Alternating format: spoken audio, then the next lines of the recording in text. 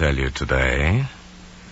This one's about a murder in which the victim trapped the killer. Do you want to hear it?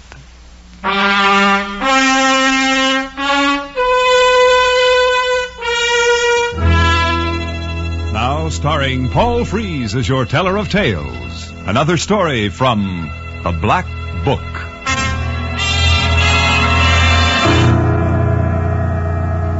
Yes. From the world's most fabulous collection of strange and unusual stories, The Black Book, I've selected a story by Dorothy Horton. She calls it My Favorite Corpse.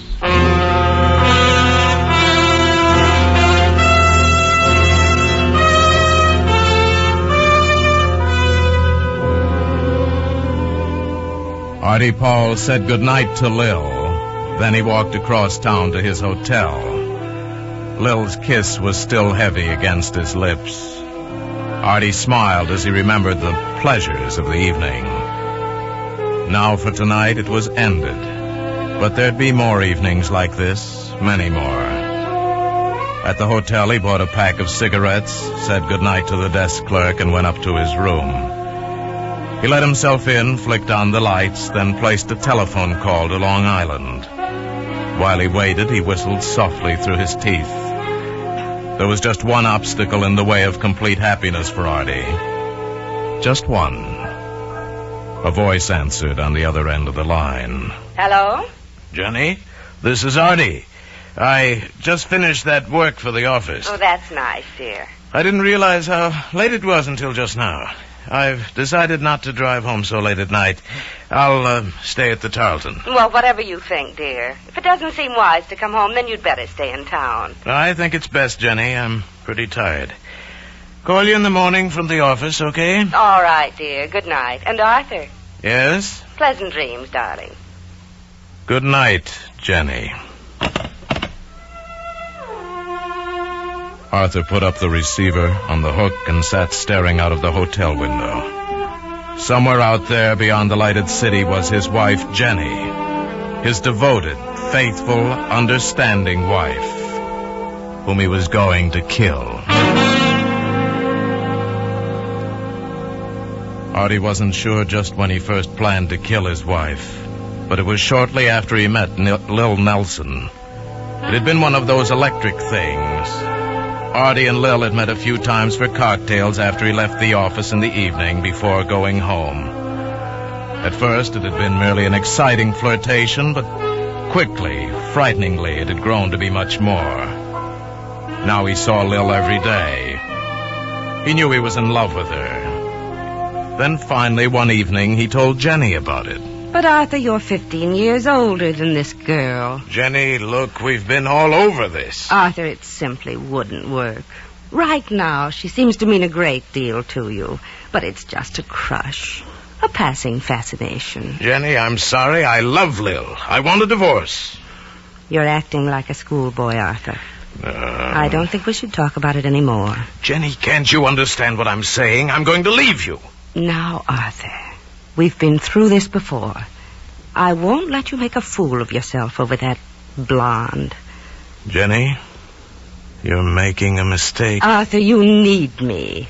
This girl wouldn't be good for you. You don't really love her. It's just animal attraction. It'll pass. In a little while, we can look back on this and laugh. I'm right. You wait and see. Arthur, are you listening? I won't let you have a divorce, Arthur. That's final. I know what's best for both of us. Arthur, are you listening to me? Artie was listening. Listening to all the things he knew Jenny would say. All the platitudes, the truisms, the trite sayings that Jenny understood so well. Oh, Jenny loved him all right. But with a cloying, maternal love. Nothing like the consuming, flaming desire that was Lil's. If there was any particular moment that Jenny sealed her fate, it was then. Half an hour after she went to bed, Artie left his house and drove back toward the city. And Lil. really going to do it, Artie? Yes, I've got it all planned. There won't be any mistakes. Pour me another drink, baby. Sure. Funny, she never calls me baby. Always Arthur, like I was a little boy. You're not a little boy to me. Not at all. Will it be dangerous? No. When, baby? It'll take time. 2, maybe 3 months. But I've got it planned.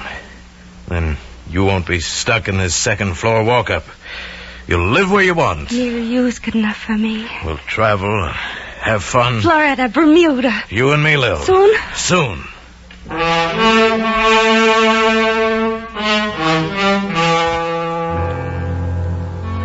3 days after he made his decision, Artie bought a small .32 caliber gun. Then he began his period of stage setting. Lil was never mentioned in his home again. She stopped coming by the office to see him. There were no more cocktail rendezvous in the dark bar. And as time passed, people at the office forgot about her. The kidding died away. At bridge parties, his friends remarked on how nice it was to see a couple so much in love as Jenny and Arthur. They were getting along wonderfully. In the months that followed, Artie sat through countless dull plays and movies holding Jenny's hand. And all the while he ached to be with Lil. Artie wasn't certain that Jenny was fooled by all this sudden affection, but he knew their friends were. And then after what seemed eternity, the night came. And Artie was glad. It was to be a Wednesday night, the night that Jenny went to a reading club. She'd be home around 10 o'clock. Artie went to work setting up his alibi. He phoned Jenny, then let it be known around the office he'd have to work late, might even stay in town. He ate dinner, then with his briefcase under his arm, sat down in the lobby of the Tarleton, in full sight of the night clerk. It was 8:15. Artie acted his part to perfection. By 8:30, he was nodding. At 5 minutes of 9, he raised his head, blinked, and looked around. Getting up, he walked to the night clerk. Oh, that's one for the books. Fell asleep right there in the lobby. Look, I'm going up to my room. Nothing short of an atom bomb could get me out of bed tonight. And the night clerk laughed with him.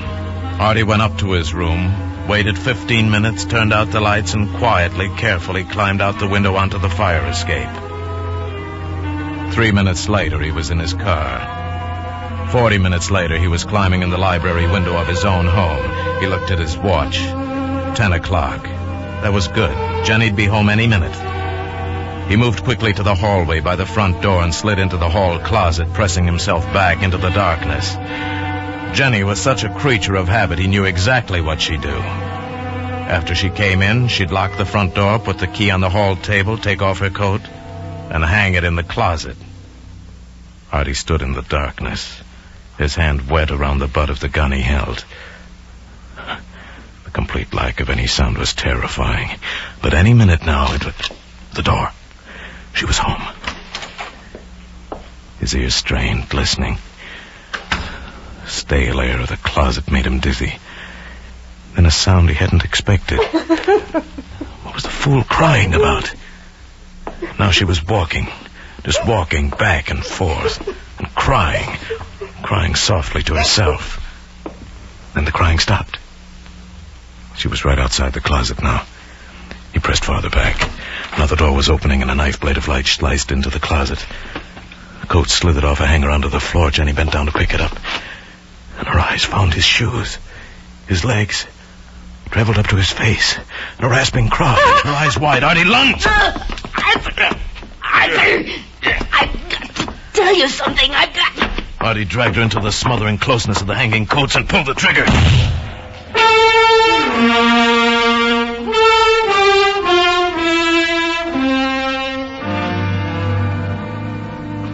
As he drove back into the city, Artie knew he'd been very clever. It would look like suicide. He'd pressed Jenny's lifeless fingers around the butt of the gun. It was lying on the floor now, close to her body. It was all so simple. After he parked the car, Artie started for the hotel. But as he walked, a sudden desire made him hesitate. If only he could see Lil for a second, she'd want to know. A few minutes later, he was climbing the back stairs to Lil's apartment. He found the door unlocked and opened it. Lil? Lil, it's Artie. Where are you, honey? There was no answer. He stepped into the living room, and suddenly something burst inside his head. Lil was lying on the floor, doll-like, grotesque. The blue robe he'd given her was stained with blood. A gun lay beside her. Artie, help me. Lil, baby. Oh, it hurts, Artie. Make it stop hurting. Lil, what happened? She shot me. She? Who? She came in, said she wanted to talk, but shot me. Lil, I'll call a doctor. Said she knew. For months she knew about me. Baby, please don't try to talk. When she shot me, your wife laughed. Artie. Oh, Artie. Lil.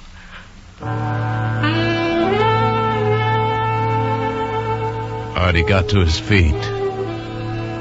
Lil was dead. He picked up the gun. It was his gun. His gun. The one he'd always had around the house. The one he had registered in his name. Now, too late, he remembered he hadn't seen it for several days. Of course. Jenny had taken it when she planned a murder of her own. Jenny had fooled both of them. And Artie stood there for a moment, looking down at Lil. Tears filled his eyes and spilled over. After a moment, he walked to the phone and slowly picked up the receiver.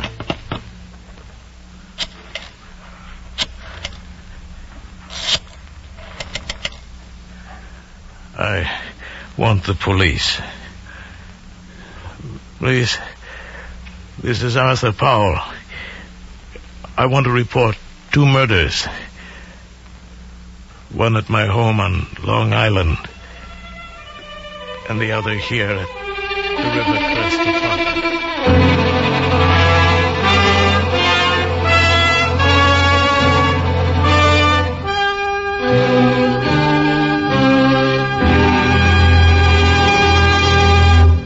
The Black Book stars Paul Frees as your teller of tales, assisted today by the noted Hollywood actress Virginia Gregg. Dorothy Horton's suspense magazine story, My Favorite Corpse, was adapted and directed by Norman MacDonald. The special music is composed and conducted by Leith Stevens.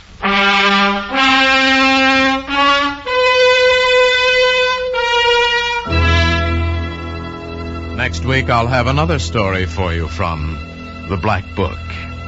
It's most unusual, and it's called The Vagabond Murder.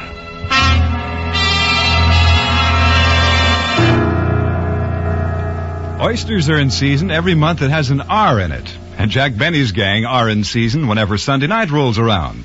Listen in whenever you are in the mood for fun. Clarence Cassell speaking.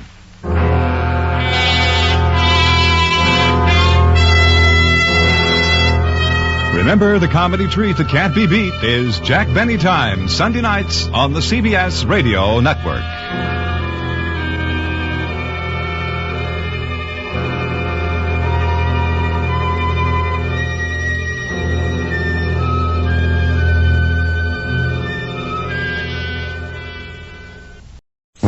It's a foggy night on Old Cape Cod, a perfect night for a mystery. Tonight, Cape Cod Radio Mystery Theater presents an original mystery thriller entitled A Test for Murder. A slight problem is about to arise in Provincetown. The judge of an art show is going to be murdered on opening night. Captain Waverly Underhill, confronted with a freshly murdered corpse and a room full of suspects, is about to demonstrate his own rather unorthodox methods of conducting a murder investigation. Expose him? But how? There are 70 or 80 people down there. How do you propose to find a killer out of so many suspects? I'll ask them. And you expect the killer to simply admit that he did it? Yes, Doctor. That is precisely what I expect him to do. Join us now as Captain Underhill administers a special kind of test, a pop quiz, designed to pinpoint a cold-blooded killer out of a room full of artists, art lovers, and patrons of the arts who are all about to discover that their innocent evening of art is suddenly transformed into a test for murder.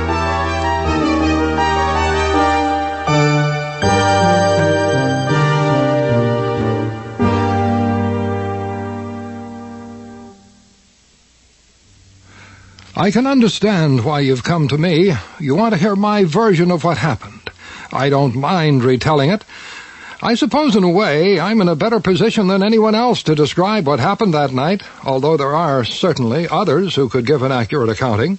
That was part of the problem, you see, the fact that there were so many of us there. I know you're mainly interested in hearing about the incident. Funny referring to murder as an incident, as though it were an innocuous, commonplace event. There's nothing innocuous or commonplace about it, I can assure you. When it happens, it's always a gruesome thing. Gruesome and quite shocking. Especially when it happens so unexpectedly. Of course, that's generally the case, isn't it? No one really expects a murder, except the killer himself, I suppose. Even so, I think you'll agree, this one was more shocking and gruesome and unexpected than most of those you read about in the newspaper. My entire perspective in this matter is strongly colored by my close association with Captain Waverly Underhill. He's my friend and also, technically, one of my patients, although hardly a model patient, I can assure you. If most patients followed medical advice the way he does, then most doctors might just as well dispense with giving it. Captain Underhill is tall and thin, but certainly not underweight for a man in his middle 70s. It betrays no medical confidence to say that he sometimes suffers from heart palpitations, but more often complains of creeping senility, which he's convinced is robbing him of his mental faculties. Now, this is ridiculous, I assure you. Underhill's powers of reasoning are as sharp as ever. It's my professional opinion that this so-called senility, if it does exist, exists only in his mind. Well, it didn't come out like I meant it to, but you know what I mean. Anyway, if you don't believe me, you have only to observe his actions in the incident I'm about to relate. The way he handled the case from beginning to end was pure Underhill. And if I say so myself, nothing less than a perfect demonstration of the investigator's art. It was a pleasantly cool evening, as I recall. Provincetown was just returning to normal after another summer of sensory overload. A fog bank was building out over the ocean, but the sky overhead was clear and full of stars. I can't really explain why I was there, or what it was at the last minute that made me decide to go. Attending the opening of art exhibits is not the sort of thing I do very often. I'd read the article that appeared in the Cape Cod Times. It sounded interesting, and I decided I should go if for no other reason than to extricate myself from the rut I was in.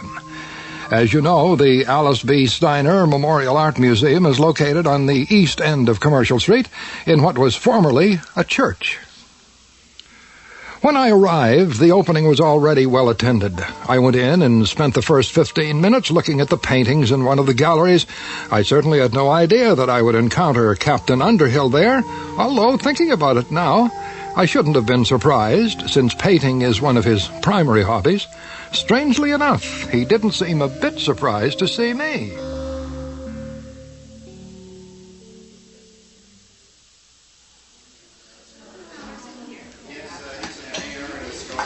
Hello, Schofield.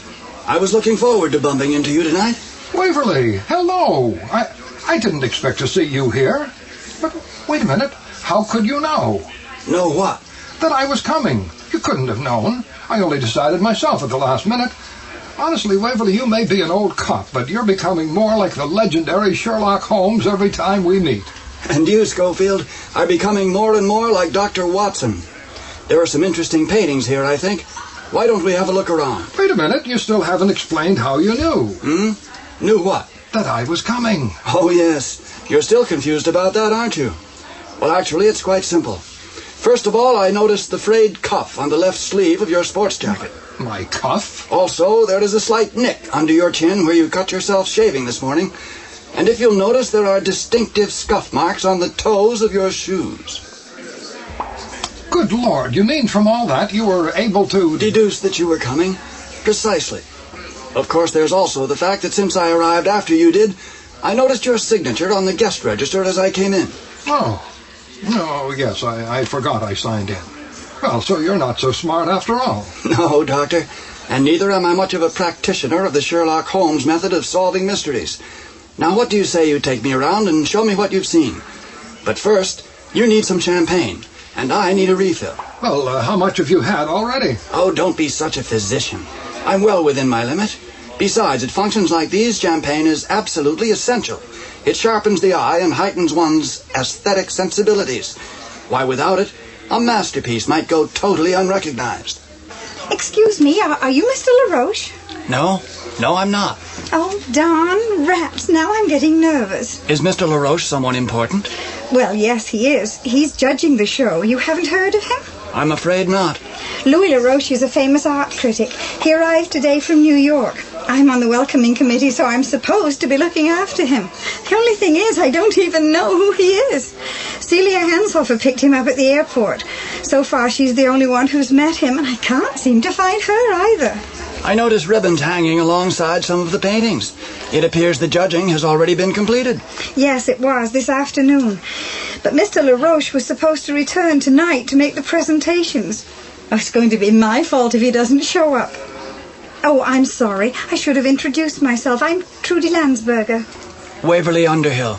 And this is my friend, Alexander Schofield. He's a physician. His motto is, just because you're feeling fine is no reason to think you're not sick. Waverly, please. Miss Landberger, how do you do? Fine, thank you. If you'll both excuse me now, I'd better keep searching for Mr. LaRoche. If we see him, we'll let him know you're looking for him. Please do. That'll be great. Waverly, I can certainly do without introductions like that. Obviously, you're not to be trusted in social situations. Oh, never mind that. Take a look at this painting. What do you make of it? It's a nude portrait of a woman, isn't it? Yes. Horrible, isn't it? I thought Cubism had gone out of fashion years ago. Though it does sort of remind me of a song of my youth. Let's see. There once was a woman named Hannah. She lived in the desert all her life. Her breasts were like mesas, her hips an oasis. Oh, let me be in Hannah's savannah tonight. Oh, Waverly, try to be dignified. Excuse me, how do you like it? I'm sorry? The painting. Do you like it? Oh, well, actually, my friend and I were just discussing it. Are you the artist? No, the subject. That's me. Can't you tell? Oh, yes. Now that you mention it, I do see a resemblance. You're Louis LaRoche, aren't you? No, but it appears I could be. You're an artist, then? Not really. Oh, yes, he is. Just a hobbyist. Don't let him fool you. He's quite good. In that case, let me give you my card. My name is Beverly Sampson. I'm a professional model. I do private sittings. My rates are reasonable. I do classical poses as well as avant-garde. I see. Well, Miss Sampson, I'll certainly hold on to your card. If I should ever... Please do. You know, I especially enjoy working with older men. Well, Waverly, it appears you found someone who shares your interest in art. I suppose now you'll be giving up landscapes. Oh, very funny, Doctor. You're just jealous because she didn't ask you. You know, with a woman like that, you can't be too careful. If I were you, I'd definitely remain on my avant-garde. I must admit, Alex, sometimes I do get the urge to... Oh, my God! Where did that come from? Oh, help! Up those stairs. Come on, Alex, quickly. You may be needed.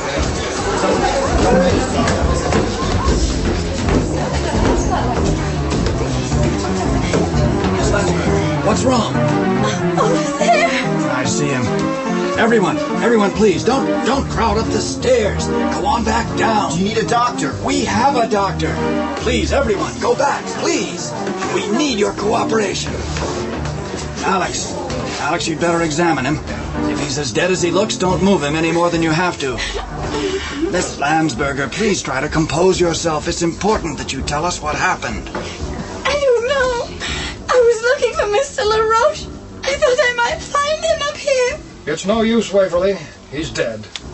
Do you think it's him? Shall I check his wallet? No, we'll wait for the police. What in heaven's name is going on here? What in heaven's name is happening? Please, we are asking everyone to wait downstairs. Celia? Oh, Trudy, is that you? It's all right, Mr. Underhill. It's Mrs. Hanshofer. Let her come up. Oh, Trudy, what's going on? Oh, my dear God. You recognize him? Oh, yes, of course. It's Mr. LaRoche. Oh, is he? Yes, he's been murdered. Mrs. Hanshofer, can you tell me who is in charge of the show? I suppose I am. I'm chairperson for the Arts Council. Excellent. Would you mind waiting just a minute? I'll need to ask you some questions. Alex, I need a favor done quickly. What is it? Go down and speak to the guard at the door. Tell him what's happened. Say there's been a murder, but don't give out any more details than you have to. Instruct him that he must make certain no one leaves until the police arrive. If anyone insists on going, get word to me. I'll speak to them personally. Any guests arriving late, turn them away and say there's been an accident. After that, call the Provincetown police and ask to speak to Walter Lafarge. Tell him there's been a homicide. He'll know what to do. And then before you come back up, go out to your car and bring in your doctor's bag. Waverly, don't you think it would be best for Miss Landsberger to wait downstairs? She's obviously very distraught. No, not yet. Not until I ask her a few questions. Excuse me, but may I please ask who you are? My name is Waverly Underhill. I'm a retired police captain, and this is Dr. Schofield. A serious crime has been committed here. With your permission, I intend to take charge of the situation until the police arrive. Alex, you'd better get going.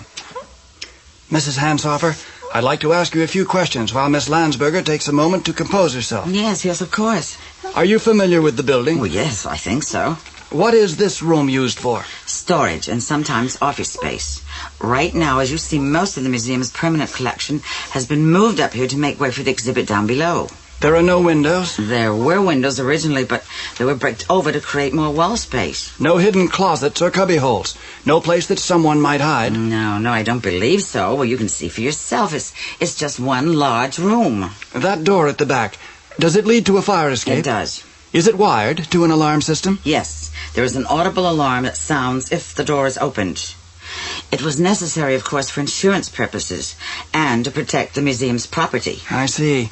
If I test it now, can you shut it off? Downstairs I can, in the office. All right. Now, what about the restrooms? Where are they located? The restrooms? Oh, downstairs. All right, Mrs. Hanshofer. Here is what I'd like you to do. I'm going to wait up here while you go downstairs. Then I'm going to open that door. As soon as you hear the alarm, you can shut it off. Will you do that? Yes, of course. And then I want you to go and lock both bathrooms. Put out of order signs on them if you have to, but don't let anyone in. That's very important. Yes, but what if someone has to... Now, they'll just have to wait, that's all. Tell them there's nothing you can do about it. Will you go and do that? Yes, of course. All right, if you say so. Thank you. Miss Landsberger, how do you feel? I feel all right. Would you like me to ask Dr. Schofield to give you something to calm you down? No, I don't think so. It's just that I feel so horrible about what happened.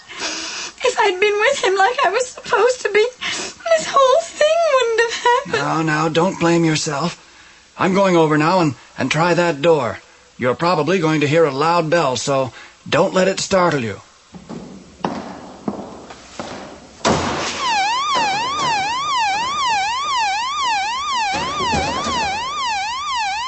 Waverly, what's the matter? What's going on? Oh, nothing, Doctor. I was just testing the alarm system. Well, what for? To establish the fact that the only way the killer could have come up here and gone down is by the stairs you just used. Miss Landsberger, do you feel up to answering a few questions?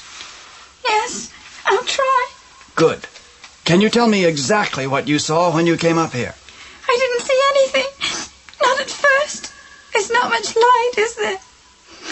After I spoke with you and Dr. Schofield, I came up here thinking Mr. LaRoche might have come up to look over the museum's permanent collection. When you came up, did you see anyone? No. Did you encounter anyone on the stairs? No one. I thought I was completely alone. I was about to go back down. Then I saw him lying there. I thought he must be sick, that maybe he'd fainted. Then I saw the knife, and that's when I screamed. All right, Miss Landsberger. Thank you. I'd like you to go back downstairs now and try to relax. Have a glass of champagne. If anyone asks about what happened, tell them you've been instructed to say nothing until the police arrive. Will you do that? Yes, I will. Miss Landsberger, are you sure you're feeling well enough? Yes, I am. Just a little shaky. Well, if you need me for anything, please. Yes, thank you, Doctor. I'll be all right. Well, Alex, what did you find out? I spoke with the guard. He's making certain no one leaves. I called the Provincetown police. I couldn't get hold of Walter Lafarge, but someone else is on his way over. All right. Open up your bag and let me have that contraption you use to peer inside a patient's ears. Are you planning on examining his ears? No, but I'm going to use the built-in light and magnifying glass to examine the handle of the knife. For fingerprints? Yes, though I don't expect to find any. Stay back if you don't mind. No point in both of us tramping around too close to the body. The nice thing about a knifing is it tells you a great deal more about the assailant than you can get from a gunshot wound. In this case, the murderer was obviously taller than his victim. The knife blade entered to the right of the spine, which suggests that the killer is right-handed. He used his left hand to cover the mouth to prevent a scream, while he drove the knife upwards and in with his right hand. No fingerprints, as I expected. Do you think the killer used gloves? I doubt it. It's interesting that the weapon that was used is a dagger. Perhaps the killer was aware that the blade of a penknife can easily fold up if you try to insert it through thick clothing and into the body of a human being. The handle is cast from brass. That could be useful. Who is it? Police. Come up. We've been expecting you. Are you the one who called? My name is Waverly Underhill. I'm a retired police captain. This is Dr. Schofield. He's the one who telephoned. Boy, he's really dead, isn't he? Yes, and freshly murdered, I might add. Where is Walter Lafarge? In Boston, for a meeting. He's not coming back until tomorrow. That means you're in charge? Sort of. My name is Greenwood. Ray Greenwood. I'm only temporary. I was hired just for the summer. Did you call Hyannis? I called them. They are sending a squad car. That gives us about 45 minutes. I just realized this is the first time in my life I've ever seen a dead body. Officer Greenwood, if you don't mind, I've had quite a lot of experience in these matters. With your permission, I'm going to proceed with my own inquiry until the detectives from Hyannis arrive. Yeah, sure. Fine by me. Like you say, you've obviously got a lot more experience. Good. Now here's what I'd like you to do. Go downstairs and assemble everyone into one room and arrange them all in a circle. See if you can find enough chairs for everyone to sit down. Next, make sure everyone gets a piece of paper and a pencil. Something they can use to write down the answers to a few questions. Last of all, see that everyone wears a name tag. If they demand to know what is going on, tell them detectives are on their way, and to save time, we're going to begin by conducting a preliminary inquiry. When you've done all that, I'll come down and take over. Is that all right? Hey, I'm not sure I can okay all this. Mr. Greenwood, you've just seen your first dead body. If we move quickly, you may yet get to meet your first murderer.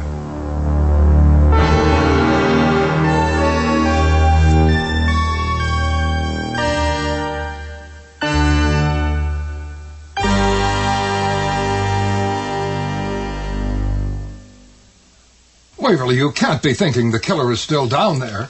Oh, yes. I'm fairly certain of it. But why would he? Why?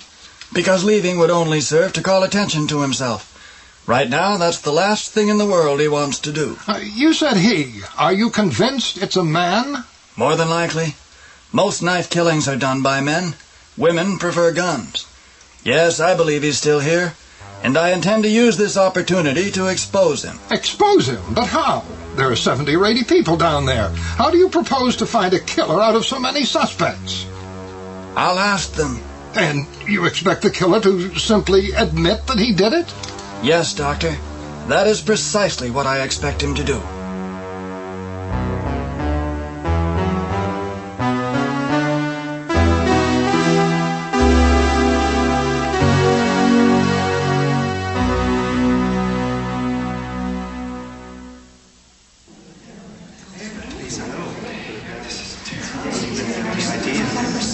Could I have your attention, please? Quiet, please. Thank you. First of all, let me introduce myself. My name is Waverly Underhill. I'm a police captain, now retired. As I'm certain you are all aware, a man has been murdered upstairs. Officer Greenwood of the Provincetown Police has already notified Hyannis, and they are sending up a team of investigators. They should be arriving within the hour. In the meantime, since all of you will be questioned, and since I've been through this procedure many times before, I suggested to Officer Greenwood that he allow me to begin with a few preliminary questions, which should help speed things up once the detectives arrive. If everyone is agreed, and if there are no questions, I'll begin by... Louis LaRoche who was murdered, isn't it? That's right, Mr. I can't quite see your name tag. Mr. Hirsch. Mr. LaRoche arrived just today from New York. He was here to judge the show. Now isn't that fitting? The famous art critic gets bumped off at an opening. If you ask me, whoever did it should win first prize. It's unquestionably the best example of performance art I've ever seen. How vulgar. That's one of the most disgusting things I've ever heard. Disgusting? Why so disgusting? Everyone who knows anything about the art world knows what a creep Louis LaRoche was. How he delighted in destroying people's careers. Jason, why don't you shut up? The man's dead. He's not going to hurt you anymore. Oh, he may be dead, but that doesn't mean I'm obligated to honor his memory. I'd like to know who did it. I'd like to shake his hand. Let me suggest that if there are opinions about Mr. LaRoche, you all save them for when the detectives arrive. Right now, I'd like to get started Mr. Underhill, excuse me, Mr. Underhill. Since you're going to be asking us questions, I would like to ask you one, if you don't mind. Is it your opinion that the murderer is one of us in this room? If so, I think we should be made aware of it, since this person is obviously dangerous and could strike again. Since you brought it up, Mr. Kiefer, I will say quite candidly that it is probable the murderer is one of us. However, as to the possibility of him striking again, that is remote. First of all, he's almost certainly unarmed, having left his knife upstairs in the back of his victim. Secondly, it's not likely he will try anything rash unless he feels he is being cornered. As you will see by the general nature of the questions I intend to ask, that is not going to happen. Oh, let's all stop being alarmists. This sounds like perfect fun to me. Just like a parlor game. Personally, I hope we nail the bastard. Well, thank you, Mrs. Florence Rigby. Mrs. Florence Rigby. Yes, thank you, Mrs. Rigby. All right. Now to begin, I'd like you to write your name in the upper left-hand corner. Now put your address underneath that. And please include your permanent address if you are only visiting Cape Cod. Which one's our permanent address? And next, list your occupation. Do I have an occupation? After that, I'd like to know if you came alone tonight or with someone else. If you came with others, please list their names. No conferring on this, please. Simply answer the questions as best you can. It's been so long since I've taken a test, I feel like I'm back in school. Well, don't think of it as a test. Think of it as a questionnaire. All right. Next, I'd like to know if at any time tonight you used the restroom. No need to elaborate. Just answer yes or no. I would also like to know if at any time this evening you saw anyone else go into the restroom. And if so, please list their names, using the name tags if necessary. Finally, I'd like you to state if at any time tonight you went upstairs. Now, this is not intended to incriminate you. You may have had a perfectly innocent reason. But since the police will want to know sooner or later, let's indicate it here. Oh yes, one last thing. Also list the names of anyone you saw going upstairs or coming down. Again, refer to the name tags if you have to. And that's all. Dr. Schofield will collect your papers. I suggest until the police arrive, you relax and try to enjoy the show. And thank you all for your cooperation.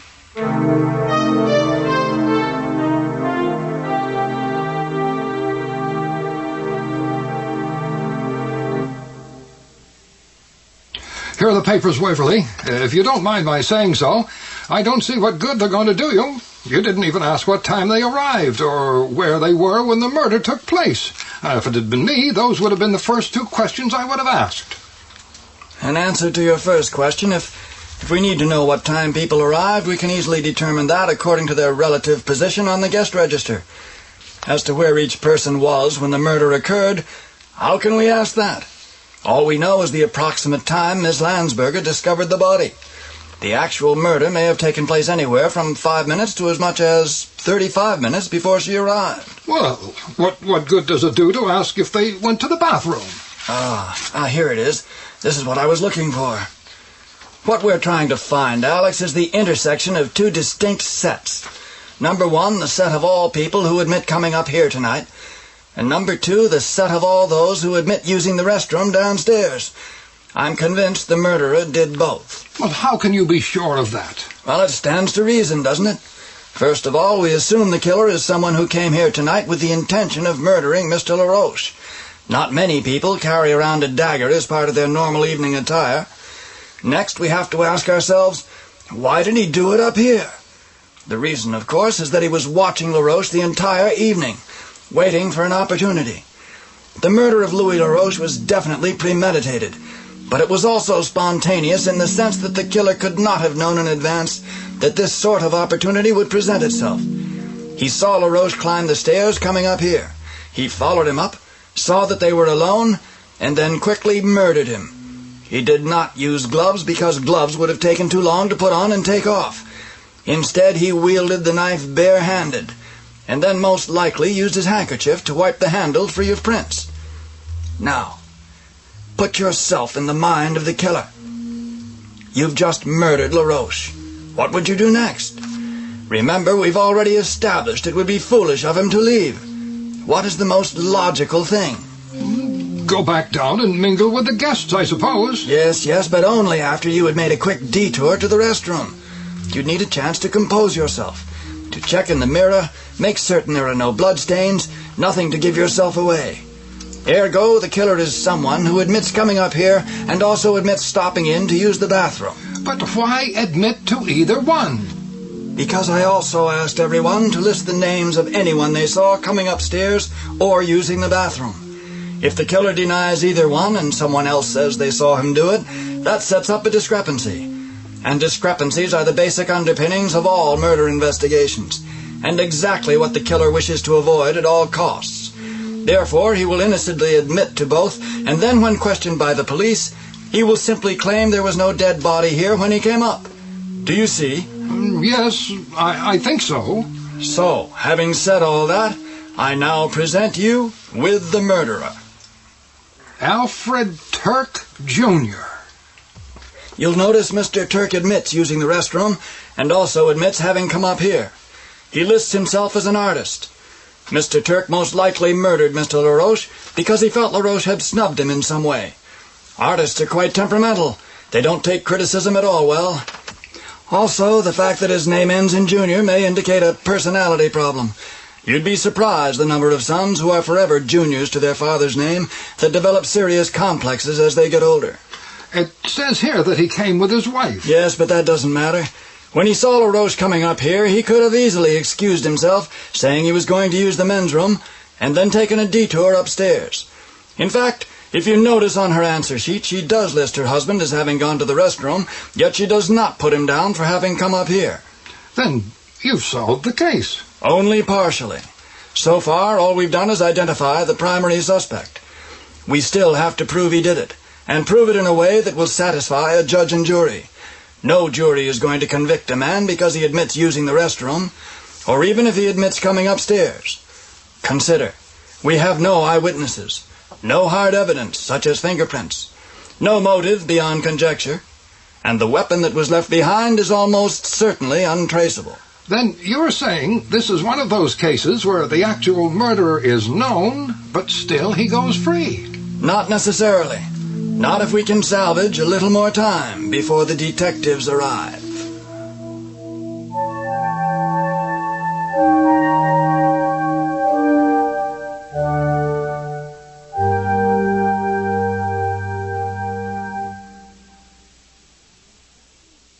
Captain Underhill's strategy was simple and direct. He planned to talk Alfred Turk into confessing. He pointed out to me that in situations where tangible evidence was slim or non-existent, a confession was often the only possible means of solving a case. He seemed fairly optimistic about his chances. Psychologically, he said, a man who was bold enough to risk murdering someone in such a public place would also have an overly inflated opinion of his own invincibility. An opinion that, once put under attack, might quickly break down into a desperate need to tell all. I suggested why not wait and let the police handle it, and he told me that was exactly what he hoped to avoid. Confessions obtained by the police are scrutinized by the courts to make certain that they were done without coercion, intimidation, or trickery. On the other hand, Underhill, acting as a private citizen, could say or suggest anything he wanted. He'd not be subject to the same restraints. I was once again amazed at how difficult the detective's job had become. Not only must he think like a criminal to solve the case, but he must also think like a lawyer, judge, and jury to be sure that his efforts will not be wasted and the case thrown out of court. Captain Underhill gave me a quick list of instructions. First, to lend him the miniature tape recorder I carry in my doctor's bag, which I use to record notes on patients when I make house calls. Next, to go downstairs and invite Alfred Turk, or Mac the Knife, as Underhill was now taken to calling him, to join him upstairs. After that, I was to go outside with Officer Greenwood and wait for the detectives from Hyannis to arrive. We were to intercept them and instruct them to wait for a signal that Underhill would pass along by tapping 3 times on the floor.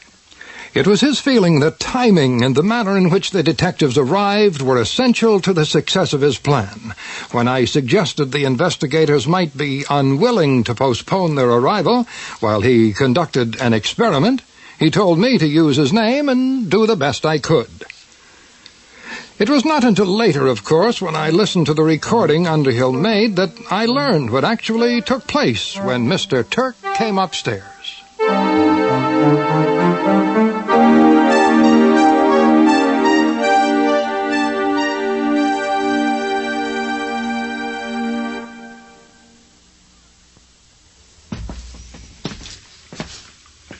Your doctor friend downstairs said you wanted to see me? That's right. Have a seat. My, wife will be worried. Oh, I'm sure your wife will understand. Look. Just because I admit I came up here, that doesn't mean I had anything to do with what happened. I never said you did. Sit down. I'm not going to sit up here in the same room with a dead body. It bothers you? Of course it bothers me. It would bother anybody who had any feelings. At least you could have the decency to cover him up. Oh, no. Never do that. That's the worst thing you could do. Sit down. All right. But just for a minute. Good. Now, to explain why you should never cover a murder victim, Mr. Turk, it's because you don't want to contaminate the evidence. You see, when the killer chose to murder Mr. LaRoche by stabbing him in the back, it meant he had to bring his own body into close contact with his victims. So? Well, undoubtedly he left behind all sorts of incriminating evidence. Strands of hair, loose threads from his clothing, even skin cells. Did you know the average body sheds approximately 40,000 skin cells every minute? No, I I didn't know that. And you'll notice that Mr. LaRoche is wearing a tweed jacket. Tweed is like Velcro. It picks up every little thing it touches. So you see, covering the body with a sheet, like they do in the movies, would only contaminate the evidence that's already present. So is that going to prove who did it? Not necessarily. Not by itself. But evidence in a murder case is always cumulative. You keep adding a little more, and pretty soon the scales of justice begin to tip, from a presumption of innocence to an assumption of guilt. For example, you'd be surprised how much we already know about how the murder was committed. We know the killer came here tonight with the intention of murdering Mr. LaRoche. He watched, saw him climb the stairs, followed him up, and then took advantage of the fact they were alone to sneak behind him and slip a knife between his ribs. We know the killer is right-handed. We know approximately how tall he is. And we know he didn't use gloves. Instead, he used his handkerchief to wipe the handle free of prints. Unfortunately, that was a mistake, since the handle of the knife is cast out of brass. If the killer's palms were sweating, as undoubtedly they were, then the sweat from his hands will have corroded some of the metal, traces of which will show up on his handkerchief under laboratory analysis. And... oh, I hope I'm not boring you. No. Go on. Of course, it's all circumstantial, but as the saying goes, if you see footprints in the snow and letters in the mailbox, you can assume the mailman has been there. Now, juries know this. They're much more sophisticated these days, much more willing to consider related evidence. Lawyers know it too. In fact, many of the ones I know say they actually prefer circumstantial evidence. Eyewitnesses can be mistaken. Often they get rattled when they have to stand up in a courtroom and testify about what they saw. But you take an expert in forensic science, someone who is accustomed to getting up in front of a jury, and then Would you mind telling me what all this has to do with me? I'm not saying it has anything to do with you. Then I think I'd like to go back downstairs, thank you. All right. All right. That's your privilege. There's just one point I'd like to make. And what is that? The investigation of this murder is not going to begin officially until a team of detectives arrives from Hyannis, which should be any minute. And right now, I think whoever did this had better be asking himself a few hard questions. What kind of questions? Like what will happen if he keeps quiet? Will there be enough evidence to bring an indictment? If I can learn this much in half an hour, imagine what a team of highly trained investigators will be able to uncover in a week. For example, where did the knife come from? Now, a knife may not be as traceable as a gun, but one as distinctive as this, I would think there may be a store on the Cape, perhaps one right here in Provincetown, with a sales clerk who will remember selling a knife like this to a particular customer. There's also the question of motive. Will the police be able to prove that the murderer knew his victim? Things like that. I still don't understand why you're telling me all Of course, this, if the murderer decides to take a chance and keep quiet, it's going to make it very difficult for his attorney. The charge will be first-degree murder, premeditated. The judge will take his place on the bench, rap the gavel 3 times, and then the attorney for the defense will have to stand up and try to prove that his client is completely innocent. On the other hand, if the murderer is waiting up here, ready to confess to the police as soon as they arrive, it will open up a whole range of avenues for his attorney. It may even get the charge reduced to 2nd or 3rd degree homicide. Unfortunately, the killer is going to have to make up his mind in a hurry, before the police get here. You can hear them coming now, can't you? They're on their way. Once he makes his decision, he's going to have to stick to it. There will be no turning back. Not even if he wants to.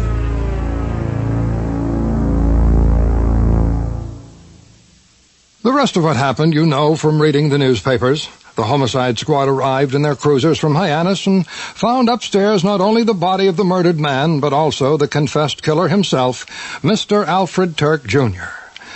A large contingency of reporters showed up soon afterward, representing newspapers, radio, and television.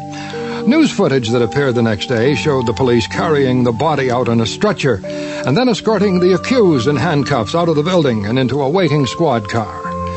Typically enough, in the reports that followed, little or nothing was said of Captain Waverly Underhill's role in solving the case, although Officer Greenwood was cited for taking unspecified quick action that ensured the suspect did not escape.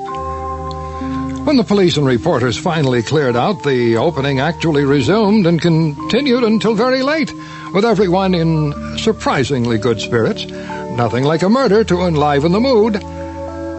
Captain Underhill strolled about, looking at the paintings and talking to others. I noticed him from time to time, ignoring my advice and still drinking champagne. Around 1:30, I decided it was time for me to leave. I looked around for Captain Underhill and found him sitting alone.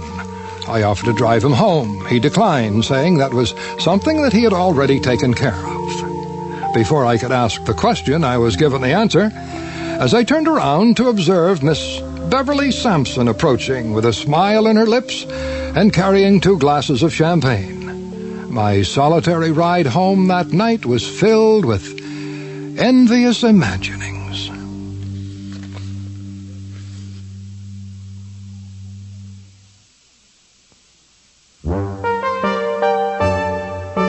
You have been listening to Cape Cod Radio Mystery Theater's presentation of A Test for Murder. Tonight's program was produced, written, and directed by Stephen Oney, co-produced by David Ellsworth, engineered by John Todd, with original music composed by Mark Birmingham. Assisting in the production were Scott Dickey and Carol McManus. The actors in tonight's play: Dave Ellsworth, Captain Underhill; Wally O'Hara, Dr. Schofield; Neil McGarry played Alfred Turk Jr., Eva Broderson was Trudy Landsberger, Mary B. Jones, Celia Hanshofer, Laney Davis, Beverly Sampson, Kevin Groppe, Officer Greenwood, Fred Morey, Mr. Kiefer, Bill Dane, Jason Hirsch, and Carol McManus played Florence Rigby. A Test for Murder was recorded at HT Recording Studio and is copyrighted by Stephen Oney for Cape Cod Radio Mystery Theater. All rights, including rights for broadcast and reproduction, are reserved. This program is made possible with the cooperation of the Public Media Foundation. This is Bob Nolan wishing you a pleasant evening and inviting you to tune in again when the fog rolls in on another chapter of Cape Cod Radio Mystery Theater.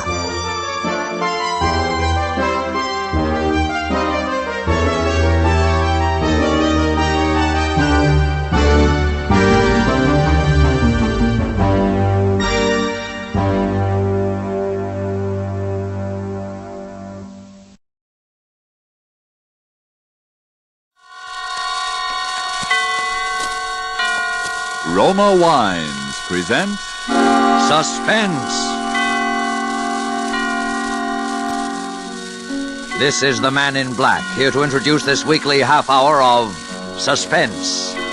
Tonight from Hollywood, we bring you as star Mr. Orson Welles. This will be the first of 2 consecutive performances by Mr. Welles, in which he will appear as the protagonist of Kurt Siodmak's novel, Donovan's Brain. The producer of Suspense and its sponsors, the Roma Wine Company of Fresno, California, feel that this story is so unusual that it merits more than our usual time. So in somewhat of a departure from established radio formulas, we will bring you the story of Donovan's Brain in 2 parts. And now with part 1 of Donovan's Brain, and with the performance of Orson Welles as Dr. Patrick Corey, we again hope to keep you in suspense.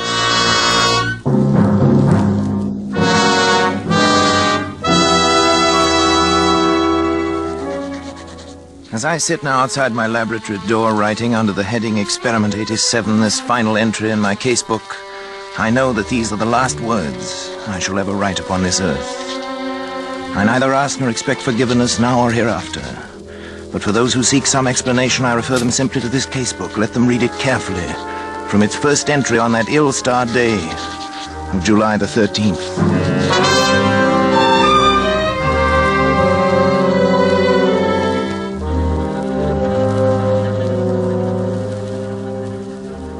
July 13th. Today I bought a small Capuchin monkey from an organ grinder. The animal trembled with fear when I took it into my laboratory, and when I tried to pet it, it bit me. I had to make it trust me completely. Fear causes an excess secretion of adrenaline, resulting in an abnormal condition of the bloodstream which would throw off my observations, so I fed it, and finally the creature voluntarily crept up into my arms, uttering little whimpers of content. When it laid its head against my shoulder, I stabbed it with a surgical lancet. It died instantly.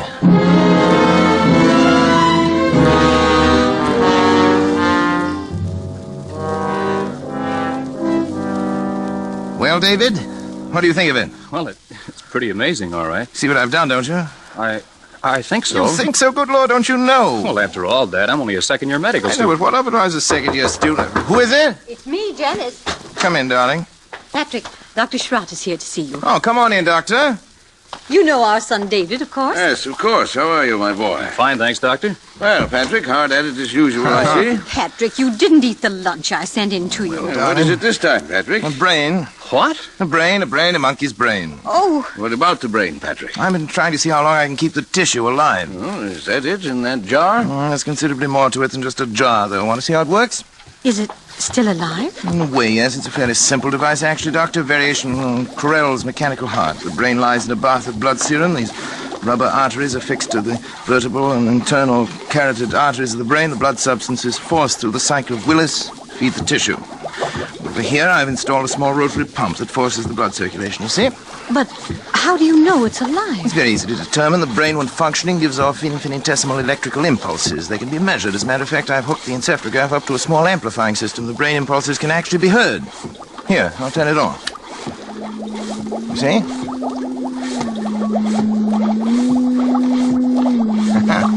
Quite effective, isn't it? Yes, it's effective. And it's wrong, Patrick. Terribly wrong. I've tried to tell him, Dr. Schrott. In heaven's name, what's wrong with it? Oh, Patrick, you and your mechanistic philosophy, trying to reduce life to a mere matter of chemicals and test tubes. The origin of life is from a higher domain than that, Patrick. And you're profaning. Nonsense. You can't stop the progress of science. Every discovery of whatever kind is a step forward. If I can prove that the brain can perform certain functions outside the body, who knows where we may be able to go from there?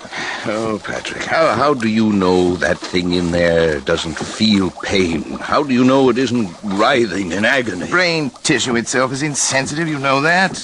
Just a feeling. Look, I'll switch on the encephalograph. See? There. Notice the faintness of the amplified alpha rays. Notice the comparatively slow rate of pulsation now. Notice what happens when I tap on the glass jar. See?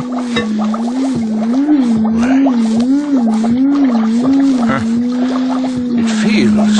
It thinks. I wouldn't go so far as to say that, but it certainly shows marked reaction to an external stimulus. I wouldn't have believed it possible. The trouble with you, Schrott, is that you don't really believe in science. Have it your own way, Patrick.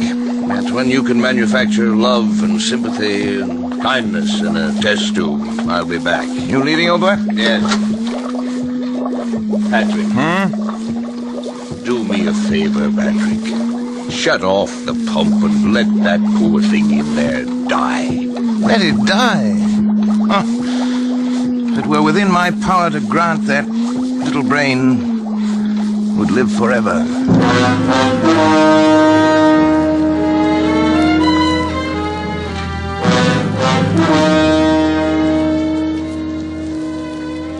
July 18th. I'm utterly exhausted from lack of sleep, but the events of the past 5 days have been of such tremendous importance that I must set them down while every last detail is still fresh in my mind.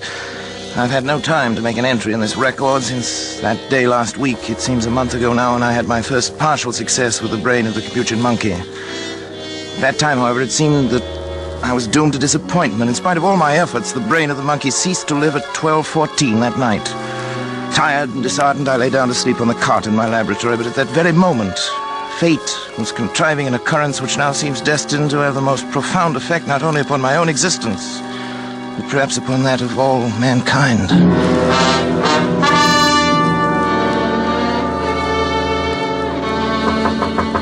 Hello? Hello, what is it? Dad. Oh, David, come in. What's the matter? It's Dr. Schrott. There's been an accident or something. He's pretty upset. All right, I'll come. Oh, Patrick, Patrick, Sean. thank heavens, my boy. What's the matter, old boy? There's been a plane crash on the mountain. Only one of them was left alive, and I've brought him this far, but he needs an immediate operation. Sorry, that's your job, your county physician. Patrick, it's multiple fractures of both legs. The arteries are severed, and the legs will have to be amputated. Huh? You're not in any shape to do the job. Well, Well, that's not my fault. Take him to the Phoenix Hospital. I'm not going to take responsibility. It's too far. We'd never get there in time. Patrick, please. It may mean a man's life, and your job as county physician. No, I'm not thinking of that, but it's an important man. William H. Donovan. Donovan? The Wall Street Donovan? Yes. You've got to help me, Patrick. Donovan. What are his chances? About even, if we hurry. Well, bring him in. Oh, thank you, Patrick. Thank you. You'd better get some things on, David. You may have to help. Yes, and we'll use the laboratory table. Before you go, put the instruments in the sterilizer. And don't forget the Geely saw. Right. Oh, but... But what? I thought the Geely saw was only used for brain surgery. Not always. Hurry. They'll bring him in now from the car. Okay, Dad. In here. Careful now. That's right. Easy does. Around the table, please. Yes, Doctor. Easy. You better get yourself a gown and gloves, Doctor, right over there. You won't have time to scrub. Yes, thanks, Doctor. Too bad, isn't he? Pulse rapid. Heart very faint. I wasn't sure whether you David, Yes, half Dad. cc of adrenaline, David, 1 to 1,000 intravenous. Right. You men can go now. Is there anything else we No, can do? thank you. Patrick, don't you I'd think... rather we were alone if you don't mind, gentlemen. Yes. Good night, then, Dr. Schratt. Doctor. Good night. Good night. Now, David, if you remove the blanket from his legs, that's it. All right. You see? Fortunately, a forest ranger got to him right after the crash and had sense enough to put a tourniquet on each leg. Even so, yeah.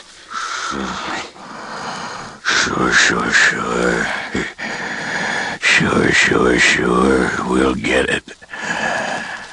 Sure. What's he saying?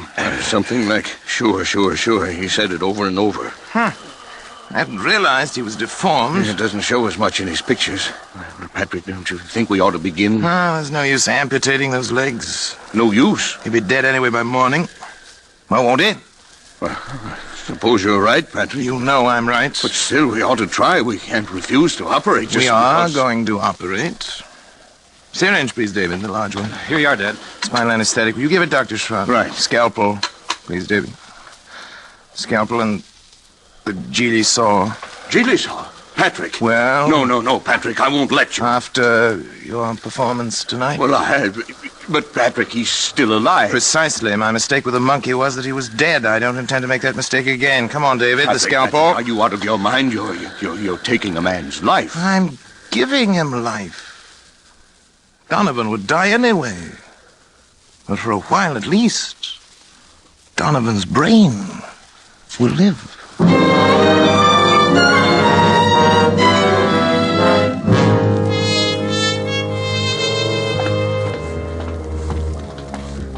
We better hurry. They'll be coming for the body pretty soon. You can go now, David. I think I will, then. You understand, of course? Yes, I understand. Not a word to your mother or to anyone. I understand. Did you put something in the skull cavity so the eyes won't fall? I filled it with cotton, bandaged the whole cranium. It looked like any head injury. I hope nobody gets any ideas about an autopsy. You're the coroner. You can stop that. Look, Schratt. This is a chance that comes once in a lifetime. William Donovan had one of the greatest minds, has one of the greatest brains in the world today. And now you have it. It's Turn on the madness, encephalograph.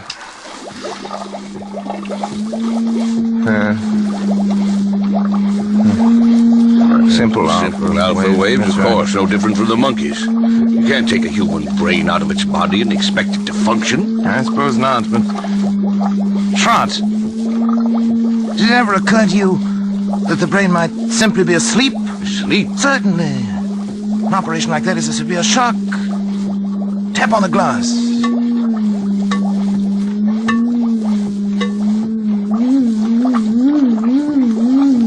Good Lord, Patrick. Delta waves. It was asleep. You woke it up. It's actually conscious. You see, the three of us. Three of us conducting this experiment now. You, and me, and William Horace Donovan.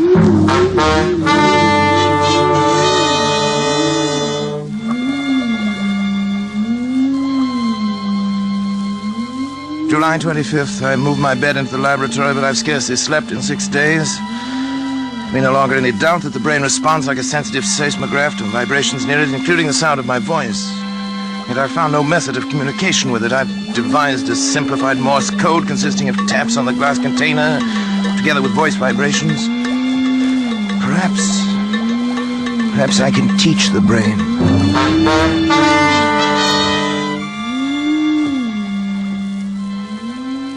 July 30th. Schrott has come to stay with me, half out of a feeling that he shares with me a common guilt, half out of scientific curiosity. I've scarcely seen him, and both David and Janice have been avoiding me, not that I really care. They've been tapping out my code on the side of the brain's container endlessly, day and night, over and over, 1,000 times, so that a baby could learn it, if the brain can learn. I sleep only when the brain itself falls into exhausted slumber. When it wakes again, I resume my tapping.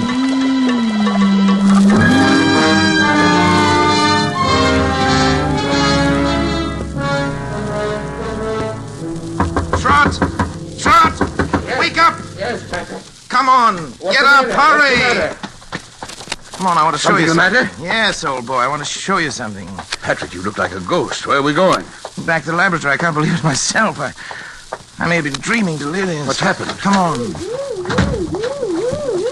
You hear that? Delta waves. Seems disturbed. You've got to check my observations for me. If my reasoning is wrong, tell me. I can't be sure of anything anymore. Yes. Now listen carefully. You'll know that I've been trying to communicate with the brain in code now. If I were able to cause a distinctive pattern of the brain's delta waves by a specific command in code, if the brain responded with the same pattern of sound each time I issued the command, it would prove that I had succeeded in communicating with the brain, wouldn't it? Yes, Patrick, I think it would. Now, listen.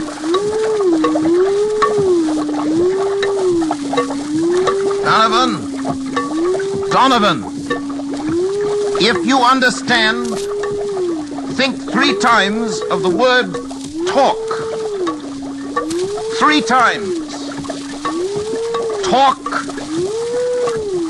Talk. Talk.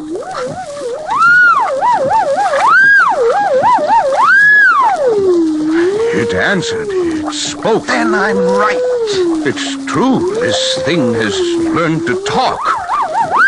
To talk.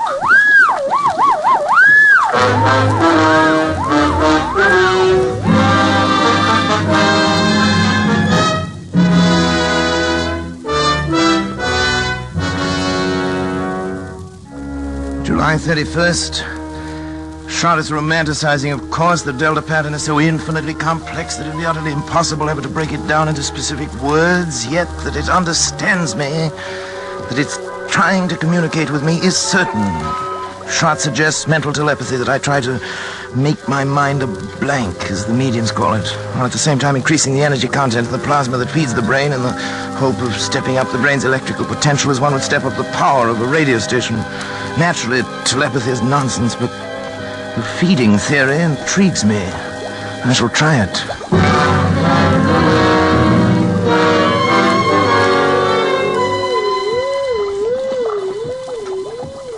August 12th.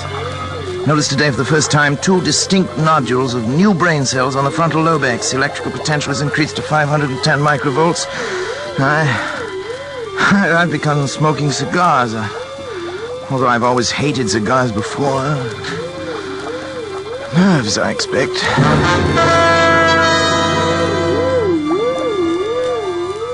August 22nd, nodules still growing, electrical potential 1450, but no observable results.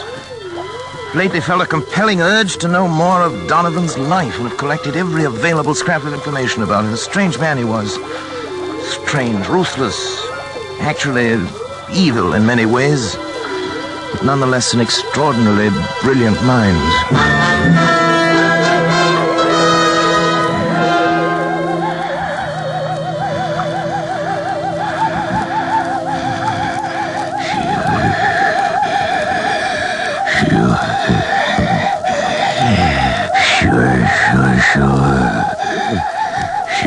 Sure. Here will be the test. You agree? Of course. Sure. Patrick, wake up! Patrick! What is it? What happened here? I thought I ought to wake you up, Patrick. You were moaning in your sleep, talking. Talking? What did I say? I'm not sure, but your voice was so strange that... Janice, what's the matter? It's nothing. I was dreaming, that's all. Janice woke me up. Patrick, let me see your hand. Hand? What No, the other one. For? What about it? You're not left-handed, are you? No. Then why have you got ink on the fingers of your left hand? Well, I don't know. Were you writing anything tonight? No. You must have been, Patrick. Here it is, right here on your desk. Nonsense. Wait, let me see it. Oh, you've been writing his name, William H. Donovan. H. Donovan Schrott. That's not my handwriting. It's... What? Don't you see what it means? The brain has communicated with me. Patrick, you don't... Look here. Look at this magazine article. Here's a reproduction of his signature. And he was left-handed, too. It says so here. Why, it is. It is exactly the what same. What a fool I've been. Look at this picture, smoking a cigar. With his left hand. I wondered why I'd suddenly started smoking cigars. The same brand, too. Janice, try to remember what you heard me saying just before you woke me up. Come on, Janice. Think. Patrick, I can't believe... Think, Janice. All I heard was something like... Sure. Sure. Of course. Don't you remember, Schrott? He said it that night. It was the only thing we ever heard him say. It was an expression of his. It tells about that in one of the articles, too. Yes, there it is. It wasn't your voice, Patrick. It wasn't my voice. You see, the brain has grown. And it's strong enough to influence not only the higher functions, the frontal lobe, but the speech centers, the motor centers of another brain. Patrick, if this is true, then your experiment has been successful. It's ended. Ended? Oh, it's only begun. Patrick! Don't you see what this means? Patrick, listen to me. Oh, what, Janice, what? You've got to stop. Stop? I can't stand it any longer. Can't you see where it's led you? When you cut yourself off from your family, when you neglected your health, began having fits of temper, and were like someone I hardly recognize as the man I married. All that I tried to understand. But don't you see what you've done? You are a murderer, Patrick, a murderer. Janice, darling. David told me the whole thing. That poor boy's half insane himself from worry. Insane? What do you mean by that? What I say. You killed Donovan. Janice, maybe he wouldn't have lived anyway. But you killed him. And now this thing has gained such power over your mind that it can make you do things you don't even know about. For all you know, it could make you do anything. Anything. You've got to choose, Patrick. Oh, Janice, please. I suppose you're right, but I'm utterly exhausted. I can't even think anymore. You've got to think. Give me until tomorrow. Let me sleep, and then tomorrow I'll do something. I promise you. All right, Patrick. Tomorrow. But if you don't do something, if you don't destroy that thing, I will. The brain. It's almost as though it heard you and were raging at you.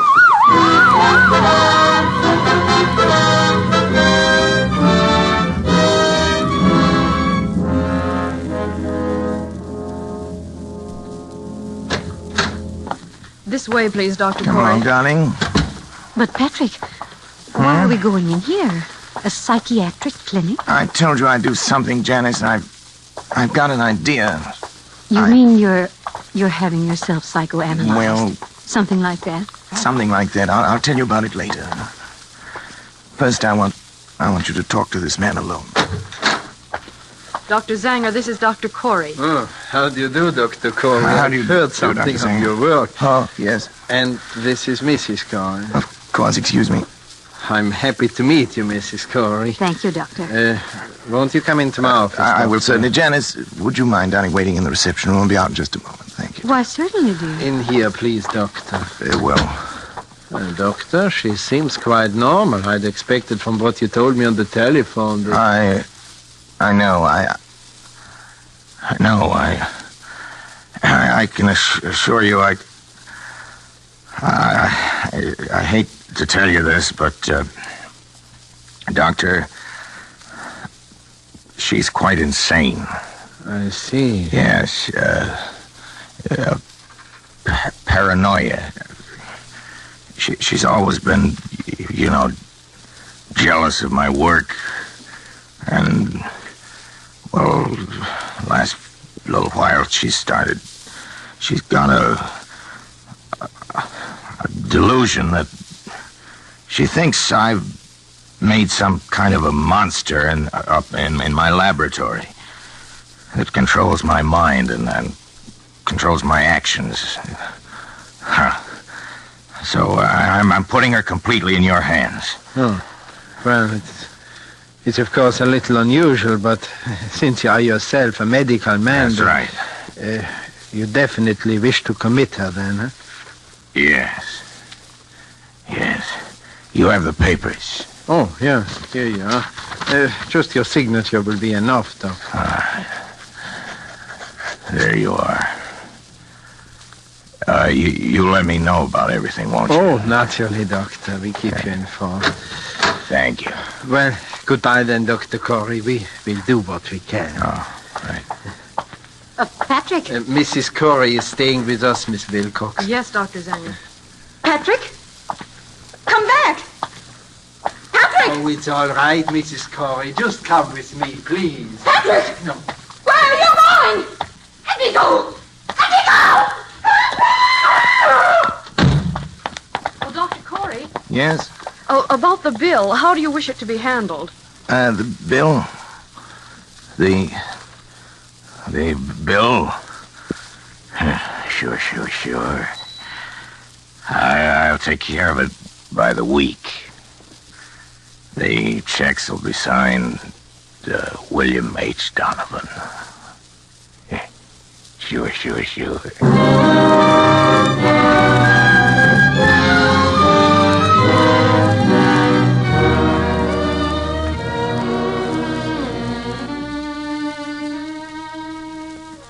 August 20th. It's nearly 3 weeks now since Janice went away. I can't understand how she could have left me just when I needed her most. When I try to question Schrott or David about it, they only look at me strangely and change the subject. Clearly, they too now are in on the conspiracy. Sometimes it seems the only person I can trust is Donovan. The brain communicates with me more freely now each day. I know it has some great plan in mind for me, for both of us. I'm waiting, patiently waiting.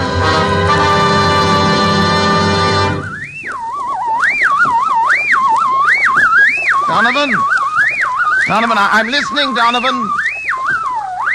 Don't be angry, Donovan. I'm trying to understand. I'm listening, Donovan. I'm listening. I'm listening. Sure.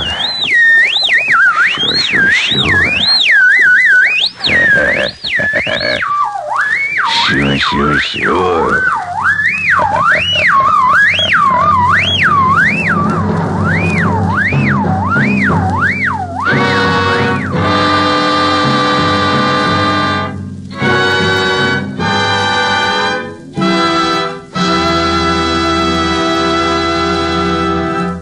And so closes Donovan's Brain, Part 1, the first of 2 half-hour presentations of Kurt Siodmak's story, presenting Orson Welles as star of Suspense.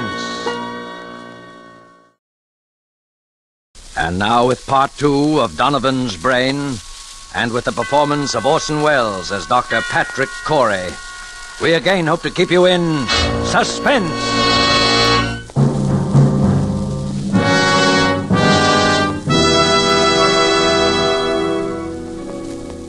As I sit now outside my laboratory door writing, under the heading Experiment 87, this final entry in my casebook, I know that these are the last words I shall ever write upon this earth. For those who seek some explanation, I refer them simply to this casebook. Let them read it carefully. Perhaps they may then in some measure understand, if not condone, the awful circumstances under which I have been driven to the most appalling crime against God and nature that it has ever been the fate of mortal man to perpetrate.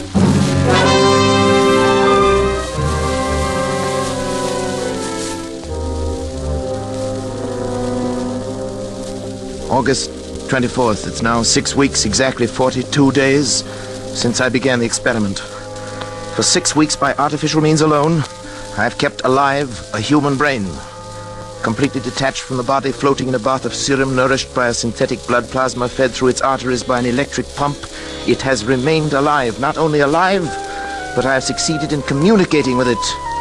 For I've even induced new growth of brain cells and so tremendously increased its mental faculties that by sheer brain power alone, It has actually been able to communicate its thoughts to me, and each day my communion with that living, pulsing mass of gray matter that was the brain of William Donovan becomes stronger and stronger. Even now I sense it striving to reveal some plan to me, something so truly world-shaking in its implications that only such an organism, developed to a point thousands of years ahead of its time, could ever have conceived it. So far I sense this only, but soon I shall know. Indeed, I shall be partner in its execution. What a fool I was ever to have considered for a moment my wife's demand that I end the experiment. It's because I refused, of course, that Janice left me a week ago without so much as a word of explanation or farewell. Even my son David and my assistant Schrott are privy to this conspiracy to thwart me, for when I ask about Janice, they pretend to know nothing. They seek to avoid my questions. But the brain will live. Yes, I can hear it now. Its delta waves quite audible over the amplifying system I've arranged for it. Almost as though it were calling to me, trying to speak to me. The brain will live.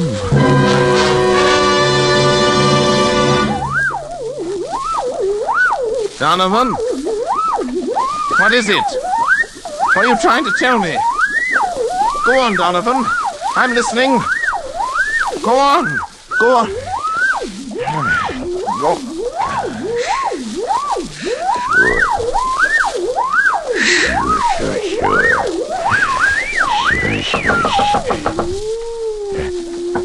Who is it? It's me, Patrick, and David. What do you want? You want to talk to you, Dad? I've no time to talk. I'm busy. I'm sorry. Go away, I tell you. I'm busy.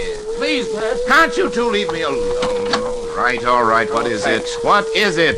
Patrick, won't you come into the study with us for a few minutes? What have you got to say? You can say right here. You know I can't leave the laboratory. Dad, it's only that, well, we wanted to talk to you in private. Well, don't tell me that you're afraid of this poor mass of brain cells here. It's not that, Dad, but we... Well, never mind, David. At least turn that thing off then, will you, Patrick? What difference would it make? Could still hear, couldn't it? Well, what is it then? Well, it's about Mother. So, she put you up to this, did she? I thought the truth would come out sometime. Dad, listen. She's tried to stop this experiment from the beginning. She thought she could blackmail me into quitting by leaving me, and she still does. Now she's using you as a go-between. Patrick, listen a minute, won't you? Enough. We haven't heard a word from Janice. We don't even know where she is. That's what we've come to talk to you about. Oh, have you? Well, how could I know where she is? Well, because you were the last person seen with her, Dad. I was. Don't you remember, Patrick? You took her into town with you. You wouldn't tell any of us why. Yes, of course, the moment I've forgotten, but what of it? Well, don't you remember what happened then? Of course I remember. She left me, that's all. Where, Dad? Where did she leave you? Well, what were you doing? I don't know. We were in some big public building, City Hall, courthouse, taxis or something. Next thing I knew, she'd simply disappeared. Is that all? Didn't she say anything? Didn't she at least tell you why she was going? No, I remember what she said. It's been a week or more. I've hardly slept. You know, I've been working night and day. Yes, that's just it, Patrick. What do you mean by that? Patrick, you say this. The brain communicates with you, tells you things about his past life, suggests thoughts. Yes, Well, if the brain can make you think of things, mightn't it also be able to make you forget things? You're out of your mind. Dad, are you sure? Are you sure you don't know what's happened to Mother? No, I tell you, no, I don't Patrick, know what. Don't you see what you might have done? What? In heaven's name, stop now while there's still time. Get out of here. While there's still time to help Janice, if there is. While there's still time to help yourself. Shut off the current. Let the brain die. Kill it, Patrick. Kill it. Get out, both of you. Get out. Get out.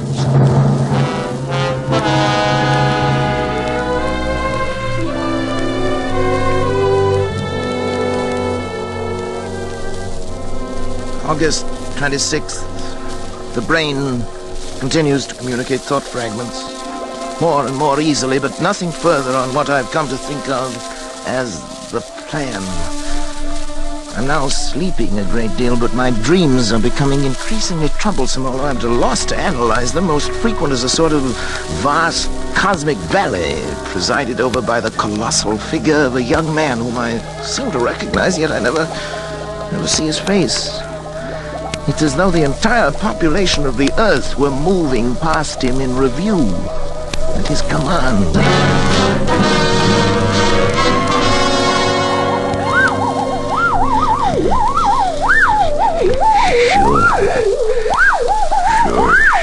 Sure.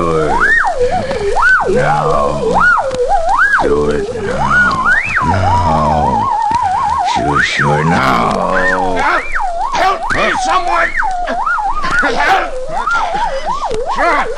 Shroud! Dad, let go, Dad! David! Had to, Dad. Never mind now. Here, help me with Shroud. He's fainted. No, David, don't let him. It's all right now. Here's a glass of water. What's the matter? You're trembling all over. You're looking at me that way for you. Look, I'm frightened after death. Dad, you... What happened here anyway? I came and found you on the floor with your hands around your own throat. That meant for me. Why's your luggage all packed? I was going to leave. Leave? In the middle of the night? Why? Because the fuse box has been opened. It was you, Schrott. You were going to shut off the current. You were going to kill the brain. Patrick, you tried to strangle me. What? It's true, Dad. That's why I had to slap you. But that's absurd. I came in here and found Schrott with his hands around his own throat. He was strangling himself. Dad, please think a minute. Nobody can strangle himself. Look at these marks on my throat. Oh. Do you think I could have done that? Well, it's not possible, and yet... It's true, Patrick, that I tried to shut off the current. I was afraid for you. But as I opened the fuse box, I heard the delta waves in the laboratory suddenly become stronger and louder than they'd ever been before. And then... Then I... Yes. Then the brain knew? Yeah, you even spoke in Donovan's voice, Donovan's Patrick. Voice, his That voice. recurring phrase of his, sure, sure, sure, in his very tones, his very accent. Sure. You've created a monster, Patrick. It has the power to make me commit murder. The brain must die. Pull the switch in the fuse box, Patrick. It will only be a matter of seconds, Yes. and then... Yes, But I... You've got to, Patrick. Schrott, David, help me. I can't move. Come to me. Pull the switch, hurry. Schrott, David, go on. You too? It's paralyzed, just Patrick. The brain won't let itself be killed. Then it has the power to live on. And on. To command us as long as we live. To make us do anything it wants. To kill. Murder. Dad, what are we going to do? Listen. The brain. It's laughing.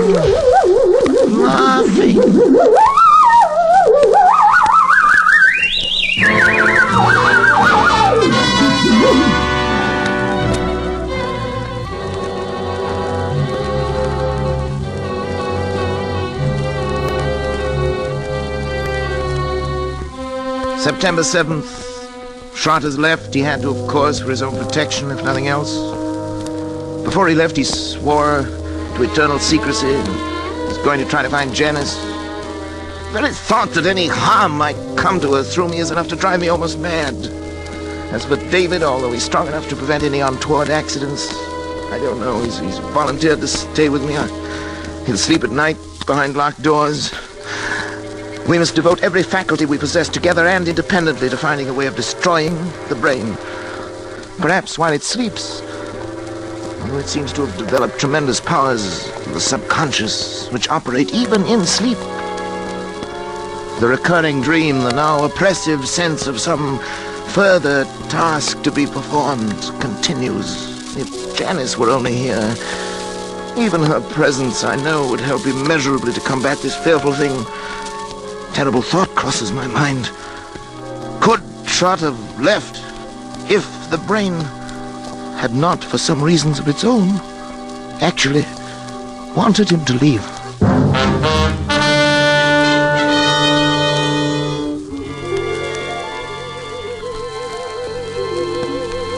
September 10th. My thoughts are less and less my own. The dream of the young giant bestriding the earth, the figure without a face, pursues me now, even in my waking hours. Increasingly, I seem to live in a world of evil fantasy, peopled and controlled by the mind of William Donovan.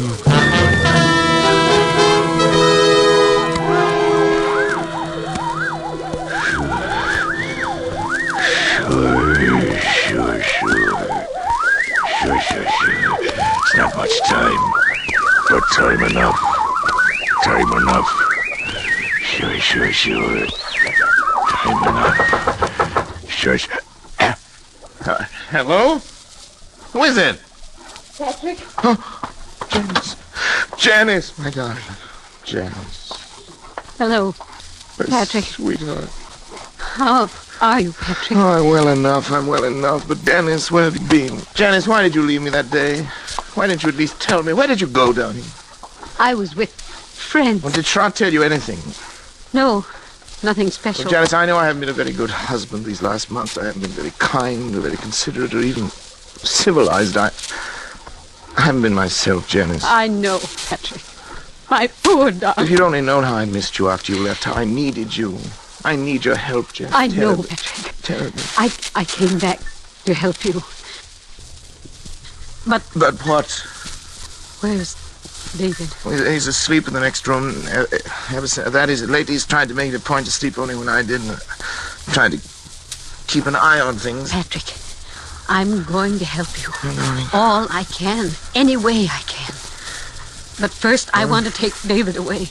David? Why? Because I don't think it's good for him to be here. No? I don't think that you... Patrick, I don't want to torment you.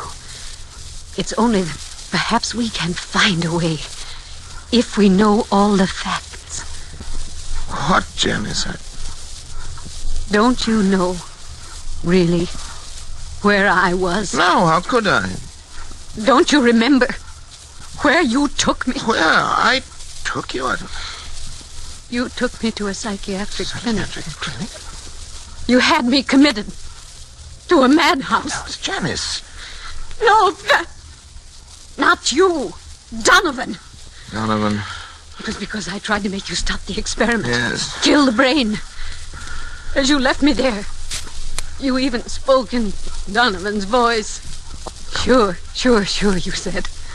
Sure. I thought they were the last words I would ever hear you speak. Oh, Janice, forgive me.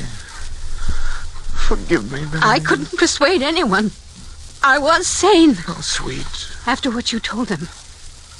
Everything I said only made them think I was mad. I'm not mad. Am I, Patrick? I'm not mad. Am I?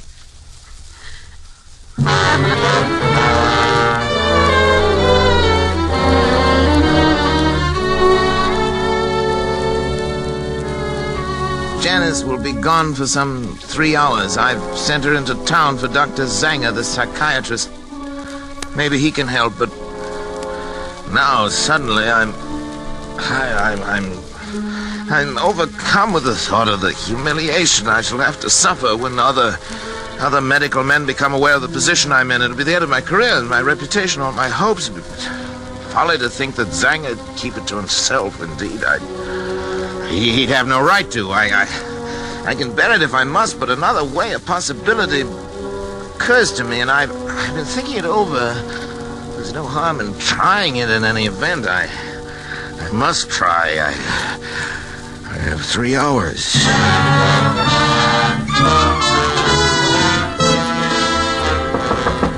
David?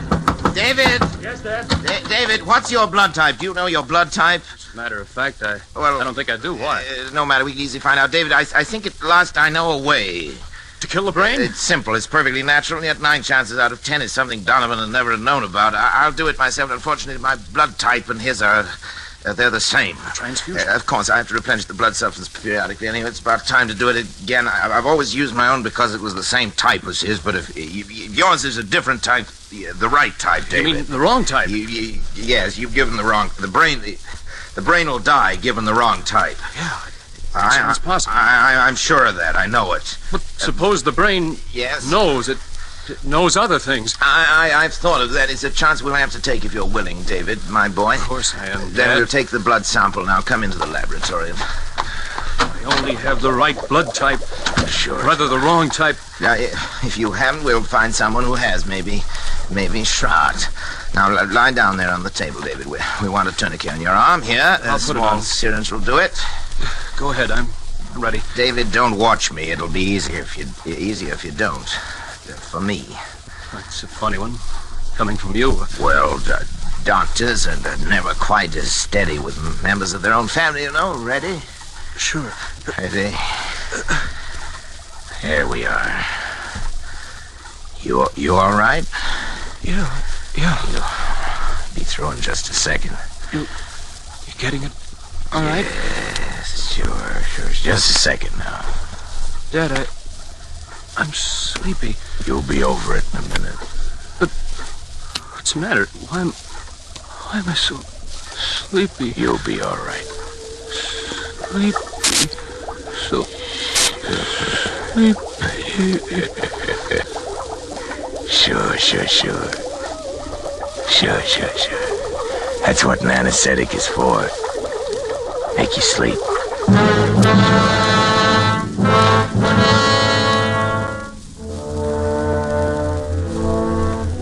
I was somewhat surprised to find the instruments sterilized, already laid out, but I worked more rapidly and skillfully than ever before in my life, I think.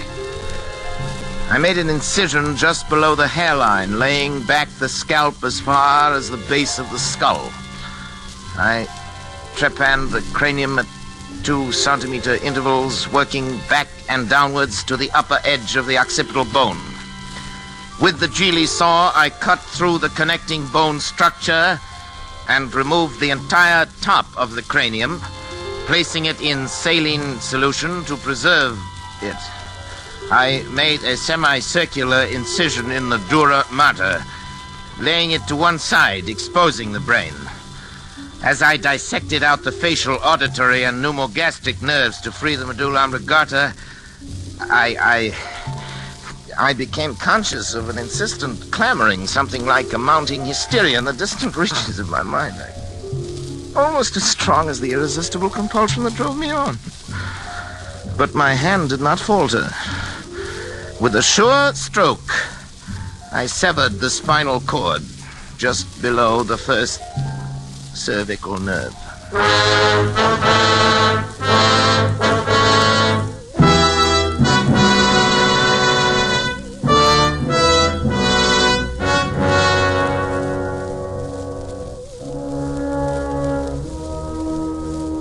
As I make this last entry with that awful guilt upon my soul, even now I cannot fully comprehend how it has been possible for any man, by mortal or immortal means, to be driven to such a crime.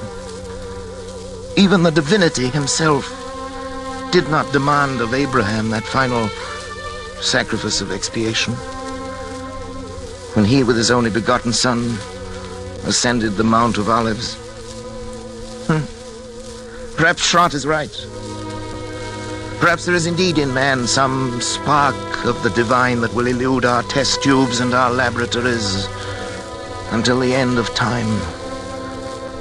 Perhaps that is the one thing that even Donovan did not foresee.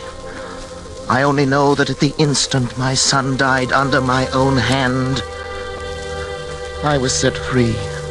At that instant, I saw and understood for the first time that monstrous plan born in the brain of William Donovan, of which I was to be the instrument. It was the plan I had glimpsed but never grasped in the recurring dream.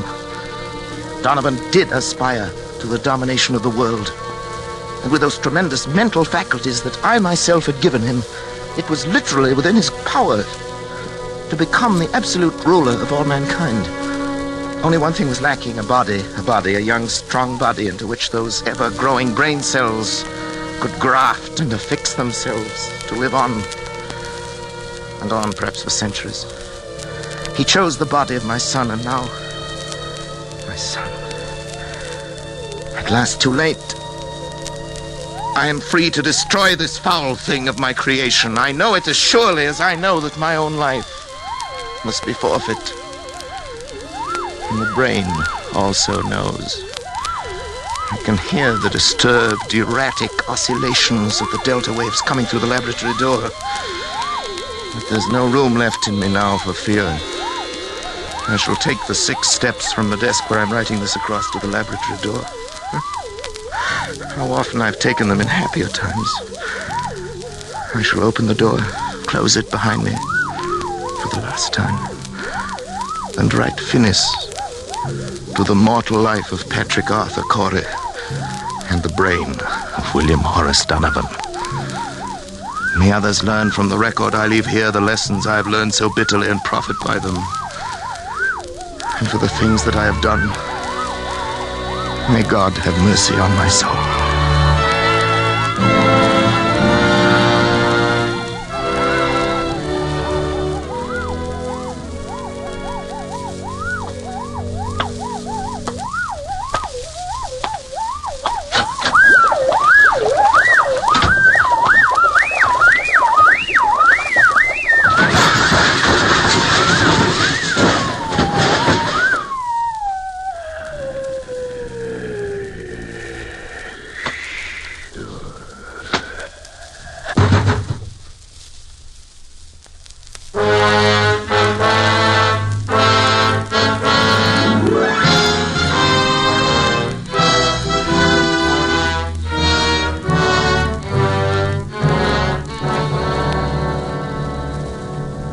Phoenix, Arizona, September the 15th. The bodies of Dr. Patrick Arthur Corey and his son David were found in Dr. Corey's own laboratory early today.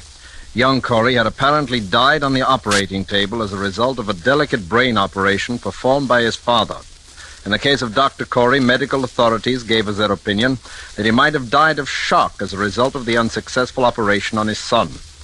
A curious feature of the case was the fact that numerous pieces of tissue identified as being from a human brain were found scattered about the laboratory floor, while a larger section of brain was found in the midst of an elaborate apparatus, evidently part of a scientific experiment. Medical authorities stated, however, that they were unable to explain the nature of the apparatus and that the brain itself was in such a state of decomposition as to indicate that it had been dead and slowly decaying for at least 3 months. Dr. Corey is survived by his wife, Janice. She was committed to the County Asylum for the Insane late this afternoon. Burial of Dr. Corey will be at the Mount of Olives Cemetery.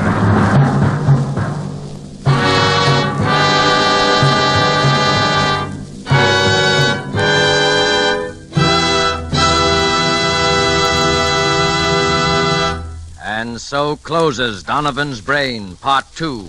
The completion of 2 half-hour presentations of Kurt Siodmak's story presenting Orson Welles as star of Suspense.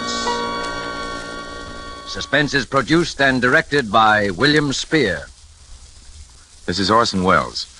Next week, Mr. William Spear tells me, and he'd like me to pass the information on to you, that Suspense will bring 2 exceptionally fine artists, Miss Ida Lupino and Mr. Vincent Price, in a play by one of radio's outstanding authors, Lucille Fletcher.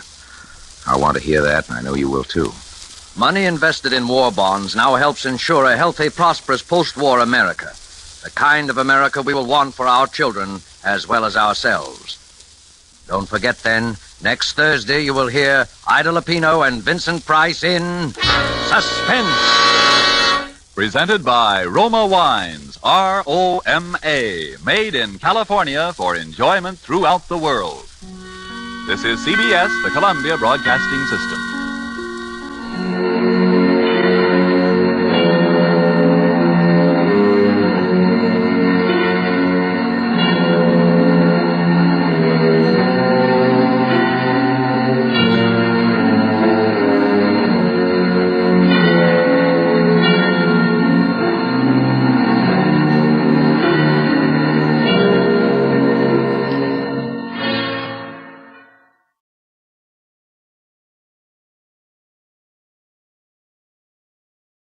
The CBS Radio Mystery Theater presents...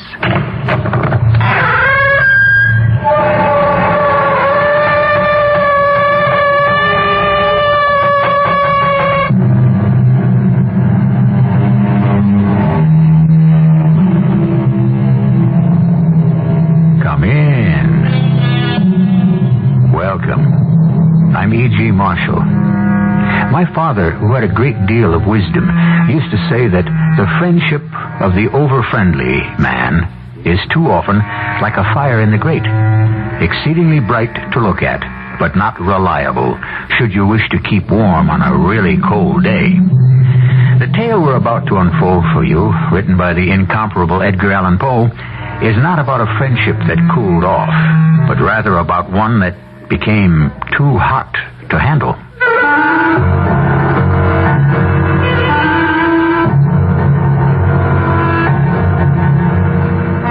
mystery drama, The Case of the Chateau Margaux, was adapted from a story by Edgar Allan Poe, especially for Mystery Theater by James Agate Jr., and stars Jackson Beck and Robert Dryden.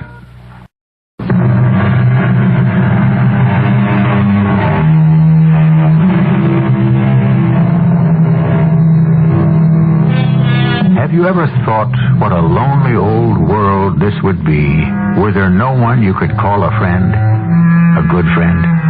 Someone who thinks as you do, likes what you like, and even more than that, likes to spend time with you. With whom you could share any confidence, anytime.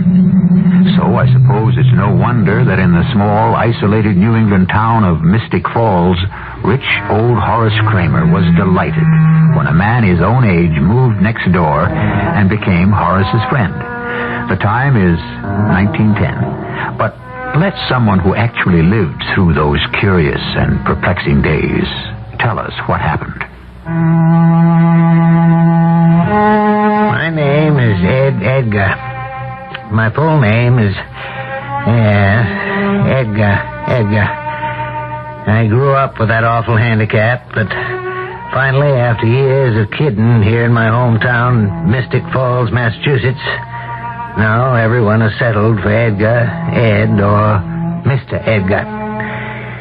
I write, print, and publish the Mystic Gazette, our local town newspaper. And we've never missed a weekly appearance since my father started the Gazette 75 years ago. One day, I had a visit from Noah Greeley, the town magistrate. Have you heard the latest, Edgar? About what, Noah? Horace Kramer has disappeared. Couldn't be. I saw him the day before yesterday. Well, so did everyone else in Mystic Falls, but I haven't seen hide nor hair of him all day, yesterday or today. Noah, if you think it news that the richest man in town has gone off somewhere by himself and told nobody where he was going, I can't print that. Now, hold your horse's head. It looks like foul play. Oh, please now. You know old Horace doesn't have an enemy in the world. He doesn't have a friend in the world, which is far worse. Well, you're forgetting Charlie Nash. I can't talk to you while that press is operating. I'll come back later. No. Stay. I'll stop this run. Tell me what you know. All right. Day before yesterday, very early in the morning, Horace saddled up. Told his servants he was going to Boston for the day and that he'd be back that night. That's 15 miles. 30, there and back. No one I've talked to since has laid eyes on him. Have you just been sitting on this and doing nothing? What could I do? I only just got the news myself. No, Greeley, you're the magistrate. I checked Horace's servants, of course, just this morning. I asked, why didn't you tell somebody your master disappeared? What did they say? They told Charlie, they said. He told them, oh, it'll be all right. Let's wait and see who wants to alarm everybody. Maybe you're right. Something could have happened to him. I wonder what Charlie said. Speak of the devil. Good morning. How fortunate to find two of Mystic Falls' most prominent citizens together. Morning, Charlie. What are you two gentlemen cooking up? The disappearance of Horace Kramer. Yes, it is puzzling. I cannot for the life of me understand what is keeping Horace this long in Boston. Oh, you think he's still there? Edgar and I think he never got there. Whatever makes you say that? It's possible he met with foul play. I think you're both alarmists. Horace can take care of himself. He wouldn't put up with any nonsense from any highwayman. For one thing, he's too good a shot. Unless he was ambushed. Not only that, gentlemen. I happen to know he was well armed when he set out for Boston. Was carrying quite a bit of money with him to deposit. No, if you ask me, I'd say Horace is probably staying on in Boston. And any one of these days, he'll be waltzing back into town, wondering what all the fuss was about. I first met Charlie Nash 6 months ago.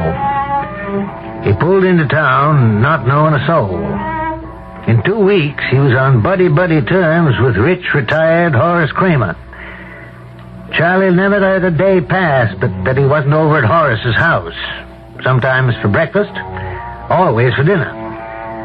No question Charlie was good company, and the last time I had knocked on Horace's door, the two old codgers were carrying on like kids.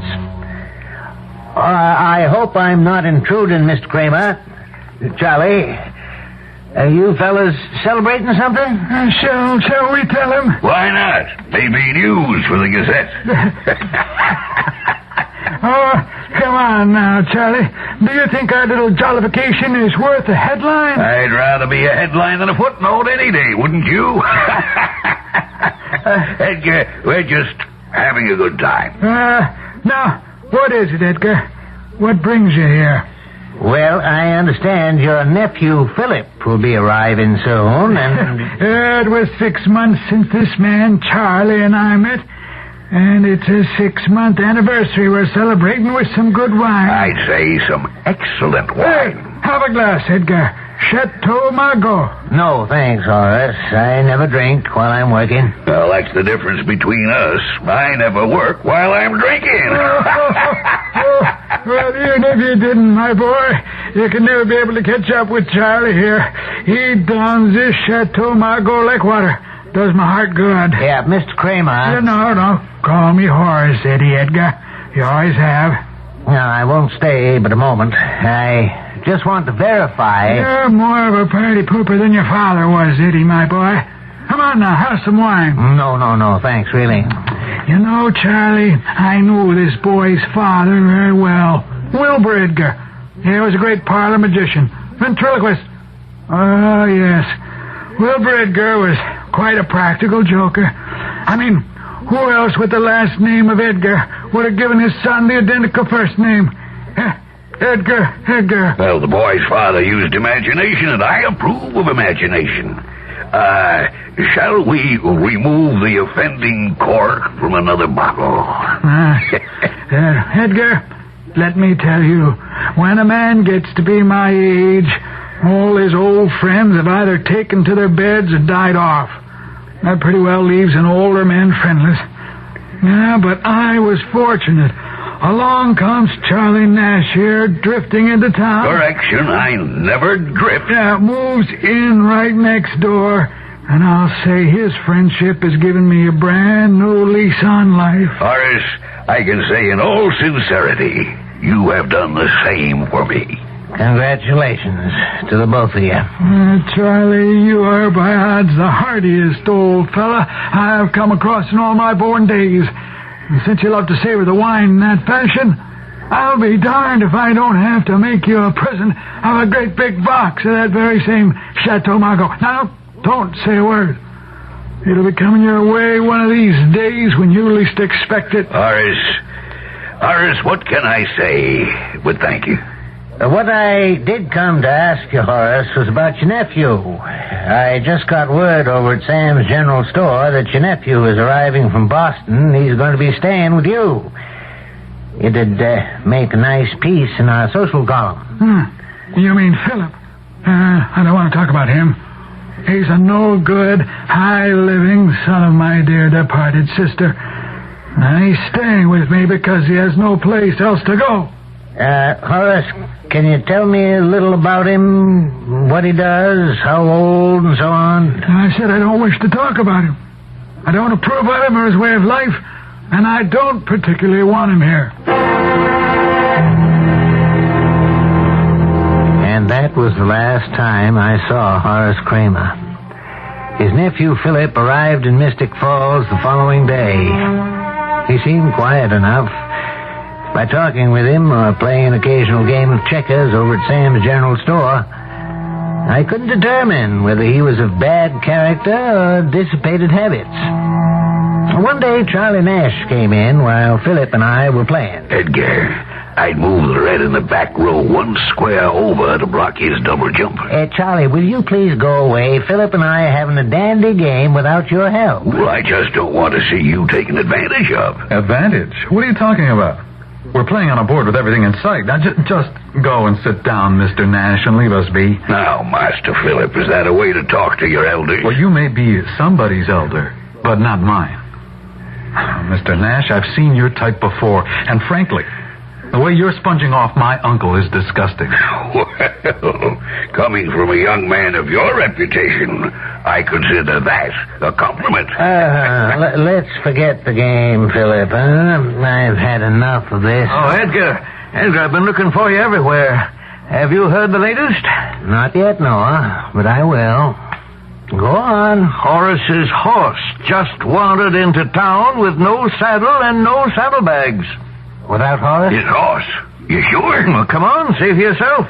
Poor animal showed up behind Horace's house in terrible shape. Bleeding. It's been shot in the chest, it looks like. It's a wonder it can still walk. No sign of my uncle? No, and as I said, everything's been taken from the animal's back. I know Uncle Horace was carrying 2 saddlebags when he left for Boston. I know that. Excuse me. I don't think...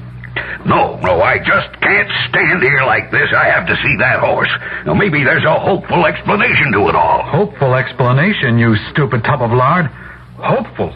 Obviously, my uncle has been robbed and probably killed, and you talk about hopeful? Now, young man, I can understand your distress. It's no greater than my own, I assure you.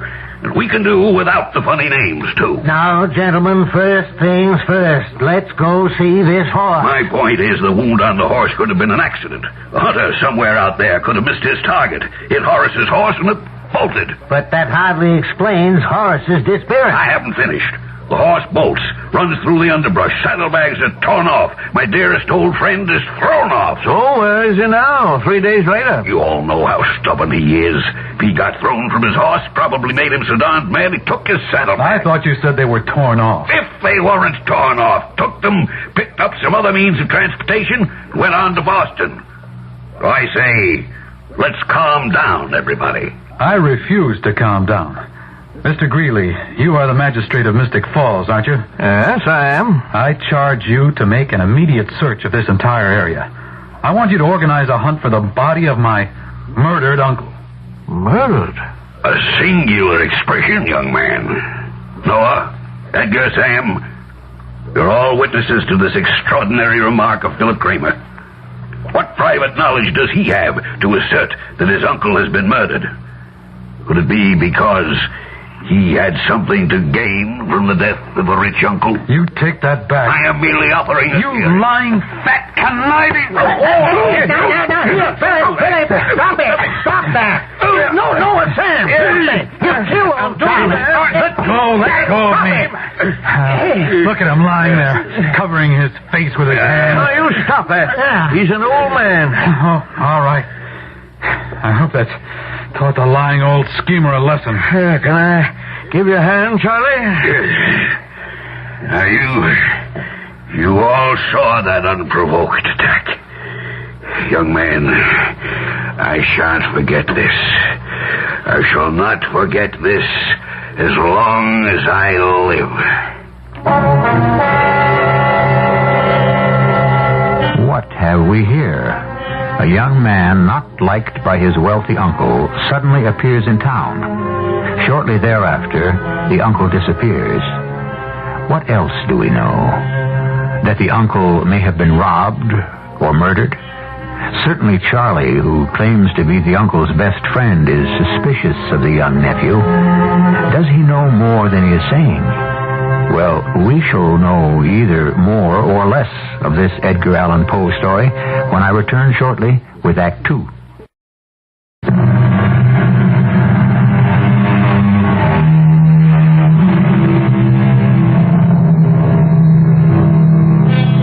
Who was it who said, "Murder, though it have no tongue, will speak with most miraculous organ"? Before today's mystery is solved, we shall give you the answer, and you'll be no little surprised how much this saying applies to our tale by Edgar Allan Poe. But to return to where we are, Noah Greeley, the town magistrate, organized practically everyone to search for the missing Horace Kramer. But at the town hall meeting, not everyone agreed how to go about it. Order! We're trying to conduct this town hall meeting in the proper way. Mr. Chairman, Noah, may I have the floor? Go ahead, Charlie. I think we're all making darn fools of ourselves. One of these days, old Horace will show up in his own time and at his own pleasure. Talk. Who's going to take action? That's what I'd like to know. All of you make me sick. My uncle is lying out there somewhere. Philip! Time passes. You all talk. Philip Kramer, you are out of order. Well, I don't care if I am. We have to act and act fast. My uncle is out there somewhere. Who knows if he's still alive? Maybe sick, injured, needing help. I'll tell you what I'm going to do. I'm going out this very minute and look for him. I was crazy not to have done it before. Goodbye.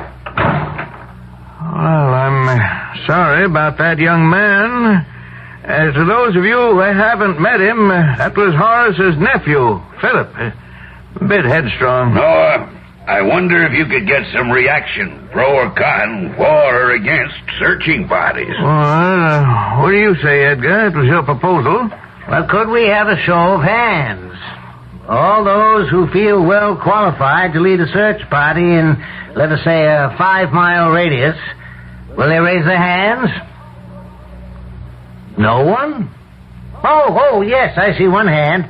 Oh, it's your hand, Charlie. Well, as you know, folks, I'm retired. So I've had plenty of time in the 6 months I've lived in Mystic Falls to explore.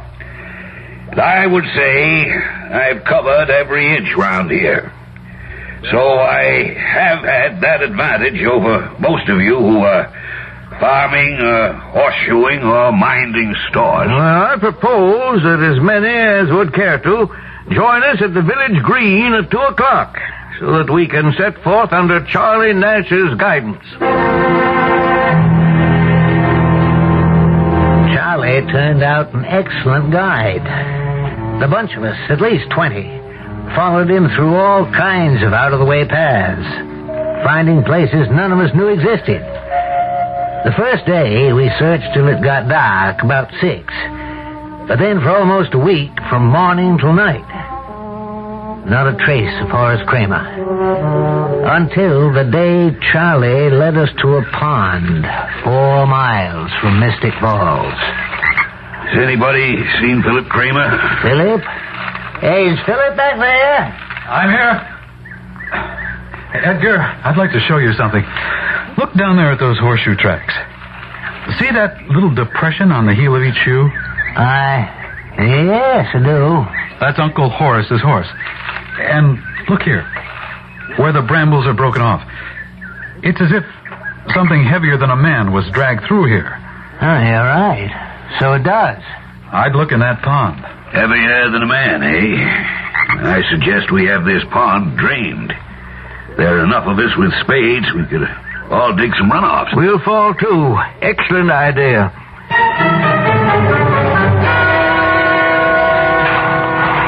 How's the digging going, Edgar?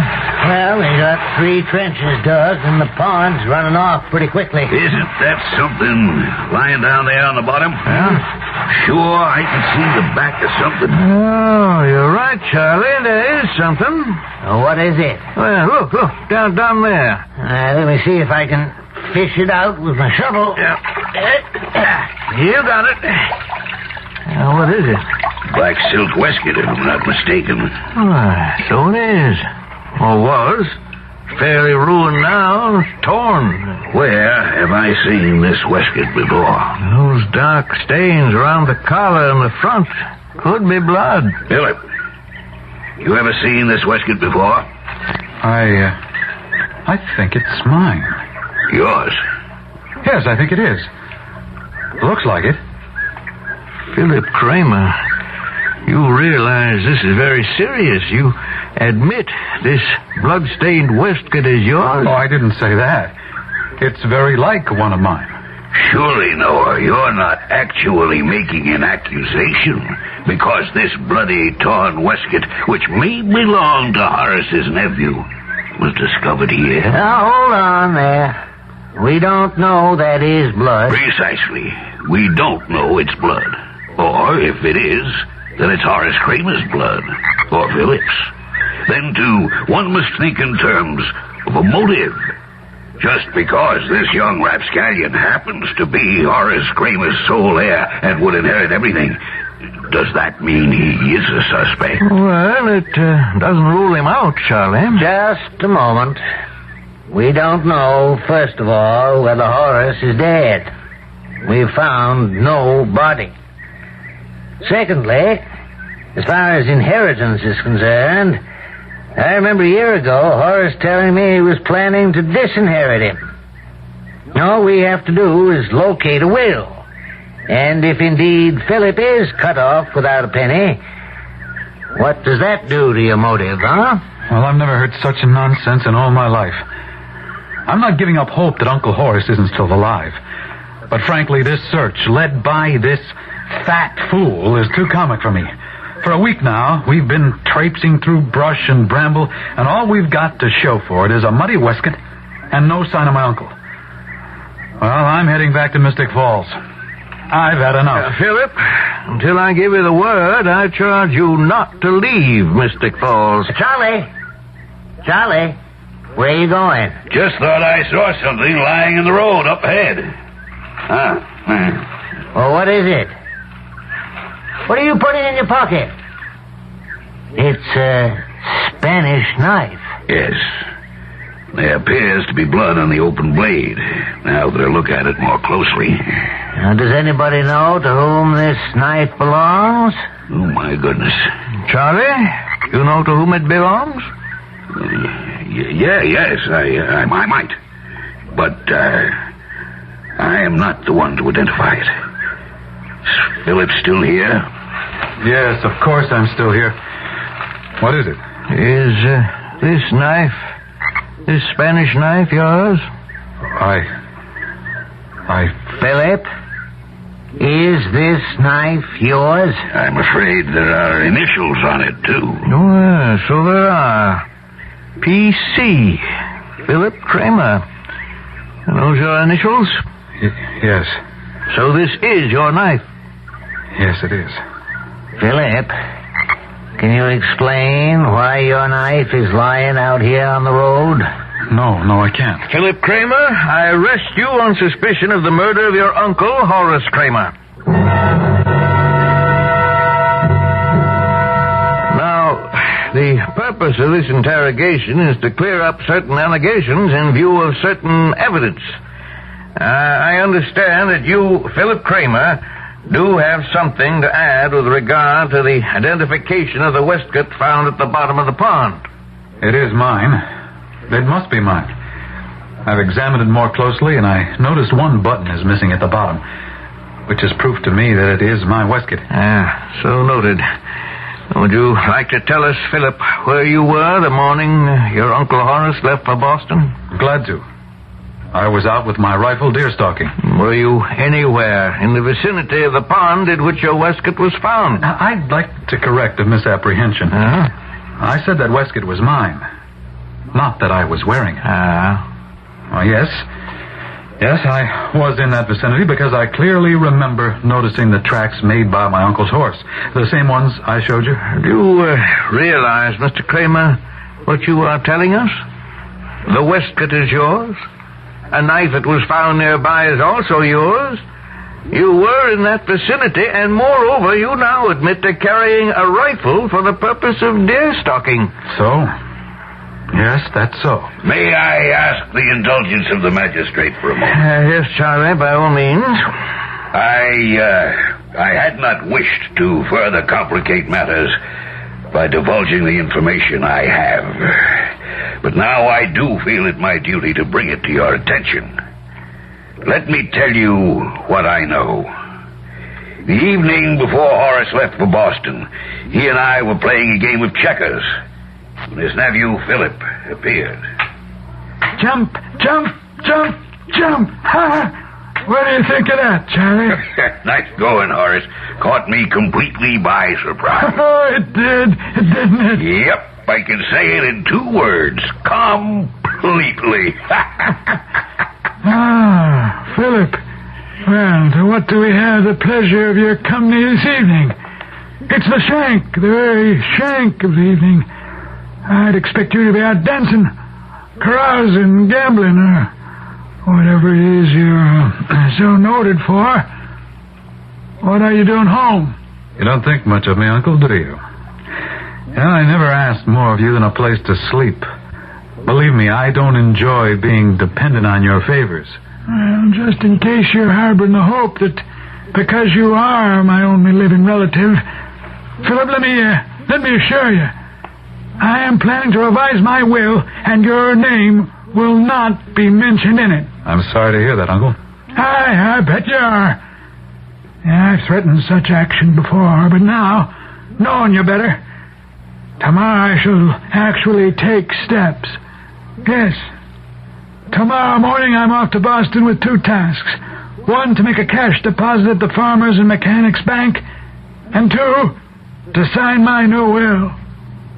Now, if you'll be so good, kindly leave Charlie and me alone, so that we can continue our checker game. Philip Kramer, you just heard Charlie Nash here recount an event that happened the night before your uncle set off for Boston. Is this the truth or not? Is what the truth? Did you know your uncle was going to Boston in the morning to deposit money? Did he tell you he was about to change his will to disinherit you? Yes. Would you repeat your answer clearly, please? Yes, Uncle Horace did say that. But I still say I know nothing of his disappearance, and I did not kill him. I'm sorry we must leave this tale of suspicion and mystery at this very moment. Does it strike you as strange that Philip Kramer, the only person suspected of having had a hand in his uncle's disappearance, seems so very self-assured? Is he feigning innocence? Hiding guilt? Or is someone else the actual guilty party? We'll be back with some of the answers shortly.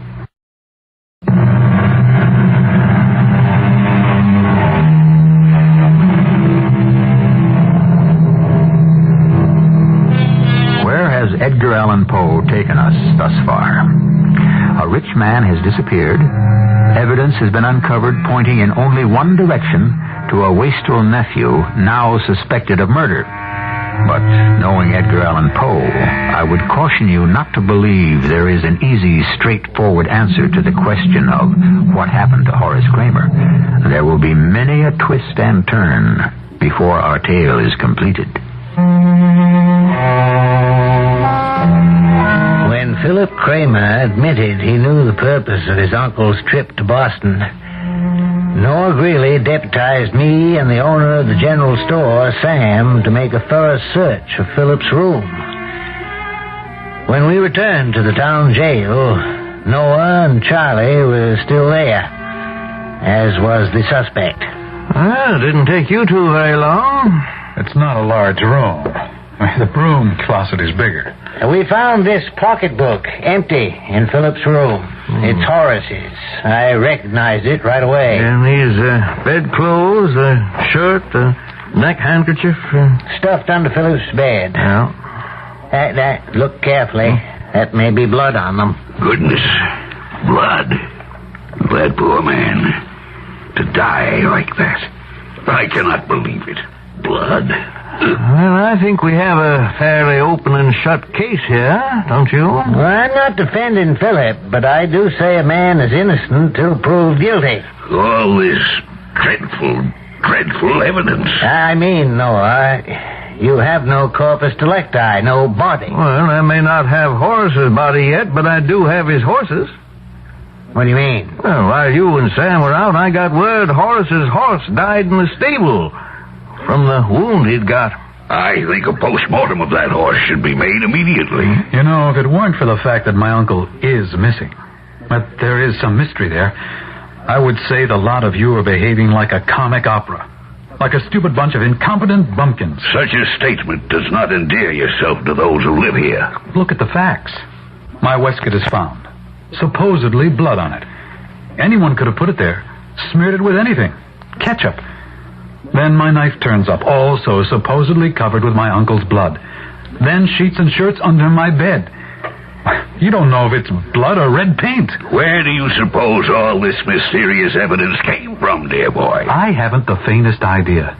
And if it were true that I did away with Uncle Horace, why would I leave evidence lying around or under my own bed? Perhaps you thought the bumpkins in Mystic Falls would never find it. Oh, a very poor joke and very poor taste, if you ask me. I'd say it's a good thing we don't ask you. Mr. Nash, I've had a feeling about you all along. I've been wondering if we really are all that concerned about Uncle Horace, or if your so-called helpfulness is an act. Are you gentlemen going to stand here and see me maligned by a man accused of murder, Sam, Noah? Hold on, Charlie. Philip is being held in custody on suspicion of murder. Nothing more. There's a lot of evidence, admittedly, still unproven. Oh, go do your post-mortem on a dead horse. It might interest you to know, my young city-bred friend, that should I discover the actual bullet that killed Horace's horse, it could inevitably lead us to the gun. First the bullet, and then, sure shall our weapon. Oh, I see now. This renowned checker player wine drinker is also a horse doctor. No. We'll have Dr. Corwin, the town veterinarian, actually perform the autopsy. Events moved swiftly. Charlie Nash found a bullet in the horse's chest cavity which had somehow escaped Dr. Corwin's eye. Philip identified the bullet, recognizing it as one of a special set he had made for his hunting rifle. At the very next criminal session, Philip was brought to trial. He still treated the matter lightly, not even seeking legal advice. The town appointed a lawyer to defend him.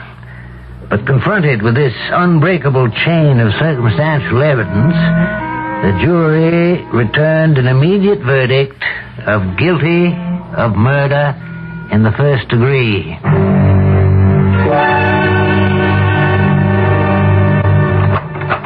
Edgar, I have news for you. Look at this letter, my fine friend. It's what I came to show you. Go ahead, read it. Charles Nash, Esquire. Dear Sir, in conformity with an order transmitted to our firm 2 months ago by Mr. Horace Kramer, we have the honor of forwarding this morning to your address a double case of Chateau Margaux, half a gross, 6 dozen bottles, Antelope brand. We remain, sir, your most obedient servants, and so forth. Well, that is news. Read what it says on the bottom. The box will reach you by wagon the Monday following the receipt of this letter. Yours, Milbracken and Company. Isn't that like dear, sweet, thoughtful old Horace? You know, we used to drink Chateau Margaux together by the quart. It was the seal of our friendship, as it were. He did once say he was going to send me a case or so. I forgot all about it. I seem to remember that. What I would like you to do, Edgar, is to put in the weekend edition of the Gazette the news that I am extending an invitation, let us call it a kind of open house, to all who would like to call themselves my friends. And when the case of Chateau Margaux arrives from the Milbracken people, then we'll open the pièce de résistance. Pretty close to half the town was at Charlie's on Monday. There was lots of food and drink. The case of wine didn't arrive till early evening. By that time, everyone was in a very happy mood. That is the biggest wooden crate I've ever seen. Lift it right up onto the table facing me. All right, everybody. Let's open up the case and see how far 72 bottles of Chateau Margaux will go. I can recommend it to you all. Come on, somebody, get a crowbar. Well, wait a minute. I brought a big hammer, Charlie. I can pry the box open. Good thinking, Fourth Estate. Always prepared to be print-worthy. Open it from the end that faces me, Edgar. Now, a respectful silence as Mr. Edgar disinters the treasure. Made Charlie happy to give orders to be the center of all attention. This moment was his dream come true. Charlie surrounded by friends and neighbors, all waiting for what Charlie would give them.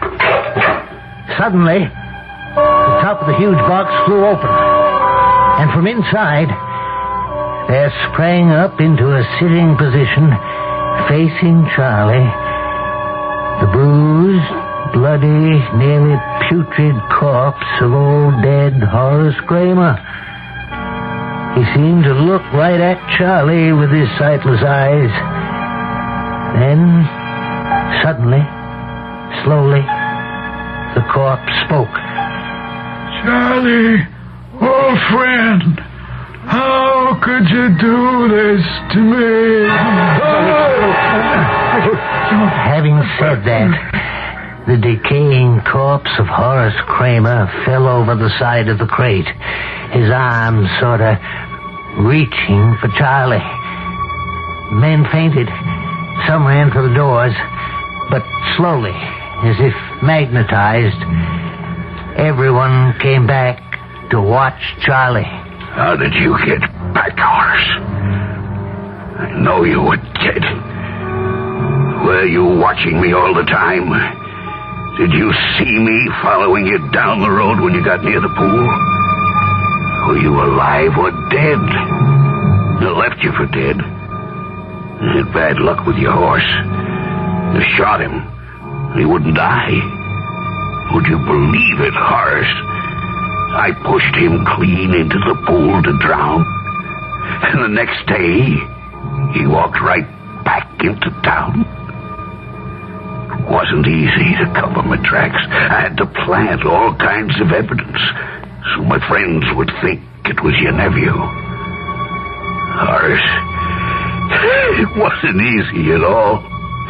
Horace, you just said, I say, how could you do this to me? Oh, my heart. Charlie, he's fallen on the table. Charlie! My Lord. Charlie is dead. As dead as Horace. Philip, you're free. The body of your uncle was delivered to Charlie's house in a crate of wine. And he, your uncle, accused Charlie of killing him. What? Wait, not so fast. Anyway, Charlie confessed. I'm afraid I had a hand in this. I thought you might have, Edgar. You were the only one who never believed the evidence. I wasn't that positive Philip wasn't guilty, but I was pretty sure Charlie wasn't that innocent. From the beginning? Well, he was too helpful. That made me suspicious. Didn't you think it was strange, Noah, that it was always Charlie who discovered things? Where was I, with my eyes closed? First of all, Philip was an outsider. Secondly, almost everyone in town liked Charlie, so why should you suspect him? Well, for me, he went just one step too far. What did he do? The autopsy of Horace's horse. Even with Dr. Corwin right there, it was Charlie who found the bullet. But he palmed that bullet. That bullet never went near the horse. There was a bullet hole where a shot had gone in, but another where it had gone out. No, it couldn't have been Philip's gun that killed the animal. Oh, why didn't you tell me? We could have held up the trial. No, I couldn't stop you. Besides, I had to find the body.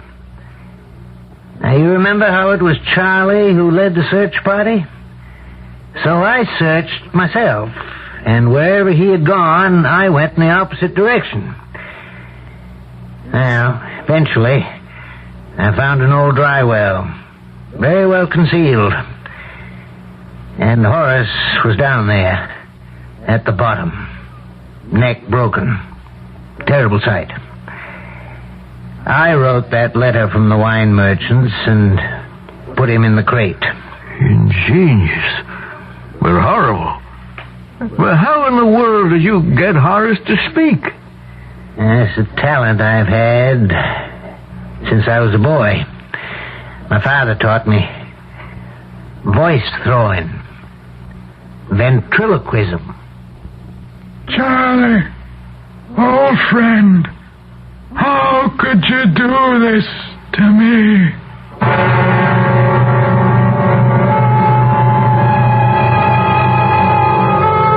And so ends one of the great horror stories from the prolific pen of that master of the macabre, Edgar Allan Poe.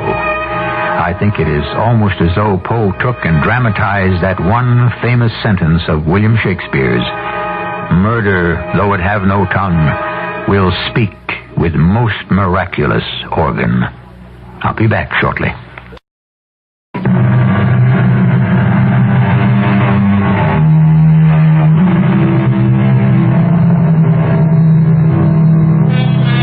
Said that Edgar Allan Poe is the founder of the modern detective story.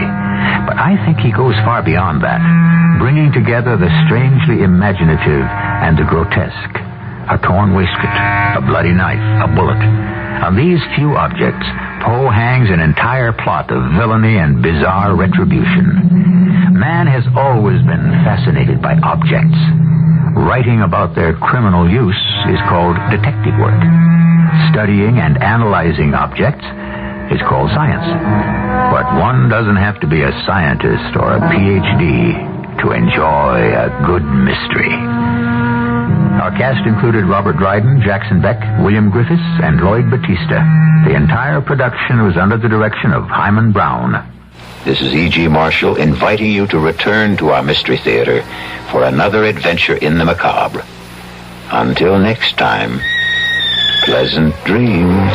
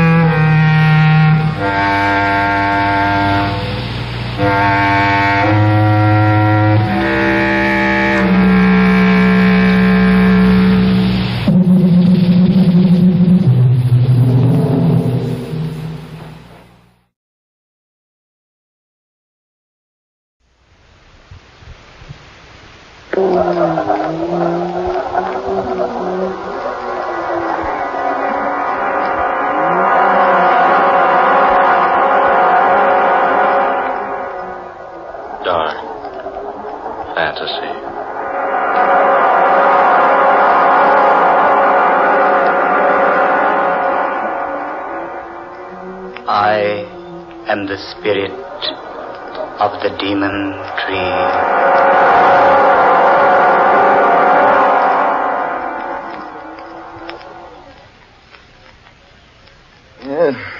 3 pounds on the Jack of Diamonds. You should tear your money up, Humphreys. It would last you longer. Perhaps you're right, Crane. But this way I get a sense of honest toil. I say, isn't anyone else betting? Oh, let's quit. I'm tired of losing. Oh, look here, old girl. Could I loan you a few pounds? No, thank you, Crane. I have enough to get me back to London. If we ever do get back. Now, why do you say that, Clara? It's only a matter of a stage getting through here to the resort, taking us out of this beastly place. Beastly place is right. Why people come here for a rest is more than I can determine. Honestly, I've never spent such an uncomfortable week in all my life. Well, think of me. I've been here 3. So have you, Humphreys. Oh, look here, you two. It's 3 o'clock.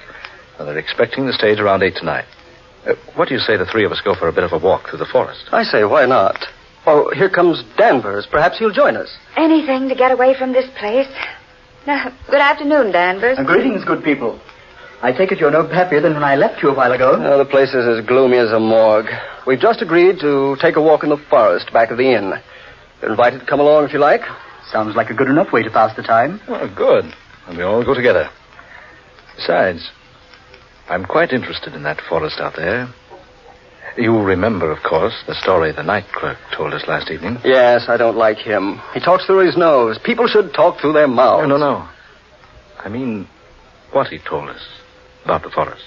What about the forest? I didn't hear it, Humphreys. Well, the clerk said it was a gorgeous place. Lots of beautiful foliage, vivid colors, clear water lakes. But nobody goes there. It's so beautiful. That's just it, Clara. You see, people have gone there and never come back. Rubbish. A lot of nonsense. Why, the clerk is just superstitious, that's all. I am inclined to agree with you, Danvers. Why, he even told us an absurd story about a tree out there in that forest that's supposed to strangle people. Strangle them? How? Oh, I don't know. With its branches, I suppose. Just some absurd legend the people around here like to believe. I believe it's more than just a legend, Crane. Eh? And what makes you say that, old man? Here. I talked to the clerk again later last night. He dug out this old newspaper clipping for me. Read it, Danvers, aloud. Old is right. Almost illegible. Well, read it. It says, London, England, April 21st, 1857. It is reported that Sir Horace Wakefield, Earl of Dorset, was found strangled last night in Barlow Forest.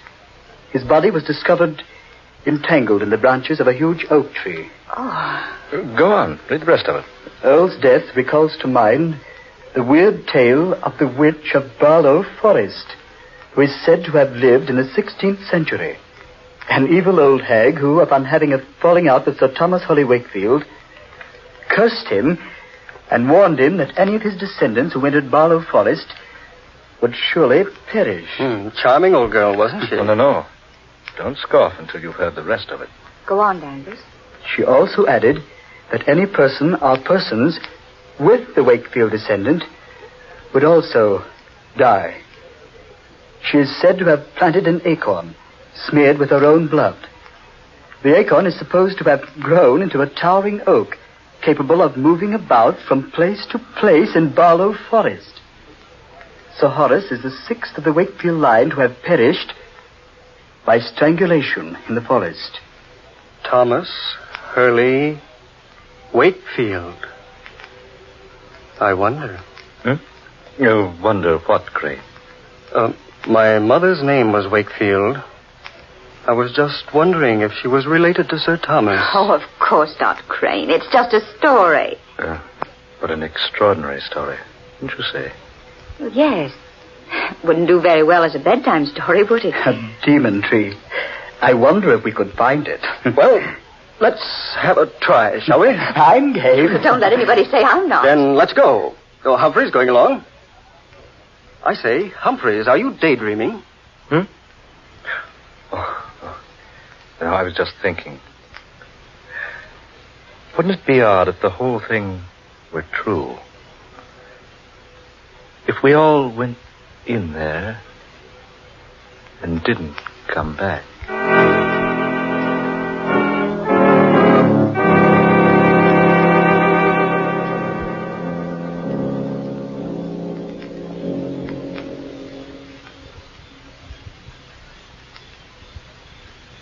Well, do you gentlemen see any way we can get into that forest? It's as dense as Father Time's beard. Doesn't seem to be an opening anywhere. I think we can get in over here. Oh, all right. Coming, Danvers. There seems to be a footpath over here. Only one along this line of the forest. There, see? Oh, yes, you're right. Come on, I'll lead. We'd better remember the way back. It would be hard to get out of here if we didn't know where this opening is. Don't worry, I'll remember it. I'm good at landmarks. Go ahead, Clara. I'm right behind you. I say, do any of you feel that? Feel what, Danvers? The chill. I feel like it's 20 degrees colder in this place. I feel that way, too. So do I. It's naturally cooler in the woods where the sun doesn't shine. But not this much cooler. I don't like this place. I'm for going back to the inn. Oh, let's get on ahead a little ways. I say, it is pretty in here. Pretty or not, it gives me the creeps. It isn't the kind of cold caused by climatic changes. What was that, Denver? I said it's a different kind of cold. It's the kind that creeps up your spine when some evil comes over you. Oh, now, Danvers, you're just letting that newspaper story play on your mind. Wait a minute, eh? Look! That tree there in front of us. It looks like a human giant. Jove! You're right, Danvers. I could swear it moved just a moment ago. It did move. I saw it, too. That's the strangest looking tree I ever saw. Look at that bark. I wonder if... Crane! What's wrong, man? I just touched the bark of that tree and it didn't feel like bark at all. What? No, it felt like human skin. Here, let me feel it. By heaven, it's true. It does feel like skin. Warm and smooth and soft. Yes. It feels that way to me, too. Here, Humphreys, you touch it. No, thanks. Go ahead, Humphreys. Feel it. I have no desire to. You see, I'm sure you're right. What's that? I feel that this is the demon tree of Barlow Forest. Humphreys. I think we've seen enough of this place, haven't we? Let's get back to the inn. Yes, let's. All right, come on. I say, wait a minute. Have you noticed how dark it is? All of a sudden. The sun's behind a cloud, probably. It's impossible to see the sky through this foliage. It is darker. I can hardly see where I'm walking. Are you quite sure this is the right way? I don't remember this clearing. I don't either. Wait a minute. By heaven, this isn't the way. But it must be. We're on the path, aren't we? No. No, I don't think we are. It's so dark. Do any of you have a flash? I certainly don't remember this clearing. I think... What was that? What was what, Crane? You'll think this is foolish, but I swear I felt the branch of a tree brush across my face and shoulder. That's impossible. There's not a tree within 50 feet of us. But I felt it, I tell you. It rustled like a branch covered with leaves, and yet it felt warm and soft, like human flesh. Crane, are you sure? Yes, look, we're lost here. It's dark as night, right in the middle of the afternoon. And we've lost the path in that tree. Easy, Crane. Keep your head, man. I'm getting out of here. I'm not going to stay here and be murdered. Crane! Stay with us. No.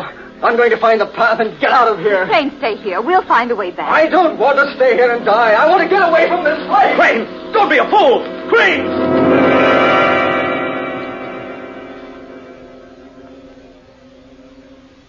He's gone. Now he is in for it. We're better off by staying together. I don't know whether we are or not. Listen! It's Crane. Sounds like he's strangling. Come on! Oh, he couldn't have gotten far. Right over here, I think. Now, take it easy now. Be careful. Oh, there he is. Yes. Stretched out on the ground. Like he was dead.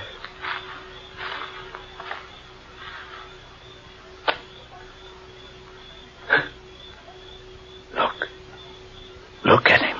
Oh. Marks on his throat. Like hands would make. That wasn't done by hands. See? Stains on his skin. Green stains.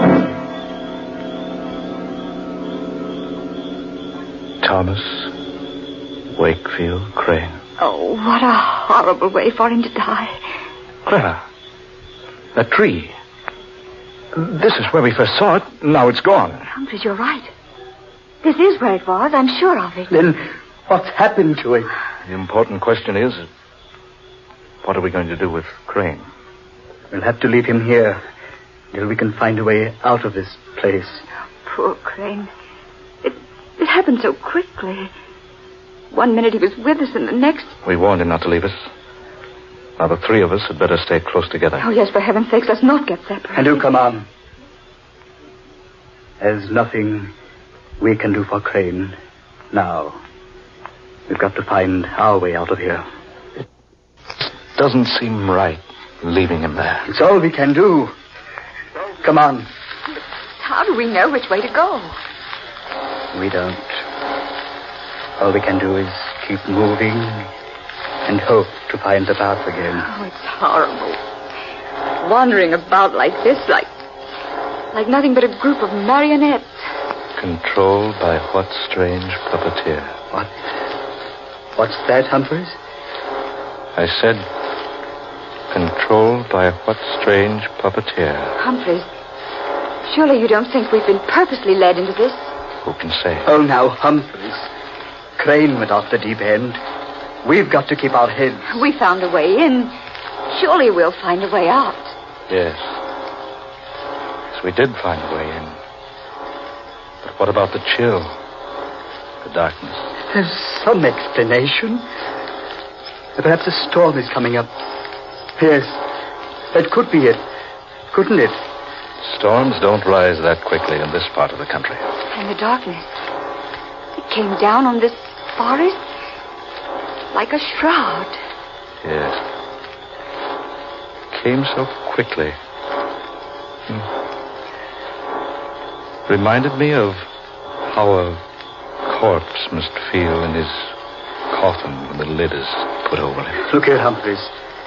I'm about fed up with that sort of talk. Only a fool refuses to face the facts, Danvers. You know this isn't any ordinary situation we're in. The chill of winter in the summertime. Darkness in mid-afternoon. And a tree that strangles. It was probably just an accident, Crane's death. Why don't you stop trying to tell yourself that the tree was only an imaginary thing? We all know that it's real. Humphreys. And as alive as any of us. The bark did feel like human flesh. Danvers. Humphreys. Look. What is it? A glow of light there ahead of us. It's the tree. There. Now, what do you think, Danvers?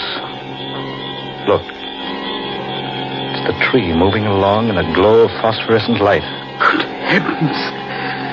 It's the same tree. It looks like a human giant. It was nowhere near here. It was back there. Do you two see what the tree is carrying? It's carrying Crane. It's got him tucked up under that huge branch that looks like a human arm. It's fading now. Disappearing again. Fading away. Yes. Gone. He's gone. Now do you believe, Danvers? Now do you admit that the tree is alive? What else can I believe? I don't know. Danvers, look out! He's fallen into a water pit. Oh. Help! Humphreys! It's quicksand! Humphreys, he's sinking. Help! I'm into my waist! Get me out of here! Stand still, Danvers. You'll just sink deeper. Quick! Help me out of here! Get something I can get onto! Here, Danvers. Danvers, grab the end of that pole. Here, let me help Humphreys. Grab it, Danvers. Grab it. The pole, Danvers. Grab the end so we can pull you off. I can't.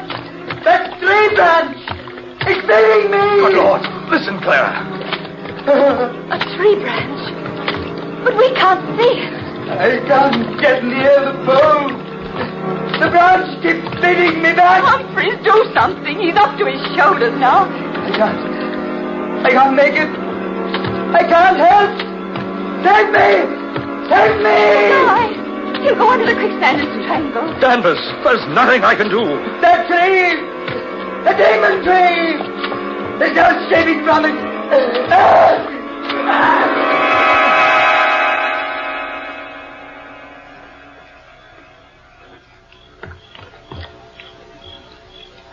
He's gone. Poor devil. Didn't have a chance. Humphreys. We've got to get out of here. We're all doomed. It's the Wakefield curse. Clara, stop it. It is the curse. We're helpless. There's nothing we can do to save ourselves. Clara, stop it. Humphreys. Now, we can't give up. We've got to find a way out of this place. Follow me. Be careful where you step. Whatever happens, keep your head, Clara, for heaven's sake.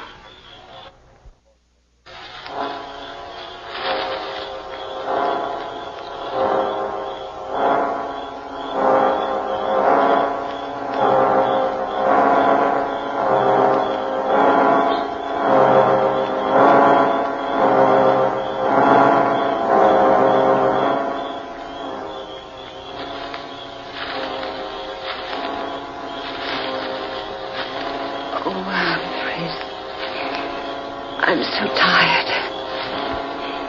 We've walked for hours. I say, it's getting a little lighter. Clara, up ahead there. Isn't that a path? What? Oh, you're right, Humphreys. It's the path we came in on. And look, there's an opening through the trees. Yes, I remember the landmarks. Oh, thank God for the light. Come on, Clara. Out of this place. There's nothing we can do for Danvers or Crane now.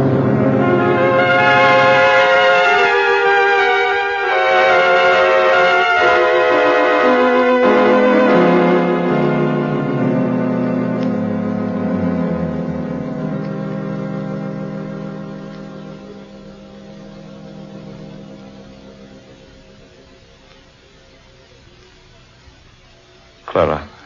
Yes? I wonder if you feel as I do. I thought we'd be safe back here in the hotel. I don't know how to describe it, but I have a feeling that this whole business isn't over yet. I know. I've had the same feeling. A feeling that we're not finished with the demon tree. Or that it's not finished with us. Yes, exactly. Yeah, my room. I'd better go in and have a drink, Clara. Heaven knows we need one. Yes, I certainly do. What's worrying me is how we're going to explain what happened to Craig and Danvers. Yeah, wait a minute. I'll get the light. There. Humphreys, on the bed there. Good Lord. The branch of a tree about 2 feet long. Humphreys, don't touch it. Look at it. Look at it. A fresh, living branch. Put it down. Oh, Humphreys, I'm getting out of here. Where are you going? Down to the lobby and wait for the stage. Oh, hold on. I'll go with you. Wait, Clara. Wait, it's 3 flights down. Let's take the elevator. All right. We can get the thing up here. It's automatic. Just push the button, it'll come up. Humphreys, look. Someone left the steel gate open. I say, that's dangerous. It certainly is. Humphreys, that branch is pushing me. Stop it! Humphreys!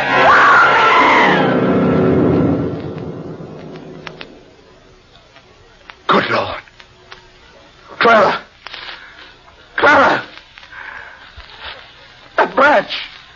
It pushed her down the shaft. It's after me. Get away! Get away! Help me! Help me, somebody! The tree! The demon tree! It's choking me!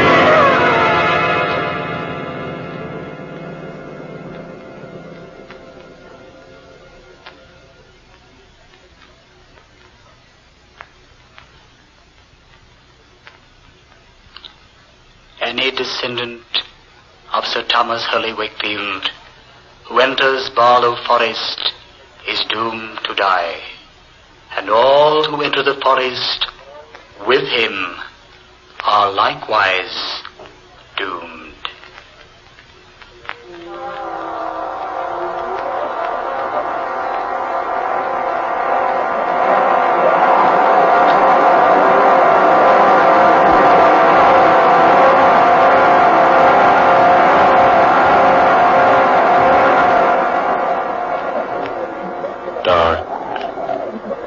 Fantasy.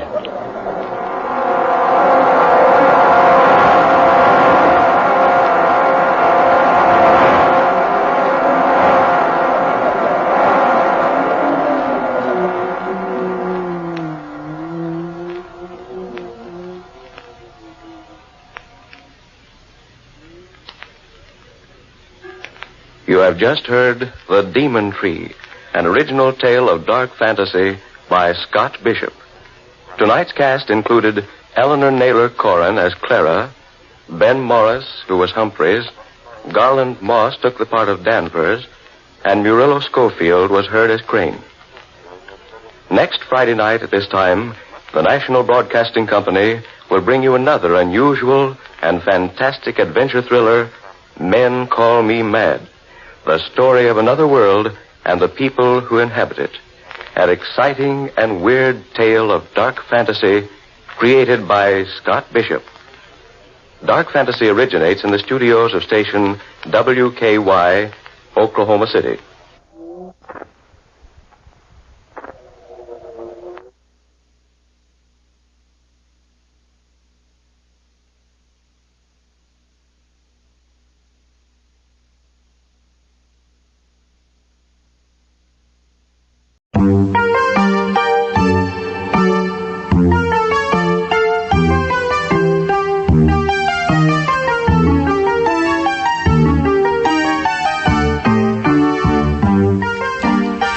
It's a foggy night on Old Cape Cod.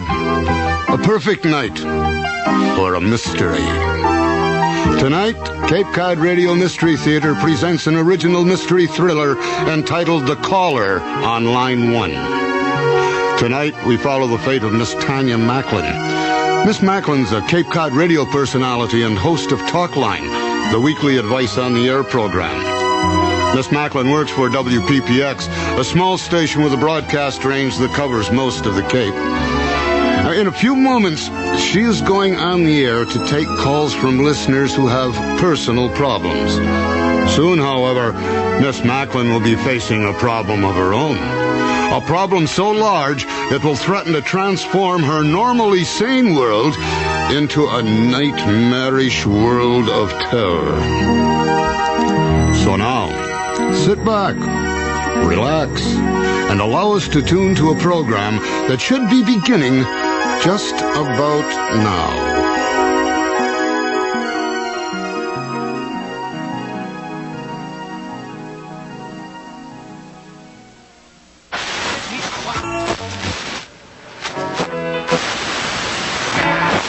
This is WPPX, the voice of Cape Cod. Stay tuned now for Talkline. Hello, hope you're having a good evening and welcome to Talkline. I'm your host, Tanya Macklin, and for the next hour, well, if you don't feel like going to bed just yet and you're in the mood for some company, we invite you to listen in or call in. Talkline, for those of you who don't know, is a weekly radio program devoted entirely to you, to whatever it is that's going on in your life. If you have a problem you want to talk about, we're here to listen. Maybe you've just been through something you feel like sharing. Call us up. We're not here to judge or criticize. We're here to listen and maybe offer a little advice. If you're feeling angry about something or hurt, or if you're trying to overcome old fears and phobias, call me up and let's talk about it. I can't promise I'll have the answers, but one thing is always certain. It helps to talk, and it helps people who are listening who may be going through something similar. We're going to take a short commercial break right now, and then we'll be back to take our first call. The number here at the station is 555-4538. Join us, won't you? Guns R Us Gun Shop at the new scene. How we doing, Ron? Offers the largest Pretty good. selection of handguns. 3 fish on the line already. Looks like it's going to be a busy night. I wonder why. I'll tell you why. Step outside and check out what's coming up over the parking lot. There's a full moon out there. That always brings in more calls. That's when the weirdos really come out of the woodwork. You know, Ron, it never ceases to amaze me what a great reservoir of human sympathy you have for your fellow man. Okay, big deal. So I'm not the most compassionate guy in the world. I can't understand where you get the patience to deal with some of these jokers. If it was me, I'd say, get lost. I got problems of my own. You're telling me. Watch it. It's unwise to insult one's engineer. He may walk out and leave you to run the show all by yourself. 5 seconds. All torpedo tubes loaded. They're open Fire when we're ready. 9 until 6, and on Sundays from 9 to 1. Hi, we're back and we're going to take our first call. This is Tanya Macklin. Thanks for calling Talkline. Are you with us? Yes, I am. First, I want to say that I really enjoy listening to your program very much. Thank you. It's nice to be appreciated. Well, the reason I'm calling is about my husband. We're both senior citizens, retired. We moved to Cape Cod 5 years ago from Ohio. How do you like it here? Oh, we like it very much. We like the ocean, and we like feeling that we're living on an island. I know Cape Cod really isn't an island. Oh, it's pretty darn close. Well, yes, and if you consider the Cape Cod Canal, I suppose you could say it is. Anyway, the reason I'm calling is about my husband. I found out just yesterday that a woman, a widow, who lives down the block from us, attended the same high school as my husband did. In fact, they were in the same class together. She's lived here for almost a year, and I know my husband has seen her because we've talked about her. And yet, not once, ever has he mentioned to me they were classmates. Oh, you think there's something suspicious about that? Well, yes, I do. I mean, I can't think of any other reason that he'd want to hide it from me. How did you happen to find out? Oh, well, actually, I learned about it from her. We bumped into one another at the supermarket, and she told me. She spoke very fondly about my husband. She even implied that at one time they shared a romantic interest. Oh, I just can't imagine why in the world he'd want to keep something like that a secret from me unless, well... I can think of another reason. He may not remember her.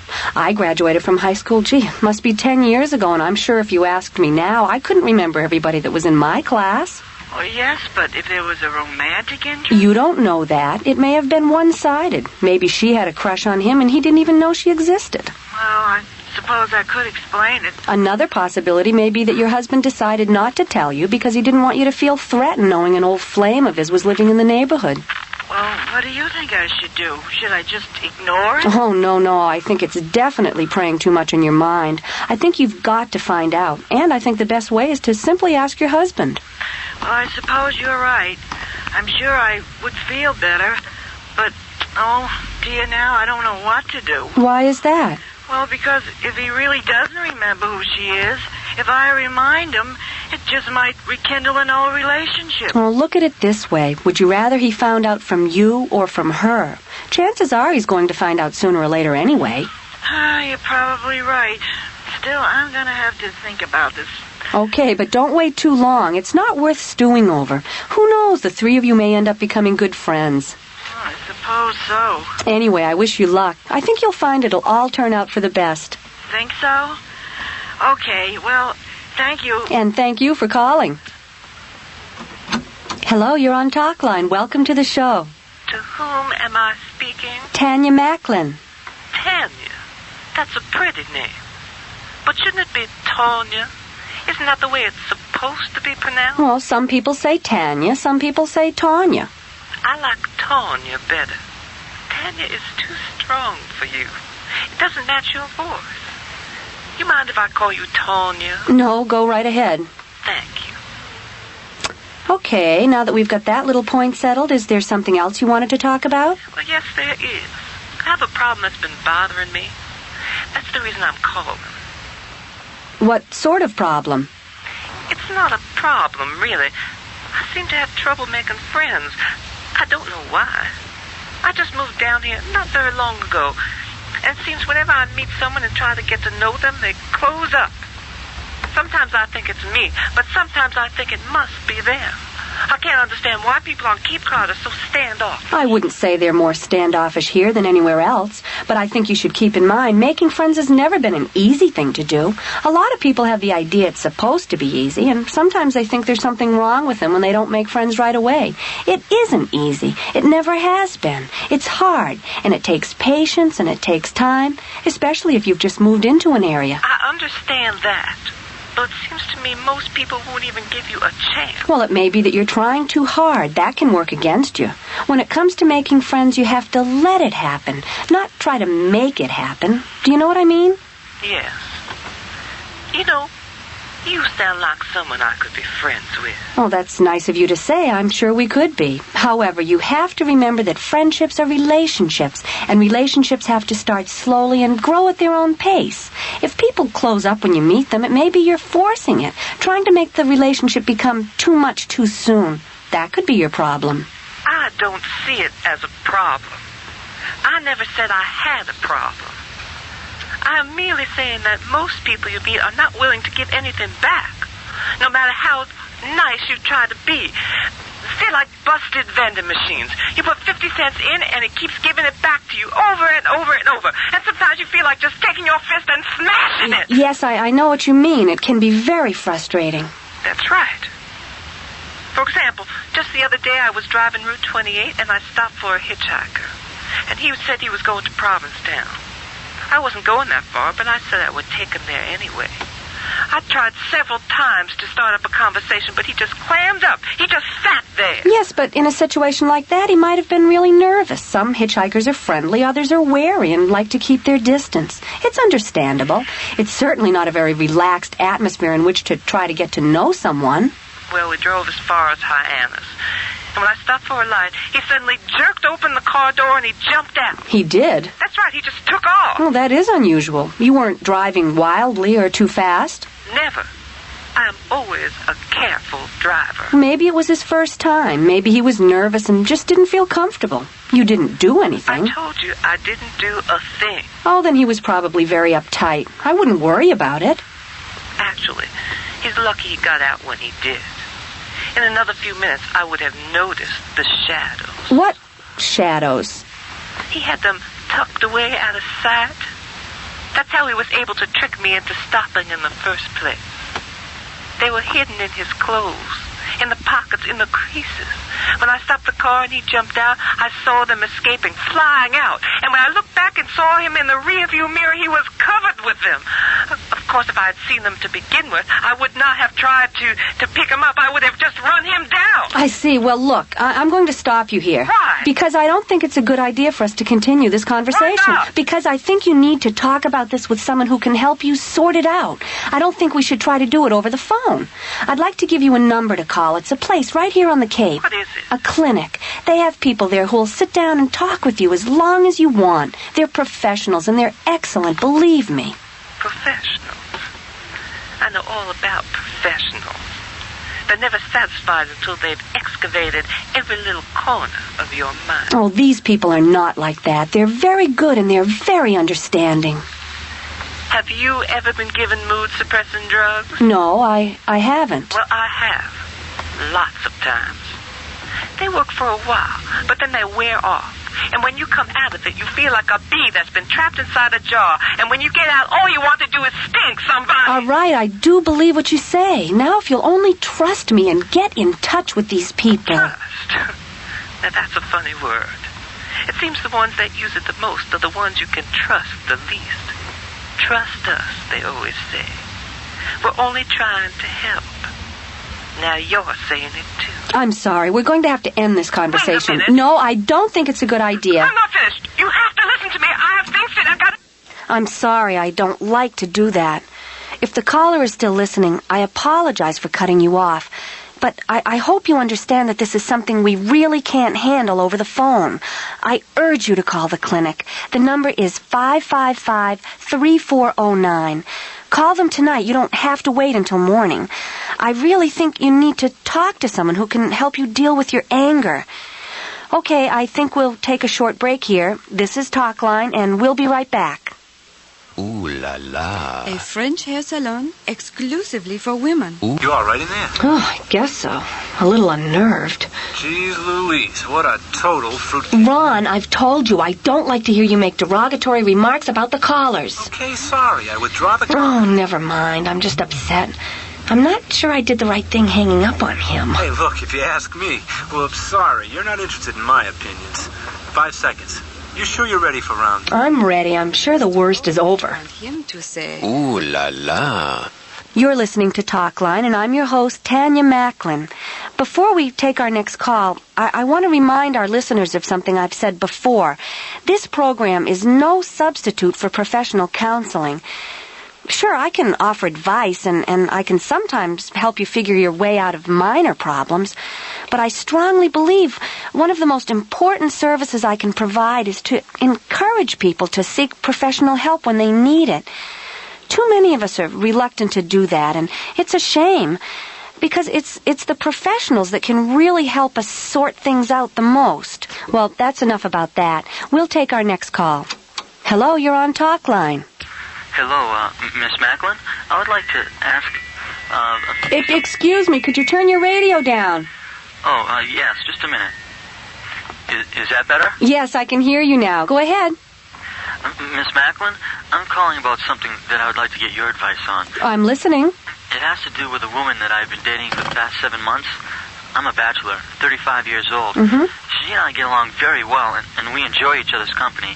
I would say the relationship is definitely tending towards marriage. Wonderful. Congratulations. Thank you. I haven't actually asked her yet, but I'm getting around to it. You think she won't say yes? Oh, no, I think she will. That's sort of the problem. I mean, well, you see, last night we were having dinner at a restaurant, and I accidentally dropped my napkin. When I went down to pick it up, I noticed for the first time that she had a small tattoo on the inside of her left ankle. I think it's a rose. I didn't look too closely, and it was pretty dark under the tablecloth. Anyway, what I'm wondering is, I mean, I've always been under the impression that women who have had themselves tattooed have usually led some sort of unsavory life. What do you mean by unsavory? You know, the type who ride around on the back of motorcycles and have wild times. Do you think she rides around on the back of motorcycles? No. I mean, at least I don't think so. I guess I should know more about her past, but I don't. I take it you also don't know if she has other tattoos someplace else. No. Actually, we haven't gotten that far in our relationship. But to tell you the truth, it has crossed my mind. That's why I was wondering if there's anything that you can tell me. I'm afraid I don't know very much about tattoos. Most women seem to have a natural aversion to permanently marking their bodies. In the case of your girlfriend, well, it could be her tattoo does have some connection with some torrid episode in her past. Or it could simply be that she wears it because she likes it, or used to like it. You think I should ask her about it then? I think you'll have to if your relationship is going to continue to grow. I guess you're right. However, when you do ask her, I'd make it clear that you're interested because you care about her, and that regardless of how or why it got there, it isn't going to change the way you feel about her. Assuming that's true. Oh, yes it is. I'm sure I could accept almost anything. Good, then ask her. I think if you're going to end up getting married, it's important that you both get to know a great deal more about each other. Doesn't that make sense? Yes, it does. Very much. Okay. Well, thank you very much. Good luck, and thanks for your call. Hello, you're on Talk Line. Thanks for calling. Hello, Miss Macklin. My name is Sally Lou.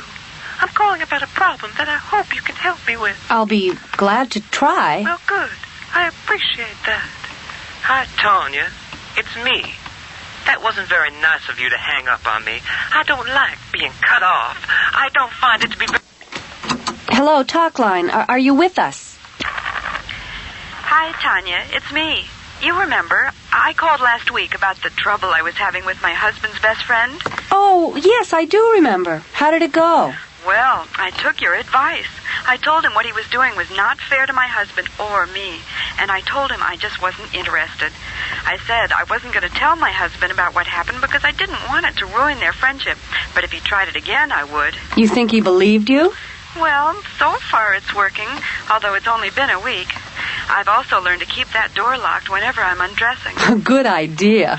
You know, Tanya, it's not that he's bad, and I know he'd never do anything intentionally to hurt my husband's feelings. It's just that, with him living there... It's called proximity. What? Closeness. The three of you living under the same roof. It can strain a marriage and put a real test to friendship. Oh, you're so right. The permanent solution will come when he finds a place and moves out. Until then, I'd continue to keep the door locked. Oh, I intend to. Anyway, I just thought I'd call and let you know I followed your advice and it's working. Good, I'm glad. Thanks for calling and letting us know. Uh-huh. Okay, we're going to take a short break now and be right back with more calls. You're listening to Talk Line on WPPX, the voice of Cape Cod. Thinking of remodeling? Thinking of doing it yourself? Before you Hey, Tanya, I'm sorry. I didn't know it was the same guy calling back. Me neither. He had us both fooled. Listen, there's a Dr. Epstein or Epstein on the line. He's been trying to get a hold of you. He says it's urgent, but he can't talk to you on the air. I told him to call back after the show, but he says it can't wait. You want to take it, or should I tell him to get lost? No, I'll take it. Which line is it? Line 4. Tanya Macklin. Ms. Macklin, thank God I got through to you. My name is David Epstein. I'm a psychiatrist. Ms. Macklin, the man you spoke with on the radio is an escapee from Bridgewater State Hospital. What? His name is Dennis Luckhurst. He is a psychopath. He is extremely dangerous. He was committed to Bridgewater after being found criminally insane for the murder of a school teacher in Framingham. 10 days ago, he escaped. He killed a guard and critically injured another man getting away. He stole a car. So far, the authorities have been unable to locate him. But are you sure it's him? Positive.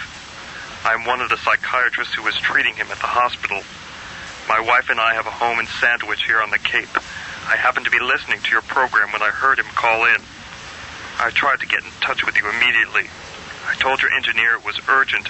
I was afraid he wasn't going to let me speak to you. I'm sorry, but what is it you want me to do? Help me find him. We've got to locate him so the police can pick him up. Just a minute, Doctor. Excuse me. Ron, how much time? 5 seconds. I'll need more. Go to another commercial. What's going on? I can't explain now. Just do it. Okay, but your fans out there aren't going to like it. Okay, Doctor, I'm back. Miss Macklin, first of all, can you tell me what is your station's broadcast range? How far does it go? We cover just about all the Cape, Provincetown, and as far west as Sandwich. The signal fades almost as soon as you cross over the canal. That means if he is listening, he must be somewhere on the Cape. That helps, but it's not good enough. We have to narrow it down. You're going to have to talk to him again. But how can I? He's probably still listening. Go back on the air and invite him to call in again. Apologize. Say you're sorry. Say anything. Just get him to pick up the phone and call you. But, Doctor, if he calls, what do I say? 3 seconds, Tony. It doesn't matter. Say anything. Just keep him on the line. As soon as we hang up, I'll call the police. I'll instruct them to monitor your broadcast. If he calls back, they will trace the call, but you must keep him on the line. Okay, I'll try. I'll do my best. 10 seconds. Good luck. And Miss Macklin, please be careful. Ron, listen, I don't have time to explain. If that guy calls back, you know the one I mean? Don't cut him off. I have to talk to him. If I'm on another call, signal me through the glass and I'll take it. What's going on? I'll tell you later. Just do it, okay? You're the boss. 3 seconds. 2, 1. This is Tanya Macklin, and you're listening to Talkline. Before we take our next call, I'd like to say something to the gentleman who called in earlier. I want to apologize for cutting you off. That was rude, and it was my fault. I obviously didn't give you a chance to say everything you needed to say. So, if you'd like to call back again, I'll be glad to take your call. Here's the number again if you need it. 555-4538. I really hope to hear from you. Hello, you're on Talkline. Is this it? Am I on? Yes, go ahead. I want to ask Tanya Macklin a question. You're speaking to her. Oh, okay. Miss Macklin, I'm a high school student. You are? What year? I'm a sophomore. You go to school on the Cape? Yes, I do. But I'd rather not say which one. That's fine. Go ahead with your question. This year I'm taking French as part of my language requirement. The place I sit in class is the last seat in the middle row. There's this boy who sits beside me in the next row over, and every time we have a quiz or a test, he always has his book open on the floor, and he copies his answers. He cheats. Yeah, he does. You're trying to decide whether or not you should let him get away with it? Yeah, well, sort of. I mean, it bothers me that he gets away with it. What about the teacher? Isn't he or she in the room when these tests are being given? Yeah, he is. But he writes the test questions on the board, and then he sits down at his desk and buries his head in a book. He hardly ever looks up. So, in other words, you don't feel he should be allowed to get away with cheating, but you also don't feel good about being a snitch and telling the teacher. That's right. So, what do you think I should do? Why don't you try this? Next time you have a test, lean over and whisper to him to close his book. That way, you'll let him know that you don't appreciate him cheating, and chances are he will close his book because he won't want to risk getting caught by the teacher. Of course, he won't be grateful to you for butting in, but at least he'll have to respect you a little for not turning him in even though you could have. Does that sound like a good plan? I guess so. Do you think it'll work? I don't know. Probably. Can I ask you something else? Sure, go ahead. No, wait a minute. No, I think I better go on to the next caller. I hope I answered your question. Thanks for calling. This is Tanya Macklin. You're on Talkline. Hello, Tanya? Oh, hi, I'm glad you called back. You are? Now that's odd. You cut me off twice already. I know, and I'm sorry. I apologize. I promise I won't do it again. Guess where I'm calling from now? I don't know. I think I hear some cars in the background. I'm in a phone booth. Since my last call, I've been out driving around. But don't worry, I've been listening to you on the car radio. Oh, you have a radio in your car? That's correct. What kind of car is it? Why do you want to know? Oh, no reason. I was just curious. Well, it's not my car anyway. I'm borrowing it from a friend. Oh, well, never mind. Let's see. Before you were starting to tell me about shadows. That was fascinating. I wonder, could you explain a little more? I'm not sure I completely understand what you mean. It's like that fellow who called in about his girlfriend. He peeked under the table and saw the tattoo on her ankle. You should have told him to make sure it wasn't a shadow. That's where he's got to be careful. Because if it's a shadow, and she has one down there, she's probably crawling with them up above. Oh, really? You see, that's something I wasn't aware of. That's interesting. Please deposit 5 cents for the next 3 minutes. Look, why don't you give me your number and let me call you back? That way you won't have to... I have the money. Now, let's see. What are we talking about? Oh, yes. Shadows. You see, it's not simply a question of good or bad or right or wrong. It's more a question of good and evil. Some people don't believe it, but there are definitely shadowy people that we pass by on the street every day. Now, I'm not suggesting they are pure Satans, but there are definitely people whose lives are controlled by evil thoughts. Listen, Dennis, are you sure it wouldn't be better if I called you back? What did you say? I asked if I could call you back. No. You called me Dennis. Oh, I don't think I did I? Yes, you did. I heard you say it. Oh, but how could I? I mean, you haven't told me your name. That's correct. So how could you know? Well, I guess you must have mentioned it when you called earlier. No, I didn't. I never told you my name. Well, you must have. How else would I know? That's right. How else could you? Unless... Oh, I hear it now. The hissing. What do you mean? I should learn to be more careful. You almost had me fooled. I thought, she's not like the others. But you are, aren't you? No, I'm not. Oh, yes, I can hear them now, very clearly. There are shadows clinging to every word you say. Dennis, please listen to me. I only want to talk to you. No, we're finished. That's done. You've done enough damage already. Oh, please, Dennis, don't hang up. Let me ask you just one more thing. It's my turn to hang up on you. Goodbye, Tanya. It was nice talking to you. Wait, We're going to take a break now. This is Talkline. Close your eyes and sail away. Tanya, what the hell's going on? Who are you talking to? His name is Dennis Luckhurst. He's an escapee from a mental ward. I was supposed to keep him on the line long enough for the police to trace the call. I don't think I did. He escaped from a mental ward? Yeah, now he's here on the Cape, but no one knows where. What was he in for? He murdered a school teacher in Framingham. He was committed to Bridgewater, and 10 days ago he escaped. He killed a guard and critically injured another man getting away. Oh, if the police don't find him soon, he'll probably kill again. So what are you supposed to do? I was supposed to keep him from hanging up. Now that I've blown it, I don't think there's anything I can do. It's up to the police. Was that why the doctor called? Yeah, his name is David Epstein. He's a psychiatrist who lives in Sandwich. He was one of the doctors who was treating him. Dr. Epstein happened to be listening tonight, and he recognized his voice. I better try calling him back. How much time do we have? A couple of minutes. Want me to look up the number? No, I'll do it. I've got a phone book in here. Listen, Tanya, I'm going to take a quick run out to my car for a pack of cigarettes. I'll be right back, okay? Epstein. Oh, here it is.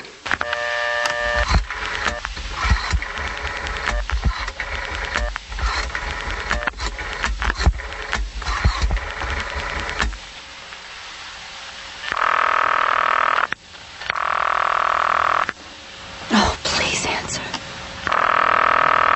Oh, come on, I don't have much time.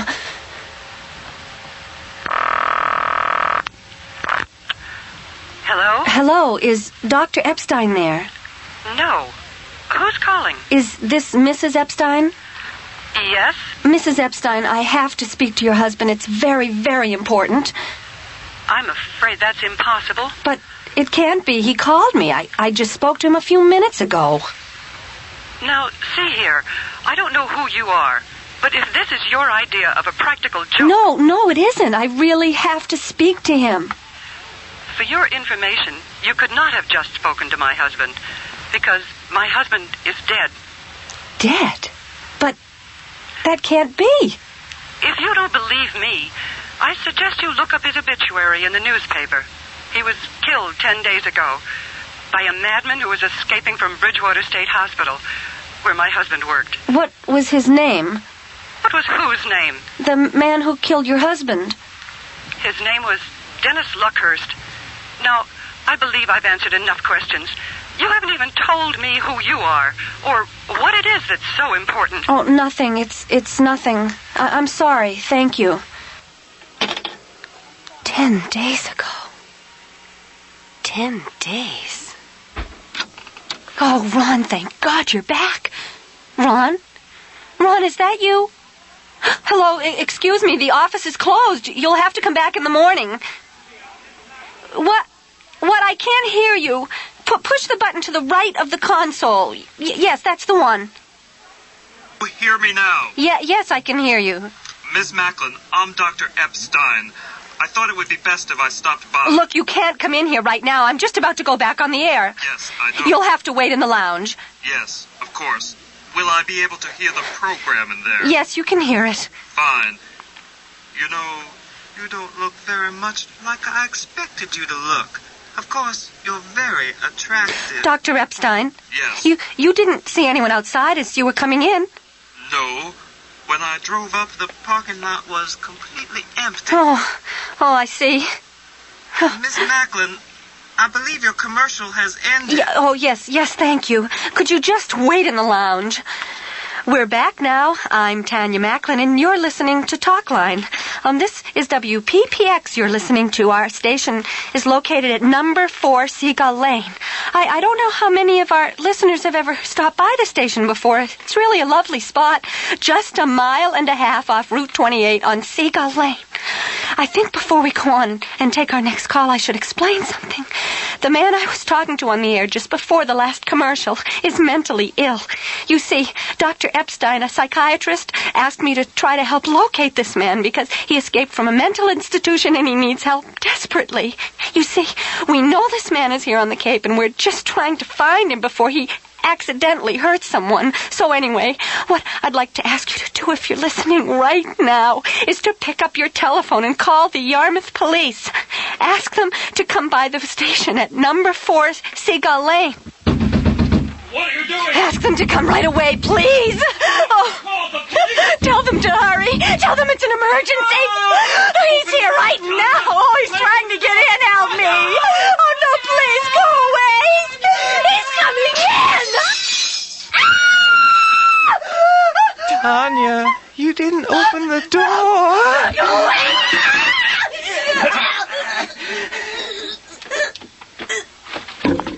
Help me. Help. Hello? Is it my turn? Am I on? I've been waiting for some time. Oh, yes, I must be. I can hear my voice coming over the radio. Well, first of all, I want to say, Tanya, that I listen to your program every week.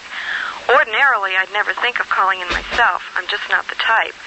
But something happened that made me think I should get your advice. I had a group of ladies over to play bridge. You see, we always play bridge on the first Wednesday of every month. Anyway, it was my turn to host the group, and I decided to prepare some side dishes to serve while we were playing. Anyway, as I went into the kitchen to take the hors d'oeuvres out of the refrigerator and warm them in the microwave, one of the ladies came in to tell me she'd seen one of the other guests take something from my desk.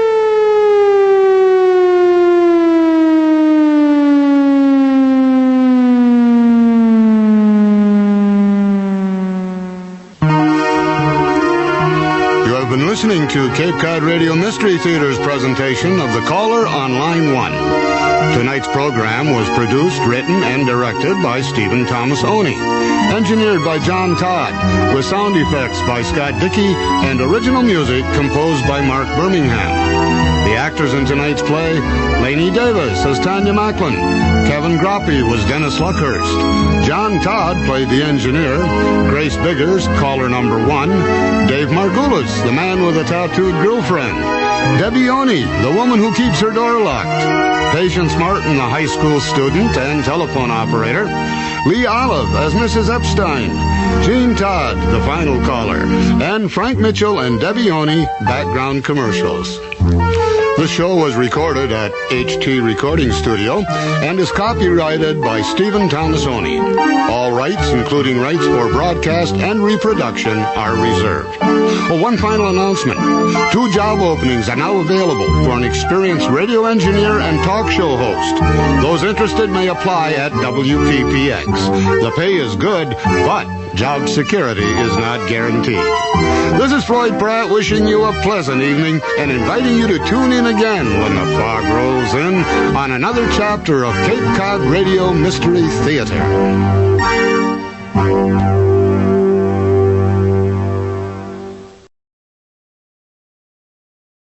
Wait a minute.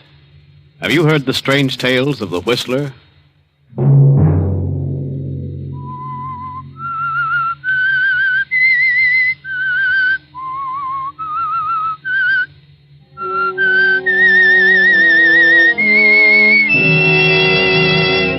I'm the Whistler.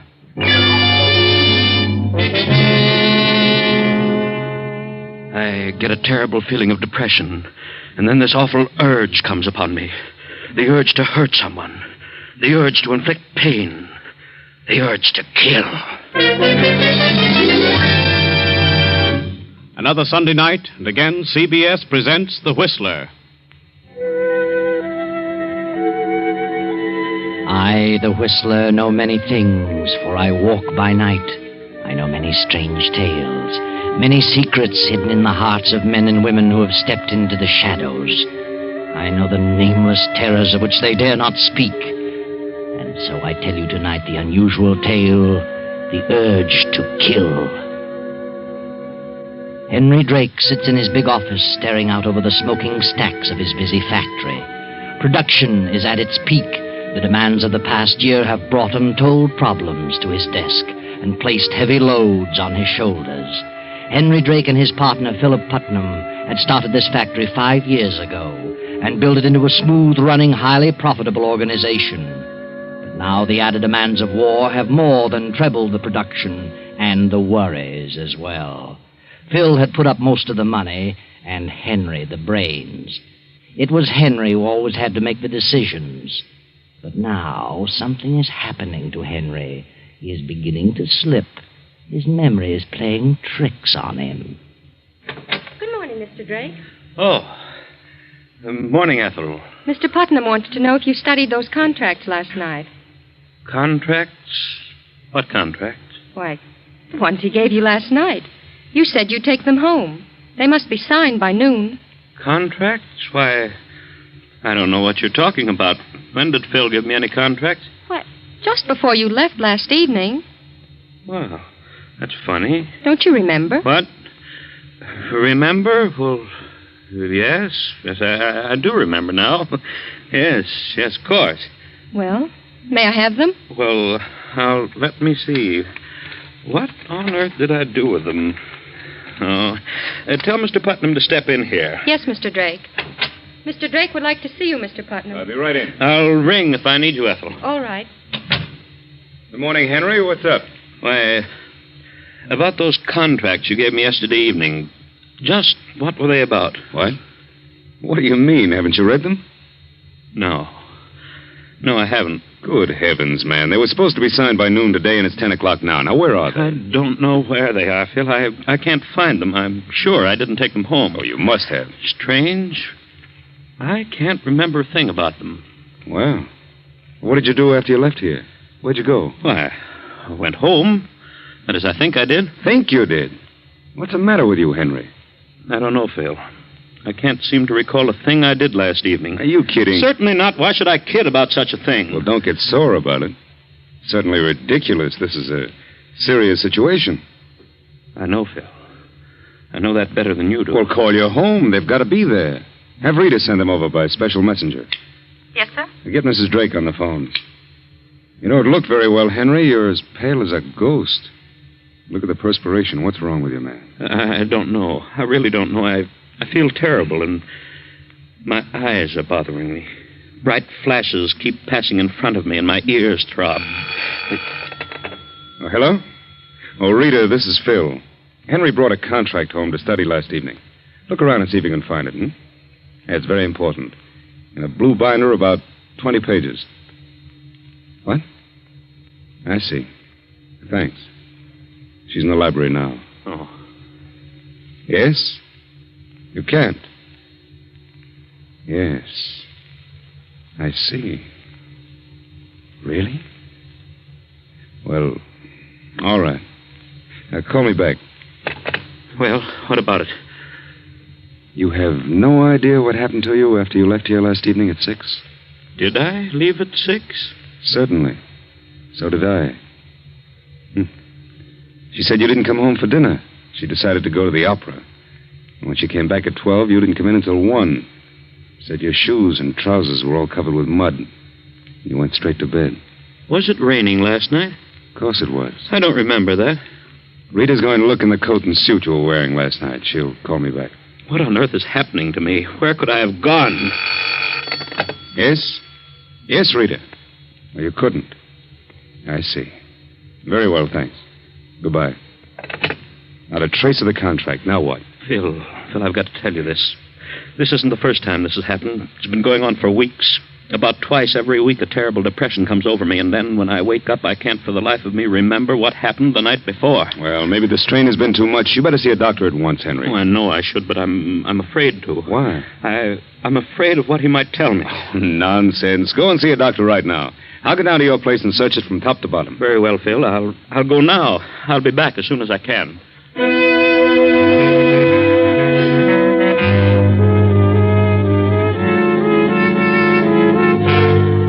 Henry stumbles in a daze from his office and walks about the city for an hour trying to make up his mind to see a doctor. He doesn't have the courage to tell his own doctor, so he finally decides to visit a psychiatrist. Then he remembers the name of one of the most famous in the country, Dr. Schultz, the state psychiatrist. I know you're not a general practitioner, Dr. Schultz. As a state psychiatrist, I know you're a busy man, but I've read a few of your books, and I thought you'd be willing to help me. Well, ordinarily I wouldn't, Mr. Drake, but I know who you are and what you've been doing. I'll do what I can. Thank you, Doctor. You say you have lapses of memory? Yes. I wake up in the morning and can't remember what happened the night before. In the morning, I have headaches and see strange flashes before my eyes and hear throbbing noises. How often does this occur? About twice a week. But I remember everything I do during the day. Mm-hmm. Have you ever had a serious ailment? No. Ever had an accident? Anything that might have caused a concussion? Well, not that I remember. I may have had as a child. Have you been working under an exceptional mental strain? Yes, I have. The pressure's been more than doubled. For the last year, the problems have been so heavy that I've been unable to sleep. I've studied them until dawn, until finally I was unable to remember them. You don't go to sleep easily? No, not till very late. From all appearances, I wander about until 1 o'clock in the morning. Where, I don't know. You're married? Yes. What does your wife think of your strange behavior? Well, naturally, she doesn't like it. She says I walk in and go to bed without saying a word. So now she doesn't even ask where I've been. Are you and your wife incompatible? Well, somewhat. Have you ever been interested in another woman? I have not. Any children? No. Have you ever been caught in a predicament where you were forced to do something dishonest in order to escape a severe penalty? Well, what do you mean? Well, I'll put it another way. Do you fear anything or anybody? No. Do you hate anything or anybody? Yes. Lately, I dislike my work, my business, intensely. Why? I don't know why. Maybe I've had too much of it. Who is closest to you in your work? Well, I have a partner, and we have a secretary. And who are they? My partner is Philip Putnam. My secretary is Ethel Watson. Oh, you both have the same secretary? Yes. That way we keep things more orderly. Could you get along without her? Oh, I never thought of it. She's very capable, but I suppose I could get along without her. Does your partner have as much responsibility in the business as you? I do most of the mental work. You resent that? You mean, do I think he should take more responsibility? Yes, I do. But he isn't capable. He plays golf and takes days off at a time. Yes, I do resent that. But I know nothing can be done about it. Is your partner married? No. For a while, I thought he and our secretary were growing fond of each other, but in the last few months, it seems to have cooled. Are your financial affairs in order? Exceptionally so, never better. Are you worried about the outcome of the war? No more than anyone else. I realize it'll keep every nose to the grindstone. And you drink? Oh, I'm temperate. Probably a little more of late. Never took narcotics? No. I've tried sleeping tablets, but they did me no good. I see. Have you anything further to add to this discussion? No. Well, then I must ask you to leave and not come back. What? Why, what do you mean, Doctor? Just that. Leave and don't come back until you decide to tell me the truth. But I've been telling you everything I know. No, you haven't. There's something you've been withholding. Good day. Wait a minute. What are you trying to say? I'm not trying to say anything. I've told you that you're holding something back, some fear that you don't want known. But if you want me to help you, you'll have to divulge everything. All right. I thought maybe you could help me without my telling, but... All right. I'll tell you what it is. That's better. It happens on these mornings when I fail to remember what has occurred the night before. It happens during these spells of flashes and noises. What happens? I get this terrible feeling of depression. And then slowly, gradually, the urge comes to me. The urge to what? The urge to hurt someone. The urge to inflict pain, inflict injury on someone. On whom? Anyone. Any person who comes into my mind. Anyone I see or think about. The waitress in the cafe, my secretary, my chauffeur, my wife, my partner, a laborer. Anyone.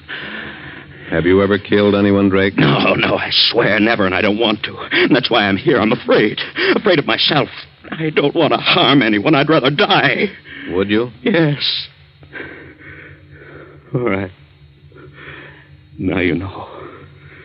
That's my great fear. Something's got to be done about it. You've got to help me. Very well, Drake. I'm glad you finally told me. Now I know what to do, know where to start. You don't think I'm going completely to pieces? Mentally, I mean. No, I don't think so. You think it's just temporary? Let's not talk about it anymore. But what can I do? I want you to stay away from the business for a week. Don't go near it. Don't think about it. I want you to stay in bed as much as possible. Read something in a light vein. Putter about if you like. In the garden, say. Anything but business. At the end of the week, I want to see you again. But above all, rest. Rest your mind and your body. Yes, I understand. And you think that will bring me out of these spells? I think everything will turn out for the best. Oh, thank you, Dr. Schultz. I appreciate all this, and I'll see you in a week. Goodbye, Mr. Drake.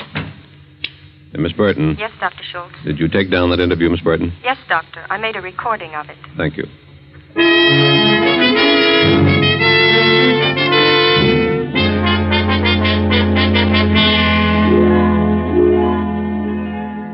So Henry goes home and stays in bed for 3 days, according to the doctor's instructions. Then, toward midnight of the third evening, his wife Rita comes home and is startled to find him gone. Jackson? Oh, yes, Mrs. Drake. Jackson, where's Mr. Drake? Why, Mr. Drake is in his room. But he isn't. He's gone. Gone? But I didn't see him go out, ma'am. When did you see him last? Why, it was about 9:30. I looked in to see if there was anything he wanted before I retired. What did he say? Was he dressed? No, ma'am. He was in bed. He said he didn't want anything and that I might as well turn in. Where on earth could he have gone on a rainy night like this? Well, shall I go out and try to find him, ma'am? No, never mind, Jackson. You can go back to bed. Yes, ma'am. Thank you. Can't imagine why on earth he'd go out when he wasn't feeling well. Hello? Phil? This is Rita. I just came in and Henry isn't here. I don't know. The butler said he saw him at 9:30 and he was in bed. Why would he go out in a storm? What reason could he possibly have? No, I don't think so. I hope he doesn't. Yes. Good night, Phil. Yes, I'll see you tomorrow evening if possible. Good night. As Rita hangs up the receiver, she suddenly realizes the library door is closed, but a streak of light shows beneath it. She steps quickly to the door and opens it softly. Henry. Huh? What are you doing here? Oh. Hello, Rita. Why aren't you in bed? In bed? Why, I don't know. Who are you phoning? Phoning? Oh, I was just thinking about phoning the doctor. I wanted to talk to him. At this hour of the night? It's 12 o'clock. 12? Yeah, so it is.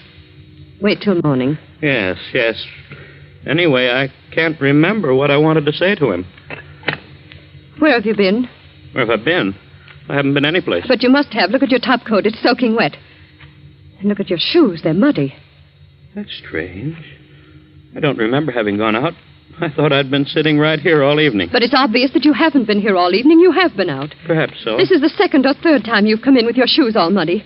Where do you go at this time of night? I tell you, I don't remember. I don't believe you. Whether you do or not, I don't remember where I've been. It's the silliest thing I ever heard of. A man like you, an intelligent man, walking around in his sleep. But I couldn't have been asleep. I know that much. Nonsense. Oh, don't be so impatient, Rita. I don't like this any more than you do, but I'm sure I'll be all right in a short time. Dr. Schultz will pull me out of it.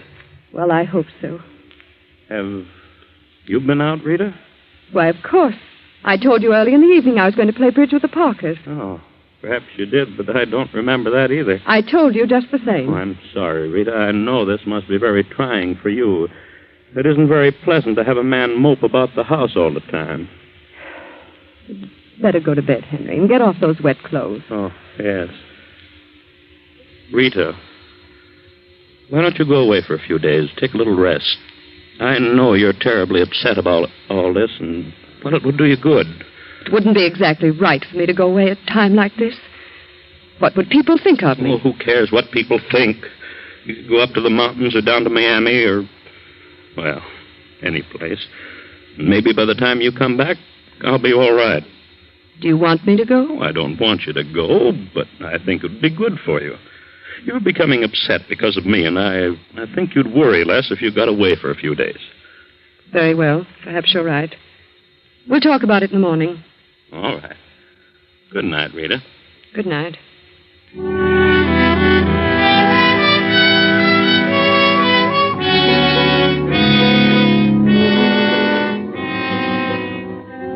Henry sits for a while staring at the telephone, then gets up slowly and shuffles up the steps to his room.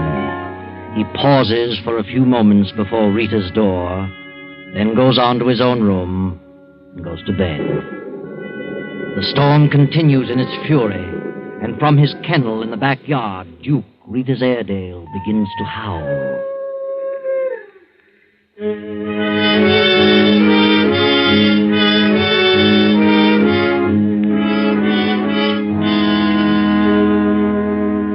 Finally, the storm subsides. Morning comes, and Henry joins Rita at breakfast. What's the matter, Henry? You haven't eaten a bite. No, I'm not hungry. I don't feel at all well this morning. You do look pale. I've never seen you so haggard. No? What's the matter with your hands? My hands? Well, yes, you keep staring at them and flexing your fingers. Oh, I don't know. You seem to... Well, it feels like rheumatism. Have some coffee. Yes, I believe I will. Here you are. Oh, good heavens. All over the floor. Oh, I'm sorry. I just seem to have no grip. Getting bad. I can't even hold on to a cup. Rita, what have you decided about that trip? I wish you'd take a few days' vacation. Oh, you sound as though you want to get rid of me. I'm only thinking of you. Very well, if you insist.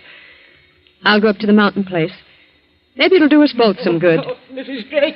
Mrs. Drake! Jackson, what on earth are you so excited about? Something terrible has happened. Terrible? What do you mean? I don't know how to tell you it. It's awful. What are you trying to say? It's Duke, your Airedale. What's happened to him? He's dead. I just went out to the kennel to unhook his chain, and there he was, ma'am. Oh, good heavens. Well, what happened to him? He's been strangled. There he was beside his house, and his tongue sticking way out. Oh, it's awful, ma'am. Strangled? But why? Who? Well, maybe he got tangled up in his chain, but it didn't appear so, ma'am. Somebody did it deliberately. Oh, the poor fellow. I can't imagine such a thing. Wait a minute, Rita. I wouldn't go out there. Oh, but I must. Please don't. It'll just upset you. Please don't go. Very well. But...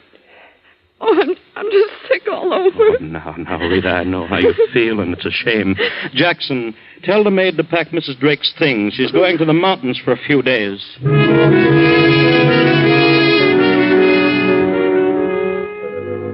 Henry Drake sits staring at his hands for a few moments, opening and closing them, opening and closing them.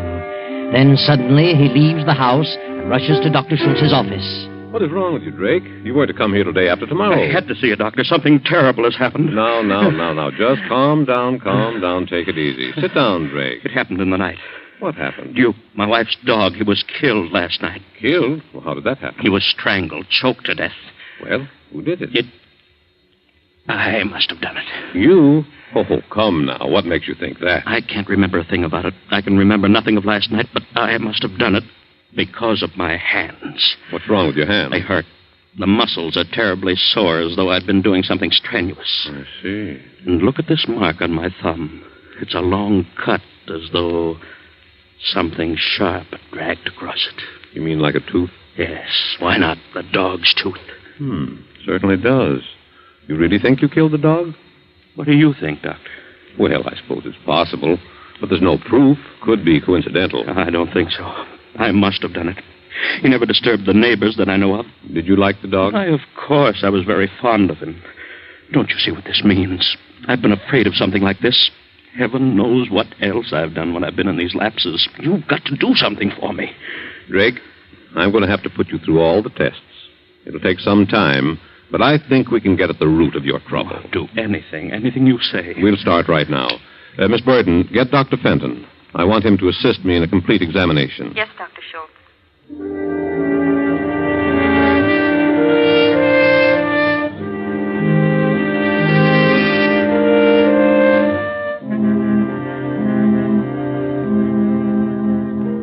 Now, Drake, just relax and continue staring into this little beam of light. We want you to answer these questions as quickly as possible. Yes. You're crossing a street. An automobile suddenly bears down upon you, you see? Yes. In an effort to save yourself, you jump out of the way. Yes. You jump forward or backward? Why, backward? Why? I can jump backward quicker than I can forward. Repeat after me as rapidly as possible. 1, 2, 3, 5, 6, 8, 9. 1, 2, 3, 4, 5, 6, 8, 9. You have no children? No. But you are married? Yes. Suppose you had a child. You come home at night and discover your house is on fire. Your wife and child are alone, asleep on the second floor. Will you try to rescue them first or call the fire department? Call the fire department? I see. Get all that with the timing, Miss Burton? Yes, Doctor.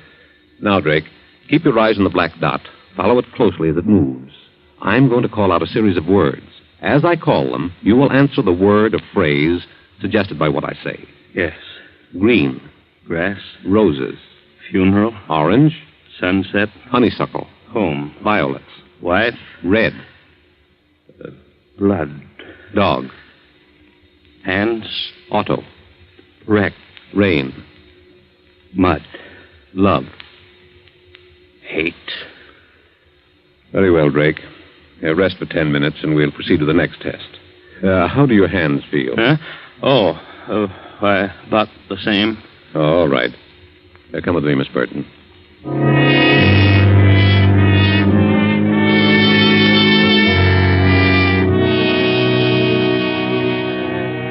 So on through the day, at various intervals, the psychiatrist continues his examination.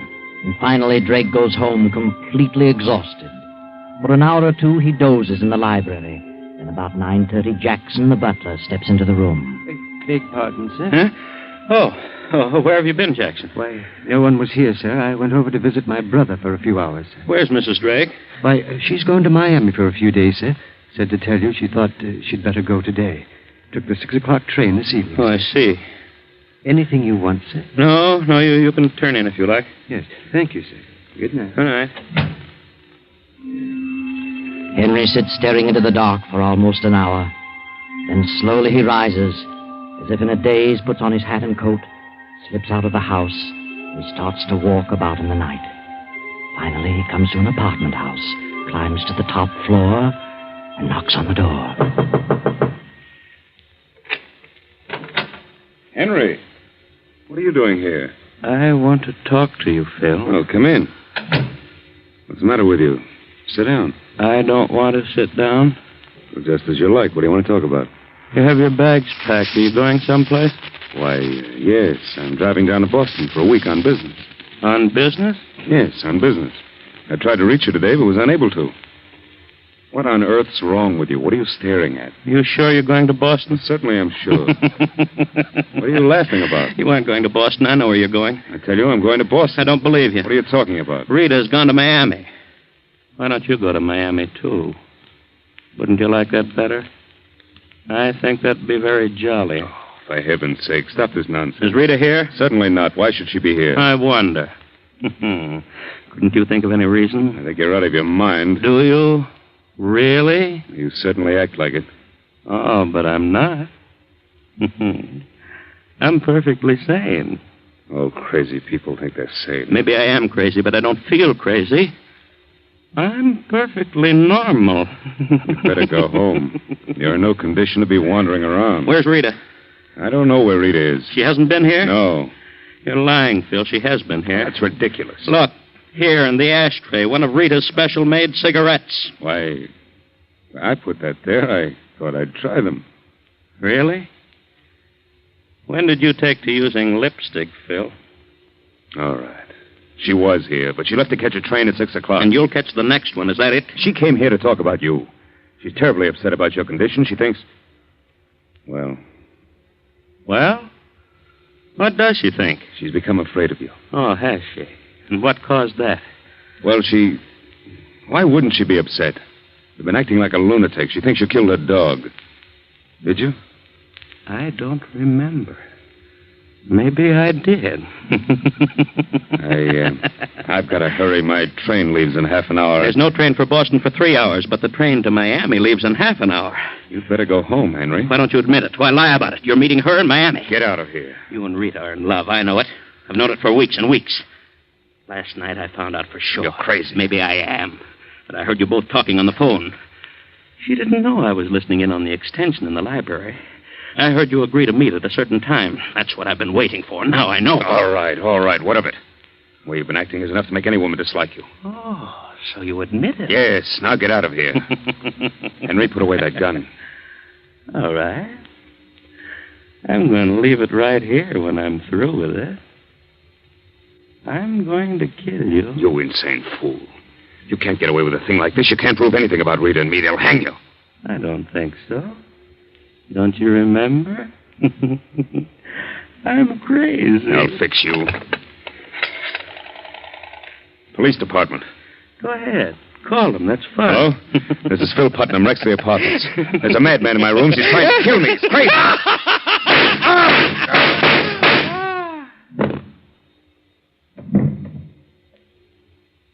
What a shame, Phil. You've missed the train.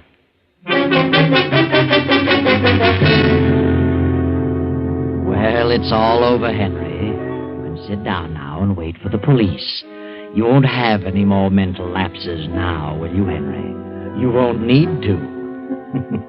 A slick job, Henry, and very beautifully planned. Everyone knows about your mental lapses, your illness, your desire to harm people. Rita knows about the dog. Your secretary knows about the contracts. And most important of all, Dr. Schultz knows that you've been suffering from a mental disorder for weeks. Oh, there'll be a trial. Your plea will be insanity. You'll go away for a while, and then all of a sudden you'll be cured and walk out a free man. Now we're in the courtroom. Dr. Schultz, the psychiatrist, is speaking. Mr. Drake came to me with his troubles some weeks ago. Later, Dr. Fenton and I psychoanalyzed him thoroughly. Here is a signed statement of our findings at that time, attached to our findings as of yesterday. Henry Drake was then, and is now, absolutely sane. The whole thing was a plan to escape the death penalty for premeditated murder.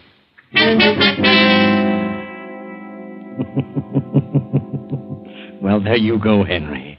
The whole thing blew up in your face. A beautiful plan gone haywire. You should have spent less time thinking about your revenge, Henry, and more time studying psychology. Too bad.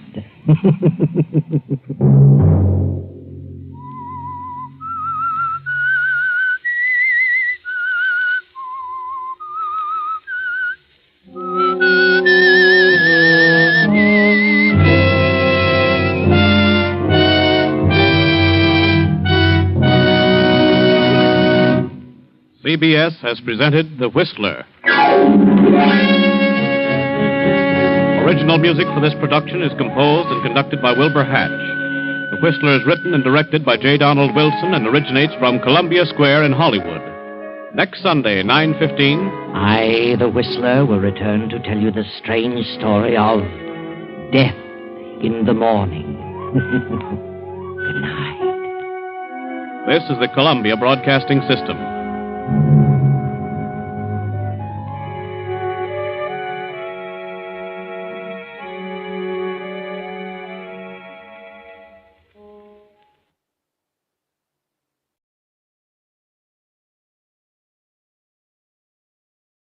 We offer you Escape.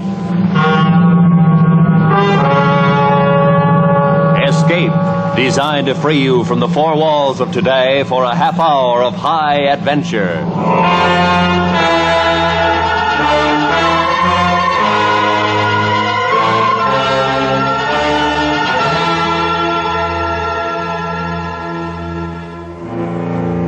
You are high on the frozen slopes of a great mountain, terrified and caught in a blizzard, while the thing for which you've been hunting has suddenly become the hunter.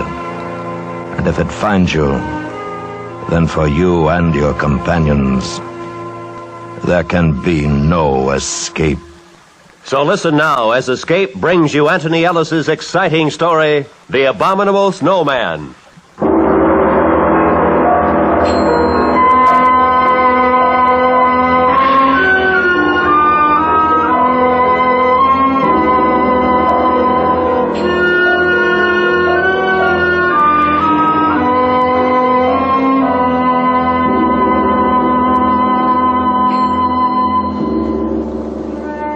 Our first bit of luck was when we hired our Sherpa guide, Nasang. That was in Darjeeling. When I told Nasang what we were after, he hesitated for a moment. And then he said, "The Sahibs have not come to climb Shomolungma?" "Oh, no, we're a little late for that. It's already been done. The other two Sahibs and myself are here for the reason I told you." Meto Kangmi? That's right. The Sahibs always hire me to climb the mountain with them, but never this. Are you afraid of them? I have seen one. You've seen one? Yes, many of us have seen them. Wait a minute. Alan. Yeah. What's up?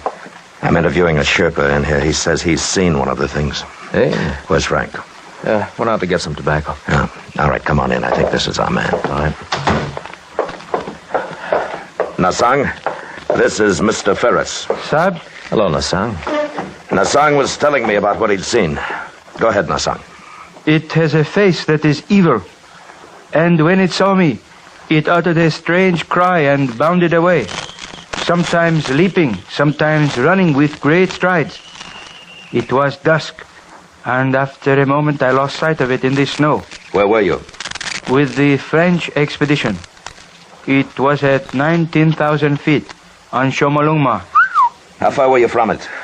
30 feet, perhaps 35. You're sure it wasn't an ape? I am sure. There is no ape in the Himalaya to make such a track. What about bears? This too I have been asked. But does a bear walk always upon its hind legs? Well, that's enough for me. Alan? Yeah, he'll do. Yeah. But if you want the job, Nasang, you're hired. You are going to try to capture a Yeti? Yes. It will be a difficult thing, but I will serve with you.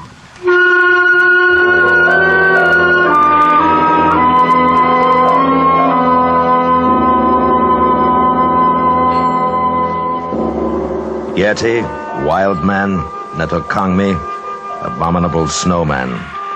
That's the name the natives had for the things, and Alan Ferris, Frank Davis, and I were going to try to get one. We'd all done some climbing, but climbing was secondary here. Expeditions since the beginning of the 20th century had heard of the Abominable Snowman, observed their tracks, and one or two white men claimed to have seen them. Great ape, bear, monkey, wild men, we didn't know. but we were going to find out.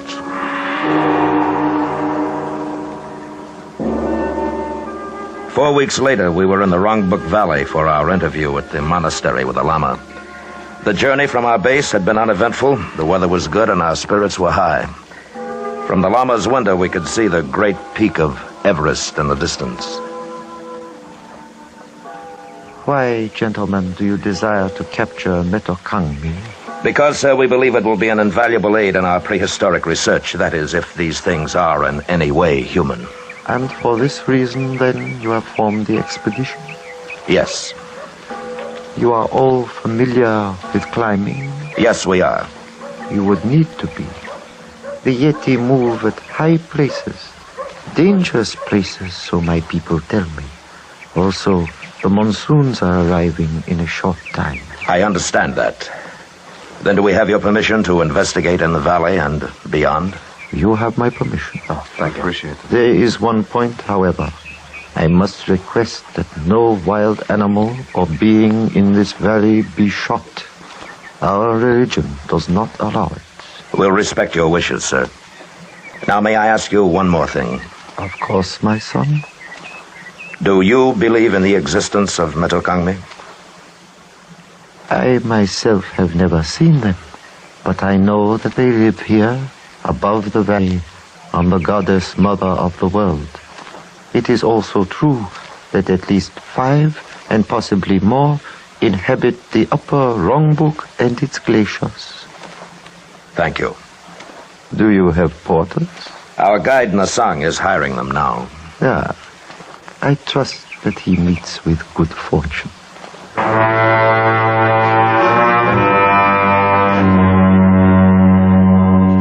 The old man, with great dignity, bowed slightly to us, and we were dismissed.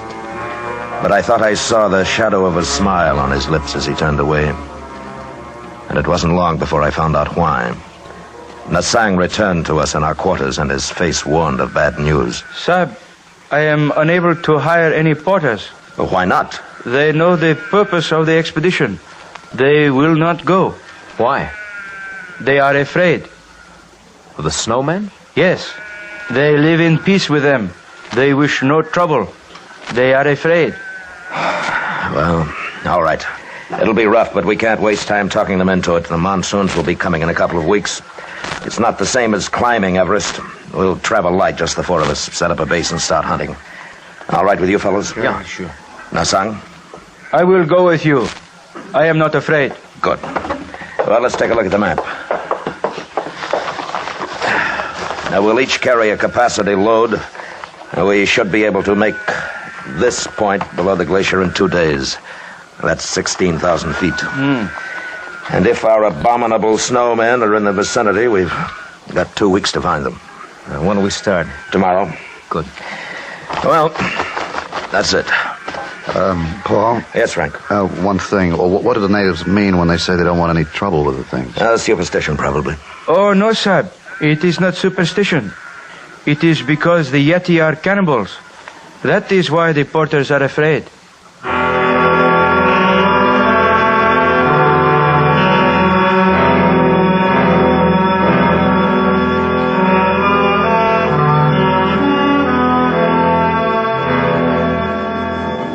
The weather turned ugly the day we left the village. A cold Tibetan wind blew down from the west, and with our heavy packs, it took us much longer than we'd thought to arrive at the point just below the Rongbuk Glacier. We set up our camp and made ourselves as comfortable as we could. The next morning wasn't so bad. There was a heavy overcast, a promise of snow, and the peak of Everest looming over us was shrouded in clouds. The four of us sat in the tent looking at our charts and drinking hot tea. I figured it'd be easiest if we started at the East Glacier. It's only about 3 miles from here, and with the weather as stinking as it is, we won't run too much of a risk. What do you think, Paul? Well, that sounds all right. What do you say we split up? You and Nasang, Alan and me. We'll work up on either side of the ridge, here. And if we spot any tracks, fire 2 shots. Yeah, good enough. Now, the big thing, though, no matter what, don't shoot at the thing if you do see it. Okay? Okay. All right. If we lose touch with each other, we'll meet back here at 5. All right, let's get going.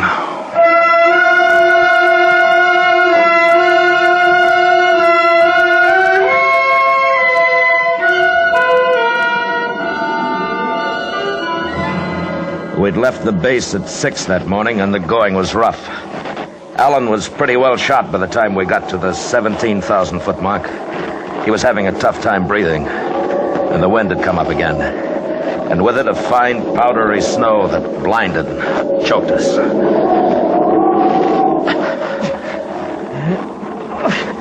Hey, I gotta take 5. All right. Here, move over here. Might cut some of the wind. Oh, that's better. Oh, we might as well start back for the base. We couldn't see anything in this anyhow. You know, right now, I don't care whether we do or not. This is good weather.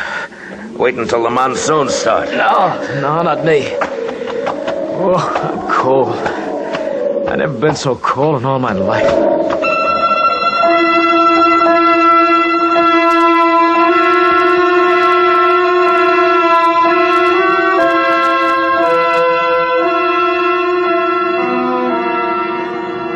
We stayed in the half shelter of an overhang for 10 minutes, and the wind was quieter and the snow had let up.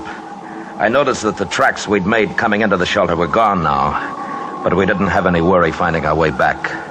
I figured that Frank and Nassang had met pretty much the same thing on their side of the ridge, and we'd meet them at the base. So Alan and I picked ourselves up and started off.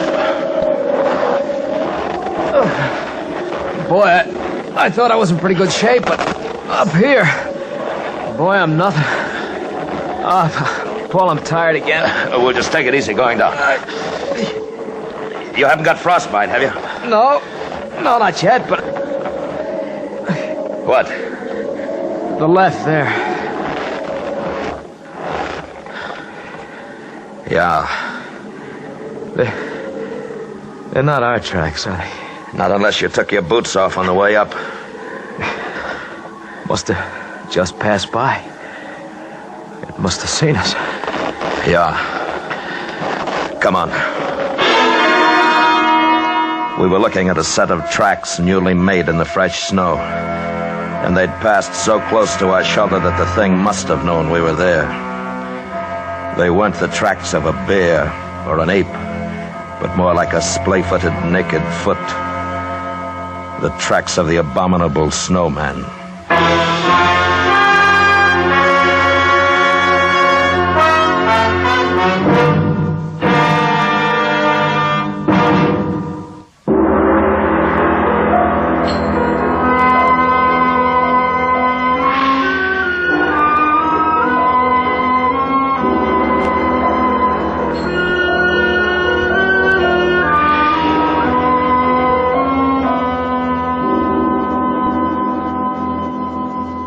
We began to follow the tracks, and for a while, perhaps 150 yards, it was easy. And then the thing made a leftward traverse down a deep slope. We could see the prints clearly, angling with a sidestep, as sure-footed as a mountain goat, except that it was walking on 2 legs. This way, Paul. Take it easy, Alan. It's getting steeper. Boy, that thing sure can climb. Hold up. Alan. I think Hold it! And he dropped out of sight over the lip of the crevasse.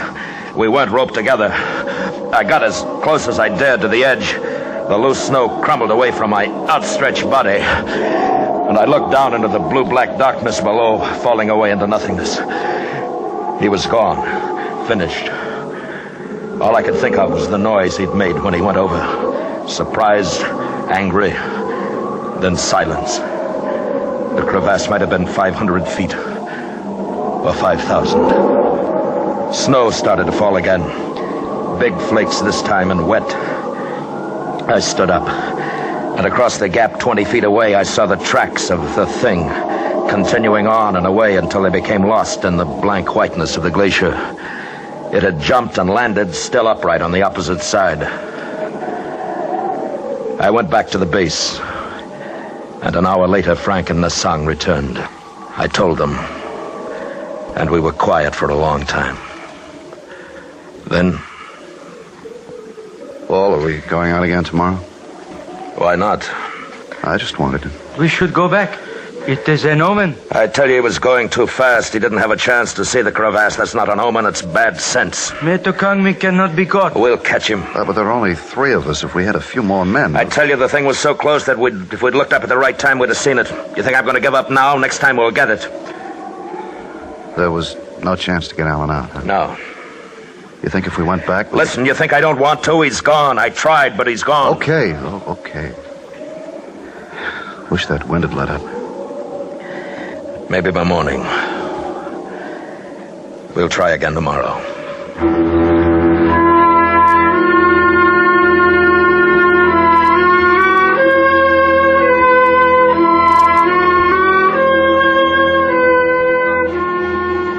It was cold that night, and somehow colder because Alan was gone. I heard Frank tossing around, and I knew he was thinking about a body broken and lonely, lost somewhere in a deep and dark place. In the morning, the 3 of us packed our gear, camera, food. It was a light pack, and we started up again. This time to a crest above the ridge. It was tougher than it looked, and we weren't even halfway up before we had to rest. And as I looked to the west, I saw clouds boiling up. Not white, but somber, threatening. And below, the valley looked grim, ugly gray. And then the sun was gone. And we kept on going up. And then I had a strange feeling. It was nothing I could see, nothing I could hear, only a sensation of being watched, followed. Wait a minute. See something? No. I have felt it too, Sahib. Something following us? Yes. It is Metokangmi. How do you know? It can be nothing else. At this height, there is nothing else that lives. Maybe it's curious. No, don't turn around, Frank. Listen. When we get up to the crest, you 2 flop down. Stay in sight of the slope here. What are you going to do? Move around the hump and watch. If it thinks we're all together, it may come close enough to give us a chance to get it. You better watch your step. It looks nasty. I will. Now, come on. It took us another 15 minutes to get up to the crest, and then Frank and Nasang hunched down to rest. They were in clear view of the slope we just descended. I moved back out of sight and made my way toward the hump, which backed a long shelf on the north side of the crest. In a couple of minutes, I lost sight of them and of the slope. The wind had increased, and the clouds had spread now to become an iron gray canopy over the mountain. It was getting colder again. I don't think it took over 5 minutes to reach my lookout point. And when I did, I had a perfect view of the ground we'd covered. There was nothing there. The men were out of sight. And I waited. A minute. 2. There was nothing. Until...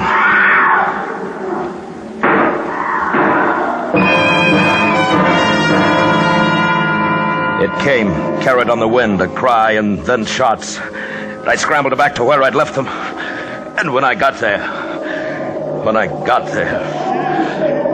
Frank was lying on his back.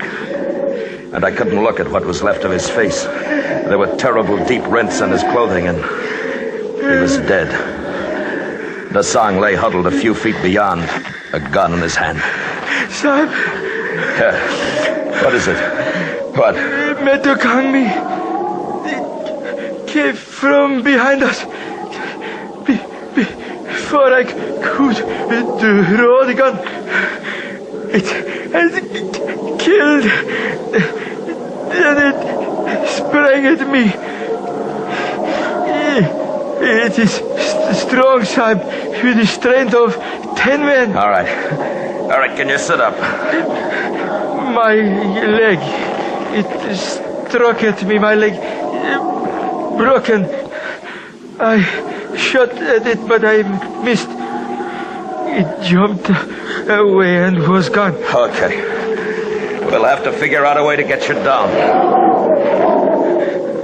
We were 4 hours from camp, and with Nasang practically helpless, it could well be 4 days or never. I buried Frank where he was lying, then began to work down the slope. Nasang was in great pain. He half slid and crawled as best he could.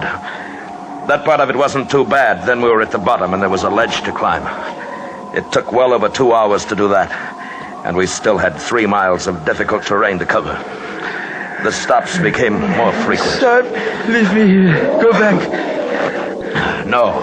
My leg is frozen. There is no feeling anymore.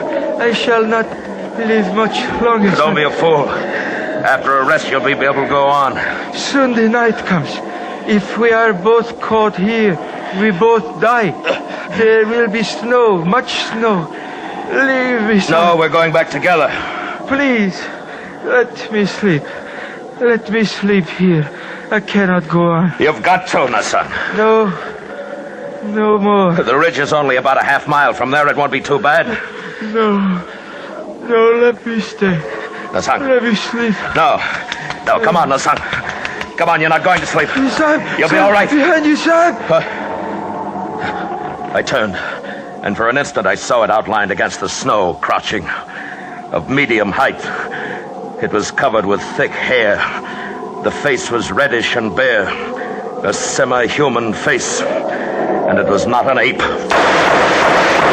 The thing made a tremendous leap and was gone, but I'd hit it. I knew I hit it. The Kangmi, that was he. Did you kill it? No, I don't think so. Then it will be back. It has tasted blood. You must leave me. No, get up. Get up, come on. Let's go.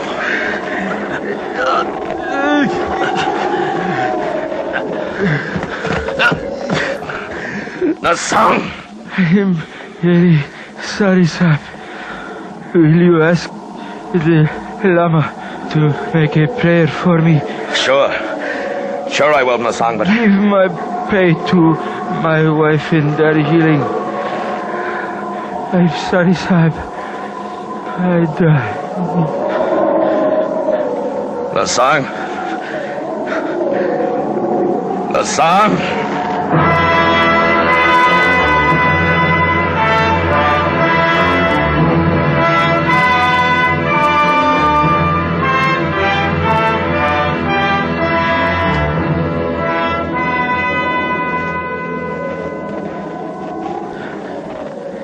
And the darkness came, and with it shadows in the snow.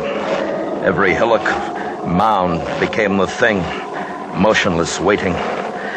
In my mind, I kept seeing it, its long arms, powerful, and the dreadful claws it must have possessed. I carried my gun in my gloved hand, but I knew that I couldn't fire it unless I was barehanded. And that meant my hand would freeze to the gun. And then suddenly I felt myself slipping.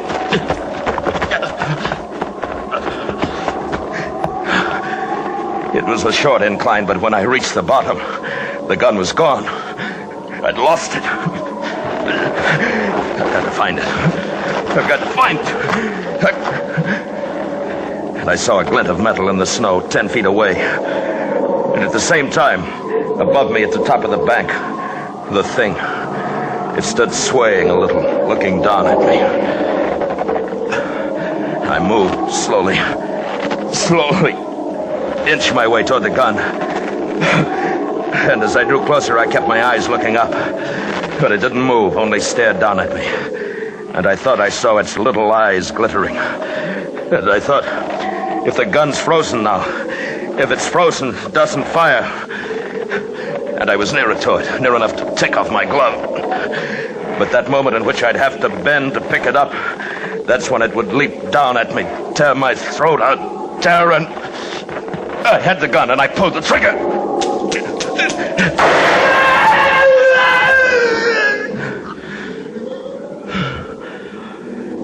And it lay there, strange and terrifying, its blood staining the snow. And it looked at me. Looked at me. Until the sound died away.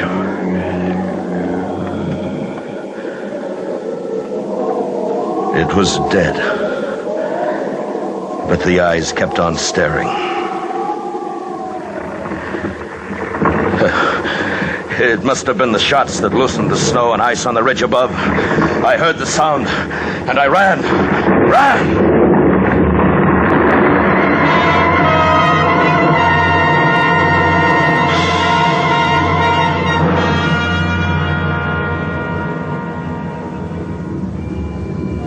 It passed me and swept on down toward the valley, the thunder of it dying in the distance.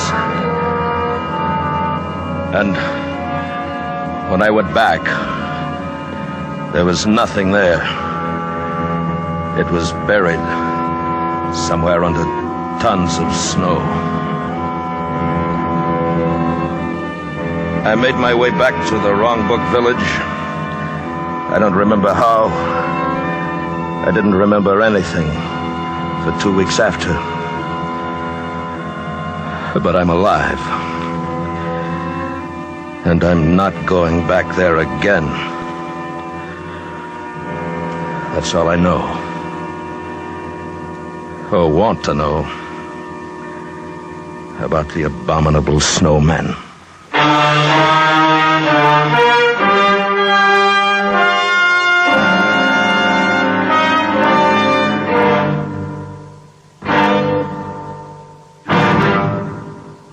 Escape has brought you The Abominable Snowman, written and directed by Anthony Ellis, starring William Conrad as Lane. Featured in the cast were Anthony Barrett, Hy Averback, Jack Crucian, and Edgar Barrier. The special music for Escape was composed and conducted by Leith Stevens. Next week. You are a passenger aboard a submarine making its last peaceful voyage across the sea.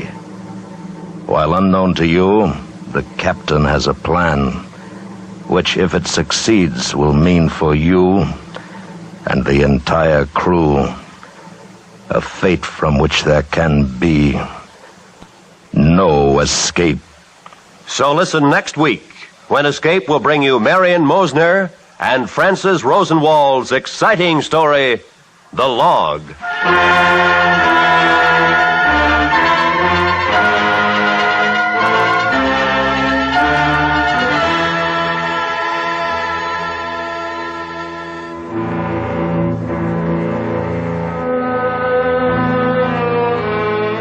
You're headed in the right direction. The station is right. The network is right, too. Check all timepieces and then check your local radio schedule. Let's have no slip-ups. Everybody wants to hear the Jack Benny Show right from the beginning when it returns to CBS Radio tonight. This is Roy Rowan speaking.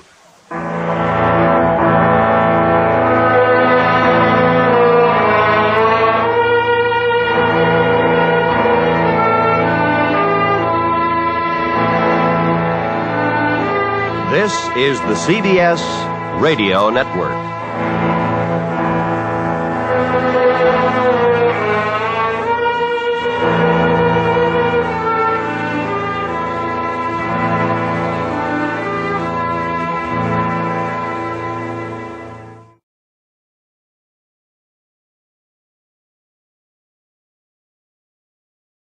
And dial your NBC station.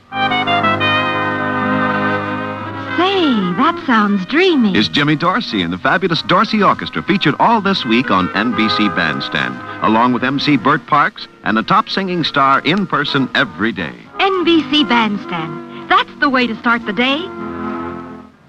And now stay tuned for Sleep No More on NBC.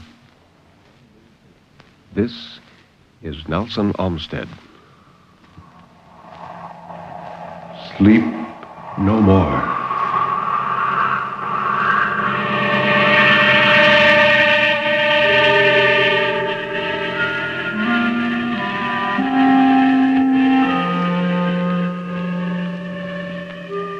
Sleep no more. Turn down the lights. Sink back in your chair and don't look into the shadows. In the shadows, there may be moving things. Tonight, it may be you will sleep no more.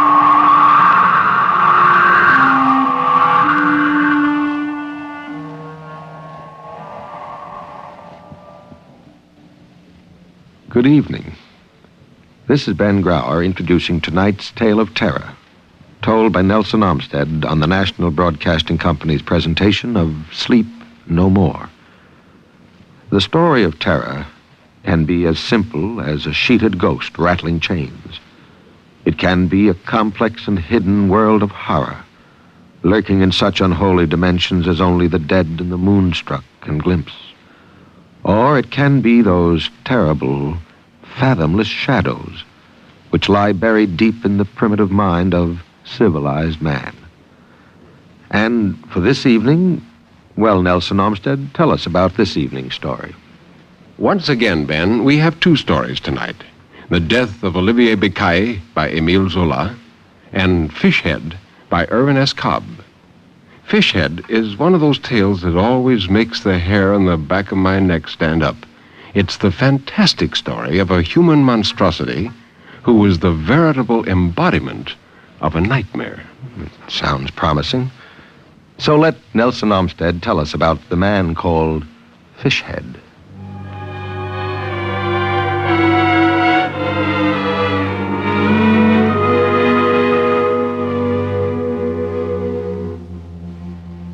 It goes past the powers of my pen to try to describe Reelfoot Lake for you, so that you, hearing this, will get the picture of it in your mind as I have it in mine. It's the largest lake south of Ohio, lying mostly in Tennessee, but extending up across what is now the Kentucky line. It is, and always has been, a lake of mystery. In places it is bottomless. Other places, the skeletons of the cypress trees that went down when the earth sank still stand upright, so that if the sun shines from the right quarter and the water is less muddy than common, a man, peering face downward into its depths, sees below him the bare top limbs upstretching like drowned men's fingers, all coated with the mud of years and bandaged with pennons of green lake slime. In still other places, the lake is shallow for long stretches, no deeper than breast high to a man, but dangerous because of the weed growths and the sunken drifts which entangle a swimmer's limbs. Its banks are mainly mud. Its waters are muddied too, being a rich coffee color in the spring and a copperish yellow in the summer. And the trees along its shore are mud-colored clear up to their lower limbs after the spring floods, when the dried sediment covers their trunks with a thick, scrofulous-looking coat. There are stretches of unbroken woodland around it, and slashes where the cypress trees rise countlessly like headstones for the dead snags that rot in the soft ooze. There are long, dismal flats where in the spring the clotted frog spawn cling like patches of white mucus among the weed stalks, and at night the turtles crawl out to lay clutches of perfectly round white eggs with tough, rubbery shells in the sand. There are bayous leading off the nowhere, and sloughs that wind aimlessly like great blind worms, finally to join the big river that rolls a few miles to the westward. Reelfoot Lake is a wonderful place for fish, bass and crappie and perch and the snouted buffalo fish. How these edible sorts live to spawn and how their spawn in turn live to spawn again is a marvel, seeing how many of the big fish-eating cannibal fish there are in Reelfoot. Here, bigger than anywhere else, you find the garfish, all bones and appetite and horny plates, with a snout like an alligator, the nearest link, naturalists say, between the animal life of today and the animal life of the reptilian period. But the biggest of them all are the catfish. These are monstrous creatures, these catfish of Reelfoot, scaleless, slick things with corpsey dead eyes and poisonous fins like javelins, and huge whiskers dangling from the sides of their cavernous heads. 6 and 7 feet long they grow to be, and weigh 200 pounds or more, and they have mouths wide enough to take in a man's foot or a man's fist, and strong enough to break any hook save the strongest, and greedy enough to eat anything, living or dead or putrid, that the horny jaws can master. Oh, but they are wicked things, and they tell wicked tales of them down there.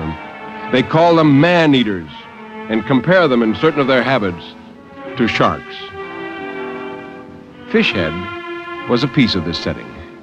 He fitted into it as an acorn fits its cup. All his life, he had lived on Reelfoot, always in the one place at the mouth of a certain slough. He'd been born there of a Negro father and a half-breed Indian mother, both of them now dead. And the story was that before his birth, his mother was frightened by one of the big fish, so that the child came into the world most hideously marked. Anyhow, Fishhead was a human monstrosity, the veritable embodiment of a nightmare. He had the short, stocky, sinewy body of a man, but his face was as near to being the face of a great fish as any face could be, and yet retained some trace of human aspect. His skull sloped back so abruptly that he could hardly be said to have a forehead at all. His chin slanted off right into nothing.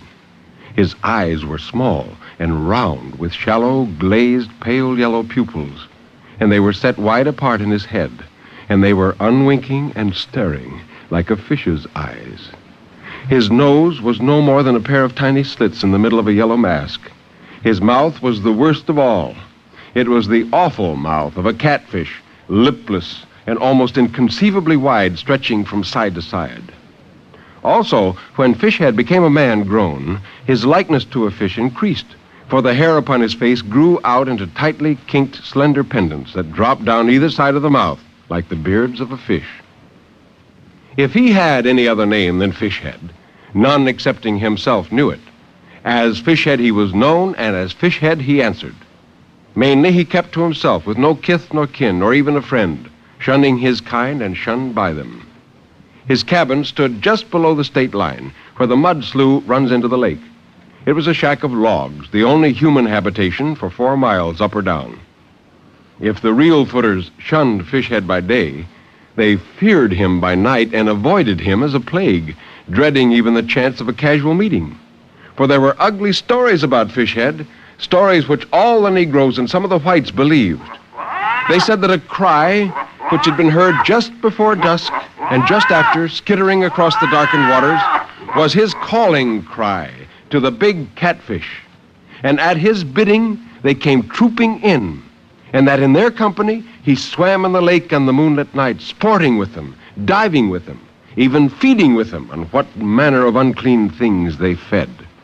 The cry had been heard many times, that much was certain. Also, that the big fish were noticeably thick at the mouth of Fishhead Slough. No native Reelfooter, white or black, would willingly wet an arm or a leg there.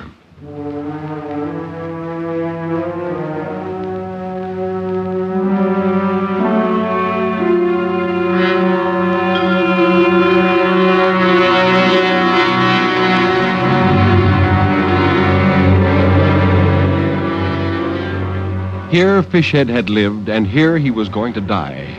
The Baxters were going to kill him, and this day in late summer was to be the time of the killing. The 2 Baxters, Jake and Joel, were coming in their dugout to do it. This murder had been a long time in the making. The Baxters had to brew their hate over a slow fire for months before it reached the pitch of action. They were poor whites, poor in everything, repute and worldly goods and standing. A pair of fever-ridden squatters who lived on whiskey and tobacco when they could get it, and on fish and cornbread when they couldn't. The feud itself was of months standing. Meeting Fishhead one day in the spring, the brothers had accused him, wantonly and without proof, of running their trout line and stripping it of the hooked catch, an unforgivable sin among the water dwellers and shanty boaters of the South. Seeing that he bore this accusation in silence, only eyeing them steadfastly, they had been emboldened then to slap his face, whereupon he turned and gave them both a beating of their lives. They swore that they would get him. There'd been no hitch or mishap. No one had been abroad in the late afternoon to mark their movements, and in a little while Fishhead ought to be due. Jake's woodsman's eye followed the downward swing of the sun speculatively. The shadows thrown shoreward lengthened and slithered on the small ripples. The small noises of the day died out. The small noises of the coming night began to multiply. The green-bodied flies went away, and big mosquitoes with speckled gray legs came to take their place. The sleepy lake sucked at the mud banks with small mouthing sounds, as though it found the taste of the raw mud agreeable. Bull bats began to flitter back and forth above the tops of the trees. A pudgy muskrat, swimming with head up, was moved to slide off briskly as he met a cottonmouth moccasin snake, so fat and swollen with summer poison that it looked almost like a legless lizard as it moved along the surface of the water in a series of slow, torpid S's. Directly above the head of either of the waiting assassins, a compact little swarm of midges hung, holding to a sort of kite-shaped formation. But the two brothers in their dugout gave heed to nothing except the one thing upon which their hearts were set and their nerves tensed. Joel gently shoved the gun barrels across the log, cuddling the stock to his shoulder and slipping 2 fingers caressingly back and forth upon the triggers.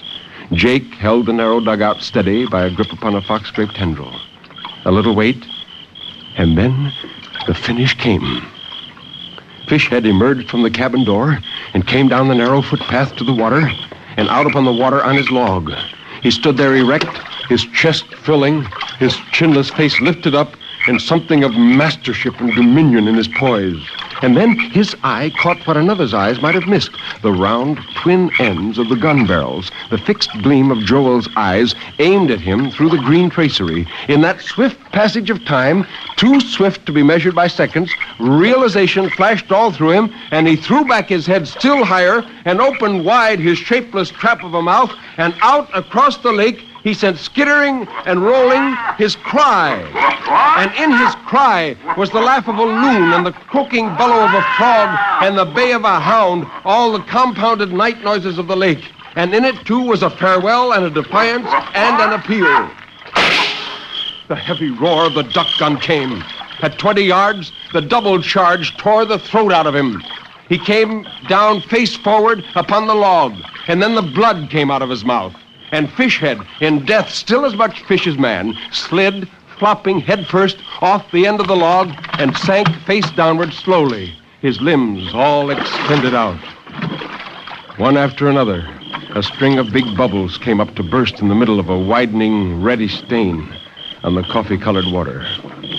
The brothers watched this, held by the horror of the thing they had done, and the cranky dugout, having been tipped far over by the recoil of the gun, took water steadily across its gunwale. And now there was a sudden stroke from below upon its careening bottom, and it went over, and they were in the lake. But the shore was only 20 feet away, the trunk of the uprooted tree only 5. Joel, still holding fast to his shotgun, made for the log, gaining it with one stroke. He threw his free arm over it and clung there, treading water as he shook his eyes free. Something gripped him. Some great, sinewy, unseen thing gripped him fast by the thigh, crushing down in his flesh. He uttered no cry, but his eyes popped out, and his mouth set in a square shape of agony, and his fingers gripped into the bark of the tree like grapples. He was pulled down and down by steady jerks, not rapidly, but steadily, so steadily. And as he went, his fingernails tore 4 little white strips in the tree bark. His mouth went under. Next, his popping eyes, then his erect hair, and finally his clawing, clutching hand. And that was the end of him. Jake's fate was harder still, for he lived longer, long enough to see Joel's finish. He saw it through the water that ran down his face, and with a great surge of his whole body, he literally flung himself across the log and jerked his legs up high into the air to save them. He flung himself too far, though, for his face and chest hit the water on the far side. And out of this water rose the head of a great fish, with the lake slime of years on its flat black head, its whiskers bristling, its corpsey eyes alight, its horny jaws closed and clamped in front of Jake's flannel shirt. His hand struck out wildly and was speared on a poisonous fin. And unlike Joel, he went out of sight with a great yell and a whirling and churning of the water that made the cornstalk circle in the edges of the small whirlpool. But the whirlpool soon thinned away into the widening rings of ripples, and the cornstalks quit circling and became still again, and only the multiplying night noises sounded about the mouth of the slough.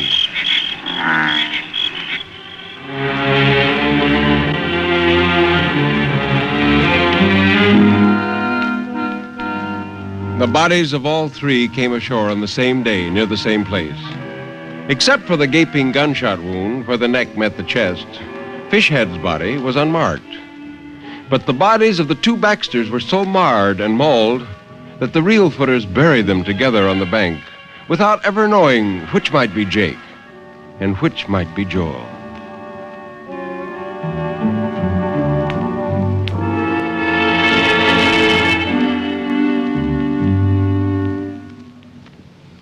This has been Irvin S. Cobb's short story, Fishhead, as told by Nelson Armstead.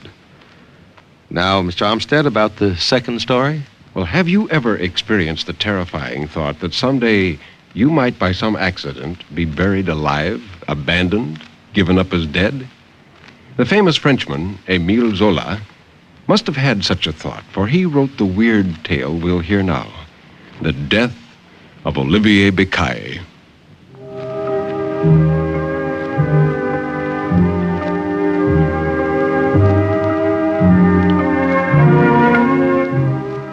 It was on a Saturday at 6 o'clock in the morning that I died. My poor wife had been bending over a trunk where she was looking for some linen. When she straightened up and saw my staring eyes, my rigid body, my chest quiet, she ran to me thinking I had fainted.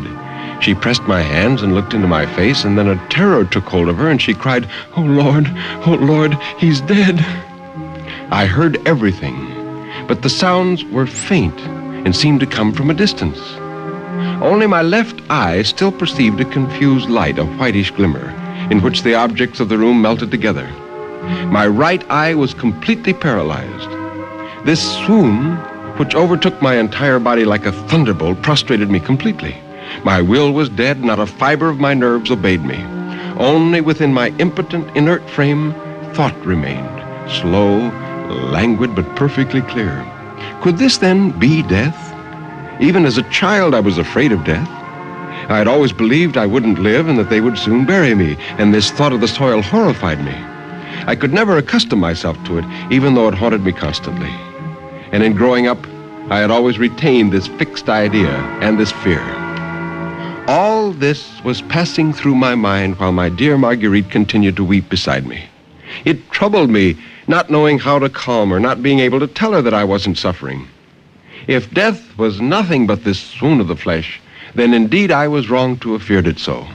It was actually a feeling of well-being, a great repose, in which worry and trouble were left behind. Poor Marguerite. Now she was alone. She kissed my hands and cried out repeatedly, "Olivier, answer me, answer me. Oh, he is dead." But I couldn't possibly be dead. I would wake up soon, surely. Yes, presently I would lean over and take Marguerite in my arms. Presently, when she came to me again, I would murmur very low so as not to frighten her while I kissed her cheek, "I'm only sleeping, my dearest.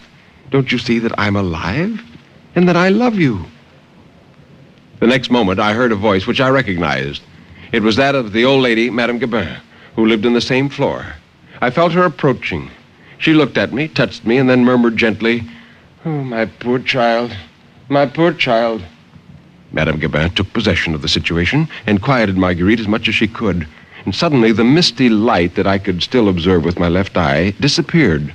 Madame Gabin had just closed my eyes, though I had not felt the touch of her finger on my eyelid. When I at last understood, a chill began to creep down my backbone.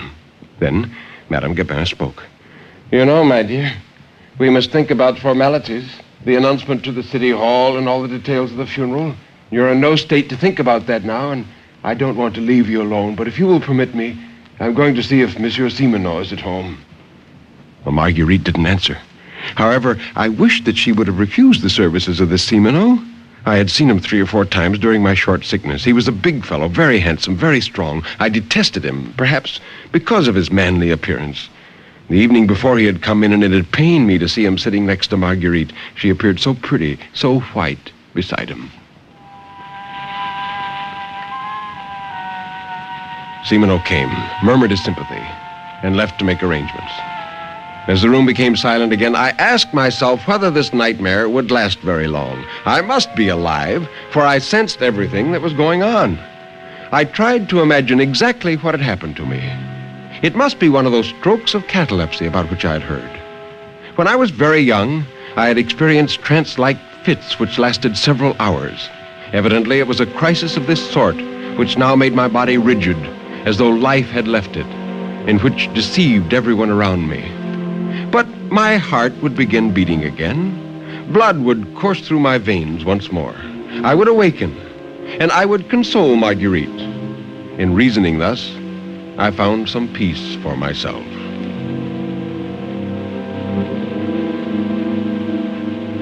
Hours passed, Simoneau reappeared, whispering to Madame Gabin that the funeral was set for 11 o'clock the next day, and that the doctor for the dead would soon come.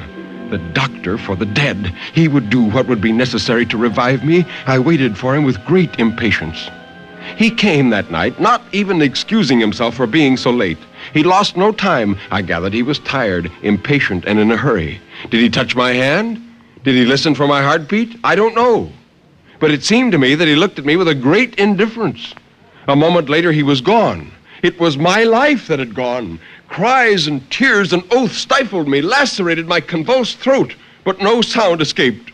So this was the end. I was condemned. My last hope disappeared with this man. If I didn't awaken before 11 o'clock the next day, I would be buried alive. This thought was so horrible that I lost consciousness.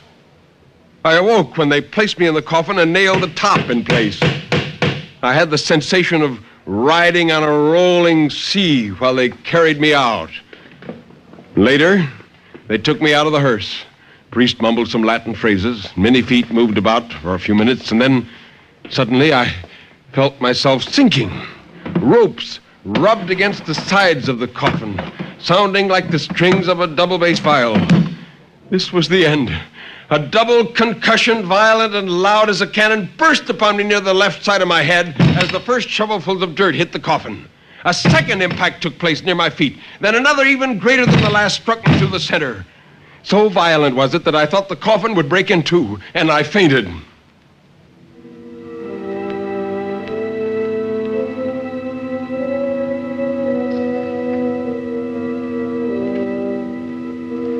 How long did I remain thus? I could not say. In nothingness, of whole eternity, in a single second have the same duration. But little by little, confusedly, the consciousness of being came back to me. I tried to rise and struck my head violently. Was I finally coming out of the catalepsy which had for so many hours given me the appearance of one dead? Well, yes, I could move. A last test remained to be made. I opened my mouth and screamed, "Marguerite!" My voice inside the closed box took on such a hollow sound that it frightened me. Almighty God, was it true? I was able to move. I was able to cry out loud that I was alive, and my voice would never be heard. I was completely surrounded, stifled inside the earth. Finally, in a fit of hopeless anger, I kicked both feet out terrifically and was amazed to hear part of the wood give way. Another sturdy kick, and my feet shot out into an open space. Next to me was a recently dug open grave. Just a small partition of earth to dig through in order to roll out into this empty space. Oh, God be praised. I was saved.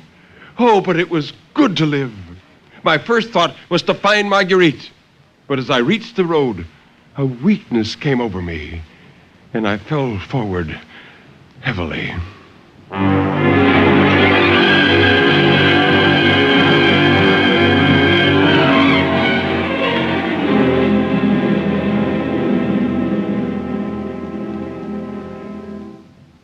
For 3 weeks, I was unconscious. When I finally came to my senses, I found myself in a strange room. A man was there taking care of me. He told me simply that one morning he found me on Montparnasse Boulevard and had taken me to his home. He was an old doctor who'd given up his practice. When I began to thank him, he cut me short by saying the case had appeared interesting to him and that he wanted to study it. Further than this, I learned nothing. I regained strength slowly. But one June morning, I obtained permission to take a short walk and immediately set out to go to my old lodging. With difficulty, I reached it, and then a childish fear agitated me. If I presented myself suddenly this way to Marguerite, the shock might kill her. The best thing would be to see first the old neighbor, Madame Gabin. I decided to enter a little restaurant downstairs. I must have been unrecognizable. My beard had grown during my illness, and my face had become very thin. Then I heard two women of the house gossiping. They were talking about Marguerite. One was asking if she had decided as yet, and the other answered that she thought so. She said, "Yes, Monsieur Simoneau has been kind to her. He's wound up his father's affairs, and he has a lot of money, and he's offered to take her to the country with him to live with one of his aunts who wants a companion. It will certainly end in marriage." "Well, after all," said the other woman, "the husband was no match for Monsieur Simoneau. I never liked him, always whining and not a penny. No, he was no husband for a woman with blood in her veins."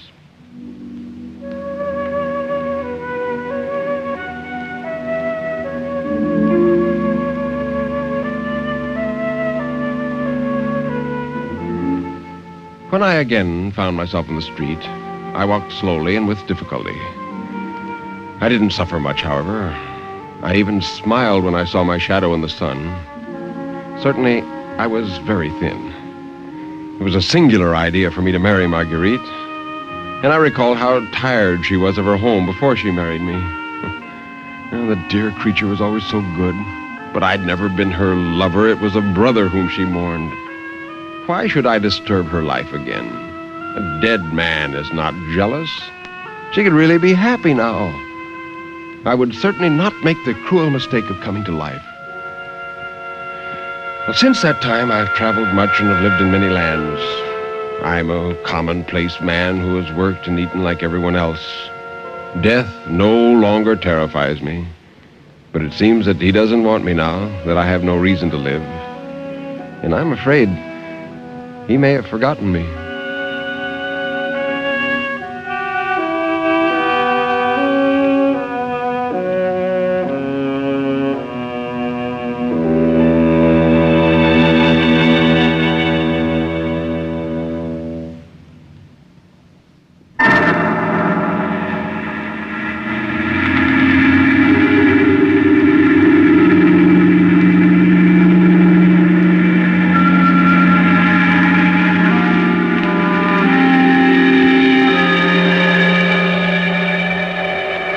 You can turn up the lights now.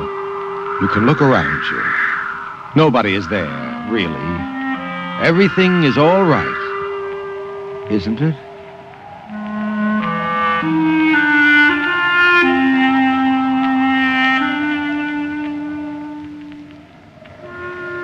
Well, Nelson Olmsted, what's on the story list for next week?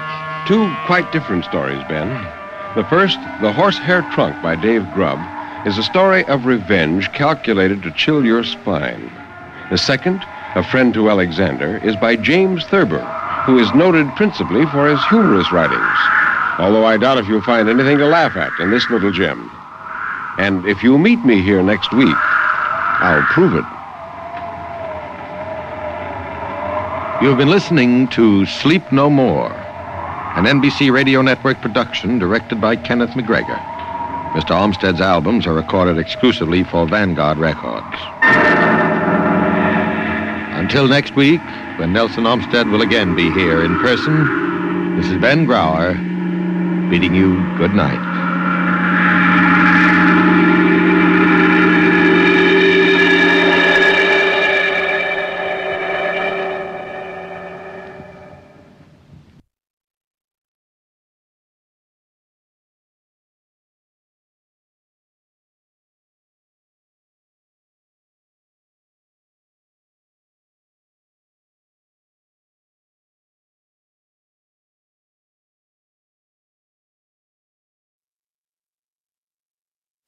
And now, the Hall of Fantasy. Welcome to the Hall of Fantasy.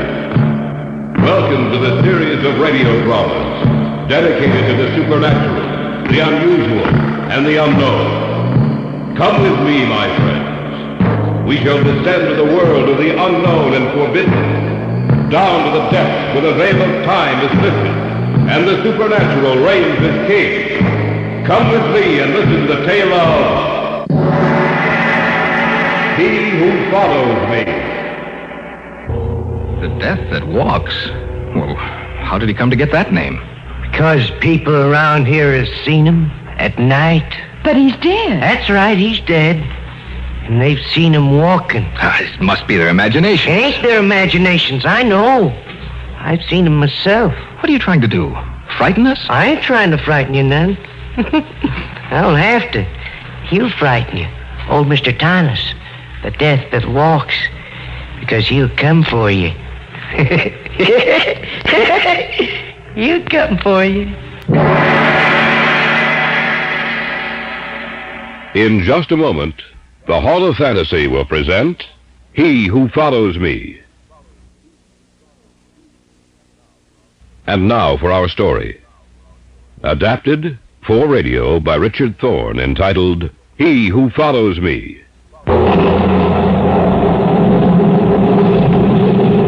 had before me the diary of a dead man. He and his wife were my best friends.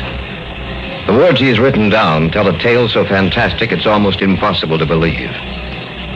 Yet I know that Bill and Helen Mason lived the last few months of their lives in dread fear of the slow steps that followed them. It is late evening as I read his words. I have come to their house, now so empty, and sit in the large, overstuffed leather chair in the library. Outside, rain pummels against the side of the house. The wind blows the fall leaves from the trees, and the sound of thunder gives vent to the anger of the storm. There's something in the house. A tension. A fear, perhaps. I feel almost as if unseen eyes were watching me. As if someone is here with me. Here in this room.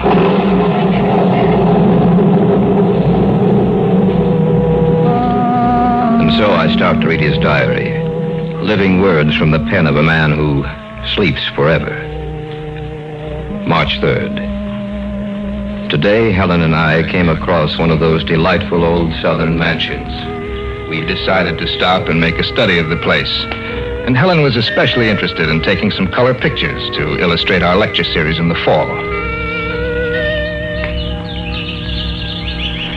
Well, I guess no one will mind if we take a look around the place. No, I'm sure they wouldn't. Oh, it's a shame that whoever owns the house and grounds lets the place run down this way. It must have been beautiful in its day. I imagine it was, Helen. And the house could still be saved, renovated. Beautiful place. Oh, wait a minute. I'd like to get a shot from here. If that turns out, it'll make a nice picture. Helen? Mm-hmm. I wonder what that building is over there. Where? Right over there, just in back of the house. Oh, well, no one's to stop us. Why don't we take a look? All right, let's do. Can't understand why anyone would let the grounds and house deteriorate so. Well, it must have cost a lot of money to run a place as large as this, darling. The real estate office probably couldn't find a buyer. You're probably right. I noticed the other building doesn't seem to be so run down. No. It's in remarkably fine condition. It must have been built a lot later than the house. Seems to be made of stone. Gray stone. Wonder what it's used for. Don't know. Actually, I believe that someone lived in the old house not too long ago, and I think probably the second building was constructed during that time. Well, it's a crime to let a beautiful old place run down like this. Well, here we are. Bill? Yes, dear? It doesn't have any windows. Yes, I noticed that. Seems rather strange. Oh, well, maybe it was used for a storehouse. Oh, look at the door. What's the matter with it? I think the lock's broken. Yeah, you're right. Why don't we take a look inside? All right.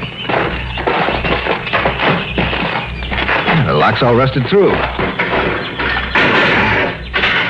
There. Yeah, that does it. And now to see what's inside. Well, there might not be any windows, but there's a skylight that lets in the sun. Come on, let's go in. All right. Ooh, it's so cold in here. So I noticed. Helen... What's that in the center of the floor? That's just what I was going to say. This isn't a storehouse by any stretch of the imagination.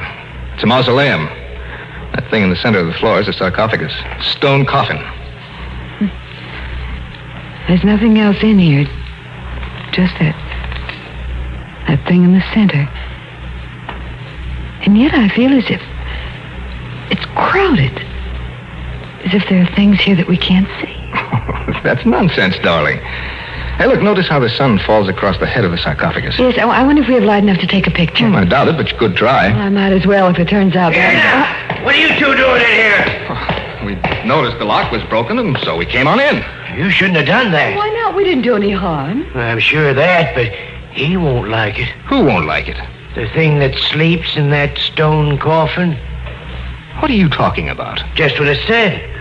You didn't notice the writing over the door when you came in, did you? What writing? You didn't notice it then. That's a shame. Because you didn't know what you was getting into. Getting into? Look, I'm sorry, but I just don't understand. We didn't hurt anything. We're not intending to steal anything. Well, that don't make no difference. He doesn't care what your reasons were. Who is he? They called him Mr. Tanis when he was living. They call him the death that walks now that he's dead.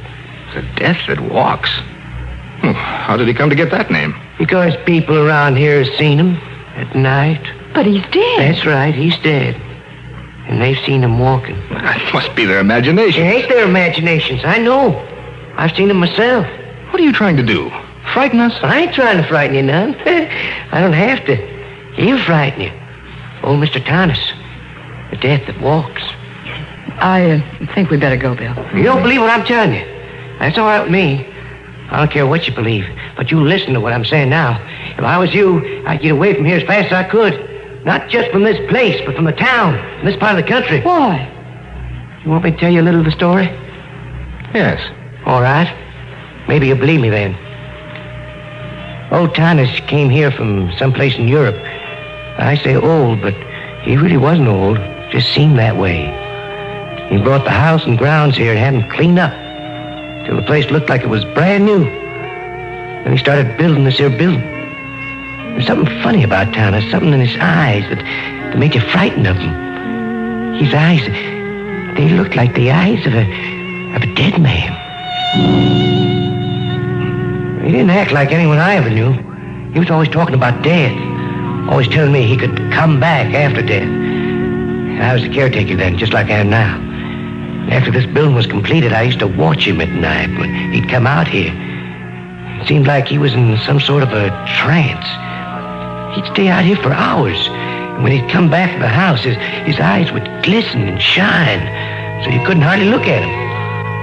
A week before he died, he told me that as long as I lived, I was to take care of this place. Because if I didn't, he'd come back and kill me.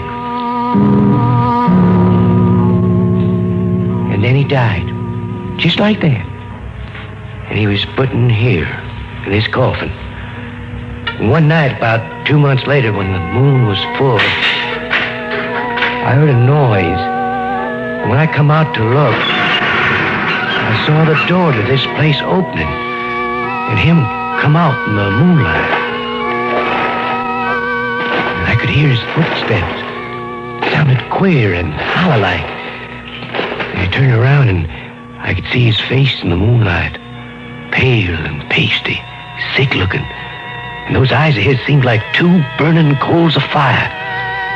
He seemed to be looking at me. And I heard him say, "They have disturbed me, and the moon has awakened me. I shall follow them." That's what he said. And I heard it just as plain as you're hearing me. And then he vanished in the night. Towards morning, I heard his footsteps again.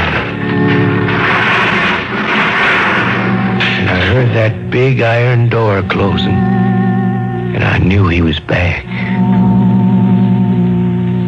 The next day in town, I heard that Alf Cummins had died the night before, screaming something about not meaning to go into the mausoleum. I knew who killed him. And that's all there is to the story? Oh, that's just part of it. It's happened again and again in the last 10 years since he's been dead. Folks around here say he'll follow you wherever you go if you come inside here. Well, in that case, why haven't you been killed? Because he needs me. He ain't going to kill me. But if I was you, I'd get out of this part of the country just as soon as I could. Let's go back to the hotel, Bill. Yes, all right, dear. You going to get away from here? Yes, we'd better get going. I wish I'd have been here when you come, but I was in town getting this lock. You can't go around leaving this door unlocked.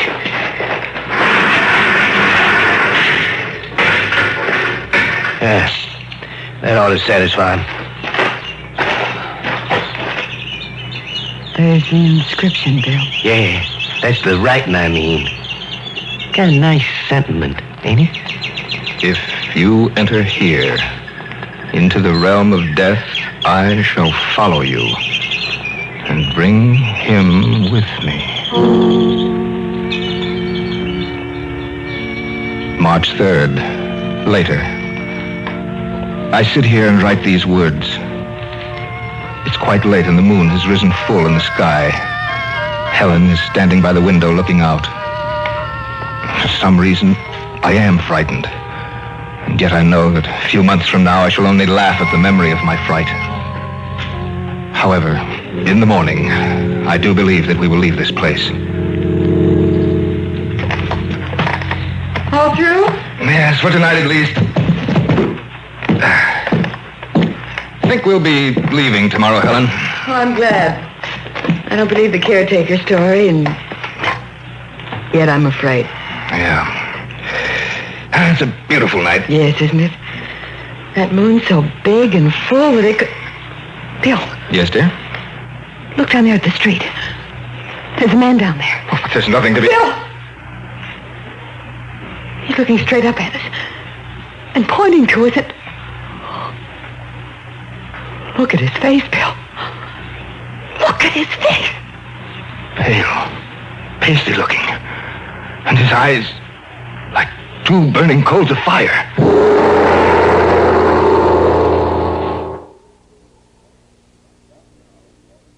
Back now to our story, adapted especially for radio by Richard Thorne, entitled He Who Follows Me.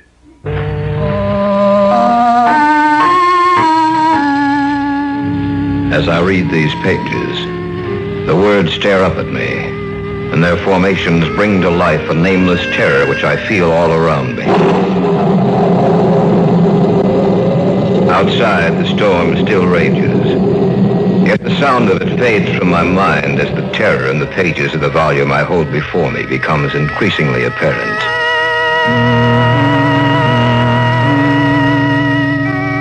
March 3rd. Still later. The man down in the street, whomever he was, left after about 10 minutes. He has given us quite a fright.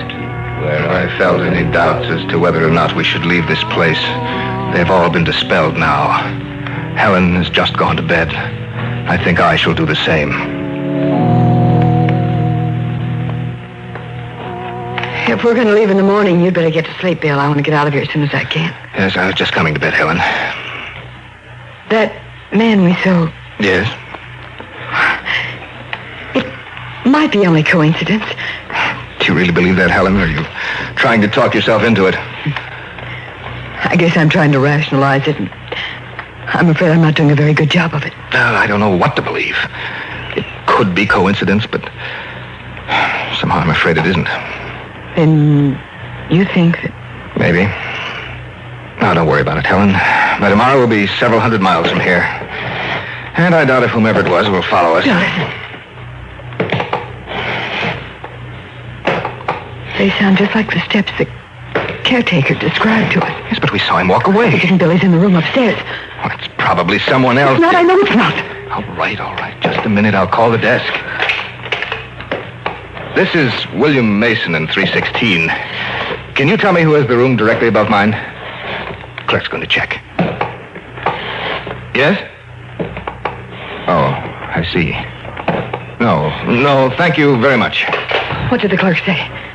The room directly above ours is unoccupied.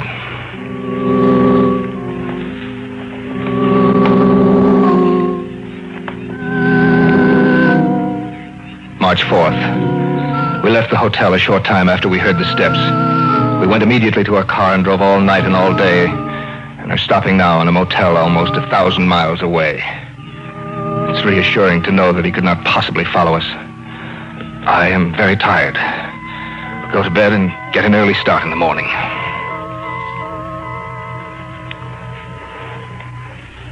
Helen, you asleep? No. What are you thinking about? The words that were written above the mausoleum door. If you enter here into the realm of death, I shall follow you and bring him with me.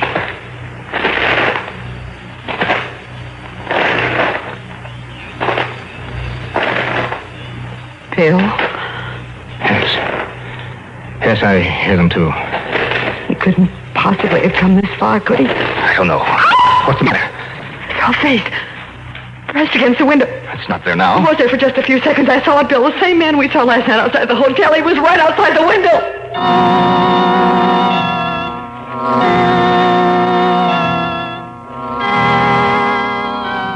March 5th. This morning when I went in to pay the bill, the man who owns the motel said a strange, pasty-faced man had been in earlier and told him to tell me that he would follow me.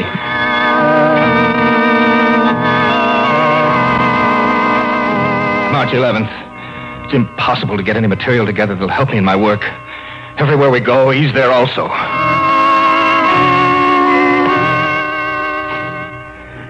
March 16th. Yeah, Mr. Mason, this guy said it was all right for you to go on ahead because he was going to follow you.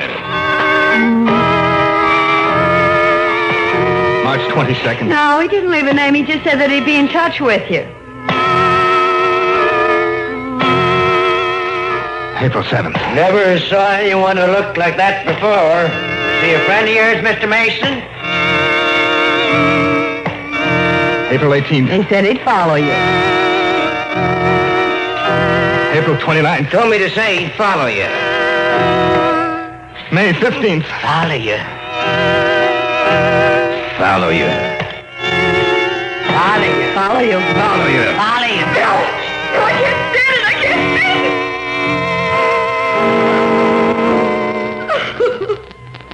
I wish there was something I could do, Helen, but there's nothing. I've done my best to lose him, but I can't. I want to go home, Bill. Oh, if we go home, it'll be the same thing. Maybe it won't. I can't stand this anymore. All right, darling. We'll leave for home right away.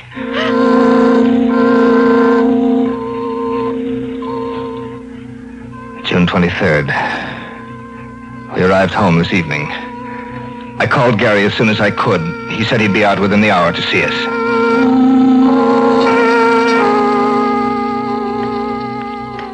He wasn't able to help us in any way. I really didn't expect any help. But I was hoping that he might be able to offer some concrete suggestion as to what to do. However, last night was the first night in months that we haven't been aware of his presence. Maybe Helen is right. Perhaps he won't follow us here.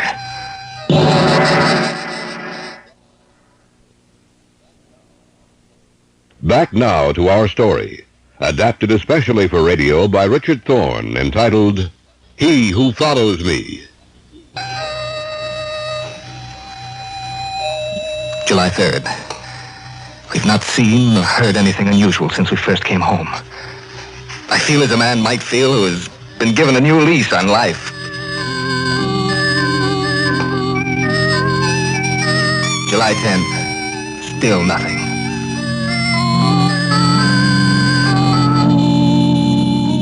August 19th. For the past 2 months, a feeling of peace and security has enveloped the house. Helen and I have been able to go around with no sense of danger nor of dread. But last night, that feeling was shattered. Gary had come out for dinner. It was almost 10 o'clock. Well, it's about time for me to get along. Oh, it's only 10, Gary. Sure you don't have to go so soon. I'm afraid I must, Helen. Tomorrow's a working day for me. I thought I might be able to get you into a game of chess. Oh, some other time, Bill. Well, next time, don't stay away so long. Don't worry. I think we ought to... Tell me, is someone upstairs? No. Well, listen. He's back. Who's back? The man we told you about. Those are his footsteps. I'd know them anywhere. I should. I've heard them enough. What are you going to do? Look, will you come upstairs with me, Gary? Yes, of course. You stay here, Helen. Oh, don't go up there, Bill. Don't let him, Gary. No, Helen. This time I'm going to meet him face to face. Then I'm going with you. No, you're not. You're going to stay right here. You ready, Gary? Yes. Okay, let's go. Be careful. As careful as we can. If he is up there, what are you going to do? I don't know. We'll find that out when the time comes. Those steps came from the guest room. I don't hear anything. Well, let's see if he's in there. Stand back, Gary. I'm going to open the door. Right. It's empty. There's no one in here. But I heard someone up here. Yes, he was here, but he's gone. I can feel it when he's near me. I know that... Come on. Helen! Helen, where are you? Helen! There she is. In the front room. Helen. What's the matter, Helen? Helen, answer me. She can't, Bill. She's sitting there with her eyes wide open. She's dead.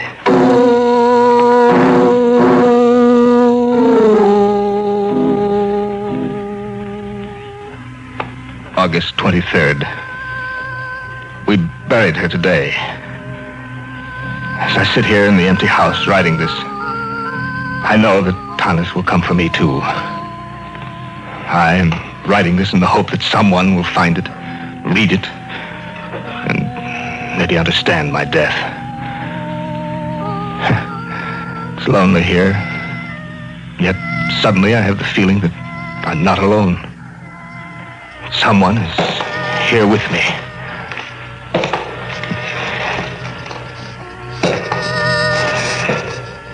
He is here, in this room with me. I'm afraid to turn and meet him. To have those eyes of his burning into me. And yet I must. I pray that someone read this. Perhaps he will...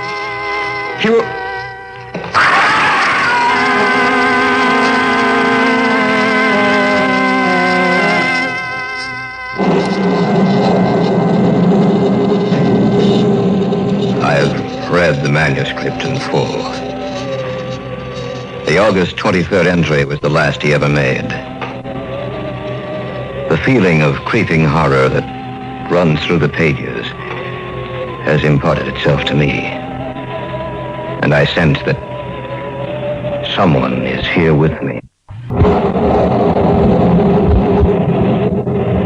Of course, I realize that it's only my imagination, but I can't shake that feeling.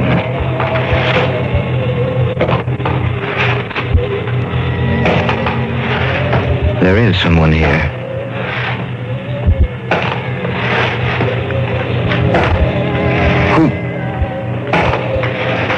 Who are you? Who do you think I am?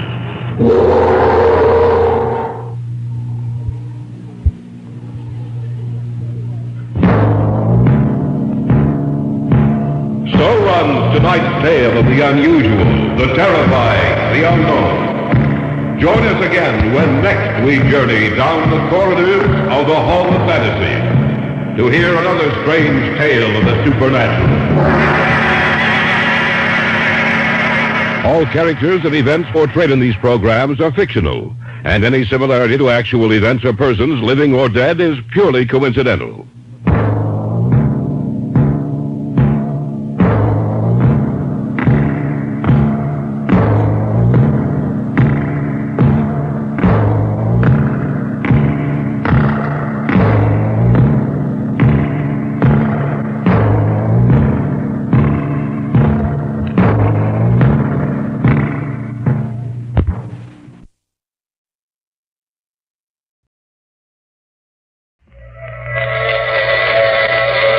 Transcribed.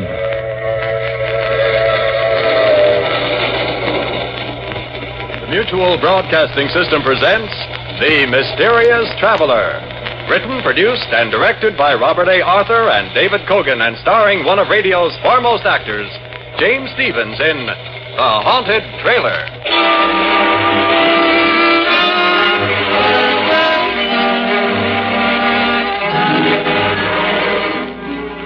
This is the Mysterious Traveler, inviting you to join me on another journey into the realm of the strange and the terrifying. I hope you will enjoy the trip, that it will thrill you a little and chill you a little. So settle back, get a good grip on your nerves, and be comfortable if you can, as we take a little cross-country trip in The Haunted Trailer.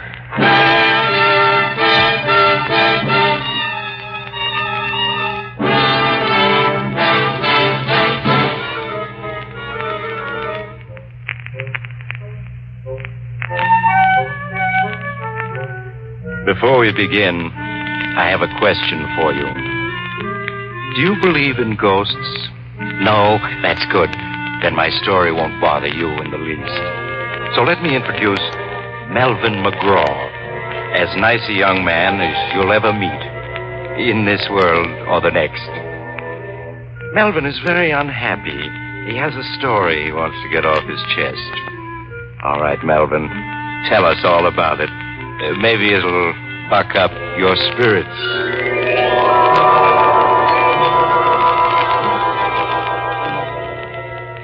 Spirits. Don't mention that word to me. What I could tell you about spirits. In fact, I'm going to. You are now listening to a desperate man. And yet, just 2 months ago, I was sitting on top of the world. I was heading for California in my coupe, pulling a brand new trailer. In California, I had a girl waiting for me. Her name was Louise, and we were going to be married. We were going to take a 2-week honeymoon trip in the trailer, then settle down in a little vine-covered cottage. But I haven't the heart to go into details. Just say that as I drove through the Catskills, I was happier than a lark. I'd made a late start, so I drove until well after dark. Then I found myself on an empty stretch of road in the mountains with a bad storm coming up.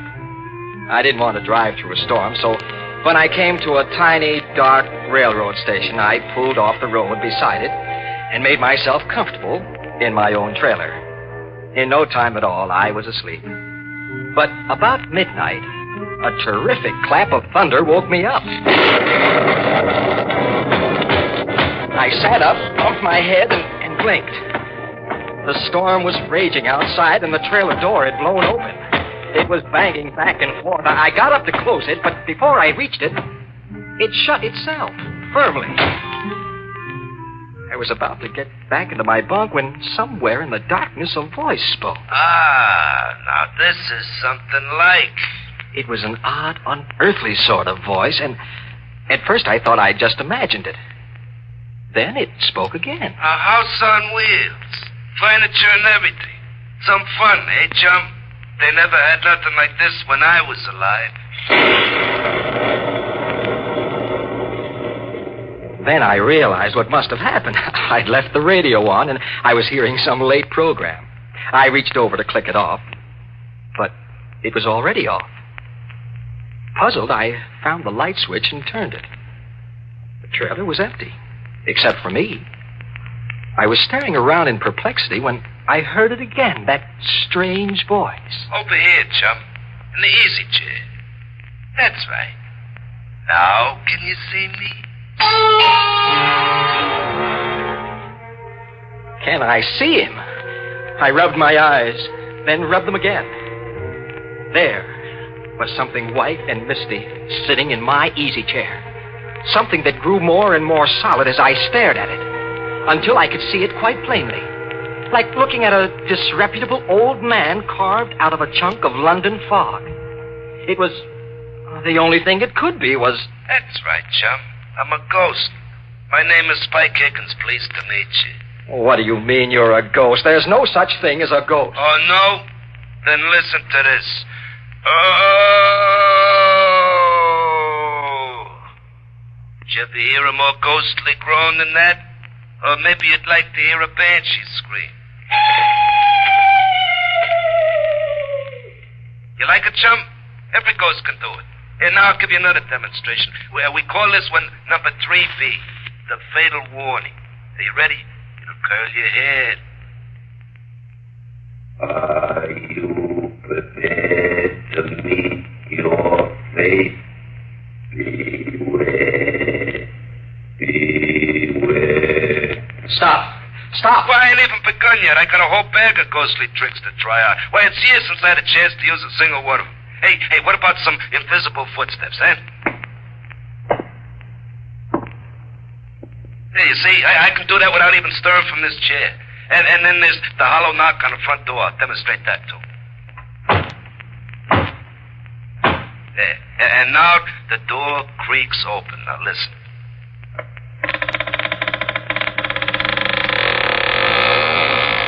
Hey, see? Now, just suppose you was alone in a deserted house at night and you heard all them noises. What would you do, huh? I'm asking you, chum. I'd run like the dickens. Yeah, I bet you would. Anybody would. And now do you believe I'm a ghost? Or should I give you some more of my repertoire? No. I'm convinced. You're a ghost. Well, that's better. Yeah. Now that we're acquainted, you can call me Spike. That's my name, Spike Higgins. Born March 28, 1888. Died April 15, 1930. Well done, now good and faithful servant. Oh, I certainly wish I could wake up. This dream I'm having is ghastly. Not ghastly, ghostly. And you're not asleep. Hey, but Speaking of sleeping, it's after midnight, and this is the first time I've been near a bed in more than 20 years. What do you say we turn in, man? You mean you're suggesting you're going to sleep in my trailer? Well, why not? That's what a trailer's for. A home away from home. No. I won't stand for it. Now, get out. Why did you ever come in here in the first place? Well, why did you stop at my territory? Answer me that, chum. Don't call me chum. My name is Melvin. If my name was Melvin, I'd rather be called chum. Okay, Melvin, you invited me in. I did no such thing. I deny it. Well, you stopped beside my railroad station, didn't you? What do you mean, your railroad station? That old station outside, I haunted. A haunted railroad station? I never heard of such a thing. There's plenty you never heard of. Well, back in 1930, I was a bum, see. I rode the boxcars. Well, one night I was trying to get away from a railroad bull. Toughest railroad dick in the business, name of Dan Badger. Well, I slipped off the top of a boxcar just as we was passing his station, see? Well, so I got appointed resident ghost for 7 Pine Station. A real lousy break. Hasn't been anybody in the station after dark for 10 years. And then tonight you come along and park. Well, naturally, I invited myself in. Oh, that's some layout you got here. Well, why did you stay if you disliked it so? Had to. I was doomed never to leave. Punishment, you see. You were doomed to stay here forever? Like I said, never to leave. Why? I'll show you, Spike. This is where you and I part company.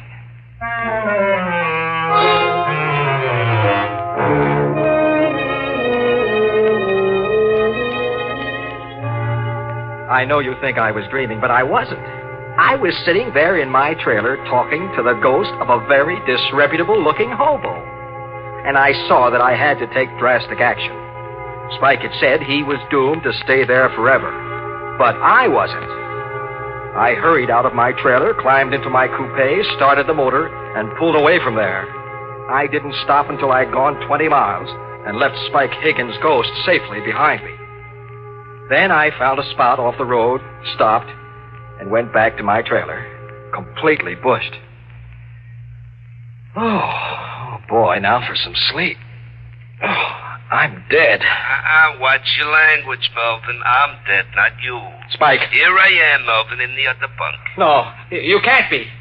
You said you were doomed to stay forever back at the railroad station. Well, I said I was forbidden to leave. I didn't leave. You hauled me away in your trailer. So now the curse is broken. I can go any place I want. Then go. Any place. I don't care where, as long as it's someplace else. Oh, but I like it here, Melvin. Nice and cozy, good company, plenty of scenery. I'll tell you what I'll do. If looking at me bothers you, I'll merge. Then you won't be able to see me. Merge with what? Merge with the other way. So long, chum. I mean, Melvin. So long.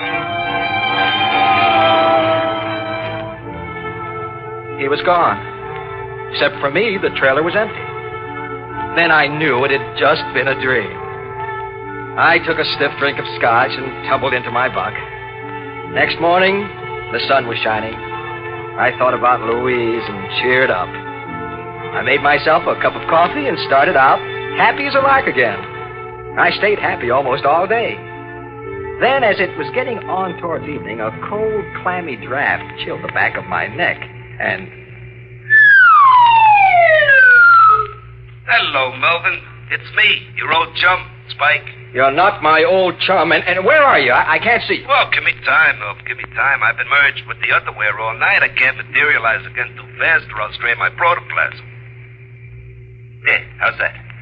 You transparent monstrosity. I thought you were just a dream. Oh, have I got to convince you all over again? Okay, I'll run through my repertory for you. The ghostly groan, the dying scream, the scream of the banshee, the hollow footsteps, the squeaking door. No, anything but that. I couldn't stand it again. Well, okay then. Oh, but I left one out last night. The mournful howl of a dog. You know, in every ghost story, there's always a dog howling someplace. Well, that ain't a real dog. It's just a standard ghost sound effect. Yeah, like this, see? Oh, no. My nerves can't stand anymore. Nothing, chum. You're gonna have to toughen up. You're gonna be hearing a lot of them ghostly noises, and you just gotta get used to them. What do you mean? Well, you and me are gonna be seeing a lot of each other. I am now the resident ghost of this here trailer. Congratulations, Melvin. You own the first haunted trailer. Oh, don't be ridiculous. Nobody ever heard of a haunted trailer. Well, they're going to hear of this one. You'll be famous all over America. Oh, that's absurd. A haunted trailer. Why not a haunted ferry boat, a haunted boxcar, or a haunted Pullman? What, do you think there ain't? Why, there's a haunted ferry boat, makes the crossing at 125th Street every stormy night. And then there's a haunted boxcar. Never gets where it's going. Pal of mine rides it, name of Boxcar Benson. And speaking of trains, didn't you never hear the Phantom Express? The Phantom Express? Yeah, it's an all-Pullman car job, and nobody rides it but hobos who've been given a reward, see? It only travels by twilight, and it goes 1,000 miles an hour. Always traveling, never stopping. That's heaven for us poor restless hobos. Indeed. Yeah, so what's so funny about a haunted trailer? Now I ask you.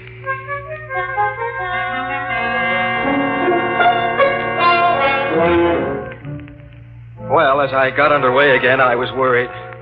The idea of taking Louise for a honeymoon in a haunted trailer didn't appeal to me.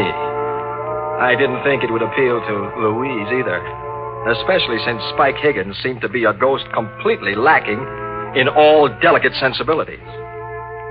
But I didn't have any idea of what to do about it. Not even the ghost of an idea. Presently, Spike oozed himself back into the trailer, and I kept on driving until almost 9 o'clock. Then I turned into a little motel and arranged to park overnight.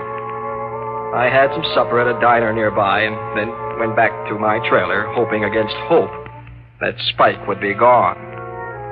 But he wasn't. The trailer was full of cigar smoke and the smell of whiskey. There was Spike sprawled out on my bunk, inhaling the smoke of a cigar that burned in the ashtray, and from time to time leaning over to sniff at an open bottle of scotch. And to make it worse, another phantasmal character, long and thin and disreputable looking, occupied the other bunk. They were two thoroughly intoxicated spirits. Oh, many brave hearts lie asleep in the deep. So beware,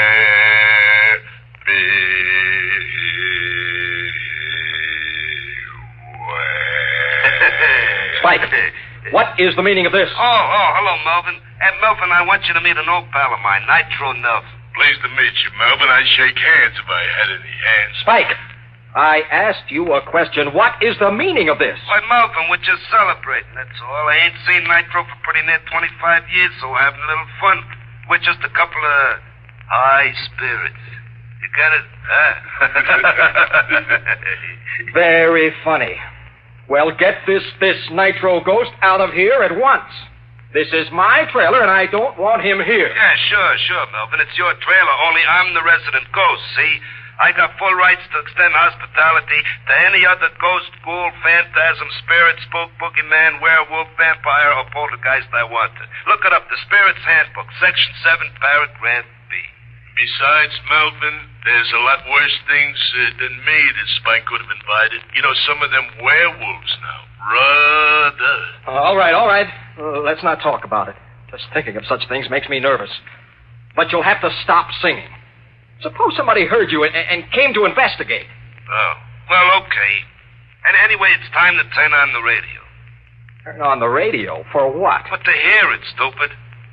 Let's see, Yeah, this ought to be the right station. May I ask, merely out of morbid curiosity, what program a ghost would listen to? Well, you don't have to ask, you'll hear it.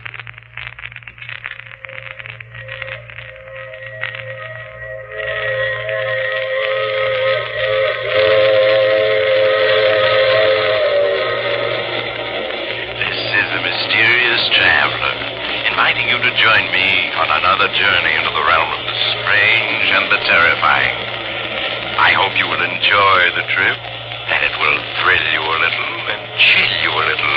So settle back, get a good grip on your nerves, and be comfortable if you can. Mysterious Traveler. Oh, that's a pimperoo of a program. Oh, no. Turn it off. What's the matter? You don't like the Mysterious Traveler? All us ghosts listen to it. Oh, I like it all right, but you don't expect me to listen to it with two ghosts right in the same room with me, do you? Sometimes he even scares us. Okay, we'll turn it off. Look, Spike. Yeah, Melvin. What'll you take? to go away and leave me alone, both of you. Oh, Melvin, you don't understand. I've took up my abode in this here trailer. I'm your ghost now. Your family ghost. Where thou ghost, I will ghost. You get it? Then am I to understand you refuse to clear out? The answer to that, Melvin, is absolutely. Well, in that case, I'm going to rent a cabin for the night.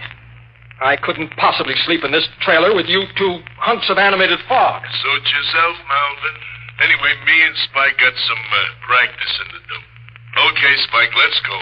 First, the mournful dog howl.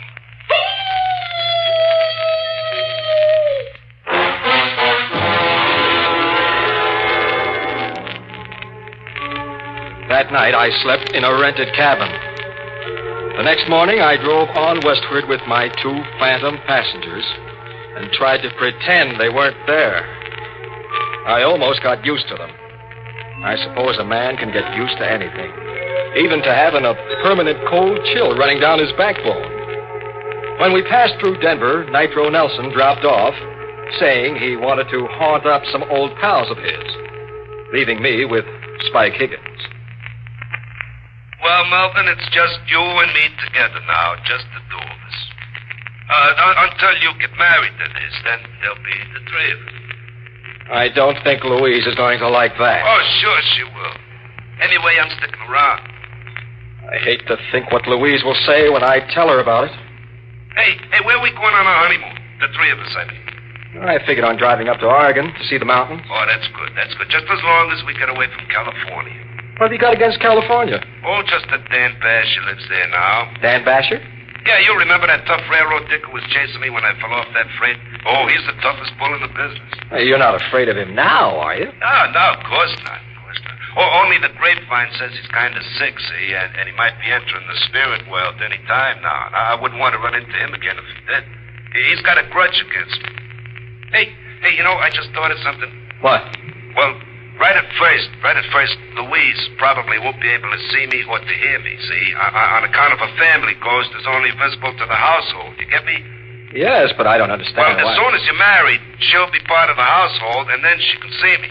Until then, no. Oh, wake me up as soon as it gets dark, huh, chum?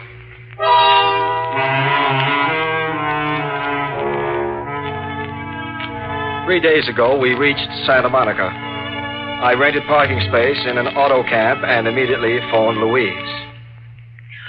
Melvin, darling, I'm so glad you're here. I've been worried not hearing from you. Oh, I'll explain all about that. When can I come and see you? Well, I'd better come see you first, Melvin.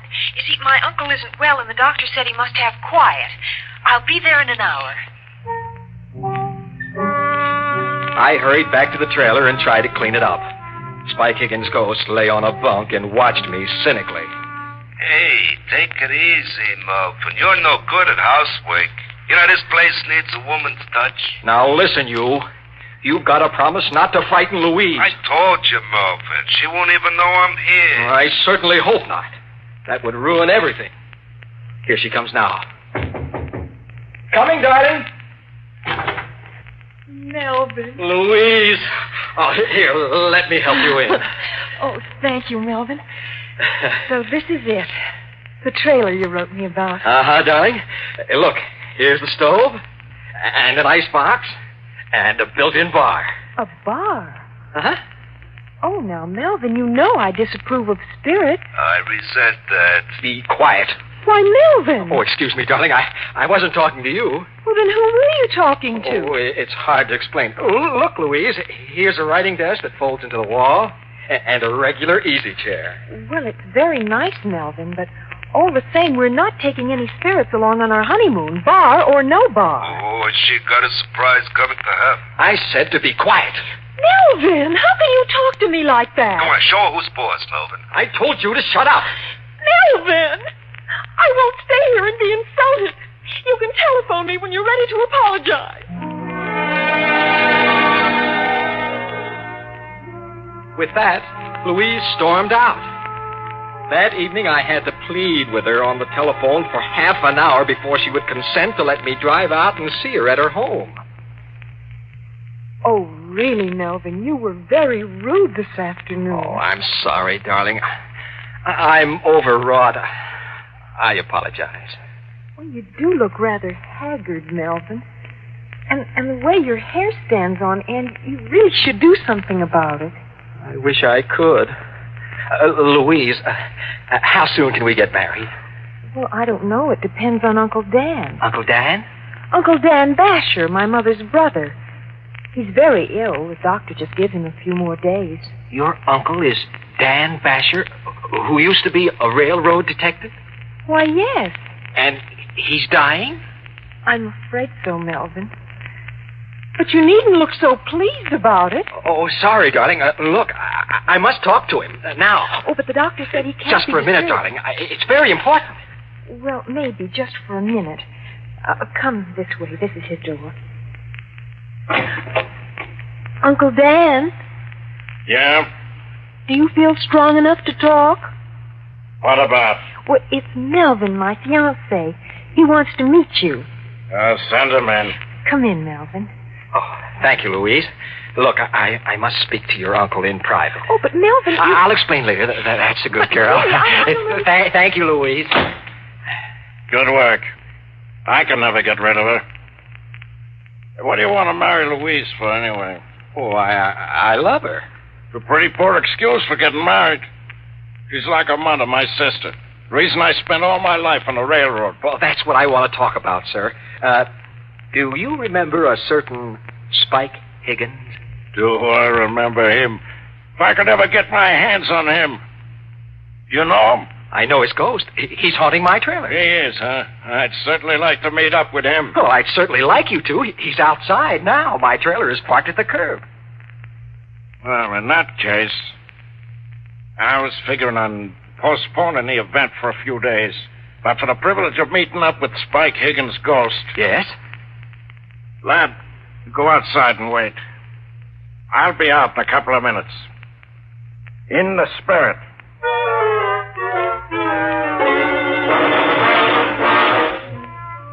I made some excuse to Louise and hurried out to the trailer. Spike Higgins' ghost was lolling on my bunk. Oh, out so soon, Melvin? What's the matter? Oh, nothing, Spike. Nothing. You're up to something. What is it? Nothing, I tell you. Oh, relax, Spike. Relax. I got a funny feeling. Uh-oh, someone's coming. What do you mean, someone? Another spook. He's coming in here. Hello, Spike. Dan Basher. In the spirit, Spike.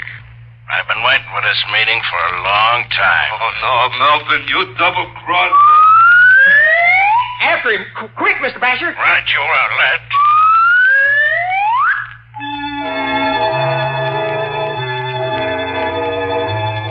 I rushed outside. 3 blocks away, I saw a long freight train puffing away. Spike Higgins' ghost was racing forward with Dan Basher's spirit gaining on him. For the first time in a week, I felt happy again. Melvin. Louise. Melvin. Uncle Dan. He's gone. Yes, I know he is. You know? Well, what do you mean? Well, I just saw him running for that freight train. You saw Uncle Dan running for a freight train? Oh, I certainly did. Wonderful fellow, your uncle. Well, Melvin, are you mad? Mad? Not a bit. I am as happy as a lark. Well, you must be out of your mind. Your poor Uncle Dan has... Oh, Melvin, and you just stand there laughing about it. Laughing! But Louise, you don't understand. Oh, I understand all too well. You want to break our engagement. Hiya, Melvin. So you want to get rid of me, do you? I certainly do. There, I knew it. I just knew it. Louise, darling. Oh, just like a dame. Always weeping. Will you shut up? Isn't there any way to get rid of you? Well, there certainly is. Goodbye, Melvin McGraw, forever. Louise. Oh, never mind, Melvin. You've always got me. Well, that's my story. I'm a desperate man. Louise sent me back my ring, and I'm stuck with Spike Higgins' ghost. I should have known he'd outsmart Dan Basher. He left Aunt Spirit hunting the freight train for him and came straight back to me. Now I'll never get rid of him. I'm just a shadow of my former self. I can't get a job. Oh, look. Do any of the radio stations carrying my story need a good sound effects man for mystery programs?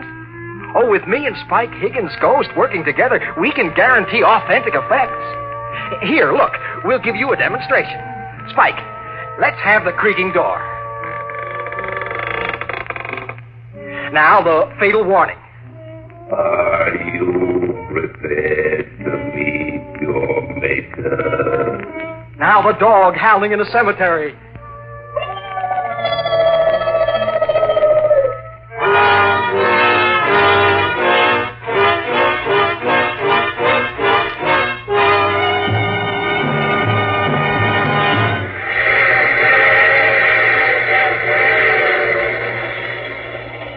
This is the mysterious traveler again.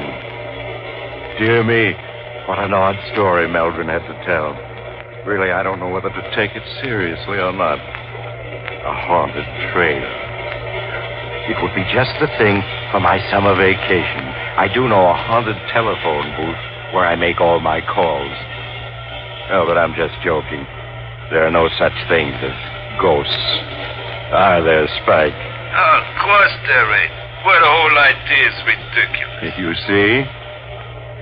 Oh, you have to get off here? I'm sorry. But I'm sure we'll meet again.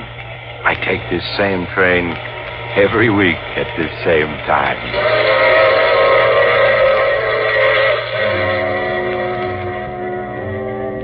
You have just heard The Mysterious Traveler. And now you can also enjoy other tense and dramatic stories of The Mysterious Traveler in the June issue of The Mysterious Traveler magazine. In our cast were James Stevens, Larry Haynes, Bill Zugert, and Shirley Blank, with Maurice Tarplin starred in the title role. Music is under the direction of Emerson Buckley and was composed by Richard DuPage. This program came from New York.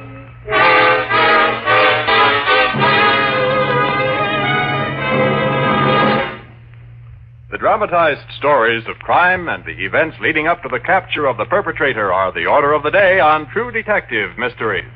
These stories are based on actual police file cases and have an air of authenticity seldom captured by a crime program. So, for the best in mystery listening, make a date to tune in True Detective Mysteries every Sunday over most of these stations. This program was transcribed especially for presentation to the West Coast audience at this hour. Listen again next week at this same time for Mysterious Traveler. And stay tuned now for Let George Do It, heard over most of these same stations. This is the Mutual Don Lee Broadcasting System.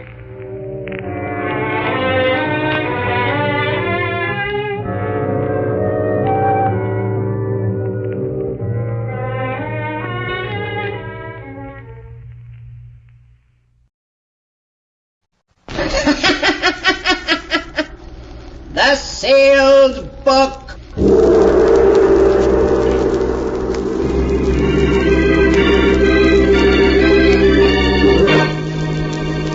Once again, the keeper of the book is ready to open the ponderous volume in which is recorded all the secrets and mysteries of mankind through the ages.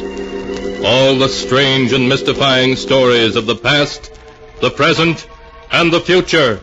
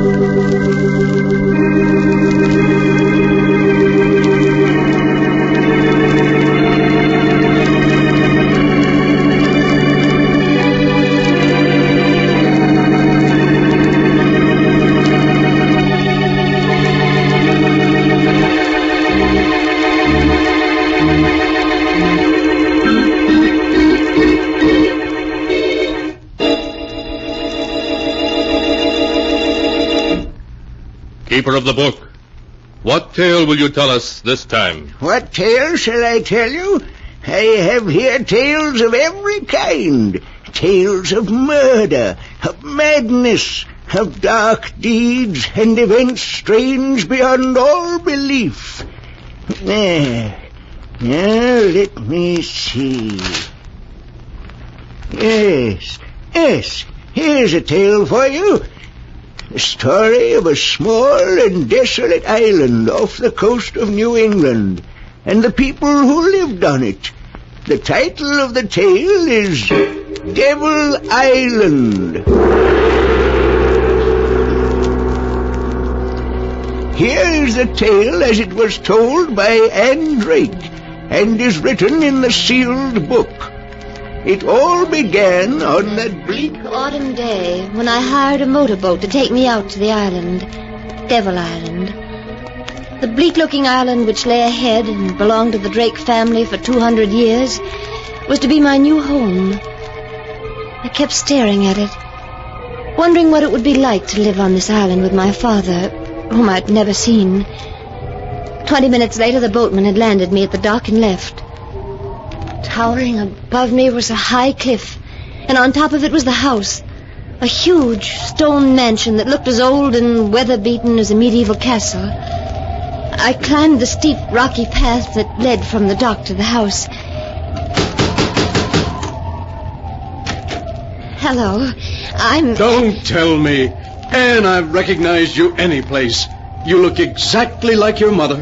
Are you my father? Yes. Are you disappointed? Oh, no, of course not. Come into the drawing room. Your stepmother and uncle are waiting to meet you. Hester, Henry. Anne. I want you to meet my daughter, Anne. Anne, this is a great pleasure. Thank you, Uncle Henry. Anne, I'm your stepmother, and I can't tell you how happy I am to have you here. Won't you call me Hester? Thank you. I'd like to. Oh, and let me introduce you to the remaining member of the household, Anne. This is Abel. He served the family for 30 years. He can't talk, but he understands what you're saying. Abel, this is my daughter. Hello, Abel. Oh, Anne, it's going to be wonderful having you here. You're just what Drake Manor needs to make it live again. I do hope we'll be able to make you happy here.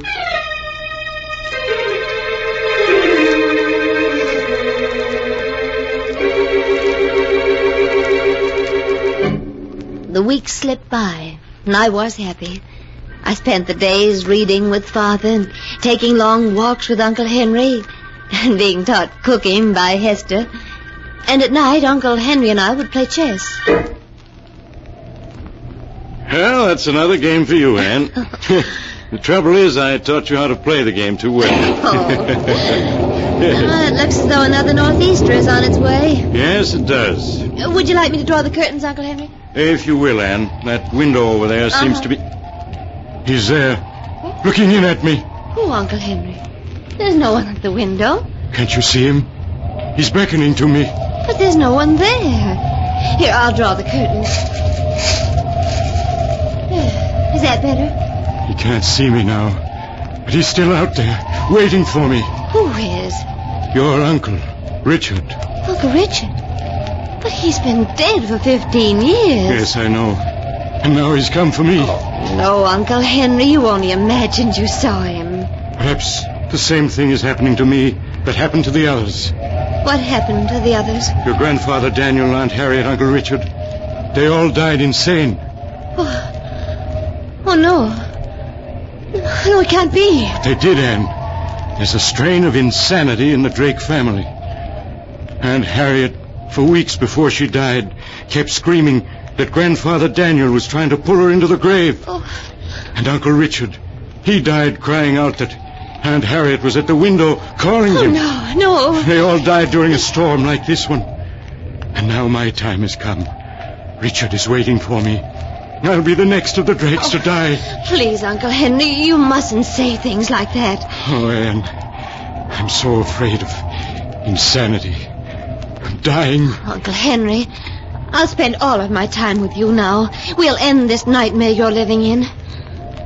The only end to it will be death.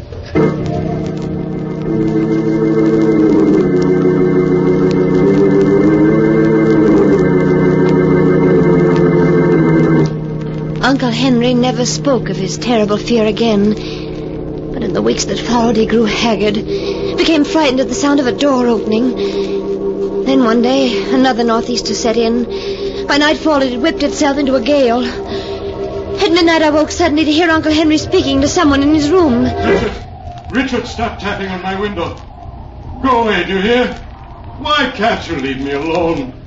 I don't want to go with you. No, not yet. I quickly opened my door. I stepped into the hall. No, don't take me now. Uncle Henry's voice grew wilder and wilder as I approached his room. Why don't you go away?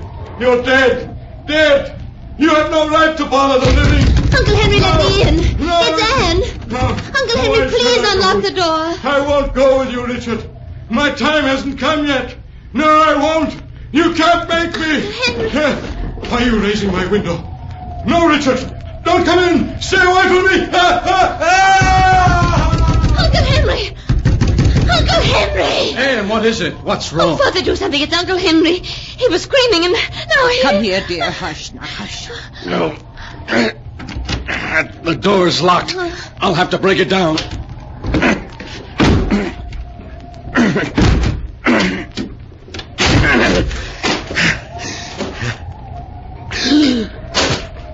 Henry.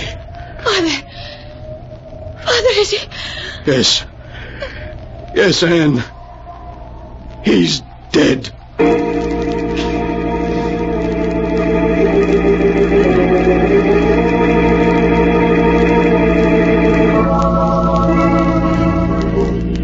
Here in the island, burying grounds of 6 generations of Drakes, we place the remains of our beloved brother and uncle Henry Drake, secure in the knowledge that in thy arms he shall find everlasting.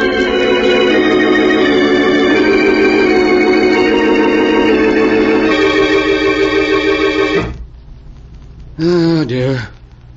Life in this house won't be the same without Henry. Father, Uncle Henry was terribly frightened for weeks before he died.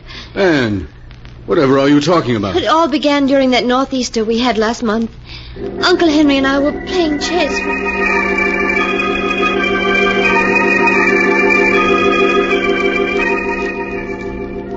But Anne, why didn't Henry tell me about those hallucinations he was having? He didn't want to worry you. Father, did Aunt Harriet, Uncle Richard, and your father dying same? Oh, Anne, Henry should never have told you about them. Promise me you won't worry about our hereditary trouble. I'll try not to, Father. We've lost Henry, but the 3 of us will go on as before.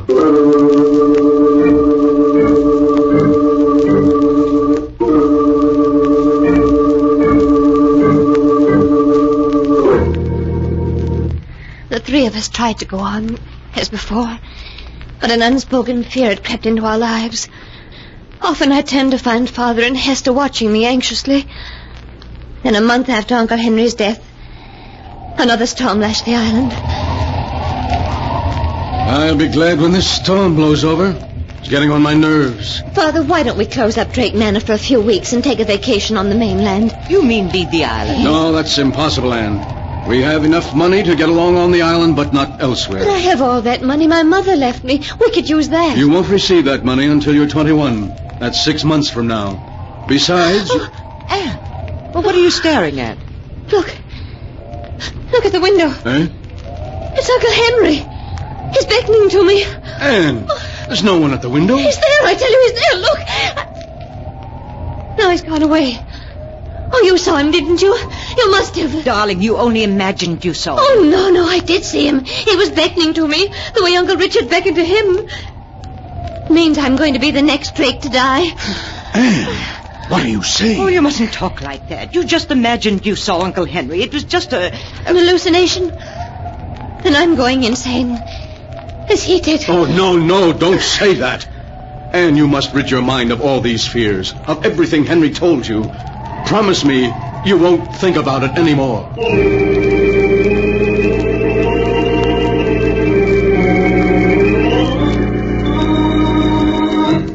But that was a promise I couldn't keep.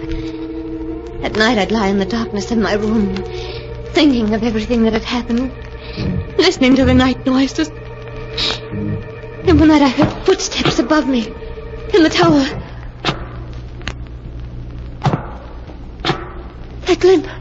Oh, that unmistakable limp. It was Uncle Henry in the tower. There was an icy coldness about the house as I climbed the steps to the tower. I opened the door. The tower was in complete darkness. But by a window, his face ghost-like in the moonlight, stood Uncle Henry. I've come to take you with me, Anne. Your time has come. The grave will wait no longer. No. Do not be afraid. Your death is not a thing to be feared, but to be welcomed. No, stay away from me. I cannot return to the grave without you.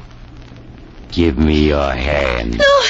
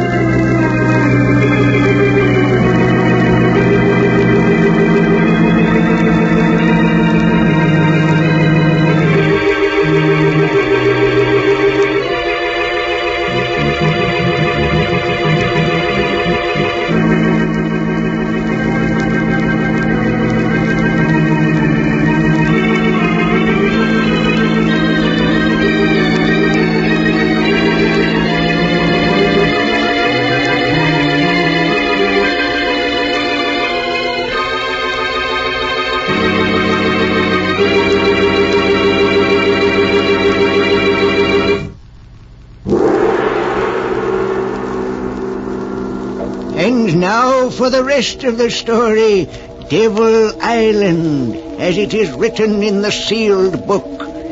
Martin Drake, hearing Anne's screams, rushed up to the tower of the old mansion to find her lying unconscious on the floor. After Martin and Hester had taken the girl back to her bed, Martin went to the mainland. At dawn, he returned with a doctor and waited impatiently for him to finish examining Anne. I've just given her a sedative, Mr. Drake. She's asleep now. Will she be all right, Doctor? Afraid she's on the borderline of insanity. Oh, no. And I'm afraid in a case of this type, where there is inherited insanity, there's very little that can be done.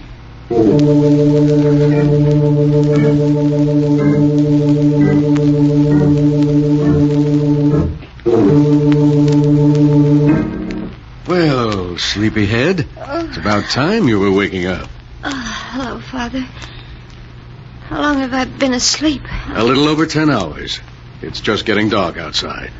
Is the doctor still here? No, Anne. He left hours ago. And, darling, he says you're going to get well. Why, of course you are. Now you'd better get some more rest. Good night, darling.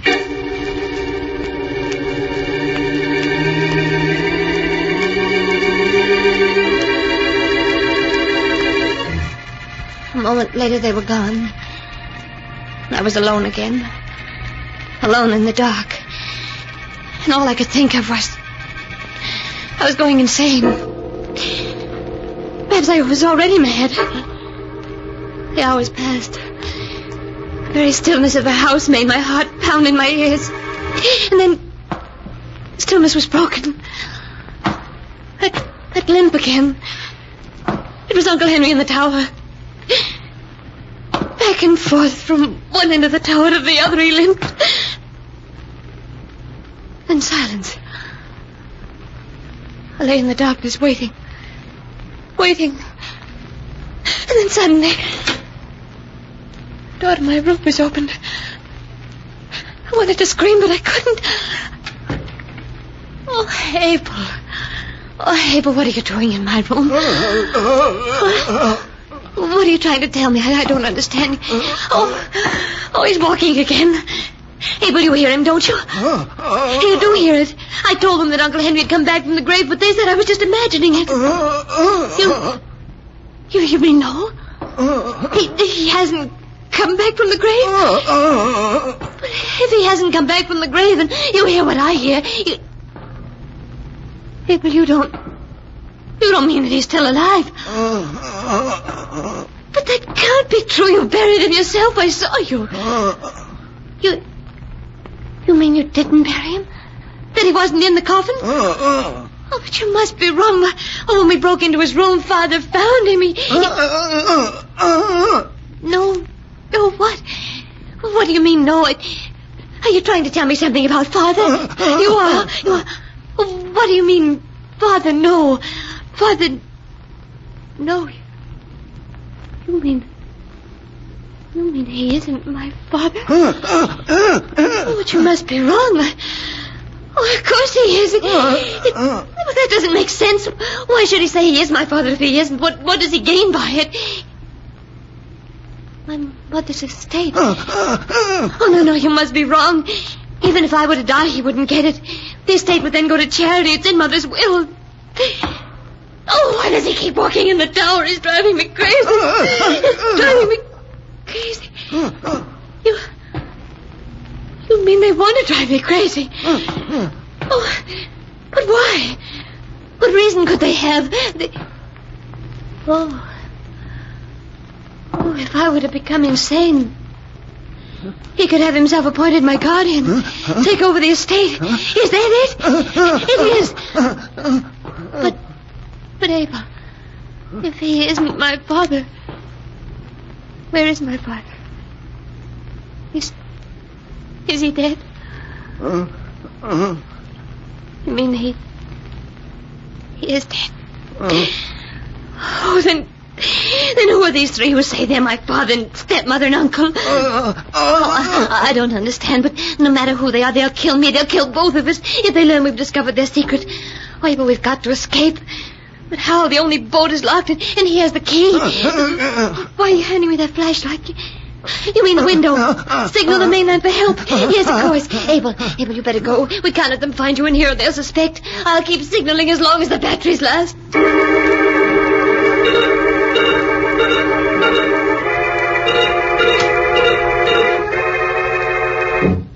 Oh, I can't keep signaling much longer. But now... Andy, what are you doing out of bed? And with that flashlight? Nothing at all. You weren't signaling someone on the mainland, were you? Oh, no. No, I just had the flashlight in case someone came in the room. Oh, why, you're trembling as though you were frightened. You're not afraid of your own father, are you, dear? No. No, of course not. Now, no more walking around. I want you to get some sleep. Good night, dear.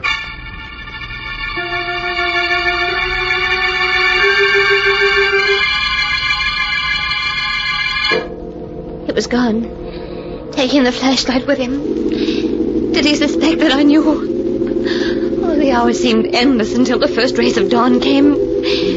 Would rescue come with it, or had my signals gone unnoticed? After I dressed, I went to the window, and then I saw it. A strange launch tied up at the dock. Suddenly frightened as the callers leave before I could speak to them, I rushed out of the room. They ran down the stairs. I could hear voices in the drawing room. Well, Sheriff, if Dr. Arnold has spoken to you about my daughter's mental condition, I'm quite sure you'll understand Sheriff, don't listen to him. He isn't my father. What was that, miss? I tell you, he's not my father. He's an imposter, and so is she. Oh, Martin, she's having another one of her spells. Now, please, Hester. They're acting, I tell you. The moment I set foot on the island, they began their plan to drive me insane. First, they gained my love and trust. Then they had Uncle Henry confide to me his fears. And when Uncle Henry was found dead, they told me... Who says I'm dead? I've never felt better. Oh, Sheriff, allow me to introduce my brother, Henry. Well, Miss Drake, your Uncle Henry doesn't look very dead. He wasn't. They just pretended he was. They even buried an empty coffin to make me think I was attending his funeral. I really think you should take Anne up to her room, Hester. She needs rest. Oh, Sheriff, they're lying, the three of them. Have you any proof, Miss Drake? Yes, Abel will tell you. He knows. I'm afraid that Abel can't tell you anything, dear. The poor chap fell off Devil's Cliff into the sea early this morning. You pushed him off the cliff so that he couldn't talk. Martin, the excitement's too much for her. She's getting worse. Sorry to trouble you, Mr. Drake, but it was my duty to investigate those signals. Oh, Sheriff, you can't leave me here. They will drive me insane. I assure you, Sheriff, she'll be given the very best of care. We have a specialist coming to see her next week. Oh, no, Sheriff, wait. Wait, please. Now, Miss Drake, I think you'd better stop. No, wait. I just want to show you this gold locket. Look, I'll open it. You see what's inscribed in it. Oh, yes. For my daughter, in commemoration of her 5th birthday. What are you driving at, Miss Drake? If that man's my father, if he claims he is, ask him what my middle name is. It's inscribed in the locket. Well, just to humor her, Mr. Drake, what is her middle name? Her middle name? Well, frankly, Sheriff, I seem to have forgotten. Oh, he hasn't forgotten it, Sheriff. He never knew it. He isn't my father. Kind of strange you're not knowing your own daughter's middle name. Well, it's just that, I have an awful memory for names. So have I, but I know my kid's middle name. There's something peculiar about all this. I think you three and the girl better come with me to the mainland. What for? So I can do a little checking. If you're Martin Drake, as you say you are, there must be someone on the mainland who can identify you. Oh, see here, Sheriff, this is ridiculous. Just because... I said you're going to the mainland with me. Well, I always said you were the weak link in the chain, Gerald. Shut up, you fool. It's no use, Gerald. The game is up. The trip to the mainland is more than we can stand. You just have to look at Hester's face to see that she agrees. Who are you folks? We're actors. Things having become difficult a few years ago, we accepted employment on this island from Mr. Drake. When he died, I thought of this little scheme. It really was a perfect plan, until this fool slipped up on the girl's middle name. By the way, what is her middle name? Why, according to this locket, she hasn't one. It's just inscribed to Anne.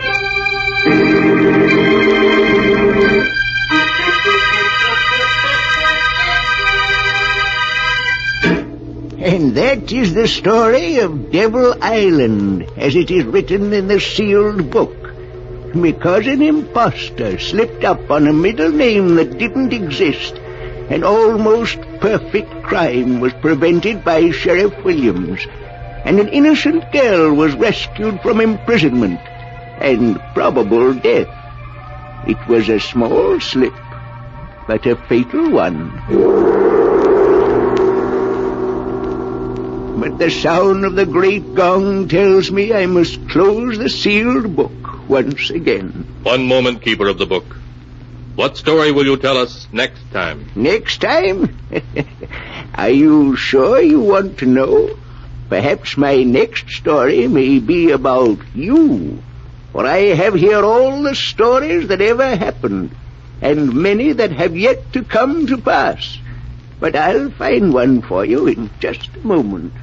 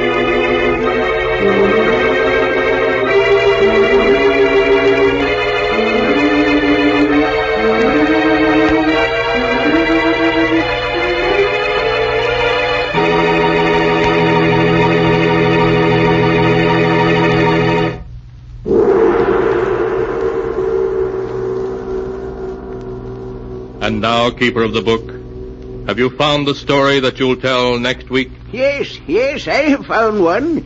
It's the story of two helpless old ladies in fear of their lives and the desperate measures to which they were driven in order to save themselves. The title of the tale is Escape by Death.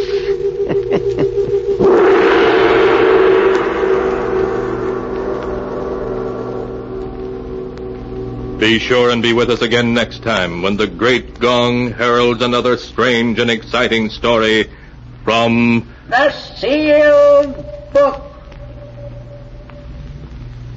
The Sealed Book, written by Bob Arthur and David Cogan, is produced and directed by Jock McGregor.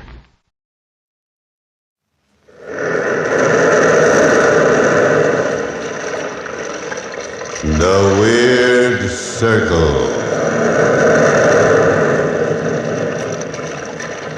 In this cave by the restless sea, we are met to call from out the past stories strange and weird. Bellkeeper, toll the bell, so all may know we are gathered again in the Weird Circle.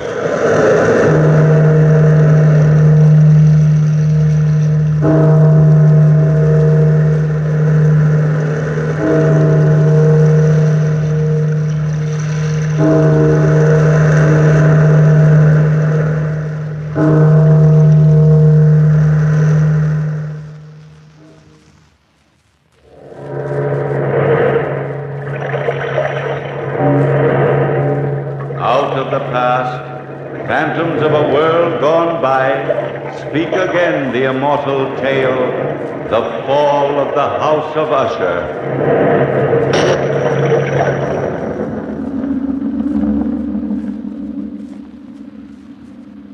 This is the history of the House of Usher. I am leaving it as my last will and testament, because before this year is over, the cavernous tarn will close over the gables of our decadent home. It was written by our ancestors many years ago that when the rains are blood red, the House of Usher will crumble to the earth.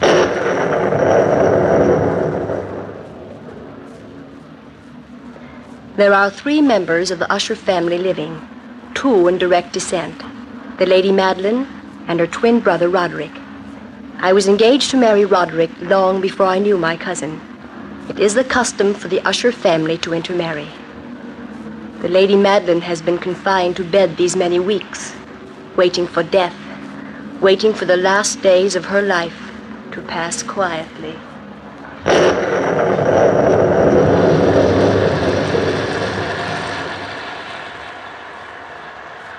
I've so little time left, Roderick. I must see Charles before I die. Charles Wilson is tied up in London on business.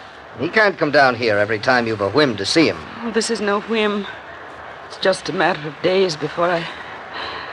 Don't be impatient with me. Sister, please. Oh, afraid of the truth, Roderick? You've always been afraid of me. I can read your mind so easily. Look at me, brother. Let's not argue again. You've always wanted me to die. You've waited for it year after year, praying and hoping that I die, leaving you free to inherit the house and the fortune.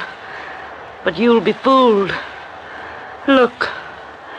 Look at the rain. This isn't you speaking, it's the fever. Fever or not, the rain is turning red, isn't it? Yes, it seems that way at times. Each day it will be redder and redder and darker and... Madeline.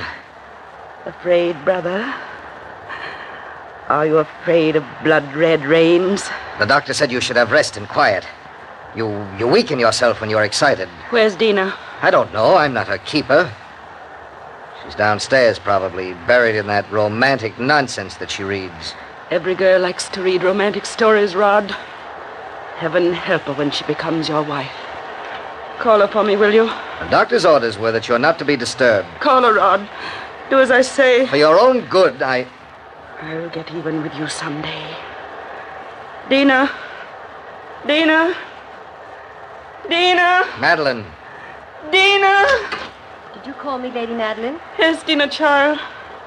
Come here, my dear. Is there something I can do for you? Yes. I want to see Charles Wilson before I die. I told you he was busy, Maddie. Tell Talbot to hitch up the coach and four, Dina. Go to London tonight. Tell Charles I must see him right away. Bring him back with you. I'll not have Dina go out in this weather. But Roderick... Dina, please go. Don't listen to Rod. Do this for me. I will not have strangers dragged into our family secrets. Charles Wilson is no stranger. He's the only one who knows the secret of the house of Usher. I don't like leaving you, cousin. The doctor will be here shortly. Hurry, my dear, and bring Charles back. I forbid it, Dina. If I don't see Charles tonight, I'll be buried alive.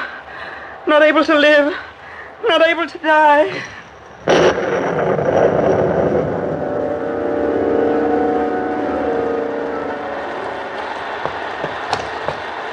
Whoa.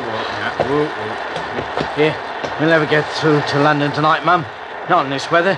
Not in a million years. It ain't a night for humans to be a bat. The Lady Madeline is dying. The least we can do is grant her her last wish. Dina! Dina! Quickly, Talbot, before Roderick tries to catch up with us. Dina, did you hear me call you? Yes, I heard you, cousin. Tried to protect you, child, because I love you. I don't want any harm to come to my future wife. Please run. Why do you turn from me when I touch you? I don't know. Afraid of me? I... Answer me, Dina. Are you afraid of me? Yes. But you loved me once. That was before we returned to the house of Usher. And you're going anyway? Yes, Roderick. For Madeline's sake. Are you ready, Mum? Yes. Yes, Talbot, ready. We'll be back by midnight, Roderick. Hurry, cousin.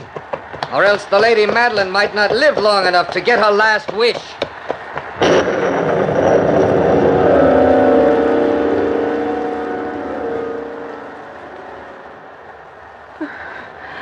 Did she leave, Roderick? Yes. Madeline, why don't you confide in me? Why must you call in strangers when you know how it humiliates me? I can't trust you, Roderick. Ever since we were children, you've kept one secret from me. What is that secret, Madeline? That's one thing you'll never wheedle out of me. What is that secret, Maddie? Leave me alone, brother. I'm ill. You're dying, Madeline. You know you're dying. The secret won't do you any good. Now, what is it? Please, Roderick. Tell me, Madeline, or you won't live to die the way you think you will. Oh, have pity. Tell me, or by heaven, I'll force it out of you.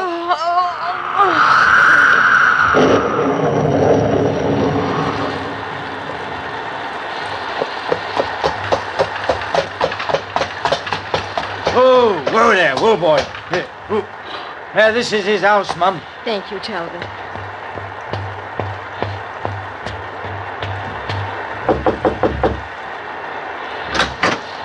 Mr. Wilson, is he here? Yes, Why, Dina Usher, what are you doing in London at this hour of the night? Come in, my dear. The Lady Madeline sent me. Great heavens, child, your clothes are drenched. Come on in. I'll fix you some hot tea. Oh, we haven't time, Charles. Madeline wants to see you at once. Please come with me, right away. The doctor doesn't think she'll live through the night. Madeline? Dying? Oh, she's been ill for months. Charles, you wouldn't know her anymore. Why didn't you let me know before this? Roderick wouldn't let me. Roderick? But why? I can't explain now, Charles. Believe me when I say it's important that you come at once. Talbot's waiting outside. I'm frightened for Madeline. We've got to be back by midnight.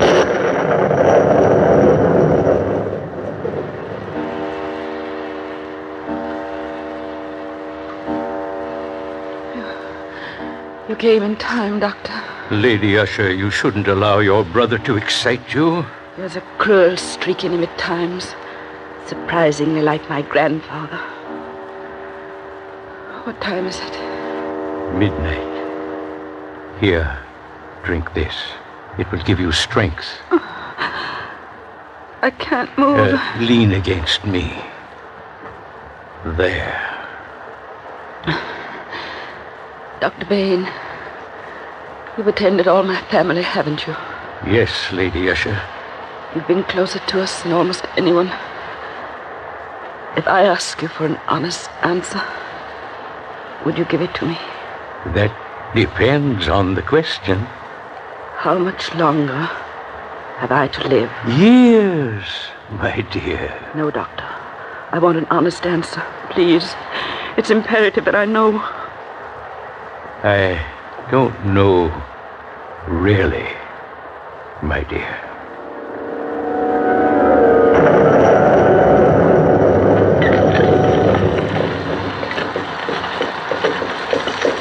Hurry, Talbot. Please hurry. I'm going as fast as the horses can go, Mum. Giddy up. Giddy up. Faster, Talbot. We won't accomplish anything at all if you lose self-control, Dina. Oh, I'm sorry, Charles, but I've the most dreadful foreboding. Foreboding? Well, I thought Madeline and Roderick were as close as brother and sister could possibly be. They were until about a year ago. What caused the change? Well, I'd been living at the house of Usher for about 4 months when Roderick suddenly became, nervous, jumpy. He'd lock himself up in his room for days. He was morbid, frightfully morbid. Sounds like a depression of spirit. Oh, it went deeper than that. Madeline fell ill at the same time. And then, the horrible reddish rains began to fall. Red rain? Dina, really? Oh, you'll see. The first day those rains began to fall, the rift between Madeline and Roderick widened. Until now, their hate is a living thing. It fills the house. And they seem to be battling constantly for possession of each other's soul. Charles, look. Look ahead. There's the house. And the rain. Look at the rain. Yes. Red rain.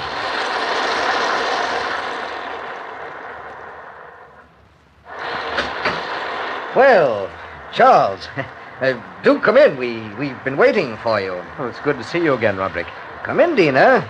Don't stand there staring at me. It's been a long time since I've last seen you, Rod. Yes, a long time. Let me take your coat, Charles. I'll hang it up. Thank you, dear. My sister's waiting, Charles. You'd better go right up. Yes, of course. I'd better warn you, Madeline's delirious. She doesn't quite know what she's saying sometime. Rod, why don't you come up with me? She expressed a desire to see you alone.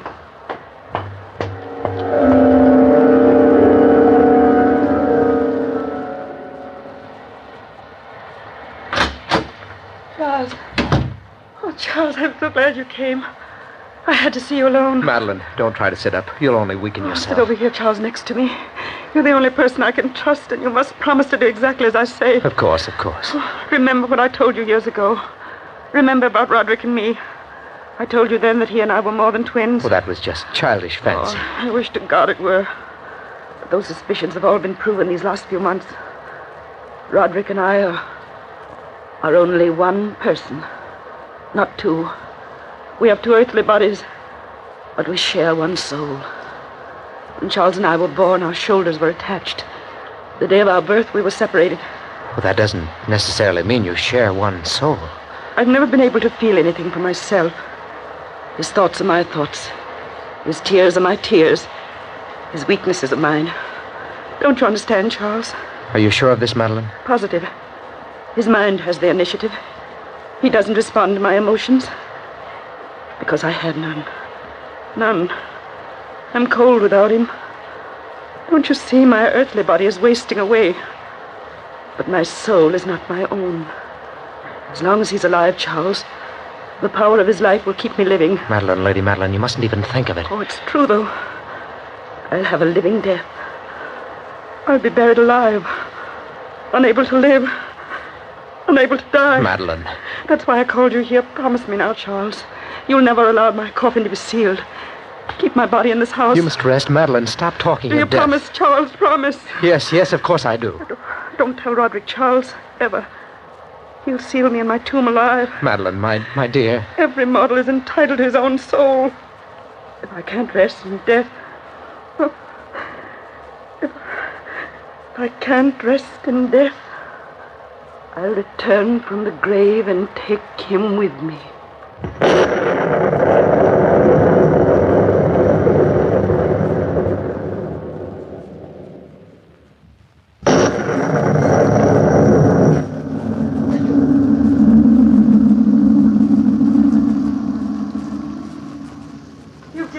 Promise, Charles.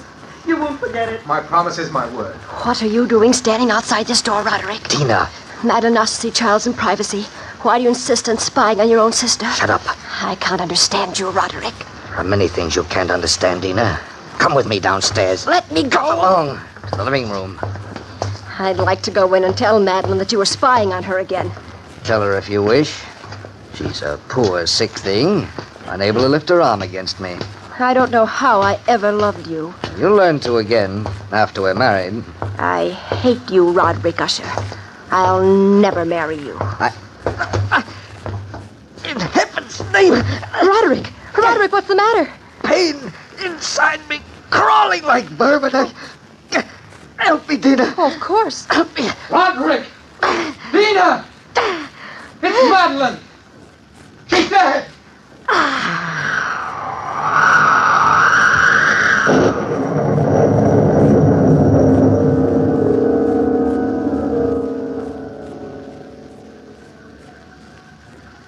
Here I am, Madeline, beside your bed. You're dead, Madeline. Dead. 2 people fought for the possession of one soul, and you've lost. You'll try to drag me to the grave with you, but you're weaker than I, Madeline. You'll never return. Never. And that was her last request, Doctor. It's a peculiar request, Mr. Wilson. I know it is, Doctor, but it was the Lady Madeline's last wish. Oh, Roderick. What are you doing here? Taking a last look at my beloved sister's face. Oh. Doctor, I'm not quite sure that the Lady Madeline is dead. Look at the flush of life in her cheeks. Stop speaking like a fool, Charles. Look for yourself, Roderick. What are you trying to do, frighten me? No. I've asked the doctor to verify her death. In cases of this kind, Mr. Wilson, death from catalepsy, the deceased often retains a lifelike flush, but it's merely symptomatic. Nothing supernatural about it. Of course she's dead. Isn't she, Doctor? However, if you feel the slightest doubt... No doubt at all. I'd suggest delaying the burial for a week or 2. As her nearest of kin, I want the funeral held at once. She'll be laid to rest in the family catacombs beneath the house. Roderick, I gave her my word. Your word isn't valid. You're not one of the family. But it was my word of honor. Don't mix in family affairs, Charles. But the least you can do is grant her last wish, Roderick. This is nonsense. The dead are best buried. But, Rod, your own sister... No. As the doctor in the case, I don't feel justified in making out a death certificate for 2 weeks. The Lady Madeline will lie in state in her coffin in the catacombs. The coffin will remain open.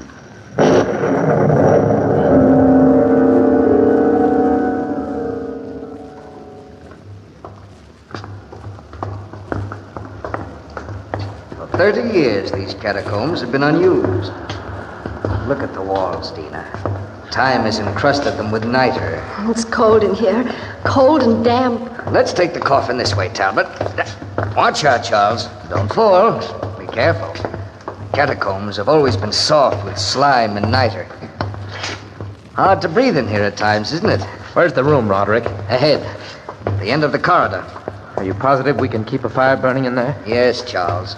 Talbot. Yes, sir. Did you start the fire? Oh, yes, sir. I did that early this morning. The room ought to be warm by now, sir. Talbot's a dependable man.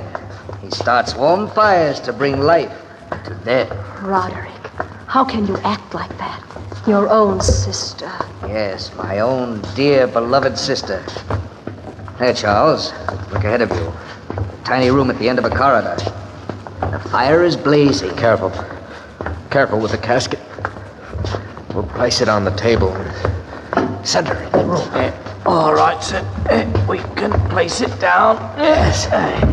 Yes, Talbot. Down there. I know that my Redeemer liveth. Rest in peace. And that he shall stand at the latter day upon the earth. And though this body be destroyed, yet shall I see God, whom I shall see for myself, and mine eyes shall behold, and not as a stranger. We brought nothing into this world, and it is certain we can carry nothing out. For the Lord giveth, and the Lord hath taken away. Blessed be the name of the Lord.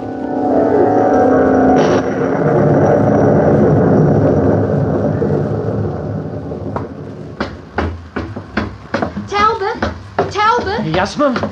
Why, Mum, what are you doing up at this hour of the night? I can't sleep. I keep dreaming the Lady Madeline is crying for help. Where's Lord Roderick? Well, he couldn't sleep either, Mum. He said he was worried that his sister was cold, Mum. Whatever does he mean by that? Did he go down to the catacombs? Yes, Mum, that he did. He said he wanted to stir the fires a bit. Down there. Wait a minute, Mum. Later, Talbot. I must stop him. I must. I wouldn't go down there, Mum. It's ever so cold at night and damp. I wouldn't go down there myself. I advised Lord Roderick against it, Mum. I did. I told Roderick! Roderick! The door slammed shut. It's so dark in here. Cold and dark. Roderick! Roderick! Roderick, where are you? Rod! Rod, answer me! Rod! Roderick! Roderick, I can't see. Please help me. I'll get lost in the catacombs. Roderick! Roderick, please!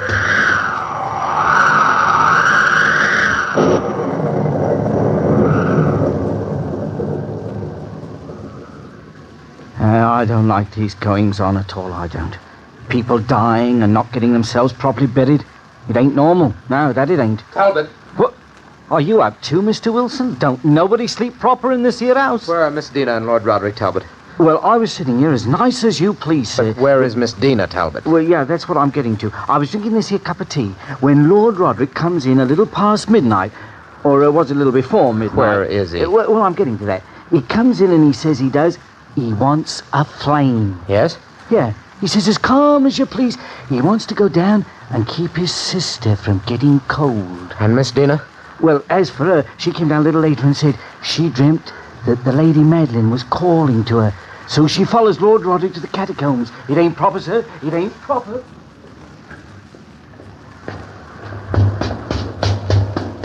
Roderick!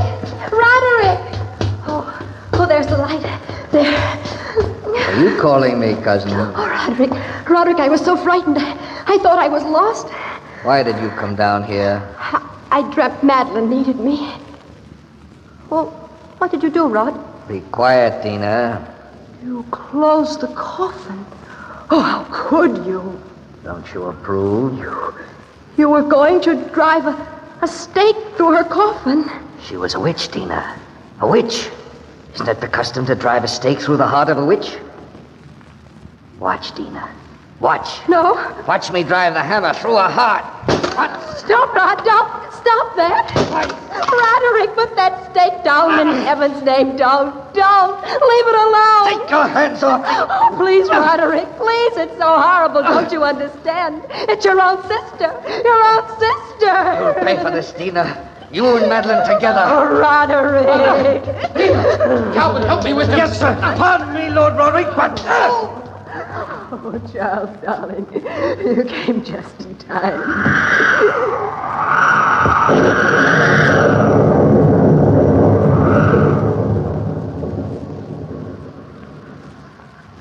He looks like he was dead, sir. Lying there on the sofa. No, he's beginning to stir. Keep bathing his face in cool water, dear. He'll be all right. I'm afraid the shock of Madeline's death is too much for him. The shock of her death, the constant fall of the rain. It's getting redder all the time, Charles. Yes, it is. That's just an electric phenomenon. Don't try to move, Roderick. Oh, it's you, Dina. You again. Lie still, cousin. You'll feel better in a little while. You're both fools. You shouldn't have stopped me. She's a witch. Don't you understand? No, Roderick. Listen, Charles. What? Can't you hear it? What are you talking about? Listen. I told you once my hearing was super acute. I can hear a heart beating. You're overwrought. Suppose I go for the doctor, Rod. He'll give you a sedative. No, don't leave me. But you need your sleep. Of course you do. All this horror tonight will pass over when the morning comes. And those infernal rains clear. It's not in my mind. She's coming. She's coming for me. I can hear her in the catacombs. Listen, Charles, listen. Roderick, please believe me that you're simply overwrought and emotional. I've got to get out of here. I must leave at once. She's coming for me. Coming. She swore she would. I know she did. I overheard her talk with you, Charles. Roderick. Cousin, no, you're hearing things. Now, listen. I can't hear anything. She's leaving the catacombs now. Listen, Charles, don't you hear her breathing? Can't you hear her footsteps? Her sighs? She's in the hallway, Charles. In the hall. Help me, Charles. Help me, Charles. Roderick. She's coming closer. Faster.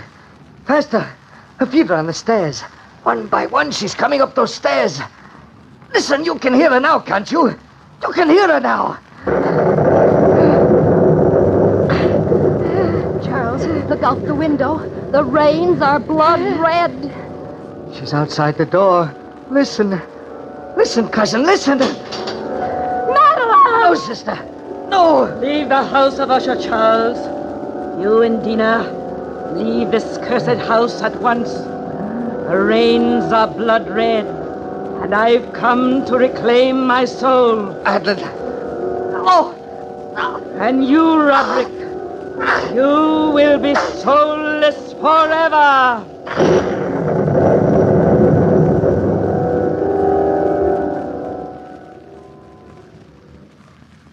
From that chamber and from that mansion, Charles and I fled aghast. The storm was still abroad in all its wrath as we crossed the park to the highway. The moon above the house of Usher was blood red. And Charles held me close as we walked on and on into the night.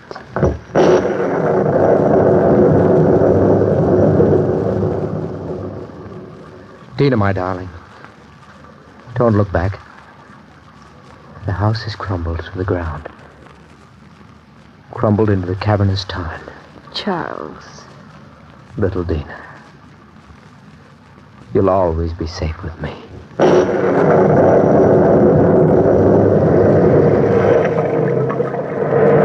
From the time-worn pages of the past, we have recalled the fall of the House of Usher. Bell keeper, toll the bell.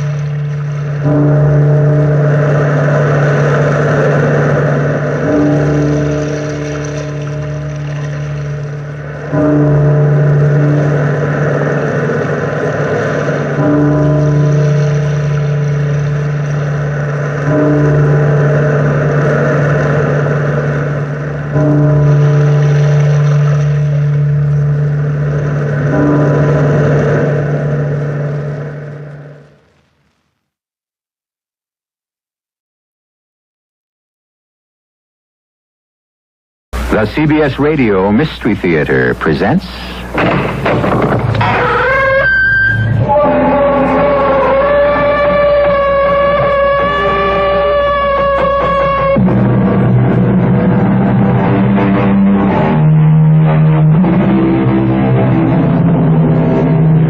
Come in. Welcome. I'm E.G. Marshall. I'd invite you to sit down, but at the moment we're in a laboratory. The laboratory of Dr. John Gilbert and Stephen Kaplan, two research scientists at State University. Nothing but sinks and test tubes and Bunsen burners, and only one chair at a desk where Dr. Gilbert is now sitting alone, talking into a small tape recorder. I think without disturbing him, we might just listen. Tape 26.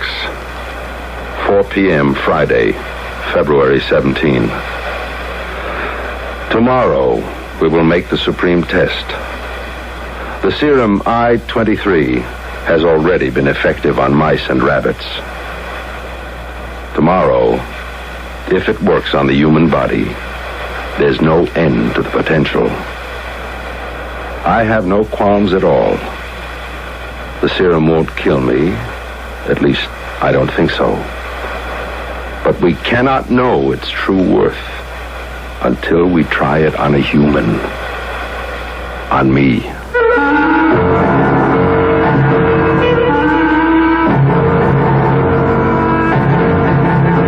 Our mystery drama I Thought I Saw a Shadow was written especially for the Mystery Theater by Bob Jurin and stars Nat Polen.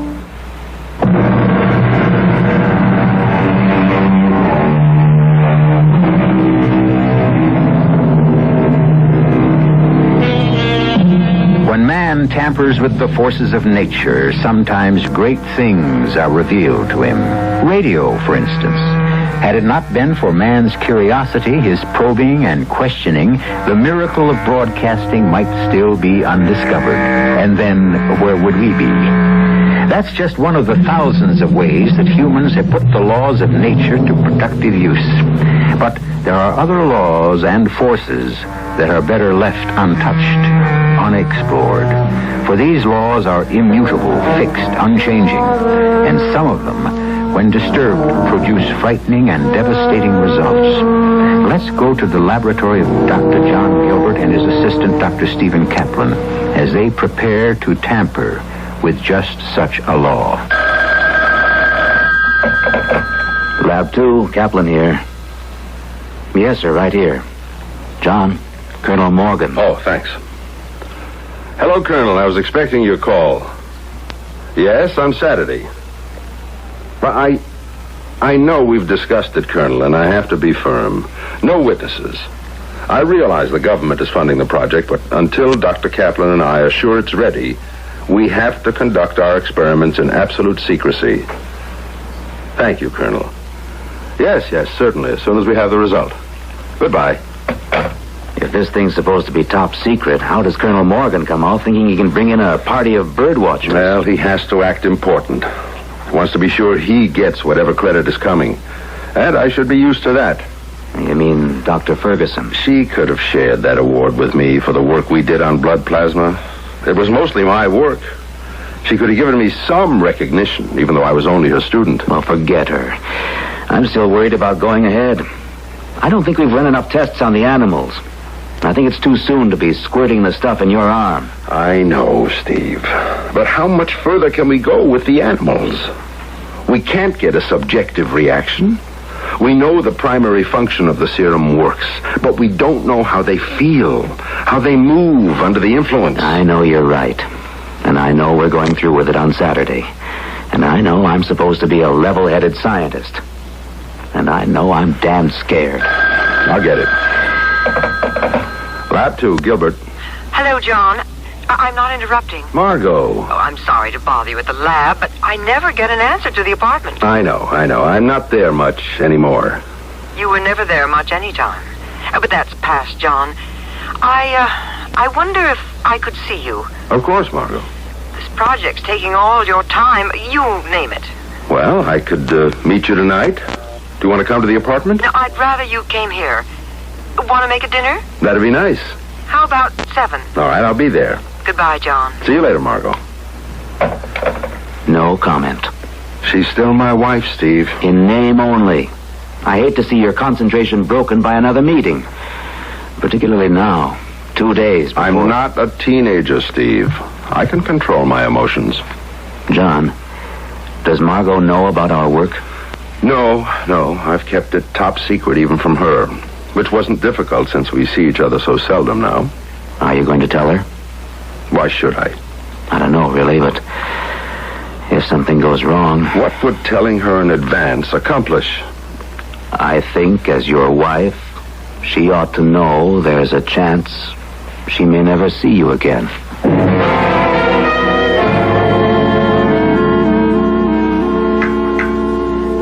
More coffee, John? No, thanks, Margot. I'd rather get down to some serious talk. Okay. Well, we've been through the wine, the candlelight, and the steak. Now we've got to face the facts.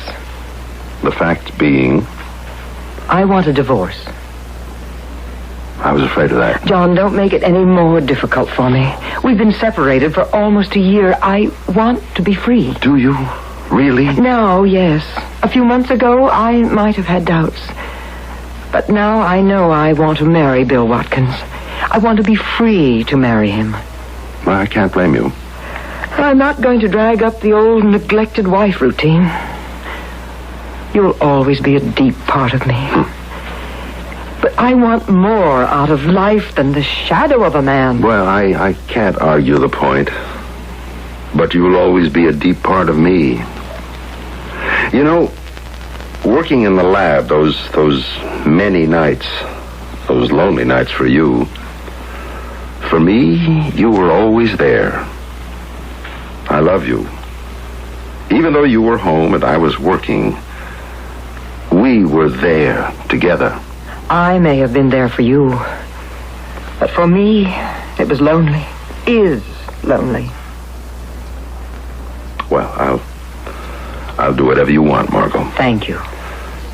No, damn it, I don't mean that. I don't want Bill Watkins to have you. John. Give me one more chance. Let me finish this project I'm on now. It'll only be a few weeks, and I'll take a sabbatical. We'll travel. We'll be together every minute.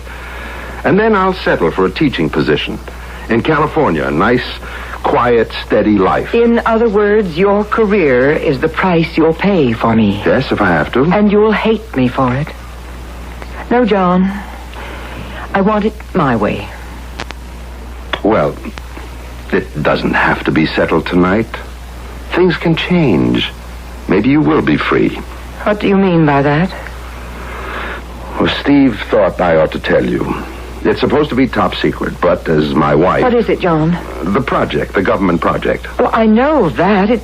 I know it's taken every minute for 2 years. But you've never known what it was. No. No, I could have put up a fight against another woman easier than that secret project. Well, Steve thought I ought to confide in you as my wife. Because, as he put it, you may never see me again. What? You've got to swear to secrecy, Margot. No one on Earth except Steve and a handful of government officials know about this. All right. I swear. Steve and I have developed a serum. A serum that's injected into the body and renders the body totally invisible. Invisible? It changes the molecular structure of the body. It works on the nucleus of the body's atoms. We've proved it with the lab animals. Invisible? But why? Margot, its use in the military is beyond imagination. For spies, troops, invisibility could turn the outcome of battles. And it works. On lab animals, it works. Well, that's fantastic. And on Saturday, we're trying it on me. On you? John, you mean you're going to become invisible? Well, that's the hope and the plan. The effect only lasts for an hour or so, but we can't be sure of it until we try it on a human. On the rats in the lab, it lasted 1 hour. Then, gradually, they reappeared. No worse for the experience. Then it's not dangerous? Not to the animals, but we've got to try it on a human to really find out. To get the subjective reactions. I mean, will I see myself? Or will I look down and see nothing but space? How will I move? My body will still be there. I won't be able to walk through things like a ghost, or will I? These are the questions we have to answer with a human subject. You. Me. You'll come out of it all right. We hope and expect so. The effect has to wear off. And if it doesn't? You'll never see me again. Oh, you seem to be making light of it. I have confidence in the serum. I admit I'm a trifle nervous about the sensations, the unknown.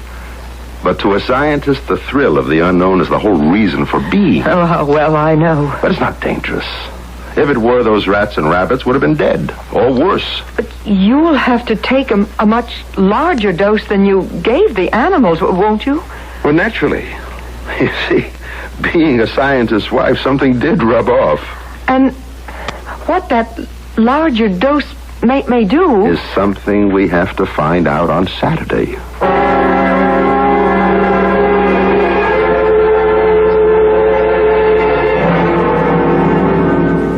Are you ready, John? Yes. Now, you're sure? I'm sure, Steve. We've worked for 2 years for this minute. All right. Oh, damn it. Let it ring. I can't. Lab 2. Steve, can I talk to John? Oh, it's Margot. All right. Margot? Oh, John, I had to call. Are you all right? We haven't started. You called at a very awkward time. Oh, I'm sorry, but I simply can't stop thinking. I understand. But you'll have to let me call you later. If you're able to. I will. Please, Margot, I can't talk now. Oh, all right. Call me later. Go ahead. Okay.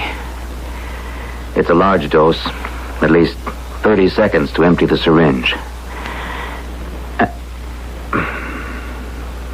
Feel anything? Not yet. I'm going to slow down on the pressure a second. Why? Let your body absorb what it's got already. I don't feel a thing. Maybe I'm not supposed to. You don't look any different either. It's too early to tell. Maybe the dose we planned isn't big enough. Stop the tape recorder. I have now absorbed 200 cc of the serum I-23. The 23rd formula, which Dr. Kaplan and I feel to be the effective limit for invisibility. I have no sensation. 20 seconds have passed since the beginning of the injection. In our experiments with mice, invisibility began within the first 10 seconds and was complete by 30. Taking into account the difference in size and body tissue, I should begin to disappear within 2 minutes, and complete invisibility should be effected in 5. 40 seconds have passed. The syringe is empty. Feel any different? Our proportions couldn't have been that much off. It's not likely, but everything's still an X factor. The dosage must have been too small. We don't know that yet. All right. We'll wait 15 minutes.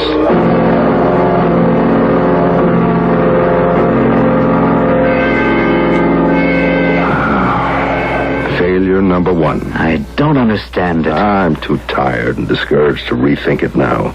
It just doesn't work on human tissue. Larger dosage won't work either. If it's going to be practical for military use, the dose has to be small. A capsule a guy can pop in his mouth. A spy can't wait around for 2 or 3 injections to work. I know. We'll go back to the formula Monday.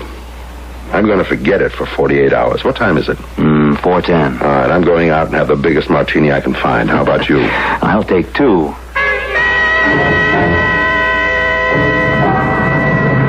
You know, the nitrogen element may be too low. I don't think so. The balance was 80-20 nitrogen over phosphate.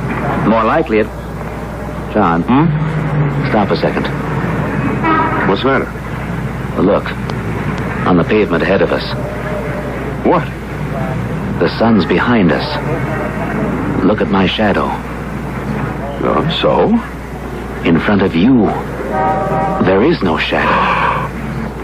You're right. Your body isn't casting any shadow at all.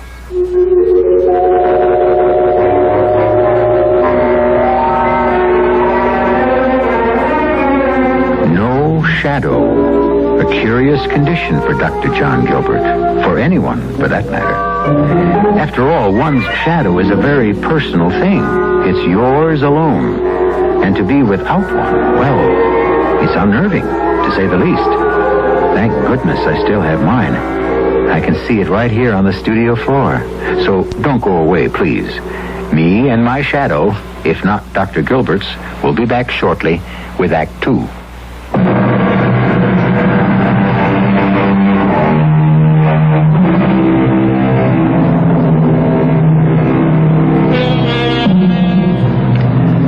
A man without a shadow.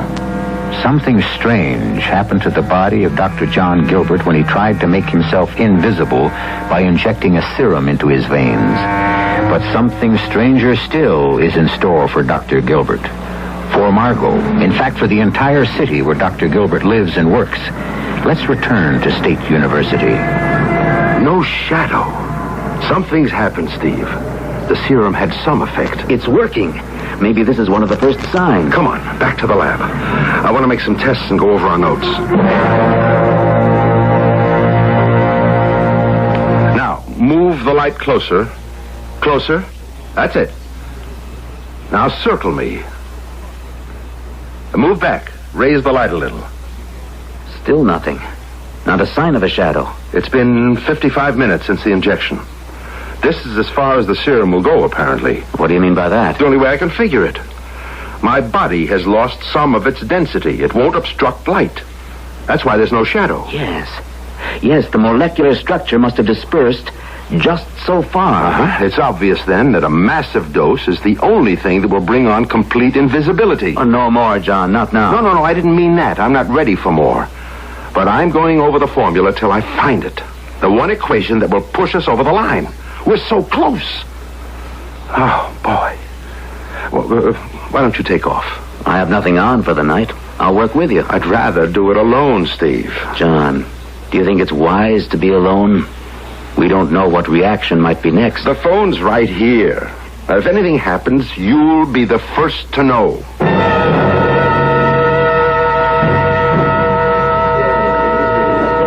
You're not hiding it very well, Margot. I know, Bill. I'm sorry to spoil our supper. Margot, I love you. We're going to be married. Your problem is my problem. Not exactly. It's John. I'm worried about him. Is he giving you a hard time about the divorce? No. But he was going to call me today. I was expecting to hear from him before you picked me up. What's he calling you about? I can't tell you. You still seem awfully interested in John. I am interested in his work.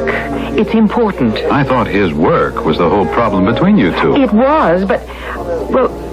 Then why all this sudden interest? The concern? Oh, Bill, you have a way of twisting things I say. Margot, level with me. I can't tell you any more than I have. Only that I may never see John again. That would be fine with me. Oh, stop it, Bill, please. If you knew my reasons, you'd understand. But I can't tell you.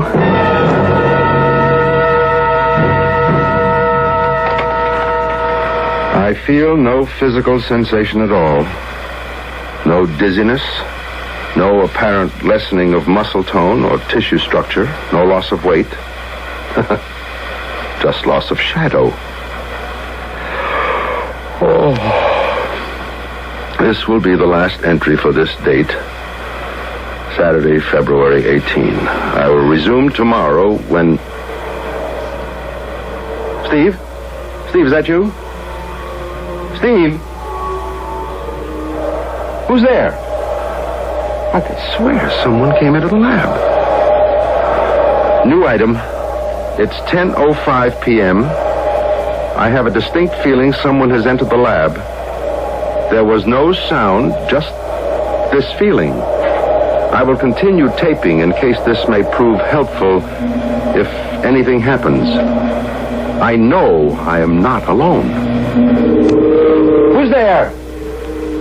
Answer me!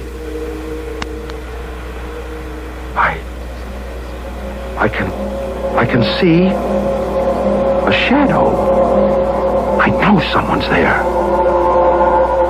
Shadow is moving from the outer hall. In a second, I'll know who it is. There's nothing but a shadow. A man's shadow moving into the lab. It glides across the floor now, not toward me, toward the wall. Within all reason, this can't be. But it is happening. Now it moves along the wall and stops. It hangs there on the wall, waiting. The shadow of a man. Now I know with all certainty that shadow on the wall is mine. How still it hangs there, waiting for the last of the serum to wear off. Now it moves again. Moves with a will of its own. Slowly across the wall, toward the window. There, it pauses by the window. And now, disappears into the night.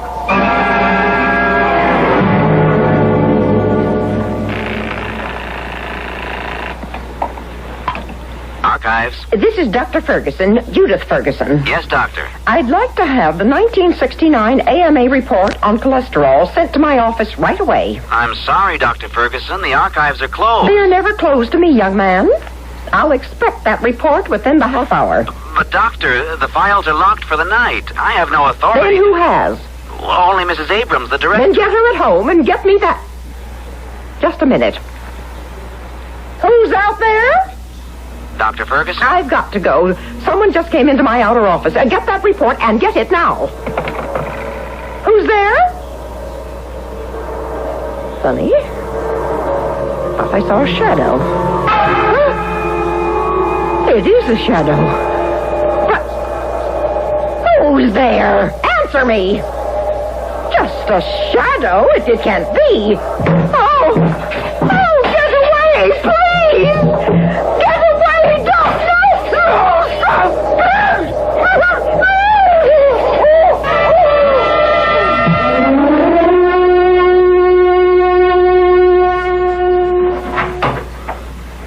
John? Huh? Oh, Steve. You've been here all night. What time is it? 9 a.m. Oh. John, are you all right? Yes, I think so. I can't seem to remember. Oh, yes. Yes, Steve, something's happened. It sure has. Dr. Judith Ferguson was found dead in her office last night. Dr. Ferguson? It's on all the newscasts. Some clerk from the archives took a report to her office. Said Ferguson insisted on having it last night. He found her. Murder? They don't say. How awful. We'll hear all the lurid details soon enough. I'm more concerned about you. Any side effects through the night? No, it's funny. I can't seem to remember anything after you left me. I think I started to dictate, and I just don't remember. My mind's a blank. Why can't I remember? Another effect of the serum, perhaps. Maybe. Or maybe the tape will tell us. I'll rewind, and then we'll find out what happened to me. Huh, that's strange. There should have been more than that. We'll play it. There are no physical sensations at all. No dizziness. No apparent lessening of muscle tone or tissue structure. Just loss of shadow. This will be the last entry for this date, February 18. I will resume tomorrow when... Well? There's more. There's got to be more. Well, that's all there is. You fell asleep. No, there's something... An impression something more happened. But why isn't it on the tape? You fell asleep. Why can't I remember? Why? Lab 2. Kaplan here. May I speak to Dr. Gilbert, please? Who's calling? Lieutenant Healy, 4th Precinct. Oh. The police, John. Police? Why? Hello? Dr. Gilbert, I'm Lieutenant Healy, 4th Precinct. I wonder if I could talk with you this morning. What's wrong? Margot? Oh, it's about a Dr. Judith Ferguson. Dr. Ferguson? Oh, yes. My associate just told me. We're asking everyone who knew her to help if they can. I understand you're acquainted with her. Yes. Some time ago, I was a student in one of her classes. In about an hour, all right? At your lab. Yes, I'll be here. Thank you, Dr. Gilbert. What's up? He wants to talk to me about Judith. They're asking everyone who knew her. Well, you haven't seen her in how long? Well, I see her in the hospital now and then, but our work together was over 2 years ago. Oh, relax, John. You haven't got anything to worry about. You know Dr. Ferguson how long? Well, Lieutenant, we were actually associated for only a year. I was a graduate student in one of her classes. That was 2 years ago. We wouldn't single you out like this, Dr. Gilbert, but we're told you and Dr. Ferguson were involved in a successful medical project, one that Dr. Ferguson received an award for. Yes, on blood plasma.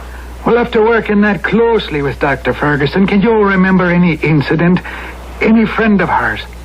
Anything that might give us a clue to who'd want to kill her. Well, then you do suspect murder.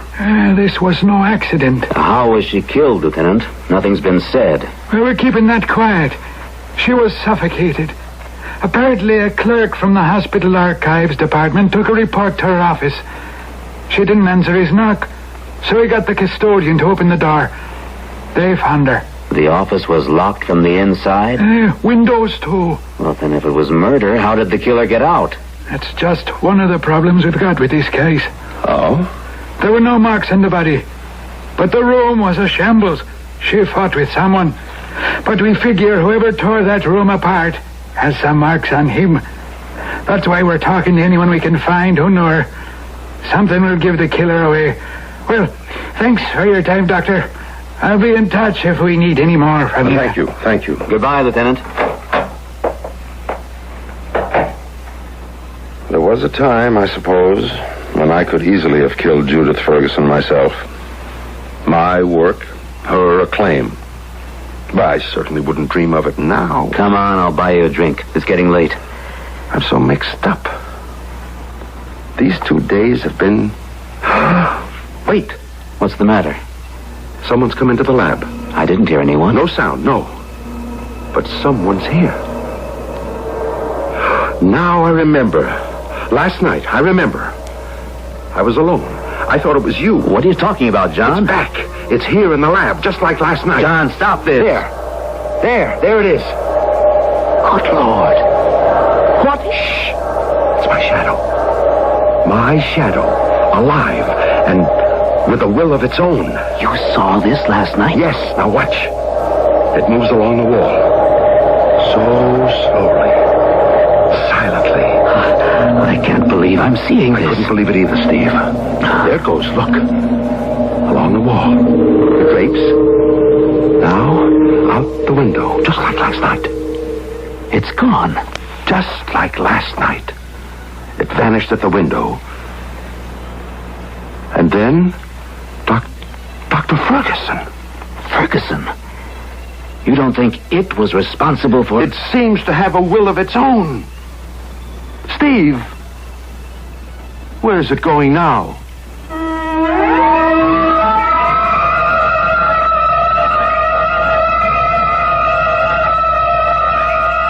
You've heard it said that some people are afraid of their own shadow. Well, it seems that Dr. Gilbert's shadow is something to be afraid of. It has already disposed of one of Dr. Gilbert's dark, subconscious resentments. And there's not the shadow of a doubt there'll be more sinister happenings when I return shortly with Act 3.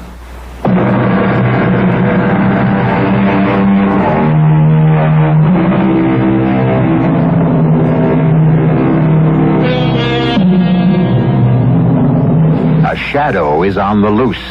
A shadow with a will of its own, now drifting, gliding. And where, indeed, is it going next? What or whom is it after? Both John Gilbert and Steve Kaplan saw it pass through their lab.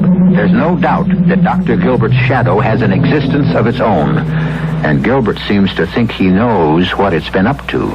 John, are you suggesting that this thing killed Judith Ferguson? I'm quite certain it did. That's impossible. The policeman said Judith died of suffocation. No marks on the body. A locked room. Does that sound like an ordinary murder? No, but why Dr. Ferguson? I don't know. Perhaps because I wished her dead at one time. I think we should notify this Lieutenant Healy. And tell him what? That we think a shadow is out killing people? Your shadow? He'll lock us up. Oh, I know. It does sound like nonsense. If this thing is a part of you that disengaged itself when you took the serum, it should return to normal when the serum wears off. Steve, it has worn off. I took that injection more than 24 hours ago. But that thing still exists. I'm still not sure I buy it, John. We don't know how long the serum might stay in your body. We found no trace of it in the mice after 4 hours. True, but their shadows didn't go wandering around either. Perhaps mice don't have resentful souls. Oh, you've really sold yourself on the idea that some astral part of you killed Judith Ferguson. When the serum changed my molecular structure, who knows what it released? I am changed permanently. The serum wore off long ago. And that thing out there continues to exist.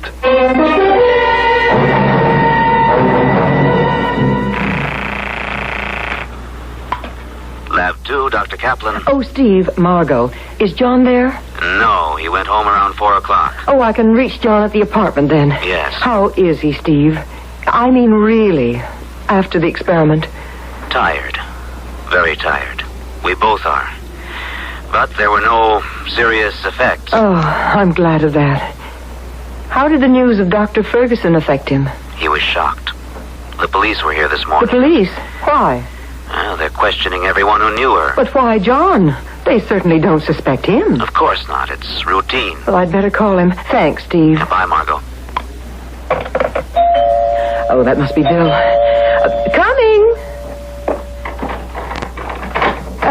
Come in, Bill. Feeling better today, darling? You were pretty upset last night. Ah, yes. I'm sorry I spoiled our dinner. Margot, we've got some things to talk about that can't wait. I know. John. No, not John. You're the one who's making my life complicated, not John. Do you want me or don't you? Of course, Bill. But why do you insist I cut off every mention of John? I won't share you. Oh, Bill, that's kid stuff. It's not kid stuff, and it's not only this weekend. I felt it for weeks. I am trying desperately to control myself. I've had a nerve-wracking weekend, and you won't let up on me. Then tell me what's so special about Dr. Gilbert this week. Bill, let go of my arm. Tell me. He's doing an experiment. So? Well, he's trying to... To what? Bill, there's someone in the bedroom. What? I just saw a shadow pass the bedroom door. But how could anyone get in through the... Bill, what is it? A shadow. Moving along the wall. The shadow of a man. I see it. But how? This doesn't make any sense. Oh. There's no one here. Just a shadow. Oh, Bill, I'm frightened. It stopped. Now it's sliding down the wall. Coming along the floor. Coming towards us. Oh, Bill, it's covering you. I can't breathe. I don't know what to do. Get out. Oh, Bill. Get away. No, Bill.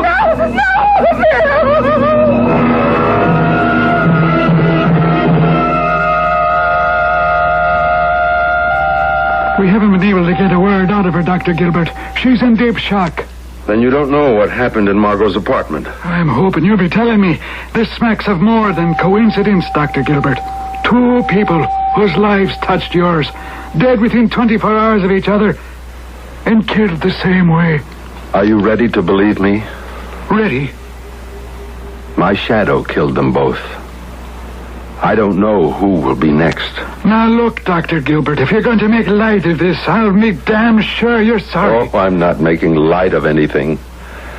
My shadow is loose, with a will of its own. Now you may be an eminent scientist. Look at the floor, Lieutenant. Look. There's your shadow. Where's mine? Oh. Well, okay, I've read enough science fiction to believe it, but don't ask me to be putting out an all-points bulletin on your shadow. Shadows don't kill people, Doctor. People do. Is that you, Bill? Margot, it's John. John. Oh, Bill's dead. Relax, Margot. Don't try to talk. Oh, it was so horrible. The shadow on the wall. It came at us. It moved along the floor, and then Bill choked. Mrs. Gilbert, you saw this shadow. Only a shadow. There wasn't anybody there. Nothing but a shadow. A shadow. Well, I'll be outside. I've got to make a phone call. John, how is Margot? She's out of shock. They have her sedated. This Bill Watkins was victim number 2. There's no doubt. She saw the shadow. It enveloped him and slowly suffocated him. What does Lieutenant Healy say? I told him the whole story. He had a hard time accepting it until Margot confirmed the shadow. Dr. Gilbert, Dr. Kaplan, we've got real trouble. What's the matter, Lieutenant? 2 more deaths, exactly like Ferguson and Watkins. Who? A reporter from the Herald, Jim O'Hara. I never heard of him. Well, how about a Helen Morris, a bridal consultant at Long's Fashion Center? No, I don't know her either. Oh, you're positive there's no connection? None at all. Well, that means the thing is hitting at random. Oh, Lord, what have I done? Well, look, is there any clue, Dr. Gilbert? Anything that might help? There hasn't been time to study it. It only started yesterday and... Wait a minute. There is something. The shadow always returned to the laboratory. I saw it first before Dr. Ferguson did. And then we both saw it there this morning, before it went after Bill Watkins. Then your lab is the most likely place to look for it. I don't know. I don't know what it will do. Still, I'm responsible. How can we stop it if it does show up? Well, we'll worry about that later. If this leaks to the press, we'll have a panic.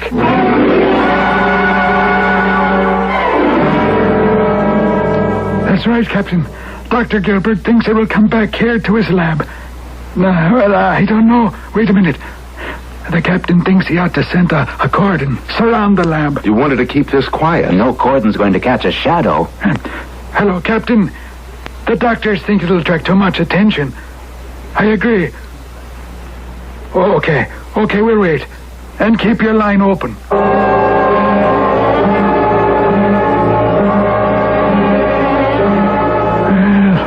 Almost an hour. 9 o'clock. I wonder if we're driving it off waiting like this, Lieutenant. I think it'd be better if I were alone. No way. I'm going to be staying. Dr. Gilbert has a point, Lieutenant. Well, there's nothing any of us can do if it does appear. You can't shoot it, catch it. Why don't you leave me alone and see what happens? Well, maybe you know more about this then than I do. I'll go along. I'll be right downstairs, though. I'll wait with the lieutenant, John. Maybe this is between you and whatever it is. Your shadow. Yes. Yes, I think it is. I don't like leaving him alone. Neither do I, Lieutenant. But I don't know what else to do. If the shadow comes back, maybe he can deal with it. And it may not come back. It may keep on killing. Who knows what it's going to do? Who ever heard of anything like this before? I can't believe I'm staking out a shadow. We can wait in here. Faculty lounge. Well, I only wish I knew what we were waiting for.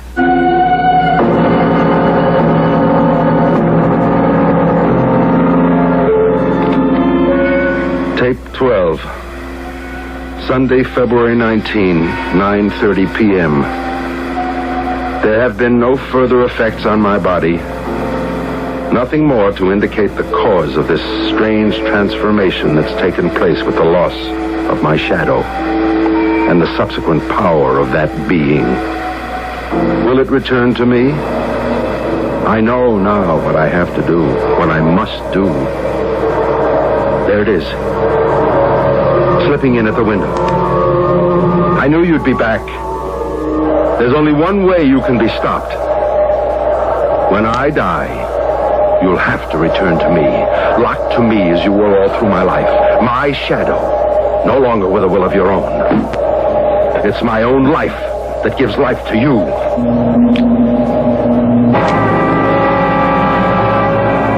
Almost 9:30. I think we ought to go back up. At least I can see if he's okay. Maybe you're right.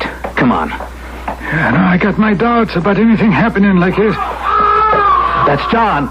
I'm getting my gun ready. John! He may still be alive. John!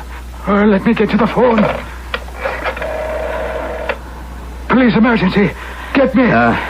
He's dead. Never mind. The gun's still in his hand. He never fired a shot. And there's not a mark on him. The thing. Just like the others. We'll never know. Oh, John. What are you doing, Doctor? What I should have done long ago. Destroying the formula and everything about this fiendish project. The chemicals, the notebooks, even the tapes. I don't want to know anymore. I hated this thing from the start. I gotta call headquarters. That thing may still be on the loose. No, it isn't, Lieutenant. Look on the floor. Oh, yes, I see. Yeah. The shadow of a man. slumped over in his chair. Do you have any doubt it's Gilbert's shadow? As still as he is.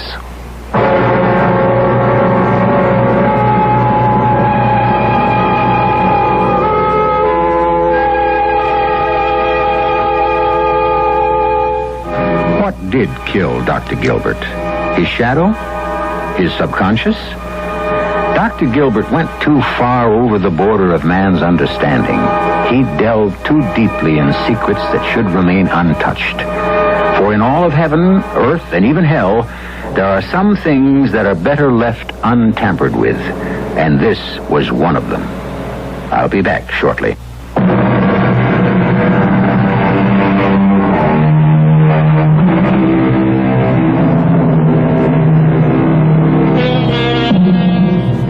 Stand up and take a good look at your shadow. Is it following your every move?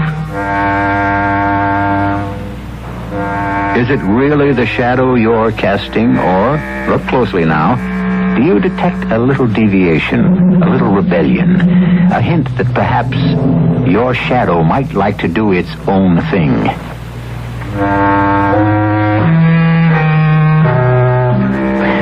Maybe you'd better turn off the lights. That's the surest way I know of getting rid of shadows, wanted or otherwise.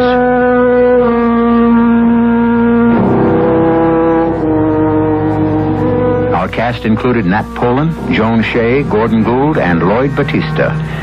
The entire production was under the direction of Hyman Brown. This is E.G. Marshall inviting you to return to our Mystery Theater for another adventure in the macabre. Until next time, pleasant dreams.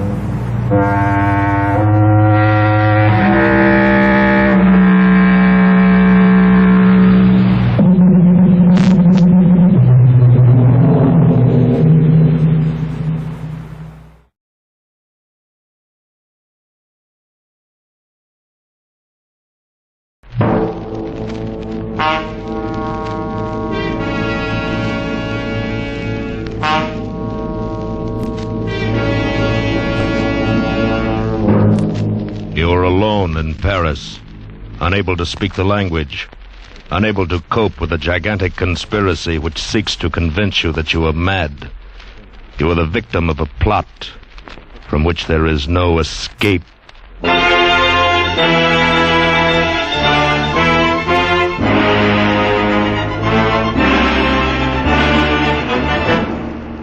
Escape.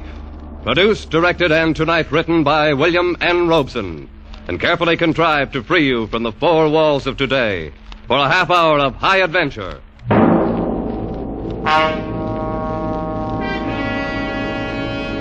Tonight we escape to Paris at the time of the Great Exposition, and one of the recurring legends of our time, an Alexander Wilcott's version of the story of The Vanishing Lady.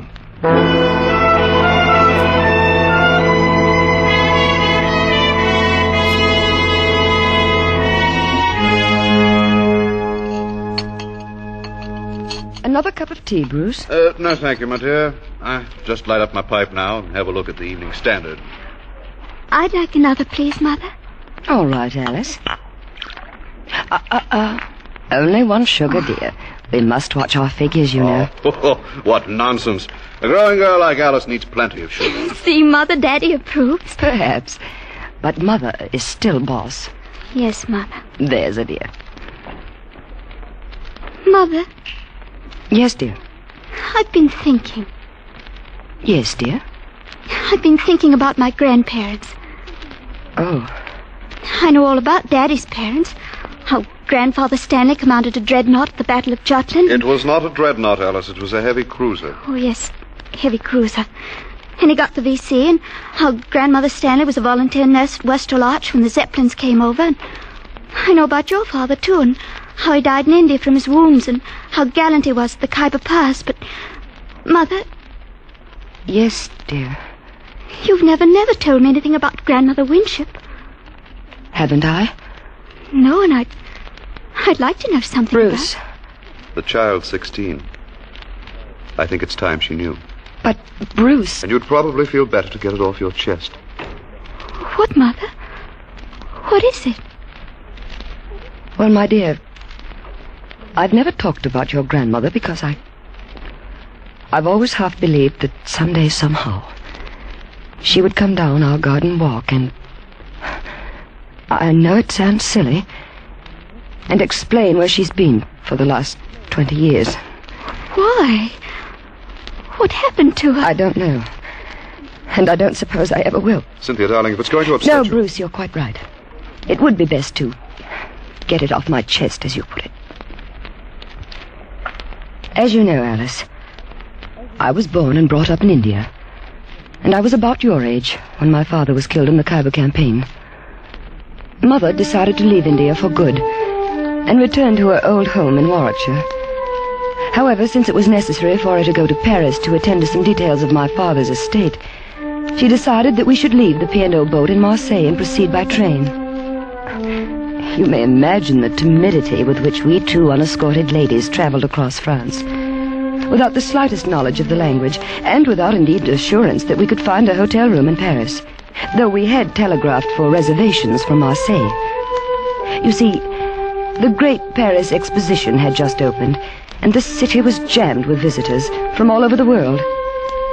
You may imagine our relief when we arrived at the Grand Hotel Universel and heard the clerk speak in quite understandable English. Mademoiselle Winship, welcome, welcome. You will please to sign the register, here and here. You have our reservation? Oh, indeed, yes. Most fortunate, madame, that you telegraphed. For I have reserved for you the last room in the house. Oh, I'm so relieved. Yes, Cynthia. You may as well learn now to sign a register for yourself. Oh, yes, Mama. Where do I write? There in that line. Oh, yes, I see. Voila. You are fatigué from your journey, no? I shall have the boy show you to your rooms at once. Chasseur, chasseur! Oui, monsieur. Le parement 342 pour mademoiselle et madame Winship, tout de suite. Bien, monsieur. This is your baggage, madame? Yes, these 6. Le voilà le bagage, il y a 6 pièces. You'd best carry the little one with the medicine in it. Yes, Mama. Thank you. I'll take that one. The little red one. Très bien. This way, ladies. Keep your eye on that porter, Cynthia. I don't trust this Frenchman. Oh, Mama. I don't think he'll make off with our things. Here's the lift. 3e étage. 3e. Oh, I do wish we could have gone straight on to Southampton. But you'd only have had to come back across the channel to see the solicitor, Mama. We really saved time this way. I suppose I mean I wish we hadn't come to Paris at all. It's such a sinister place. Oh, Mama. Voilà, le 3e. This way, ladies. To the right. Attendez. Eh bien? 338, 340, 342. Oh, voilà. Entrez, ladies. Thank you. Oh, what a lovely big room. And look, Mama. French windows. And the park out there. Ladies desire? No, and thank the you. square with the statues on Merci. it. Oh, and look Thank at the you, river ladies. over there. And those beautiful, beautiful bridges. Oh, Mother, it's something out of a book. Yes, my dear. That's the trouble with Paris. It's so attractive. But underneath it's evil. And look at the furniture. The gilt clock. And this lovely marble table. Oh, Mama, everything is so French. I'll be very glad to be on my way to where everything's English by this time tomorrow. Now, come away from that window and help me get into something comfortable. There's a dear. Yes, Mama, of course. I don't know when I've been so tired. I just can't seem to catch my... Mama. Mama, what's the matter? Mama. Mama, speak to me. Here, I'll get you up into the bed. There. Now, let me loosen your corset. Here, Mama, here are the smelling salts. Breathe deeply, darling. Mama. The telephone. I've got to get a doctor. À votre service. Hello, operator. Will you please send a doctor up to room number... Oh, let me see. Number 342. Pardon? Qu'est-ce que mademoiselle désire? Will you please send a doctor to room number 342? Je ne comprends pas. Qu'est-ce que mademoiselle A désire? doctor? A doctor? Ah, oui, un docteur. Oui, mademoiselle, tout de suite. While I waited for the doctor, I did everything I could think of to bring my mother back to consciousness. I massaged her fingers and toes. I put wet cloths on her forehead. I waved the smelling salts under her nose. But she lay silent and white and unmoving like one dead. Only the quick, shallow movement of her breast assured me she was not. And all the time another anxiety possessed me. What if this doctor could not speak English? How should I tell him the circumstances of Mother's unexpected fainting? How should I understand his instructions for treatment? I'm sure it was not long, although it seemed like an eternity before he arrived, accompanied by the manager of the hotel. And to my great relief, they both spoke English. The doctor felt Mother's pulse, took her temperature, and did the usual things that doctors do. Then he turned to the tail-coated hotel manager. Parle-t-elle français? Pas un mot, vous en êtes sûr? Tout à fait. Alors, je ne peux parler à mon aise. Monsieur, ceci, c'est une affaire très sérieuse. N'ayez pas l'air alarmé lorsque je vous mets au courant. Cette femme est atteinte de la peste. De la peste? Elle n'a qu'une heure à vivre. Je n'ai pas besoin de vous dire... While they talked in this language I couldn't understand, I looked from one face to the other, trying to read from their expressions how serious my mother's illness was. But they were as casual as though they were ordering dinner. Finally, I could stand it no longer. They must. You must tell me. What is the matter with her? Mademoiselle, your mother is ill, yes. Seriously ill. It is a collapse. Due perhaps to the strain of traveling. However, a week or two of absolute rest A week or two? We were to go on to England tomorrow. That would be out of the question. She cannot be moved for at least several days. Right now, she must have a complete rest. The next 24 hours will be critical. Oh, Mama. Poor Mama. No, mademoiselle, you must not break down, too. I need your help. Yes, doctor. Immediately, I need some medicine. Will you fetch it for me? Why, yes, I must not leave your mother for a moment during these critical hours. Here, I will write down this address and a little message to my wife.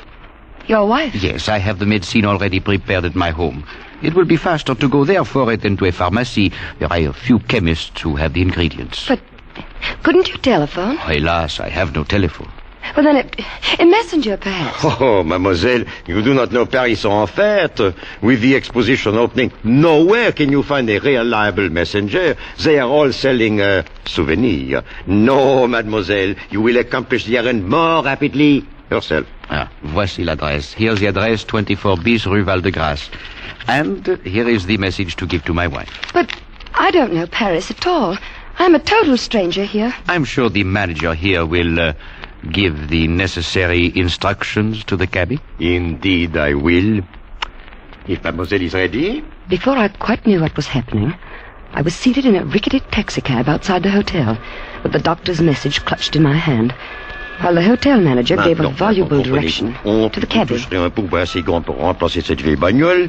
Allez au petit pain, hein? Prenez la piste la plus circuiteuse et surtout ne soyez pas de retour en moins de 2 heures. Entendu? Entendu. Bon. It is arranged, mademoiselle. Jacques here is one of our most trusted cabbies. He will get you to the doctor's house and back in safety. Oh, thank you so much, sir. And you will look after Mother, won't you? Oh, indeed I will. Of that you may be sure.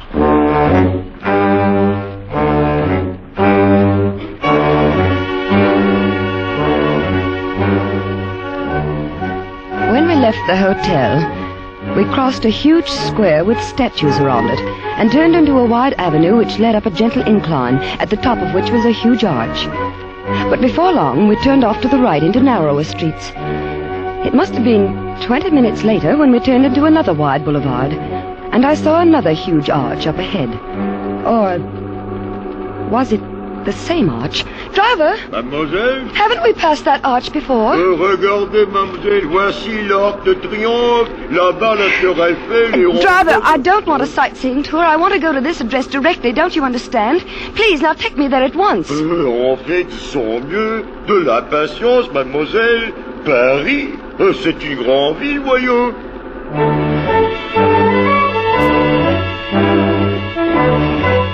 last we turned into a narrow street and pulled up before a grim grey house. The blue enameled sign on the wall read number 24 bis. I jumped out of the cab almost before it stopped, rushed up the 3 stone steps and pulled at the brass bell knob. Oh, hurry. Hurry, hurry, please. Oui? Oh, the doctor sent me for some medicine. Here, please read this. Retenez cette jeune femme aussi longtemps possible. C'est de la plus grande importance pour l'avenir de Paris et même de la France. Oh, entrez, mademoiselle. Thank you. Quand vous ne pouvez plus la faire The doctor's wife stood there reading and rereading the note as though she didn't understand it. And until I thought I would scream. Oh, please, please hurry. Get the medicine. It's my mother. She may be dying. I must get back to her. Please hurry. Asseyez-vous. She pointed to a chair. Attendez. And slowly walked down the hall and closed the door behind her. I waited. And waited. And I wondered. Wondered about the time the taxi had taken to get here.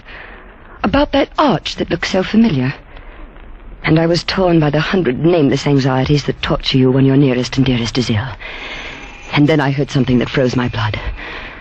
A telephone. A telephone clearly ringing somewhere in the house. But the doctor had said he had no telephone. That was the reason I must come all the way for the medicine. No, it couldn't be in this house. It must be next door or across the street. Of course, that's where the sound was coming from. Allô? But no. Oui, elle est ici maintenant. It was the voice of the doctor's wife answering the phone. Oh, no. No, what monstrous plot was this? I felt my scalp crawl with terror. Brain pounded, my head felt as though it would burst. I wanted to scream, to run out of this awful house, to run all the way across Paris to the bedside of my mother. Voilà, mademoiselle. Oh, thank you. Thank you. Au revoir, mademoiselle. Now, driver, please. Please, in the name of your own mother, hurry back to the hotel as fast as possible. Please. Ben oui, on fait de son mieux, mademoiselle. Roulant.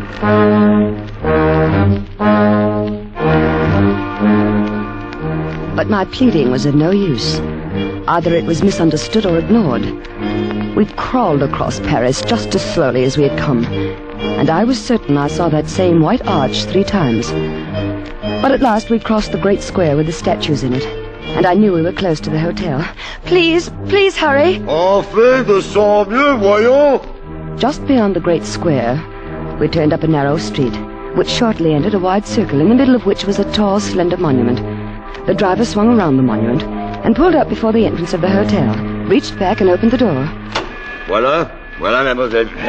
I jumped out of the cab. And then I saw the sign over the entrance. It said, Hotel Ritz. Driver, you've taken me to the wrong hotel. I'm staying at the Grand Hotel Universal. Mais non, mademoiselle, je vous ai pris en Ritz et je vous dépose en Ritz il y a 50 au I don't understand what you're saying, but will you please take me to the Grand Hotel Universal? Mais c'est ici que je vous ai pris et c'est ici que je vous dépose. Oh, you stupid man, can't you understand? My mother is ill. You've taken more than 2 hours to get me to that doctor's house and back. Can't you understand my mother is sick, perhaps dying? Dieu, mademoiselle, les affaires ne me regardent pas. Donc, voici, la médicale va me payer. A small group of passers-by had stopped and were listening curiously to the argument. Then they joined in and started taking sides. Everywhere I looked were foreign faces, strangers, enemies. And then, shouldering his way through the crowd, I saw a bare-headed young man in tweeds, with a pipe clamped in his teeth. And before he had a chance to speak, I knew help had come. I say, having some trouble? Oh, thank heavens you're English. All right, you are. What seems to be the matter? I told him rapidly as I could, and he paid the mulish cabby. Merci, monsieur. Popped me into another cab, and 5 minutes later we walked into the lobby of the Grand Hotel Universal. The manager was behind the desk. My mother, is she all right? I beg your pardon? My mother, Mrs. Winship in 342, is she all right? Mademoiselle must be mistaken. There is no Winship in 342. What? 342 is occupied by Monsieur Auguste Noailles, a permanent guest. But don't you remember me? I'm Cynthia Winship. 2 hours ago, you put me into a taxi to go to the doctor's house for some medicine for my mother. I am afraid that mademoiselle is mistaken. I have never seen her before in my life. Well, look here, what is this? No, listen, I swear it to you. It's just as I say. We signed the register less than 3 hours ago. We got in on the train from Marseille. Well, let's have a look at the register. Yes, I'll show you I'm in 342. Where is the register? It is there, mademoiselle. You may see it for yourself. See, today's date. 14 guests registered, but I don't see any mademoiselle or Madame Winship. Do you? No. What have you done with my mother? What have you done with my mother? Please, mademoiselle. You have done something Please, with I demand to know what have you done with my mother? We'll get to the bottom of this. Perhaps mademoiselle is mistaken. Perhaps she is registered at some other hotel. No. This is the hotel. The Grand Universal. You were standing there when we arrived. You handed my mother the pen with which she registered. You came to the room with the doctor. You put me in the taxi. But I assure you, mademoiselle, these are fantasies of your imagination. What is it? That bellboy there. He carried our baggage. He'll remember. Garçon. Oui, monsieur. Vous vous souvenez avoir déporté le bagage de madame à numéro 342 cet après-midi? Non, monsieur. There were 6 pieces, don't you remember? You wanted to take them all, and I insisted on carrying the jewel case. It was a little red one? Oh, non, mademoiselle. C'est la première fois de ma vie que je vois mademoiselle. He says he never saw you in his life before. But this is monstrous. It's impossible. My mother is somewhere in this hotel. What have you done with her? What have you done with her?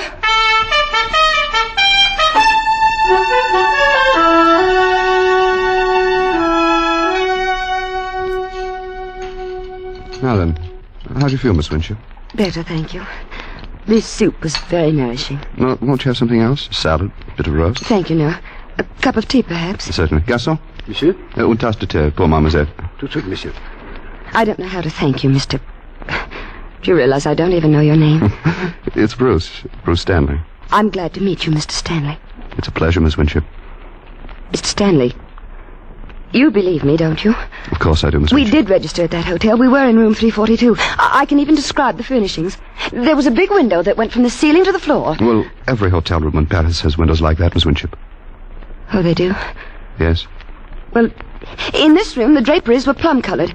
There was a marble table, black marble it was, and a gilt clock. It had run down. The hands had stopped, I remember, at 20 minutes past 3. The walls were covered in rose brocade, and the bedspread was a washed-out yellow. Oh, if I could only get into that room, you'd see I'm not making this up. I'm not. I'm sure you aren't. Perhaps I can find a way to make them let you in the room. Oh, can you? Well, yes, I'm with the embassy, you know, undersecretary sort of thing. I believe the British Empire has enough influence to change the mind of an obstinate Paris innkeeper. Then let's do it. Right away. Well, I'm afraid the might of Britain can't move that fast. It's past dinner time. But tomorrow we'll see. Tomorrow? But I must get into that room tonight. I have no money. Nowhere to sleep. Well, we can do nothing with the people at the hotel. You saw that. We'll just have to be patient until tomorrow. I'm sure I can find a room for you tonight in a pension near the embassy. You're so very kind. How can I ever thank you, Mr. Stanley? Well, you might begin by calling me Bruce. Thank you, Bruce. Thank you, Cynthia. Oh. What is it? I just thought of something. The doctor. The doctor? Yes, the one the hotel manager brought in to look after Mother. I still have his address somewhere here in my purse. Yes, here it is. Oh, we must go there immediately. He can tell us about Mother. Let's see. 24 bis Rue Val de Grace. Well, that's not far. It's just off the Boulevard Raspail near the Luxembourg. How long would it take to get there by taxi? Oh, about 10 minutes. But it took over an hour this afternoon.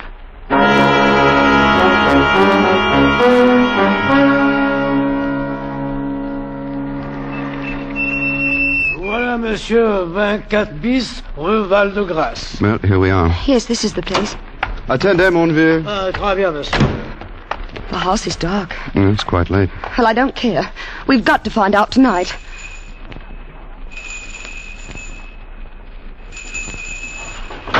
Qui est là? Qui sonne? Where is he? There at the upstairs window. Monsieur le docteur, c'est mademoiselle Stanley. Elle veut vous questionner à propos de sa mère. Stanley, je ne connais pas mademoiselle Stanley.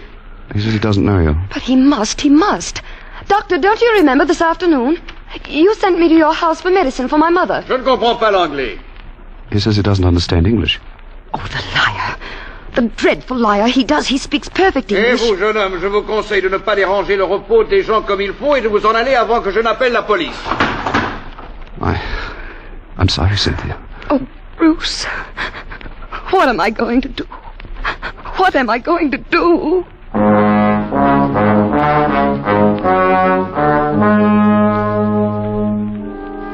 If it hadn't been for Bruce, I'm certain I should have gone out of my mind. He found a room for me at a pension near the embassy, where I spent a sleepless night of anxiety, almost beyond endurance. Bruce called for me at 10:30 the next morning and took me back to the hotel. To my surprise, the attitude of the manager had changed completely. Of course, mademoiselle may inspect room 342. We are only too glad to convince mademoiselle that her mother is not and never was in the Grand Hotel Universel. Why, I personally will escort you to the room. This way, please, to the ascenseur. Oh, Bruce, that terrible man. That horrible... Cynthia, don't let him upset you. Monsieur, 3e étage. 3e, monsieur. Now, remember what I told you last night, Bruce. You'll see plum-colored draperies, black marble top table, rose walls, and a gilt clock with the hand stopped at 3 You'll see. Yes, Cynthia. Voilà, le 3e. This way, gentlemen. It was room 342 you wish to see, mademoiselle? Yes, that's right. 3rd door to the right. So. You see, Bruce? I know where it is. Yes, my dear. Here we are. Voilà. Enter, please. Now, Bruce, you shall see the yellow bedspread. Oh. Not quite the room you just described in the elevator, mademoiselle. The drapes are royal blue. No. Oh, a little dusty affair. I must have this room renovated. You see, there is no marble top table. No. The clock, as you notice, is running. No. And right on time, it seems. The walls are not rose bouquet, but yellow flowered wallpaper. No. Now, my dear mademoiselle, you see how thoroughly mistaken you are. No, no, no!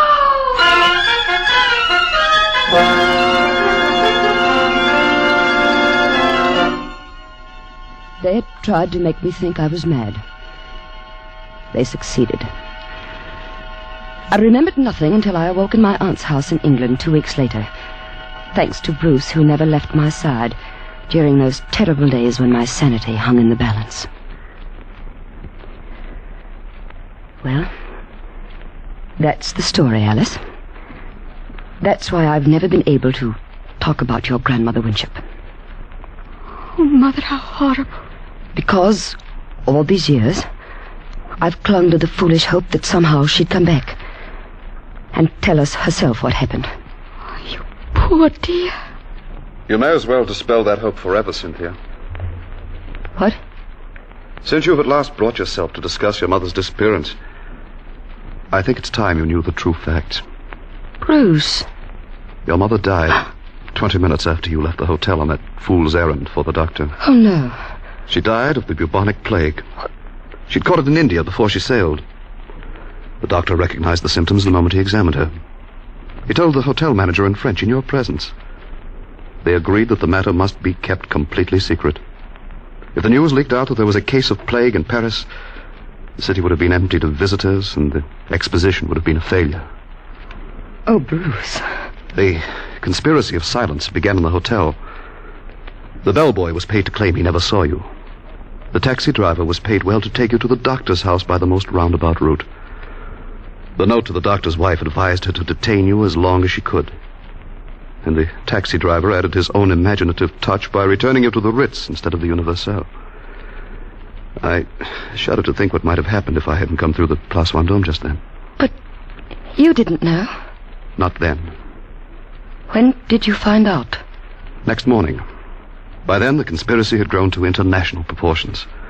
The embassy had been advised. If the exposition was a failure, the franc would fall, the pound sterling would be affected, that sort of thing. I knew when we went back to the hotel you would not find your plum drapes and rose-colored walls and black marble top table. And you let me go through with it? What could I do? I was acting under orders. I knew that the hotel had completely fumigated and redecorated the room overnight, and everything was in readiness to repudiate your story. I had to let the last act of the dreadful farce play to its dreadful end. Mother. What did they do with Mother? Her body was removed from the room less than 30 minutes after you left it. And immediately burned. Why? Why didn't you tell me this years ago? Why did you let me go on all this time? This is the first time you have ever mentioned your mother since then, my dear. Alice. Yes, Mother? There's a new issue of the Tatler in the library, dear. Wouldn't you like to look at it? But, Mother, I want to... Now, dear. I want to have a talk with your father.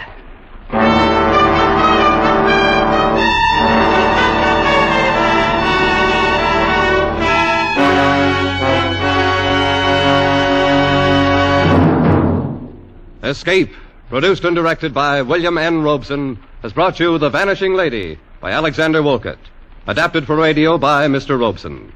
Cynthia was played by Joan Banks. Bruce was played by I. Averback. The hotel manager and cab driver were played by Ramsey Hill. The musical score was conceived and conducted by Cy Fewer. Next week... You are deathly afraid of snakes, and between you and a fortune, between you and escape, yawn the white jaws of a deadly cottonmouth.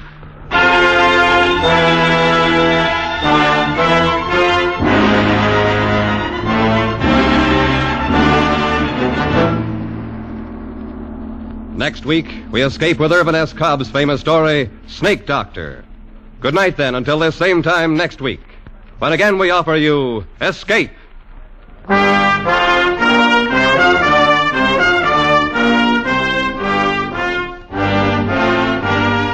This is CBS, the Columbia Broadcasting System.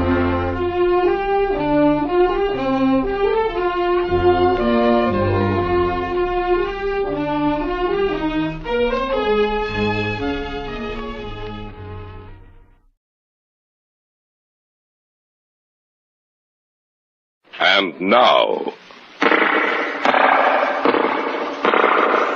Hall of Fantasy. Welcome to the Hall of Fantasy.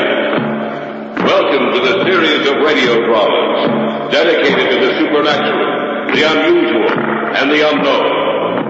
Come with me, my friends. We shall descend to the world of the unknown and forbidden. Down to the depths where the veil of time is lifted, and the supernatural reigns as king. Come with me and listen to the tale of the Castle of Lavoca.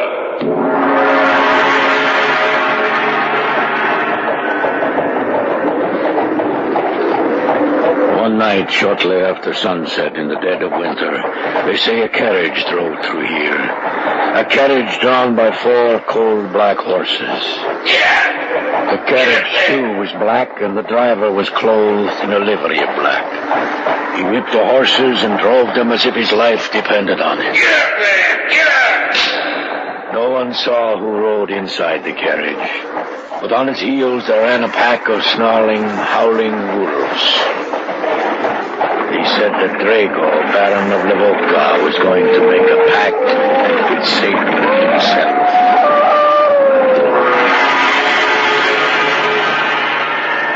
In just a moment, the Hall of Fantasy will present The Castle of Lavoca.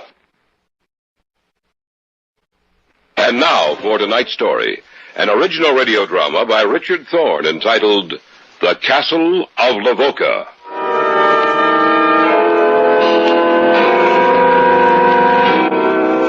We were on vacation in Europe. It was a warm summer's day. Doris and I had cycled out from town, intending to find some inn along the way at which we'd spend the night. What time is it, Grant? Let me see. It's about 4:15, Doris. I think we better find some place to stay before it gets too late. Well, according to the map, there should be a little town about a mile away from here. Grant? Yes, dear? Look, over there. Where? Right over there. Hey! Why, it's an old feudal castle. That's just what it is. Hey, let's stop a minute. Right. Will you look at that? Oh, I've never seen anything like it.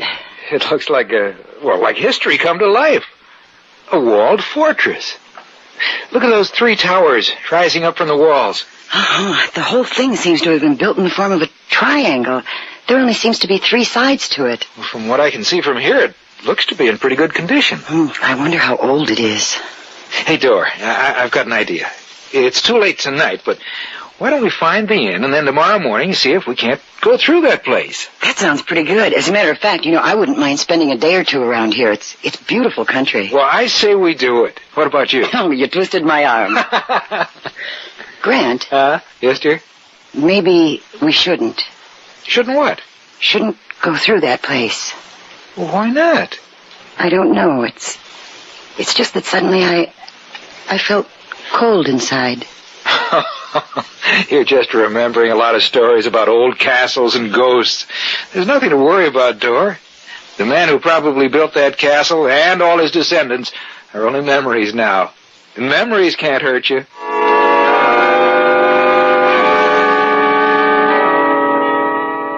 When we had first sighted the castle, I was quite surprised, because there was no indication of its existence on the map I carried. And what Doris had felt, I had felt also. When I first looked upon it, I felt, as she had said, cold inside. What it was, I didn't know. But that feeling had passed, and the only feeling I had was one of enthusiasm for the adventure that was to come the following day. About a mile from the castle, we found the town indicated on the map, a little place called Lavoca. It was no more than a village with a population of a few hundred. The inn was on the other side of the town, and as we pedaled through, the townspeople looked at us curiously. It took us only a few minutes to reach the inn and to enter it. A tall, dark man sat at a table, and he looked up as we passed him. Then he turned away again, obviously lost in thought. We were in a large room full of tables.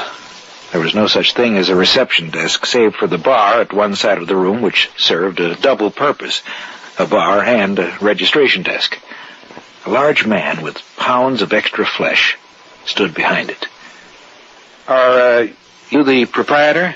Do you understand English? I do. I was afraid... But I wouldn't. It happens that I do. Well, we'd like a room for 2 or 3 days. I hope you have something. All of my rooms are empty save one. It is occupied by the man you passed on your way in. I will be able to accommodate you. You are American? Well, yes, that's right. I'm surprised to see you with the world so close to war. Well, we won't be in this one. Perhaps. I do not have many visitors these days. The hospitality of my inn is offered to you. If I may be of service to you while you are here, please let me know. As a matter of fact, you can. In what way? Well, we passed an old castle on our way here. Do you think it'll be possible for us to... You must mean Lavoca Castle. Why, don't know its name. It's laid out in the form of a triangle. Yes. Yes, I know the castle. It has a particular significance to the people of this area. Well, can you tell us anything about it? Later. After you've had the evening meal, you shall hear of it. Come. I shall show you to your room.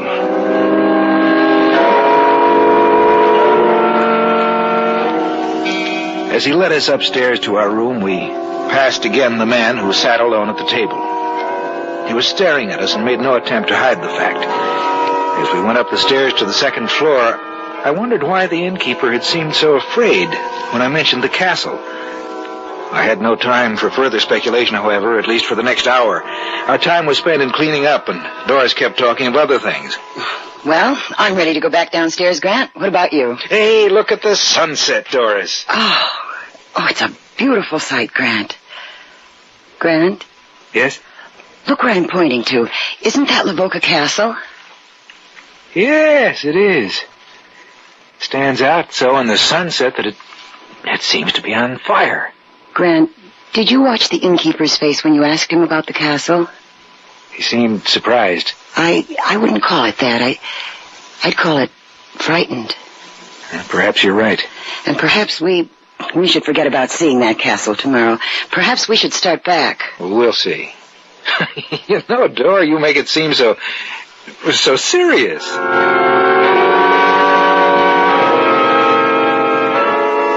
We stood there by the window, looking out at the medieval structure that stood there at the base of the mountains.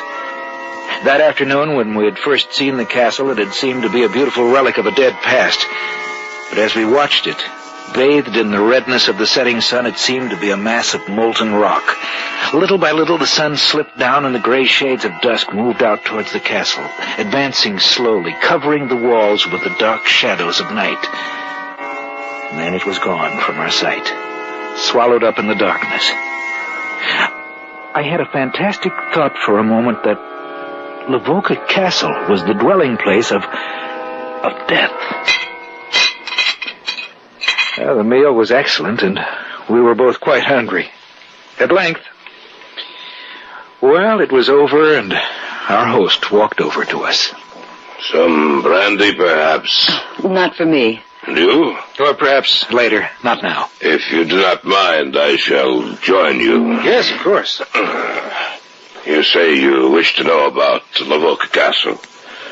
Would you object to another at this table? I mean, another besides myself. Well, no, of course not. Marek? Yes? Marek, come here. What do you want? They desire to know of Lavoca Castle. There are strangers here? Yes, you must have seen us come in this afternoon. You were sitting right over there at that table. Oh, yes, I remember. Please, sit down, won't you? Thank you. Yes, I know of the castle. Perhaps more than anyone. Well, we'd like to learn some of its history. I will tell you the story. Then we shall see whether you are still interested in Lavoca Castle.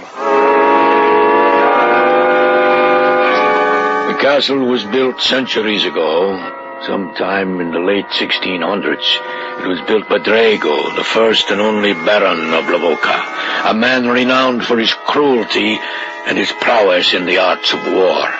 War was his life, the only life he knew, and he lived for the feel of a strong blade in his hand.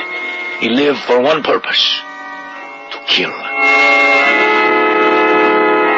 It is said that the only thing Drago feared was death.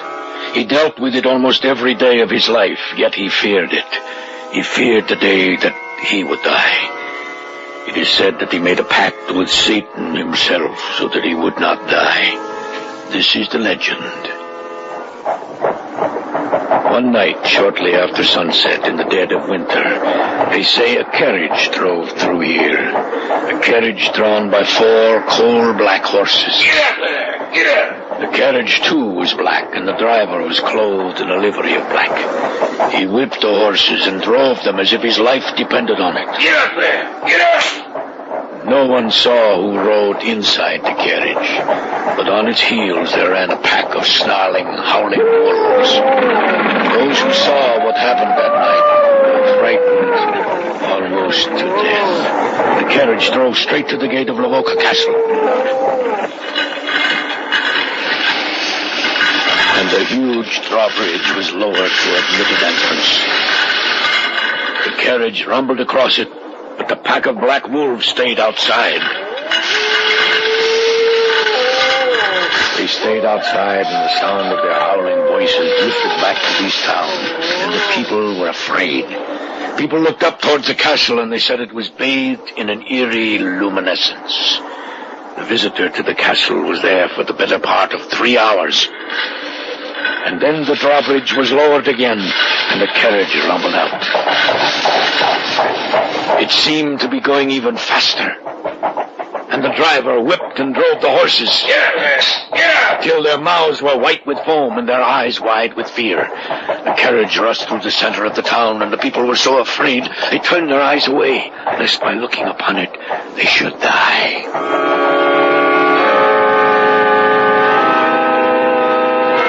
Those who said they heard the sound of a crying baby coming from inside the carriage, but they thought they were mistaken. The following evening, the news was brought to them that the Baron's son had disappeared and was nowhere to be found.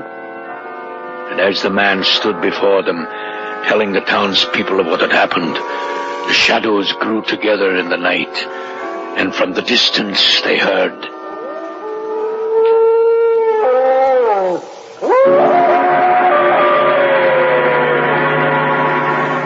You are listening to the tale of the Castle of Lavoca on tonight's journey down the corridors of the Hall of Fantasy. We'll return to our story in just a moment. And now back to tonight's story, entitled The Castle of Lavoca. We sat there around the large oak table and listened to a story so fantastic it defied description. There were 4 of us in that room, the innkeeper, Doris, and myself, and Mark, the storyteller. He continued with his story. The shadows grew together in the night, and from the distance they heard the howling cry of a wolf. The face of the Baron's servant blanched with fear, and he turned and made his way back to the castle. He never reached it alive. Well, of course, this is nothing but legend. Isn't that right? It is legend, yes, but it is also truth. But it can... What Marek says is true. I would stake my life on it. Let him go on with the story. I'd like a little brandy first. I thought perhaps you might. For you? Thank you, no.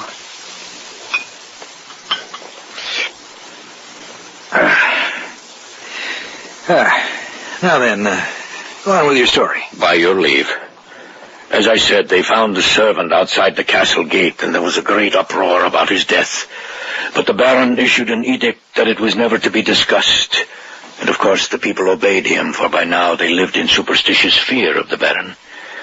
I must add that the night the carriage appeared, that night the Baron's son was carried away. The war began. Of course, the Baron went off to the war and distinguished himself in the field. The war was over in due time, and the Baron returned to Lavoca Castle. He lived a quiet life in the years that followed. But 21 years to the night his son disappeared, it happened again. Again, it was a cold winter's night. The snow crunched under your feet, and the air was brisk and biting. From the north, the wind began to blow. Then from out of the night, the carriage appeared again. It was exactly the same as that which had happened 21 years before. Get up! Get up there!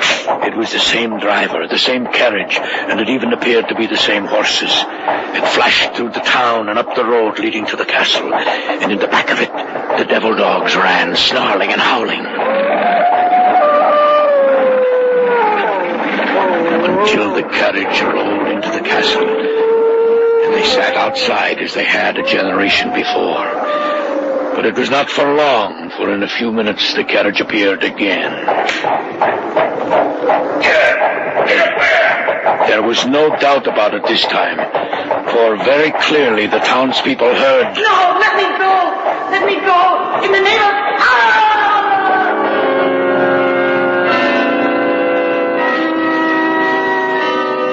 And in another moment, the carriage was gone. The following day, the townspeople learned that the Baron's wife had disappeared. They knew who had come to claim her. That night, war broke out in Romania, and the Baron hastened to join the conflict.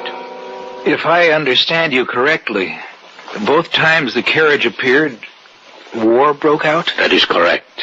What happened then? Just as he had done before, the Baron distinguished himself in the war and returned to Lavoca Castle. By this time, the Baron was almost 60. Peace reigned for a period of 40 years, and sometime during that time, the Baron disappeared. He died? I say he disappeared. Well, when did he die? There are no records of his ever dying.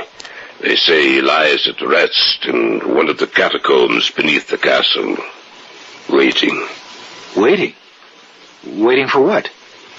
Waiting for the war. The war? The black carriage has appeared each time war begins, no matter where it happens. And in each war there has been a report of a man who calls himself Baron Lavoca, fighting in the battles. That's fantastic. Call it what you will, but when the last war began, the carriage appeared and drove straight up to the castle. I was but a boy then, and I saw it with my own eyes. The night before that, we heard the wolves. Each time the carriage appears, the wolves appear the night before, to warn us of its coming, to let us know we should guard ourselves. Now that you have heard the story, do you still wish to visit Lavoca Castle? No. Yes. I don't care what you say. I can't bring myself to believe your story. I think it's nothing but superstitious nonsense. But, Grant... I'm sorry, darling. But I want to visit that castle. If you want, you can remain here. No, I'll go with you. What about you, Mark? Will you show us the way? Enter the castle with us? You say that in such a way that if I were to refuse, I would appear to be a coward. I shall go with you, American. Tomorrow afternoon will be all right with you? Yes. Let us have a drink to your trip. That's a good idea. Will you join us, madame? Yes, I will. All right, then. To your trip tomorrow. To Lavoca Castle. To Lavoca Castle. We went upstairs to our room shortly after that. The story Mark had told had been quite long and the hour was late. We went to bed, yet neither of us could sleep. Grant. Yes, dear? Don't you think we should go home soon? Why? Well, how long have we been over here? Since the middle of May. Well, this is August 30th. I've seen enough of Europe. I want to go home. I think 3.5 months is enough time to spend... Well, all right, Dora. When we get back to Marat's, we'll make arrangements to go home. Good. About tomorrow... What's that? What? I heard an animal outside. Oh, that was just a dog, Dora. Go to sleep. All right. Good night. Good night.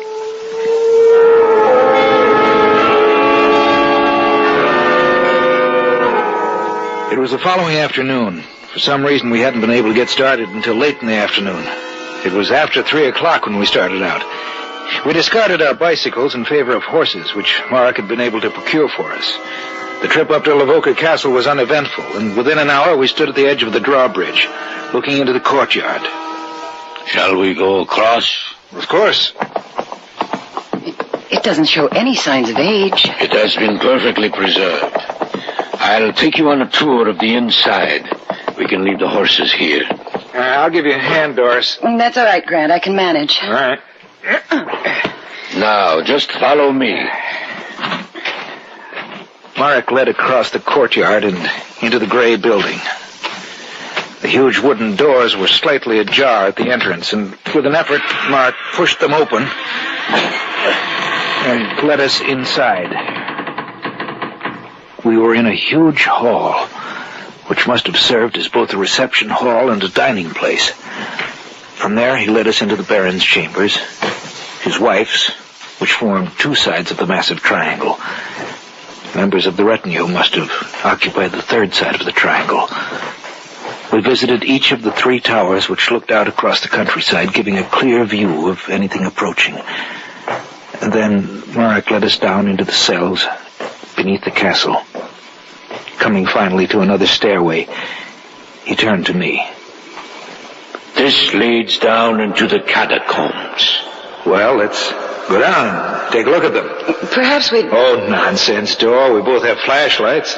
I see you brought a gun, Mark. Nothing could hurt us. Let's go. All right.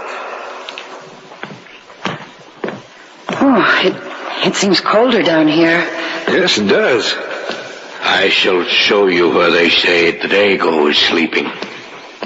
What time is it, Grant? Well, it's 7:30. Yes, we have been in the castle for several hours. We have been down here in the lower sections where there is no light for over an hour. I shall show you the Baron's resting place, and then we shall return to the inn. This is the chamber where he sleeps. Oh, Grant, there is someone in here. This isn't a joke, is it, Mark? I have never been down here before. It is no joke, as you call it. I want to have a look at him. No, Grant, don't. I can't believe it. This man seems to be sleeping, yet he's not breathing. Let's get out of here, Grant. All right. I've been nervous ever since I heard that dog last night. You say you heard the dog? Yes. There are no dogs in this area. No animal will come within miles of the town and castle. The animals fear it. That was no dog you heard last night. You mean? We have no time to lose. We must get out of here. Follow me. Yes. It was the warning you heard. I knew we shouldn't have come. Don't worry, Dora. We'll get out of this. I wish I felt that sure. The horses are out in the courtyard. It won't be long now. The horses are on the other side. They're gone. What are we going to do? Quiet.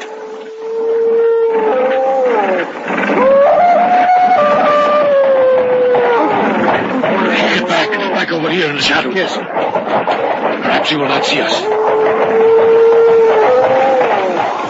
Grant, the drive. Be quiet. What's that? What's that noise? I don't know. The driver's pointing to the doorway. Grant. It's the Baron. Baron Lavoca. He's walking towards the carriage. Quiet. He's looking this way. Oh, he's turning away. He's getting into the carriage. Get up! Get up there!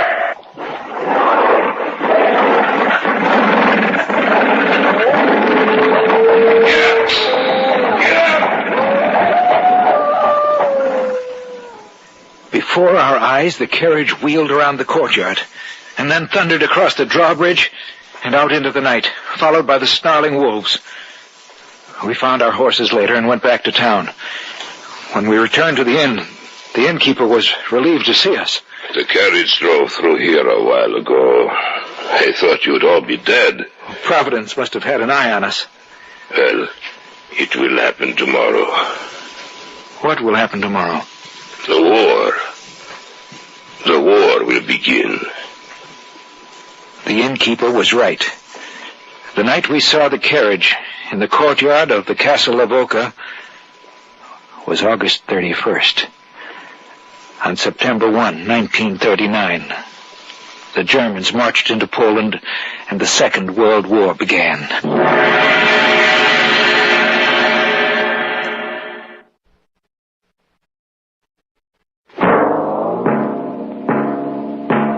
So runs tonight's tale of the unusual, the terrifying, the unknown. Join us again when next we journey down the corridors of the Hall of Fantasy to hear another strange tale of the supernatural. All characters and events portrayed in these programs are fictional, and any similarity to actual events or persons, living or dead, is purely coincidental.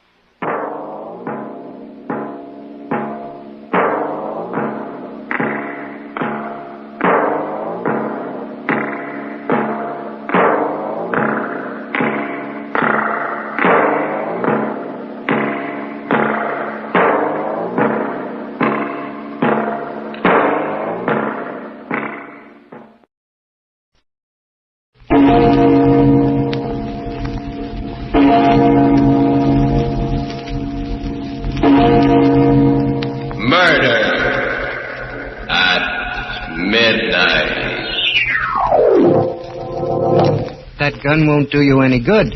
Besides, you're pointing it the wrong way. I'm pointing it right between your eyes. That's what I mean.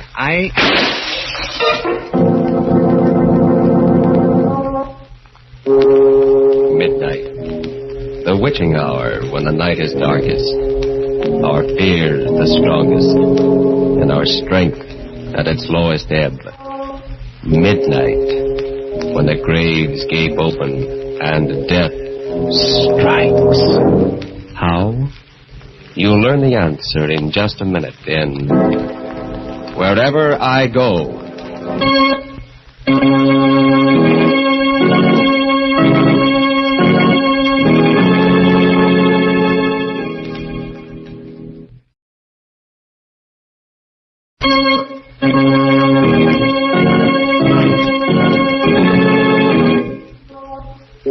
And now, Murder at Midnight. Tales of mystery and terror by masters of the macabre. Our story, A Study in Crime and Retribution, is by William Morwood. Its title, Wherever I Go.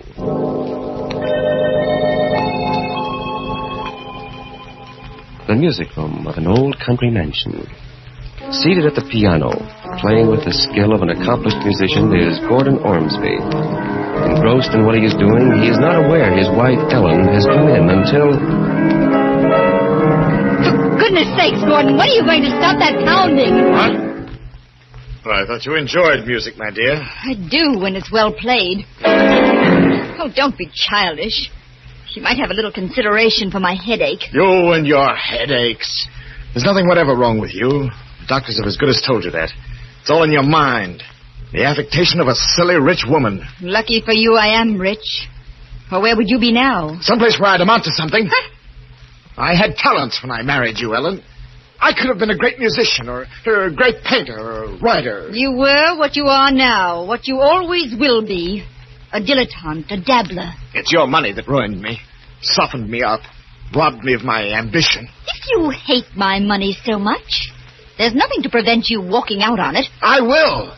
Someday. Not if I know you. You'll stick around as long as I have a penny left. Oh, my head. Oh, you poor, poor darling. Oh, I don't expect sympathy from you, but... Oh, when I feel like this, I could kill myself. Oh. That would be too much to hope for. Wouldn't it be nice for you, Gordon? Little me out of the way, and all my wicked money to spend exactly as you pleased. But don't worry. I'll live to a ripe old age, just to spite you. I'd never thought of it before. Her dying. Never. But after that, I couldn't get it out of my head. There was so much I could do with her money. I could go abroad, study. But first, I had to get rid of her. It was dangerous even to think about, but I conceived a plan and developed it carefully, slowly, step by step. Ellen, we've got rats in the cellar. I saw signs of them today. How awful. We must do something about it. Ellen, have you done anything about those rats? I ordered some stuff from the drugstore. Well, there's only one thing that's any good, and you'll have to get a prescription for that. Arsenic. Let's eat home on Thursday, Ellen. Oh, but it's a servants' night out, and we always go to a restaurant. I know, but I want to try my hand at cooking up something. Well, it's sure to be poison, but... All right.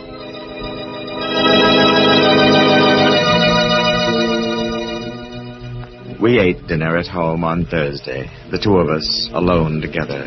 Afterwards, Ellen complained of a headache and went up to her room. And I followed a little later. This is a surprise. I brought you a cup of cocoa, my dear, to help put you to sleep. That's suspiciously thoughtful of you, Gordon. I'm afraid it's still too hot to drink. I'll put it down here.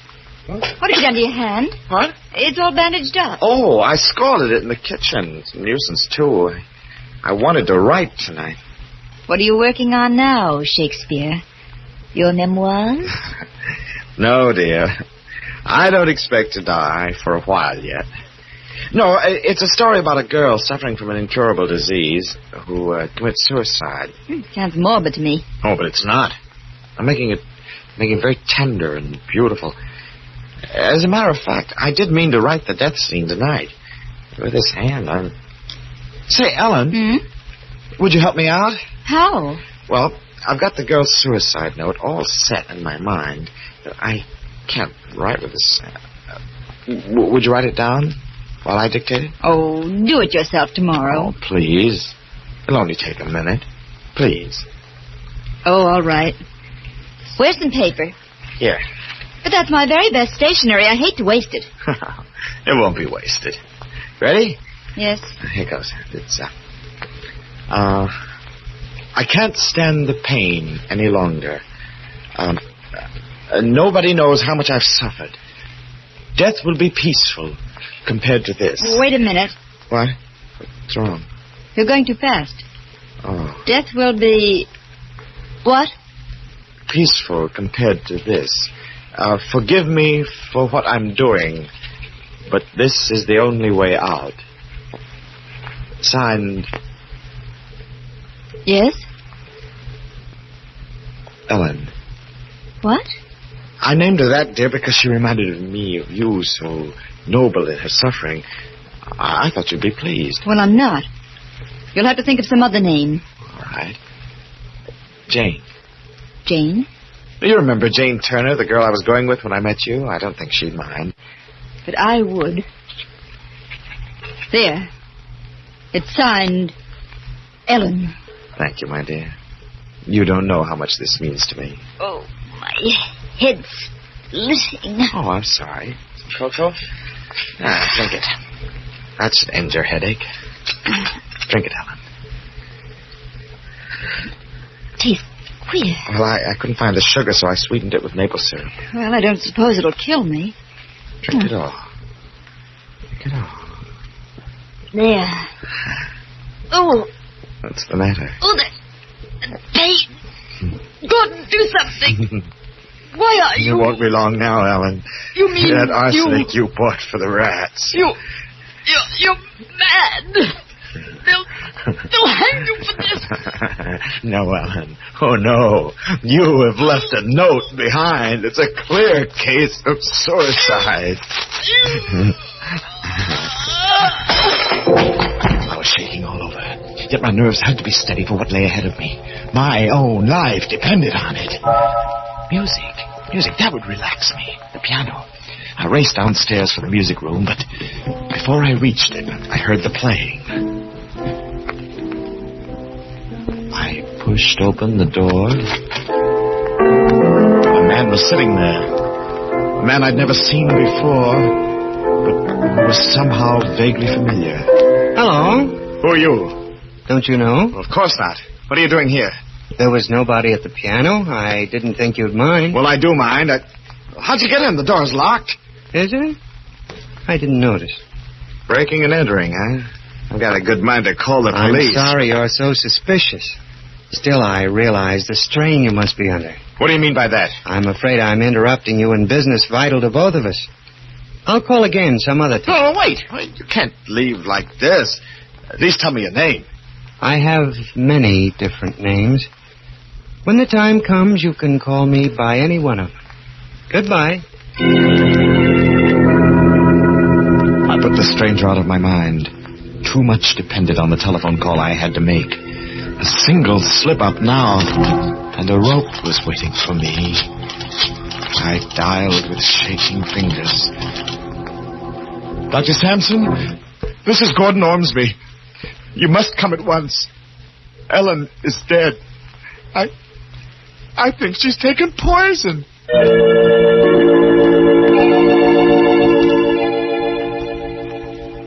It worked out, just as I'd planned, just as I'd hoped it would. The doctor's visit, the police, the inquest, no false moves, no suspicions. I became the sole inheritor of a large estate and a free man.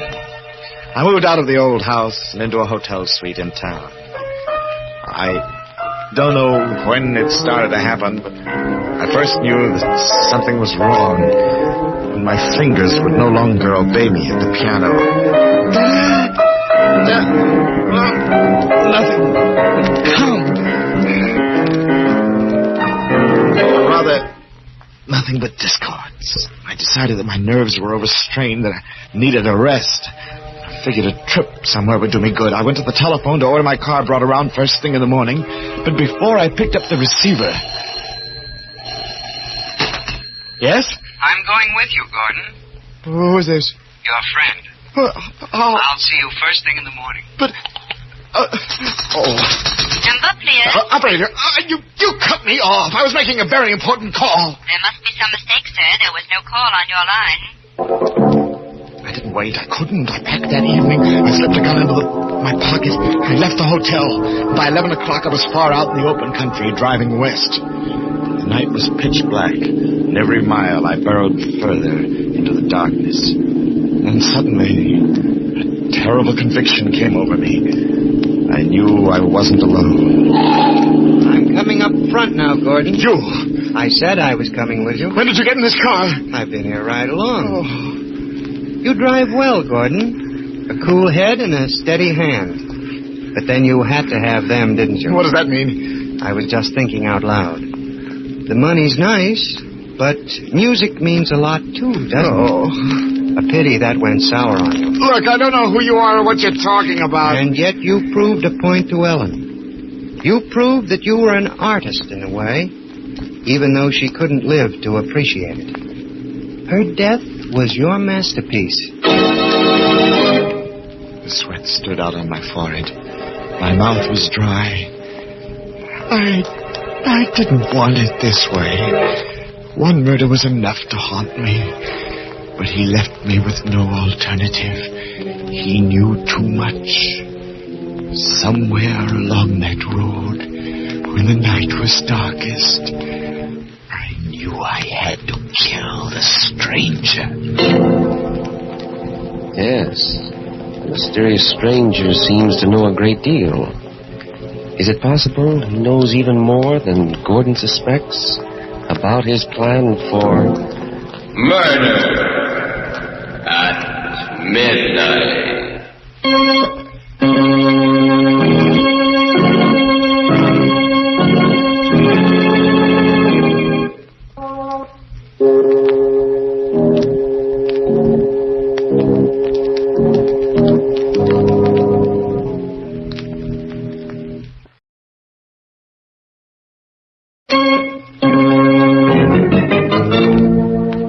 Here is Gordon Ormsby to continue our story. I knew what I was looking for. A lonely stretch of road with no sign of life. At last the headlights found it. A valley with trees growing down to the edge of the road. The stranger seemed asleep, but he stirred as I jammed on the brakes. Hey, what's wrong, Gordon? Must have a flat. The wheel feels funny. Would you mind having a look? That would be very unwise for me.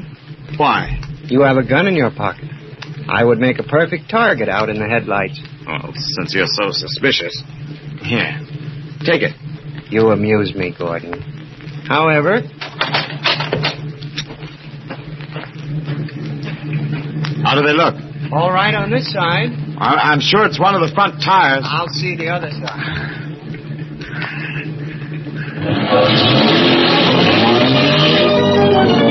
Got him. Got him. He was standing squarely in front of the radiator when I got him. Just to make sure, I backed the car over his body. I dragged him across the ditch and into the woods. I dug a shallow grave with a tire iron, hacking in among the roots and the rocks. And then I covered him over. I got back into the car. I needed a drink. And when I came to a juke joint along the highway, I stopped.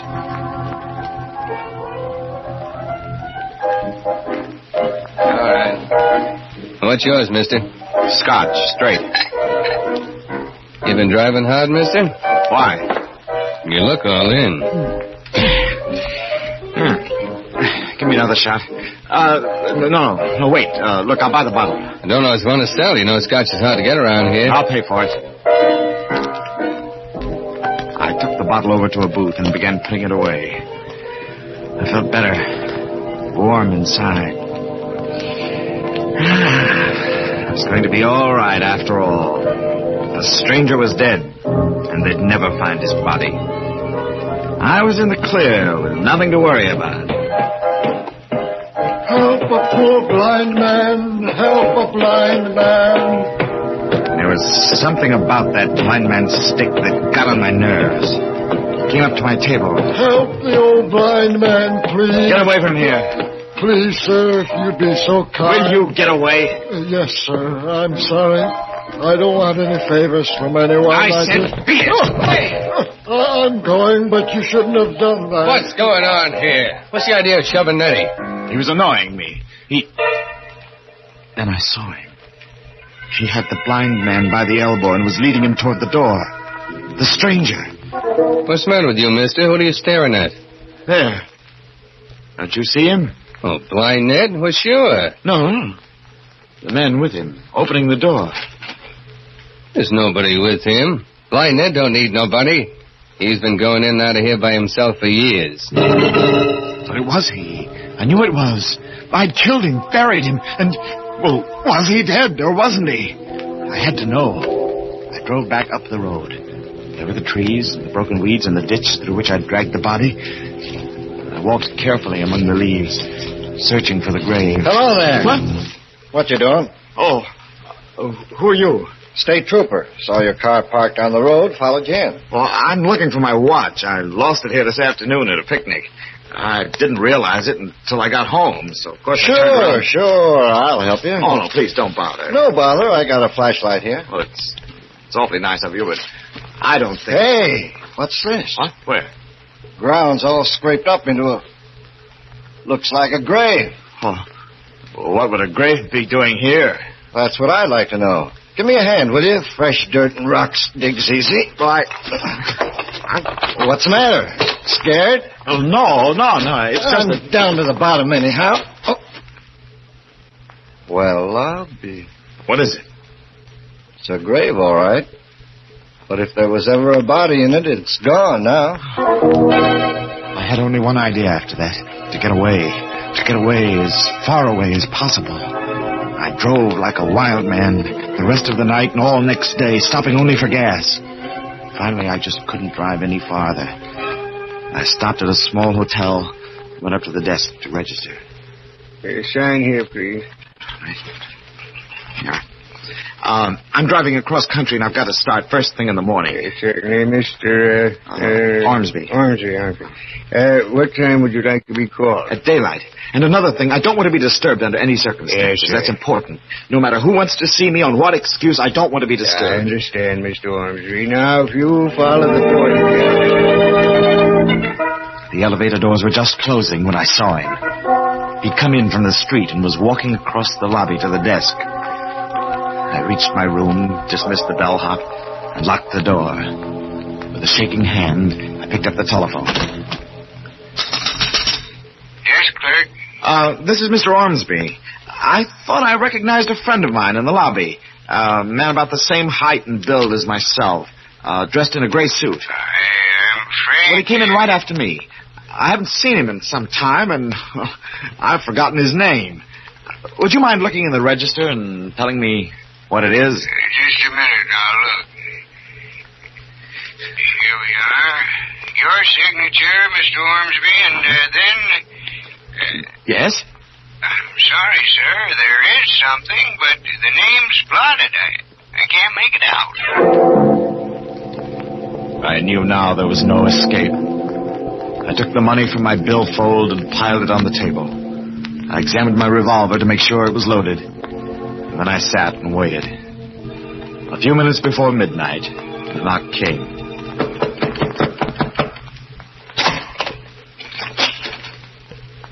Come in. Hello. You act as if you were expecting me. I was. The only thing I'm not sure about is what you want. Or rather, how much. You should know. All the cash I've got's on the table. Nearly $500. Ellen left you a good deal more than that. All right, I'll write you out a check. Name the amount. Everything you possess. What? You're crazy. Do you honestly think, after the risks I took, the risks I'm still taking, I'd give everything away to a cheap blackmailer? Murder is an expensive hobby, Gordon. Well, not that expensive. If you want to be reasonable, say $50,000. I'm afraid there's no compromise. And I'm not just talking about money. Listen, this is your last chance. $50,000 or... Or what, Gordon? Or you don't leave this room alive. You tried to kill me once before. Remember? I lost my head. The car only stunned you, and I didn't make sure that you were dead. It'll be different this time. It's always going to be different, isn't it, Gordon? When you disposed of Ellen, you were going to lead such a rich, beautiful life. Mm-hmm. But what happened to it? Your music went. You couldn't play. You shut up. And then your heart went. You struck out at an old blind man. Listen, you... There isn't very much left now, except your mind. And that's starting to go, too. Sometimes you see me, sometimes you don't. I see you now. Large as life. But do you see this? That gun won't do you any good. Besides, you're pointing it the wrong way. I'm pointing it right between your eyes. That's what I mean. Well, you...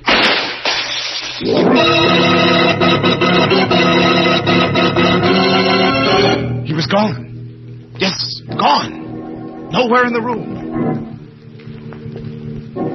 Then I heard the dragging at the door. In a daze, mechanically, I opened it. Anything wrong, mister? What? Who are you? The house detective. I thought I heard... Oh, you must have seen him. He must have run past you in the corridor. Who? The stranger, the man who was in my room. Oh, I did... Hey, be careful of that gun. Well, I had to shoot him. He was threatening me. He was standing over there when I let him have it. Oh, yeah?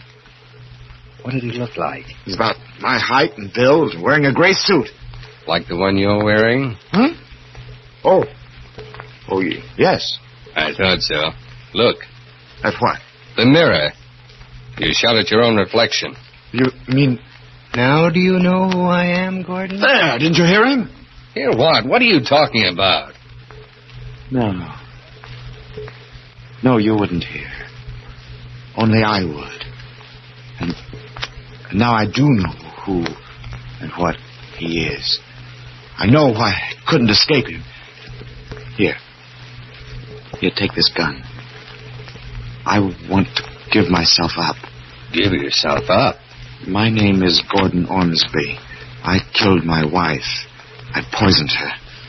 I made it look like suicide, and there never was any trial. Oh, I get it. Sure, It was a perfect crime. At least I thought it was a perfect crime until he came into the picture. Now, don't you worry about it one bit, Mr. Ormsby. You just Wait a come minute. along with Wait me. a minute.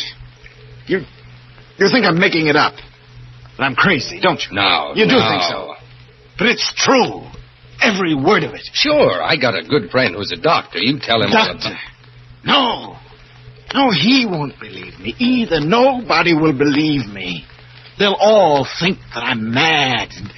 Oh, don't you see? That's why I have to give myself up. Because that's the only way I can get away from him. If you hang me. But if you don't... They won't, Gordon. They'll put you away. And wherever you go, I'll be there, too. Remember that? Wherever you go.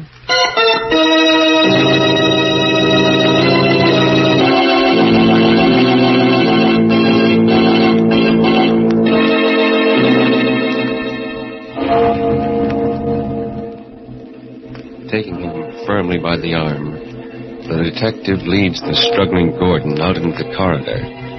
A corridor that grows darker and darker until it is completely black. Somewhere in that blackness, a voice is whispering. Whispering. And it continues to whisper until it is drowned by a clock striking 12 for... Murder at midnight.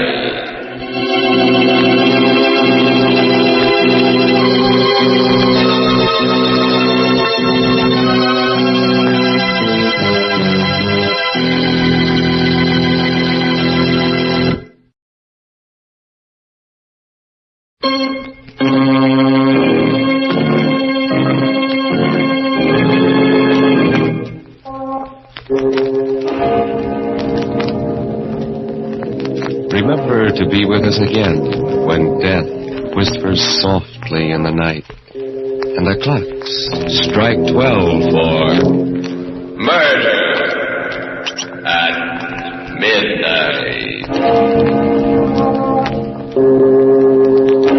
The part of Gordon Ormsby was played by Barry Kroger.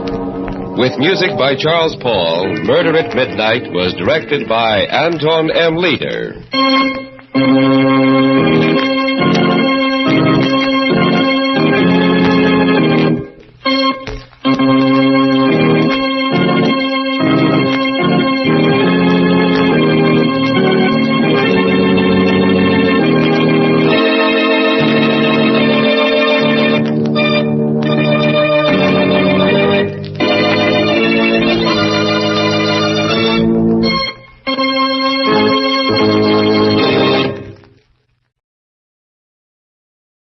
In just a moment, Sleep No More. But first...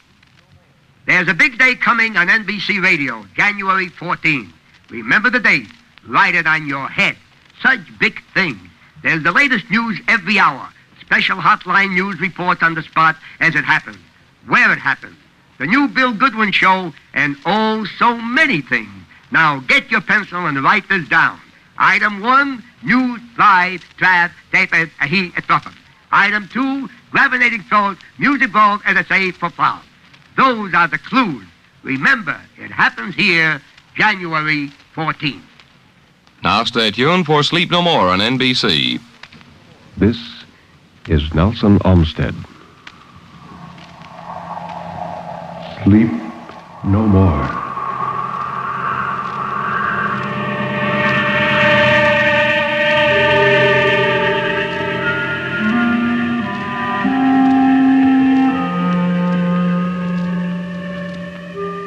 Sleep no more. Turn down the lights. Sink back in your chair and don't look into the shadows. In the shadows, there may be moving things. Tonight, it may be you will sleep no more.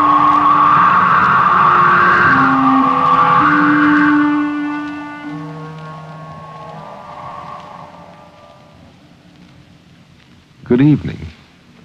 This is Ben Grauer introducing tonight's Tale of Terror, told by Nelson Olmsted on the National Broadcasting Company's presentation of Sleep No More.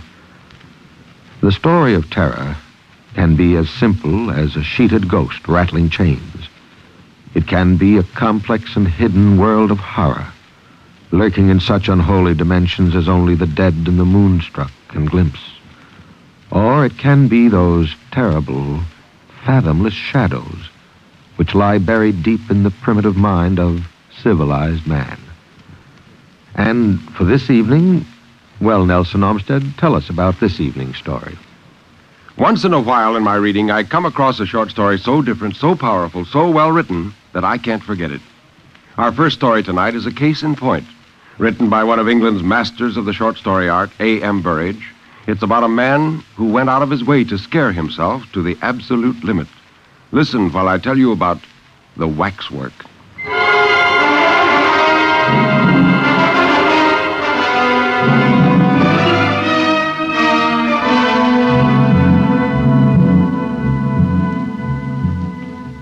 While the uniformed attendants of Merrimer's Waxworks were ushering the last stragglers through the great glass-paneled double doors, the manager sat in his office interviewing Raymond Hewson, a journalist. The manager was speaking. Yes, Mr. Hewson. It used to be said years ago that Madame Tussauds would give a man £100 for sleeping alone in the Chamber of Horrors. I hope you don't think that we've made any such offer, Mr. Hewson. However, if you get your story printed in the Morning Echo, there will be a £5 note waiting for you here when you care to come and call for it. Well, that's satisfactory. Fine. But first of all, it's no small ordeal that you're proposing to undertake. I'd like to be quite sure about you, and I'd like you to be quite sure about yourself. I own I shouldn't care to take it on. I've seen those wax figures dressed and undressed, and I know all about the process of their manufacture. I can walk about in their company downstairs as unmoved as if I were walking among so many skittles. But I should hate having to sleep down there among them, alone. Well, why? I don't know. There isn't any reason. I don't believe in ghosts. It's just that I couldn't sit alone among them at night, with their seeming to stare at me the way they do. Oh, the whole atmosphere of the place is unpleasant. And if you are susceptible to atmosphere, I warn you that you are in for a very uncomfortable night. Hewson had known that from the moment when the idea had first occurred to him. His soul sickened at the prospect, even while he smiled casually upon the manager. But he had a wife and family to keep, and for the past month he had found almost no newspaper work. Here was a chance not to be missed. The price of a special story in the Morning Echo with a £5 note to add to it. It meant comparative wealth and luxury for a week, and freedom from the worst anxieties for a fortnight.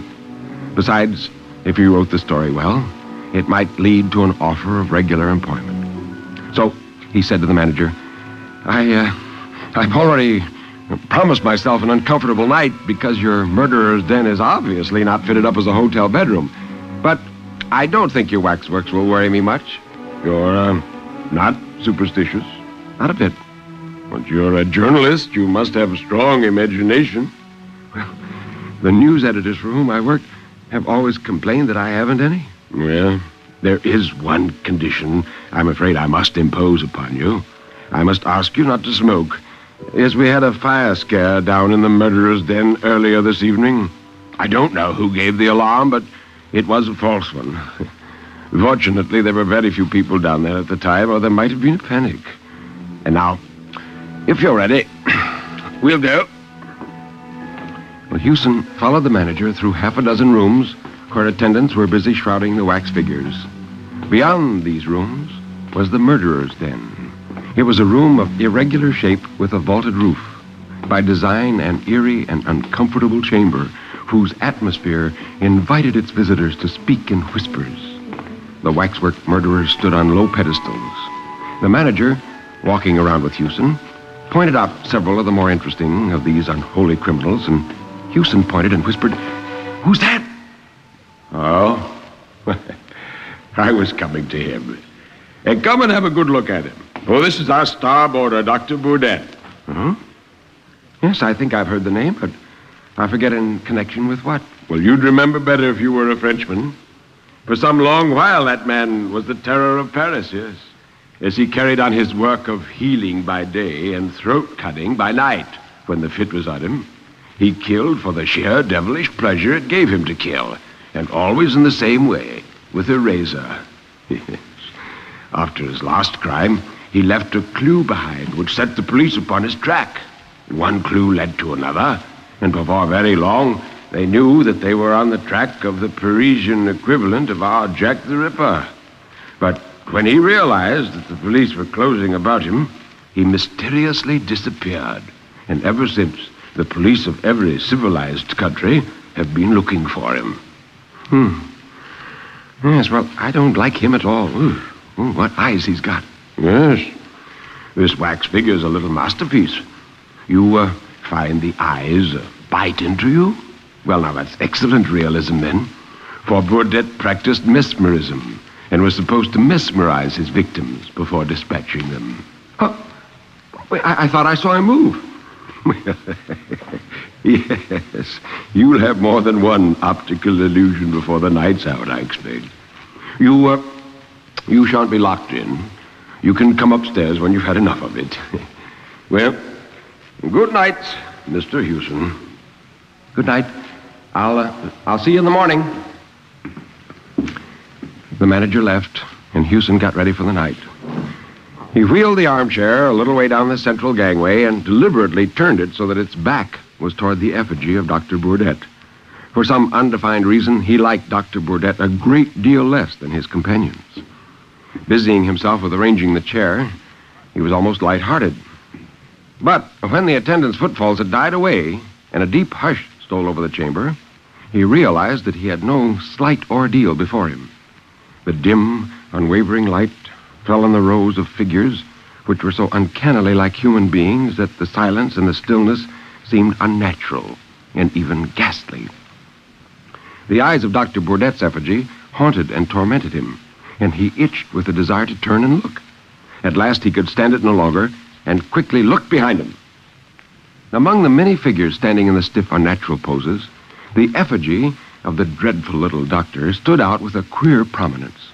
Hewson looked into the doctor's eyes for one agonized second and turned again to face the other direction. It struck him, in the moment or two, while he'd looked behind him, that there had been the least subtle change in the grouping of the figures in front. Hewson held his breath for a moment, and then drew his courage back to him as a man lifts a weight. He remembered the words of more than one news editor and laughed savagely to himself, saying, "Yes, and they tell me I've got no imagination." He thought this was very cowardly and very absurd. They were only waxworks, and they couldn't move. Let him hold that thought, and all would be well. But then, why all that silent unrest about him? A subtle something in the air which didn't quite break the silence and happened whichever way he looked, just beyond the boundaries of his vision. Suddenly, he heard somebody breathing. He swung around quickly to encounter the mild but baleful stare of Dr. Burdett. No change. Oh, this was a little too much. It was bad enough that the waxwork effigies of murderers should move when they weren't being watched, but it was intolerable that they should breathe. Somebody was breathing. Or was it his own breath, which sounded to him as if it came from a distance? He sat rigid, listening and straining, until he exhaled with a long sigh. His own breath, after all, or, if not, something had divined that he was listening and had at that moment ceased breathing. Now, this would not do. This distinctly would not do. He must clutch at something, grip with his mind upon something which belonged essentially to the workaday world, to the daylight London streets. He was Raymond Hewson, an unsuccessful journalist, a living and breathing man. And these figures grouped around him were only dummies, so they could neither move nor whisper. Still, the gaze of Dr. Burdett urged, challenged, and finally compelled him to turn. Hewson half turned and then swung his chair so as to bring him face to face with those dreadful hypnotic eyes. Hewson's own eyes were dilated, and his mouth lifted at the corners in a snarl. And then Hewson spoke and woke 100 sinister echoes. "You moved, blast you! Yes, you did! I saw you!" And then he sat quite still, staring straight before him, like a man found frozen in the Arctic snows. Dr. Burdett's movements were leisurely. He stepped off his pedestal with the mincing care of a lady alighting from a bus. He stepped off the platform and sat down on the edge facing Hewson. And then he nodded and smiled, and he said, "Good evening." He spoke in perfect English with only a trace of foreign accent. I need hardly tell you that not until I overheard the conversation between you and the worthy manager of this establishment did I suspect that I should have the pleasure of a companion here for the night. Now, you cannot move or speak without my bidding, but you can hear me perfectly well. Now, something tells me that you are, shall I say, nervous? My dear sir, have no illusions. I am not one of these contemptible effigies miraculously come to life. I am Dr. Burdett himself. Let me explain. Circumstances with which I need not fatigue you have made it desirable that I should live in England. I was close to this building this evening when I saw a policeman regarding me a bit too curiously. So I mingled with the crowd, and I came in here, and an inspiration showed me a certain means of escape. I raised a cry of fire, and when all the fools had rushed up the stairs, I stripped my effigy of the caped coat, which you behold me wearing. I donned it, I hid my effigy under the platform at the back, and I took its place on the pedestal. I own that I have spent a very fatiguing evening, but fortunately I was not always being watched and had opportunities to draw an occasional deep breath and ease the rigidity of my pose. Oh, one small boy screamed and exclaimed that he saw me moving. I understood that he was to be whipped and put straight to bed on his return home, and I can only hope that the threat has been executed to the letter. I am obliged to the chance which brought us together tonight, and perhaps it would seem ungrateful to complain. From motives of personal safety, my activities have been somewhat curtailed of late years, and I am glad of this opportunity of gratifying my somewhat unusual whim. But you have a skinny neck, sir. If you will overlook a personal remark, I should never have selected you from choice. I like men with thick necks, thick red necks. This, which I have in my hand, is a little French razor. They're not much used in England, but perhaps you know them? Yes, one strops them on wood. The blade, you will observe, is very narrow. They do not cut very deep, but deep enough. In just one little moment you will see for yourself. Now, my friend, you will have the goodness to raise your chin a little. Oh, thank you. A little more. Just a little more. Ah, thank you. Merci, monsieur. Ah, merci, merci. In the morning, the sunrise began to mingle with subdued light from the electric bulbs. And this mingled illumination added a certain ghastliness to a scene which needed no additional touch of horror. The waxwork figures stood apathetically in their places. In their midst, on the center gangway, Hewson sat still, leaning far back in his armchair. His chin was up-tilted, as if he were waiting to receive attention from a barber. And although there was not a scratch upon his throat, nor anywhere on his body, he was cold and dead. His previous employers were wrong in having him credited with no imagination. Dr. Burdett, on his pedestal, watched the dead man unemotionally. He didn't move, nor had he moved. After all, how could he? He was only a waxwork.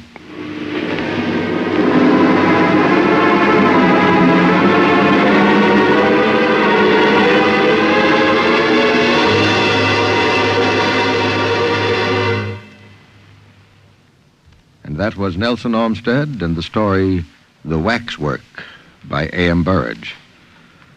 And now you have a second tale for us? Indeed I have, Ben.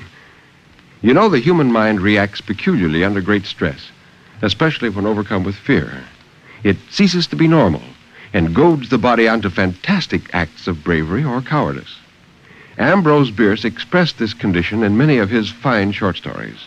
And the narrative I want to bring you now is about a man whose great fear was the last reaction of his life. It's entitled The Man and the Snake.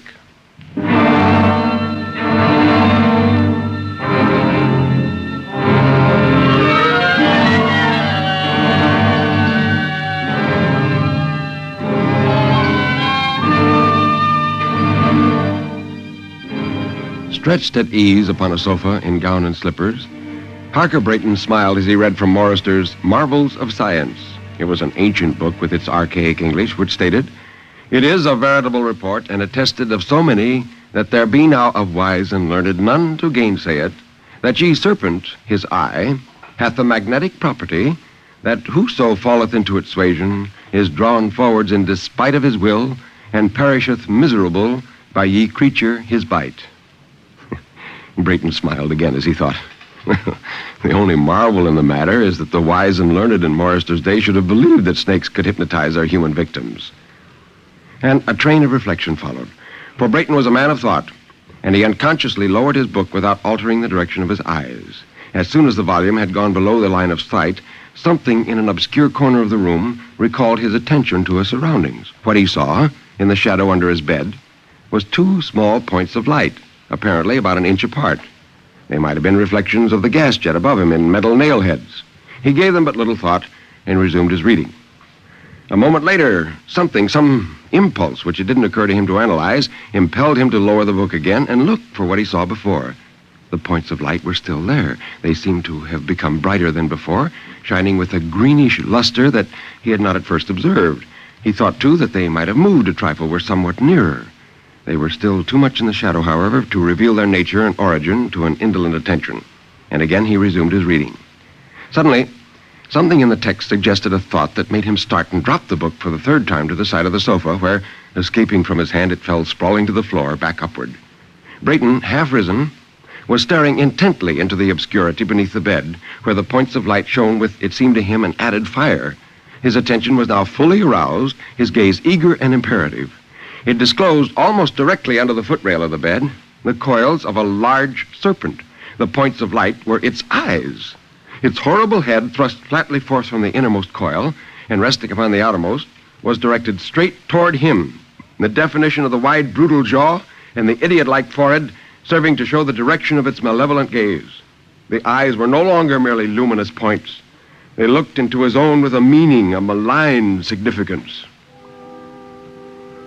A snake in a bedroom of a modern city dwelling of the better sort is happily not so common a phenomenon as to make explanation altogether needless. Harker Brayton, a bachelor of 35, returning to San Francisco from all manner of remote and unfamiliar countries, had gladly accepted the hospitality of his friend, Dr. Druring, the distinguished scientist. Dr. Druring's house, a large, old-fashioned one in what is now an obscure quarter of the city, had an outer and visible aspect of proud reserve. It plainly would not associate with the contiguous elements of its altered environment, and appeared to have developed some of the eccentricities which come of isolation. One of these was a wing, which was a combination of laboratory, menagerie, and museum. It was here that the doctor indulged the scientific side of his nature in the study of reptiles. He loved nature's vulgarians, and described himself as the Zola of zoology. His wife and daughters, not having the advantage to share his enlightened curiosity regarding the works and ways of our ill-starred fellow creatures, were, with needless austerity, excluded from what he called the snakery. Architecturally, and in point of furnishing, the snakery had a severe simplicity befitting the humble circumstances of its occupants, many of whom, indeed, could not safely have been entrusted with the liberty that is necessary to the full enjoyment of luxury, for they had the troublesome peculiarity of being alive. In their own apartments, however, they were under as little personal restraint as was compatible with their protection from the baneful habit of swallowing one another. And as Brayton had thoughtfully been appraised, it was more than a tradition that some of them had at divers times been found in parts of the premises where it would have embarrassed them to explain their presence. Despite the snakery and its uncanny associations, to which indeed he gave little attention, Brayton found life at the Druring mansion very much to his mind. Beyond a smart shock of surprise and a shudder of mere loathing, Mr. Brayton was not greatly affected by the sight of the huge snake under his bed. His first thought was to ring the call bell and bring a servant. But although the bell cord dangled within easy reach, he made no movement toward it. It had occurred to his mind that the act might subject him to the suspicion of fear, which he certainly didn't feel. He was more keenly conscious of the incongruous nature of the situation than affected by its peril. It was revolting, but absurd. The reptile was of a species with which Brayton was unfamiliar. Its length he could only conjecture. The body, at the largest visible part, seemed about as thick as his forearm. In what way was it dangerous, if in any way? Was it venomous? Was it a constrictor? He didn't know. Brayton rose to his feet and prepared to back softly away from the snake without disturbing it if possible, and through the door. Should the monster follow, a rack of murderous oriental weapons hung in the wall, from which he would snatch one to suit the occasion. Brayton lifted his right foot free of the floor to step backward. That moment, he felt a strong aversion to doing so. He lifted the foot a little higher by slightly bending the knee and thrust it sharply to the floor, an inch in front of the other. He couldn't think how that occurred. A trial with the left foot had the same result. It was again in advance of the right. His hand was grasping the back of a chair, the arm was straight, reaching somewhat backward. One might have said he was reluctant to lose his hold. The snake's malignant head was still thrust from the inner coil as before, the neck level. It hadn't moved, but its eyes were now electric sparks radiating an infinity of luminous needles. Brayton had an ashy pallor. Again, he took a step forward, and another, causing his hand to knock the chair over with a crash. The man groaned. The snake made neither sound nor motion, but its eyes were two dazzling suns. The reptile itself was wholly concealed by them.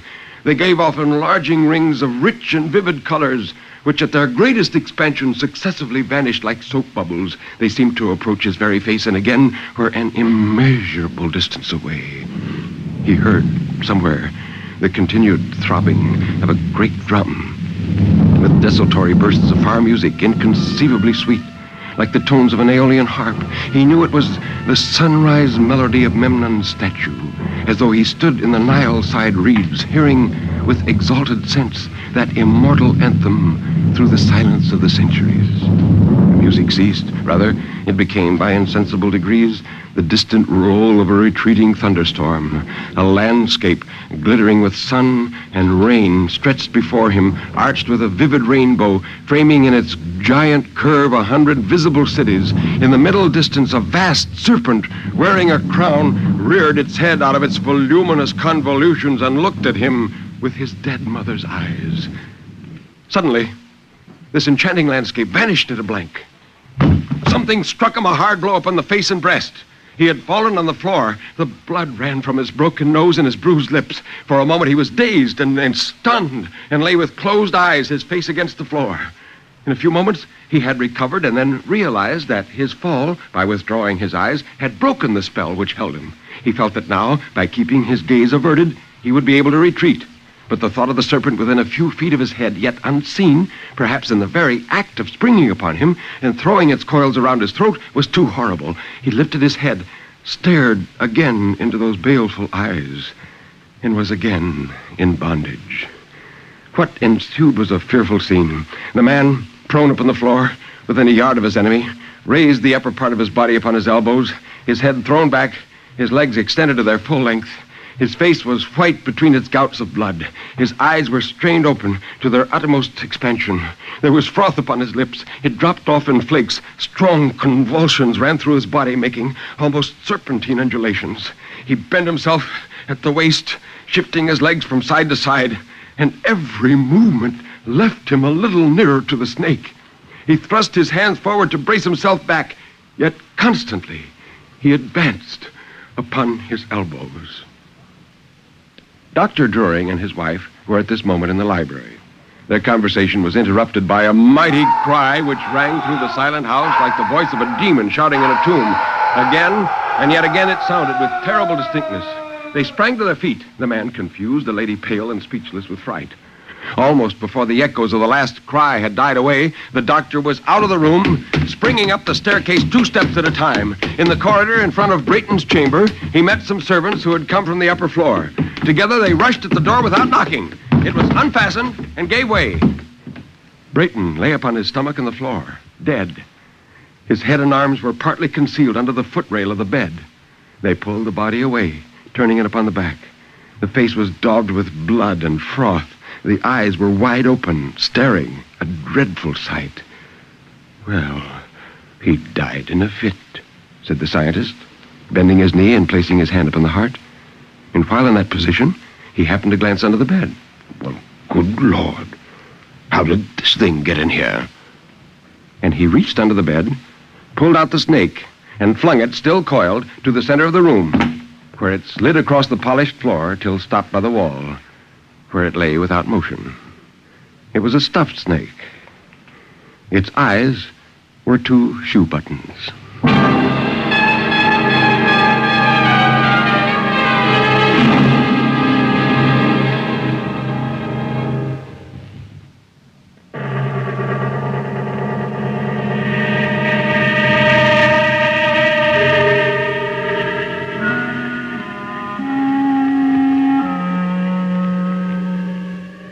You can turn up the lights now. You can look around you. Nobody is there, really. Everything is all right, isn't it?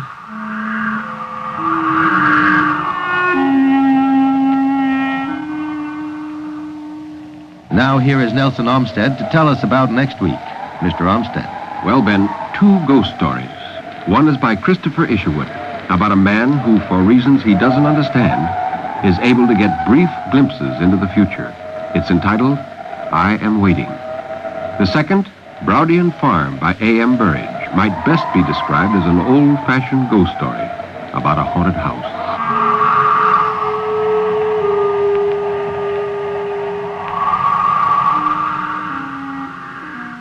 You have been listening to Sleep No More, an NBC Radio Network production directed by Kenneth McGregor.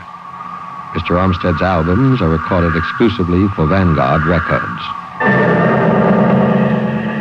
Until next week, when Nelson Olmsted will again be here in person, this is Ben Grauer bidding you good night.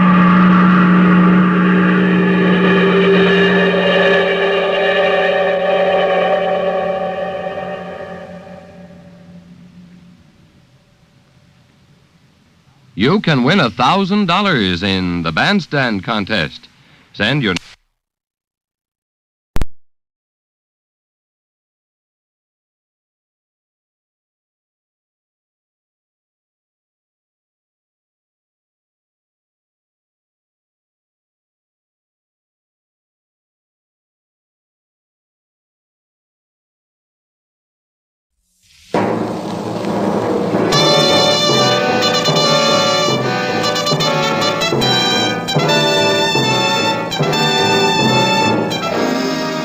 This is Hollywood and CBS presenting Forecast Number 4.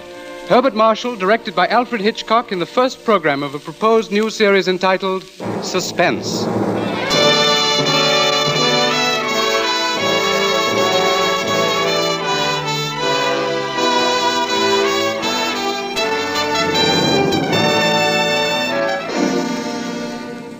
Tonight's Forecast program, ladies and gentlemen, represents the ideal form of collaboration.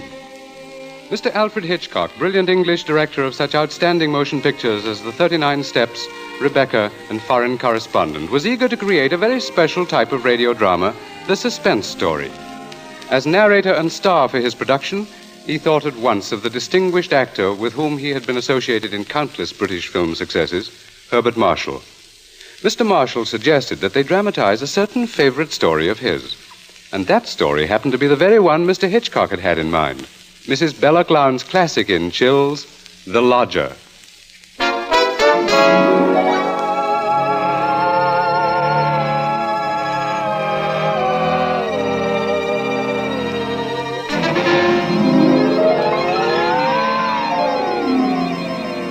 The Lodger is a work of fiction which springs from recorded fact. A story which begins in the year 1888 in London.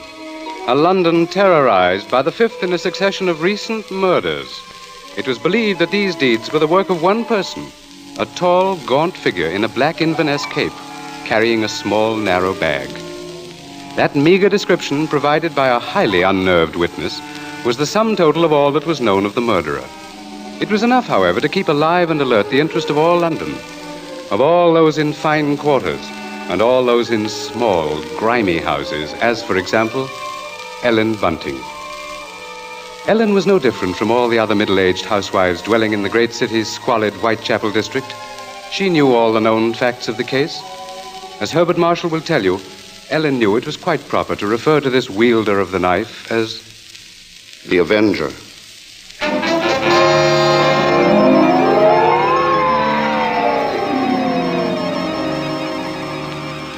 Of course, Ellen Bunting was far more concerned with her personal problems than with thoughts of the Avenger. Yet the case of that strange, elusive killer quite often forced all other matters from her mind. There was that mad, meaningless scheme he seemed to follow. All his victims, for example, had been women. All had been young, attractive, and, oddly enough, blonde. But Ellen could no more understand the motive for his brutal slashings than could the police. This night, she and her husband, Robert Bunting, sat before their fireplace reading the newspaper account of the latest murder. The Avenger had struck again.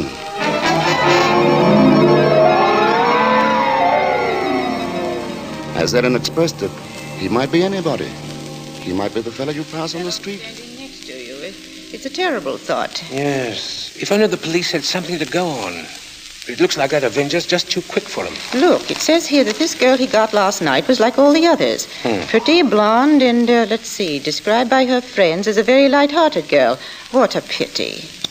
Did you ever stop to think who fits that to a T? In fact, fits all those girls? Why, my own Daisy. Oh, that's a horrible thought. Well, maybe it's a good thing she's with her aunt, then, instead of here. London ain't a safe place for any girl right now. Just the same, I can't help thinking how fine it'll be to have her back, Ellen. Now, Bunting, you know that Daisy seems just as much my own daughter as she is yours. But I'm telling you, there's no sense even thinking about having her back right now. We just can't afford it. Oh, I know that, Ellen. Only, well, maybe we could manage it some way. How? Haven't I scrimped myself half crazy trying to keep us going? But you don't care about that, do you? No, your Daisy's more important to you than I am. No, Ellen, that don't sound like you. Oh, I can't help if it don't. What are we going to do? Tell me that. We'll get along, dear. Something will turn up. Oh, we haven't had a lodger for months. Nobody even comes to look at the room anymore. Yes, but things will work out, Ellen. Oh, they ain't never going to work out. Soon we won't even have a roof over our heads and... What? Oh, I'm sorry, Robbie. I didn't mean to take on so... I know, dear, I know. It's all right. Oh, I didn't think it. It's just that I've been so worried. Well, don't you go worrying another second, old girl. Why, first thing you know, you won't be pretty anymore. You'll have your face all wrinkled and Now, see here, come on, now, let's see a smile. Come on, just have one smile. Leave me just alone. one smile like you used to, eh? Well, who do you suppose that could be? Awful late for visitors. Bunting, do you think it could be somebody looking for rooms? Well, it might be. You want me to go to the door? No, I'll go. Oh. You just stay here. Yes, all right. Now, be sure you get a good look at Louise before you let them in, dear. Oh, I'm coming. Oh, I do hope it's... Yes, sir? Is it not true that you let lodgings? Yes, sir.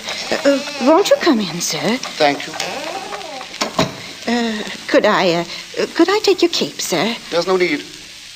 Now, I I'm looking for a quiet room. It must be quiet. Oh, we have that, sir. Above all, our house is quiet. Your bag, sir. May I take it? No, I'll hold it. You'll be so good as to show me the room, please. Oh, yes, sir. It's right up these stairs, sir. This way. Thank you. You see, sir, there's just my husband and me here, and we're ever so quiet, and I'm sure you'll find this room to your liking, sir. Here we are. Now I'll just light the gas.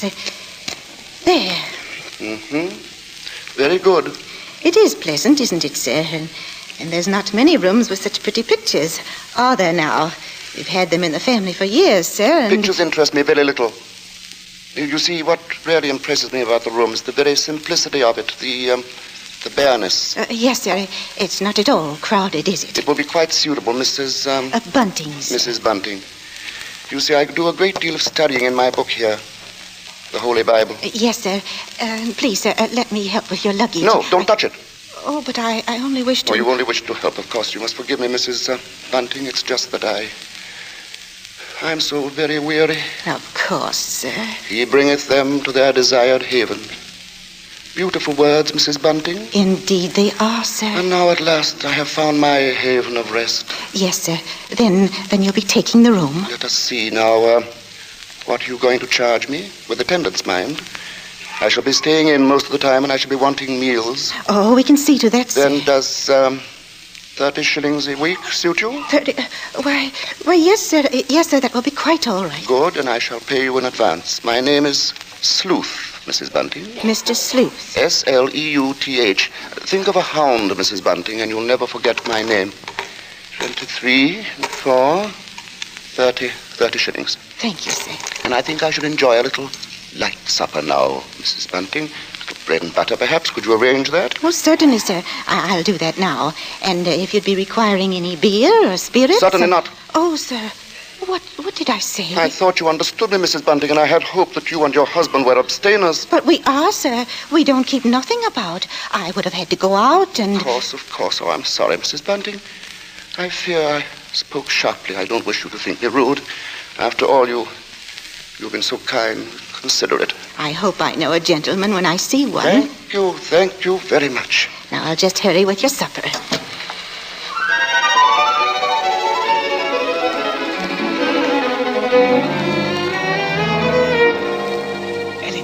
Ellen, did he take the room? No, don't bother me now. I have to get him some supper. What did you mean? Come to the kitchen where he won't hear us. He took it, Ellen? Yes, He took the room? Yes, we're all right now. Look, 30 shillings. A week in advance. Oh, it's wonderful. Wonderful. And Ellen, do you see what this means? Yes, you can have Daisy now. Yes. Here, Bunting, warm that teapot and put some tea leaves in it. Righto. Yeah, do you know something, old girl? We're not going to worry too much about Daisy being in danger of that Avenger fella. Whatever do you mean, Robbie? Well, she's not a girl who takes a drink, you know. What's that to do with it, please? Oh, something I read in the paper while he was upstairs with the gentleman. They just found out that every one of the Avenger's victims had been drinking. They figure he must be some kind of a rabid abstainer. What a peculiar chap. Now hurry, Bunting, please. Yeah. Two thoughts only governed Ellen's mind. The lodger's light supper and her own good fortune at having such a lodger. Mr. Sleuth was an eccentric sort, but then he was such a gentleman, so quiet, so very religiously inclined. She started up the staircase to Mr. Sleuth's room, her husband at her side. It won't do no harm to be safe, though, once Daisy's back in London, eh? We'll see she stays close in the house, Well, I'll be downstairs. Hurry up with his supper, old girl. She hath cast down many wounded from her. Yea, many strong men have been slain by her. Come in, and to know the wickedness of folly. Why, Mr. Yes? What is it? Those pictures. Those pretty girls. You've turned all their faces to the wall.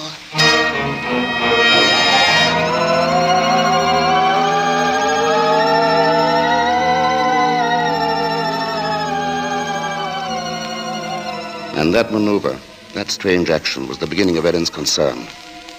Soon there came to her a recollection of the black Inverness cape, the small, narrow bag, the urgent matter of alcoholic drink. And these details began to shape themselves into a pattern which grew more disturbing with each passing hour. The day following, the lodger did not leave the upstairs room once, nor did he leave the next day. And the oddness of this took its place in the pattern. Then, too, the approaching arrival of Daisy, her stepdaughter, added to her concern. On the second night, her sleep was restless with vague, horrifying images. And so when she heard the first stealthy footsteps outside her bedroom, she was instantly awake. Tensely, she followed those steps down the stairs, down the hallway. She heard the front door open and then click shut. Utter stillness fell upon the house. And outside, the streets were so silent she could hear distinctly the clock from a church tower a mile away tolled the hour. In her troubled frenzy, she pictured a lone figure plodding through the deep fog, moving quietly, stealthily, stalking, searching, finding.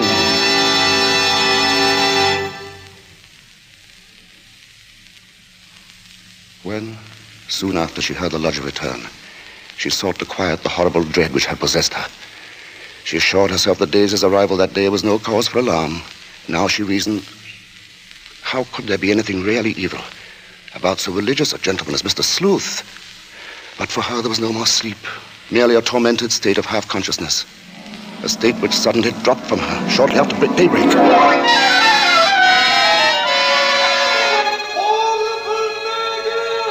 Horrible murder. That was the piercing scream of a newsboy far down the street. The Avenger strikes during night! Ellen Bunting heard the boy cry out the Avenger's latest stroke, made during the night.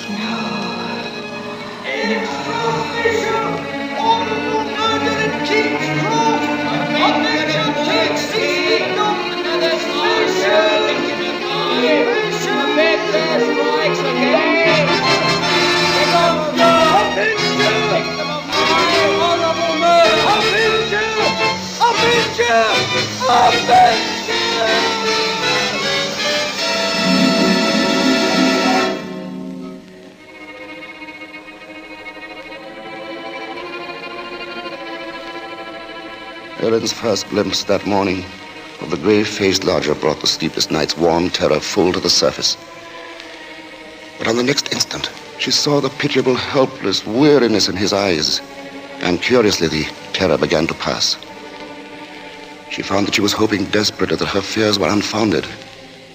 Earlier, she had determined to tell Bunting of the awful convictions in her mind.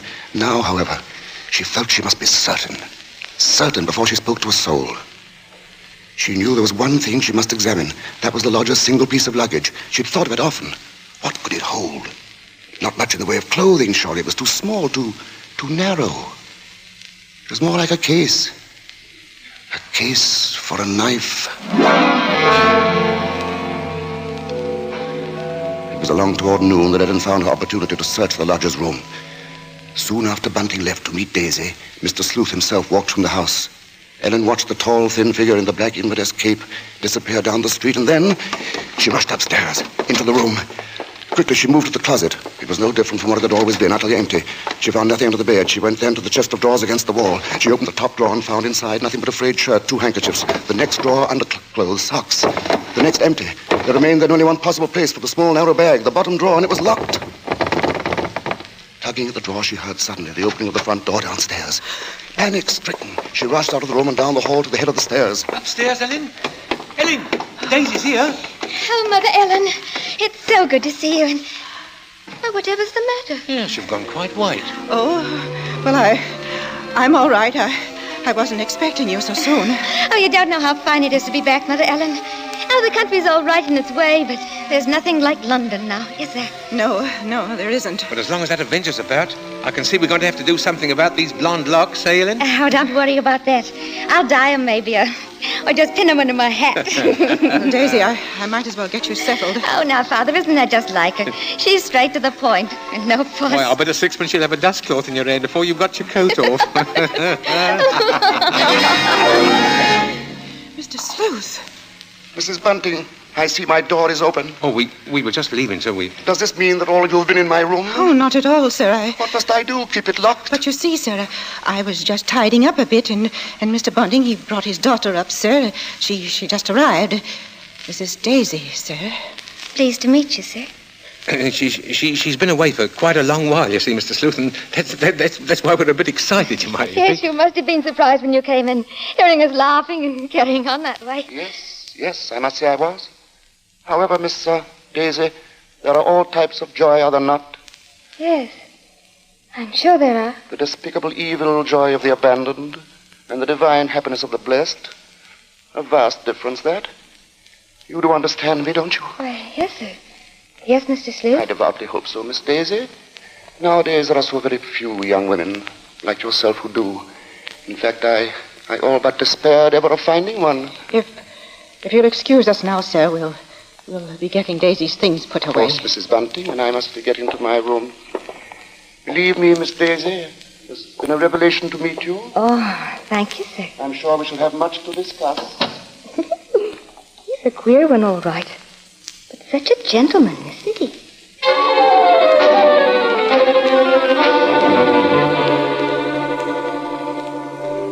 At that moment, Ellen had been determined to pour out her terrible knowledge, and then the moment passed by. She told herself that perhaps the past few days had been nothing more than a grim illusion, a tormenting play of imagination. She would wait then until she had attended the coroner's inquest into the last Avenger murder. There, perhaps, she could hear evidence to disprove all her fears, to assure her there was no earthly harm in Daisy being so near the lodger. This was her gravest concern now, for on the next day, Mr. Sleuth made it a point to see the girl more than once. And fearfully, Ellen saw that Daisy welcomed his visits. As Ellen was preparing to slip out to the inquest, she heard once more the voices of her stepdaughter and the lodger coming to her through the kitchen door. She hesitated before entering, tense, strangely apprehensive. I do believe, Mrs. Sleuth, I've never known a gentleman with such funny ideas. Oh, Mother Ellen, you should hear what Mr. Sleuth was just saying. Perhaps, Daisy, you would excuse yourself and... He thinks people, and especially girls, should spend all their time praying. I sought to explain, Mrs. Bunting, that all women are placed on this earth filled with evil. They therefore must struggle constantly to find the paths of righteousness. Why, Mr. Sleuth, you mean a girl's not to enjoy life at all? Not to have fun? Frivolity, my child, is the devil's breeding ground, and all his implements are there. Temptation, pleasure, wine. Oh, that's crazy. Well, there's nothing I like better than a glass of wine, and I'm not... You drink. She didn't know what she was saying, Mr. Sleuth. Just a child, and Daisy, you'd better go now. But I didn't say nothing wrong. What's the harm in a glass of wine? She lieth in wait as for a prey, and increaseth the transgressors among men. Why, I don't know what you mean. I never heard such nonsense. You call Holy Scripture nonsense? So what I prayed against is true. You are beyond salvation. That's not so. I'm a good girl, I am, and I won't have you saying that. Daisy, go into the front room. It's quite all right, Mrs. Bunting. I must be going upstairs anyway. I'm used to being misunderstood, you know. People never realize that my efforts are simply for the greater good of humanity. Of course, sir.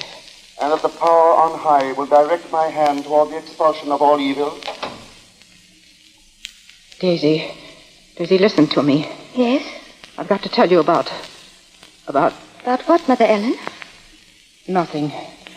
I've got to go out for a while now. I'll be back.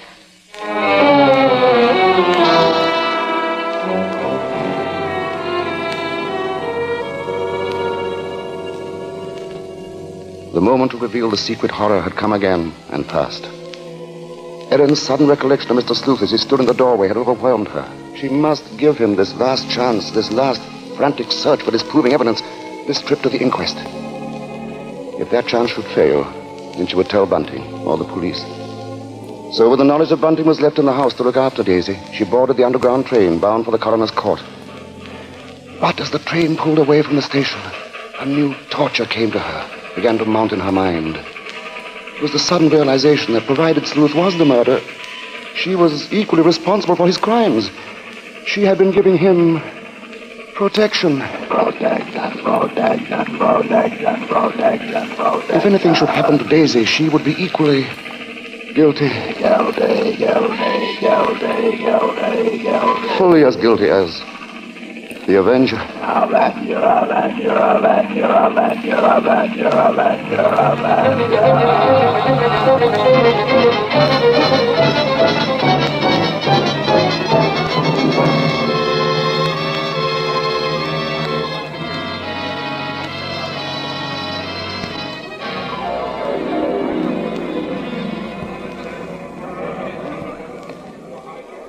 Ellen, seated at the rear of the small but crowded inquest room, listened to each of the witnesses as they were called.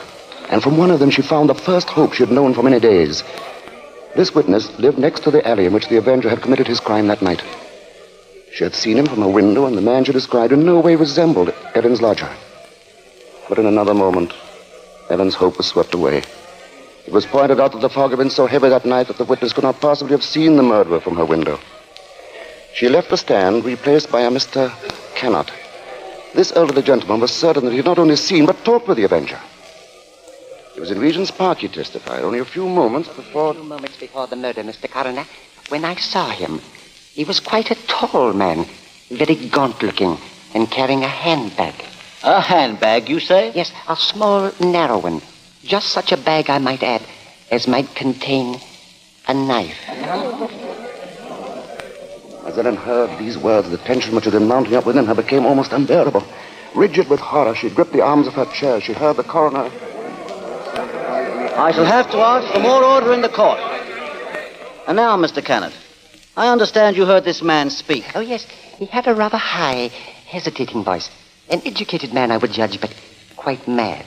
What do you mean by that? Well, as he emerged from the fog, he was talking aloud to himself. Believe me, sir, he was reciting scriptures from the Bible.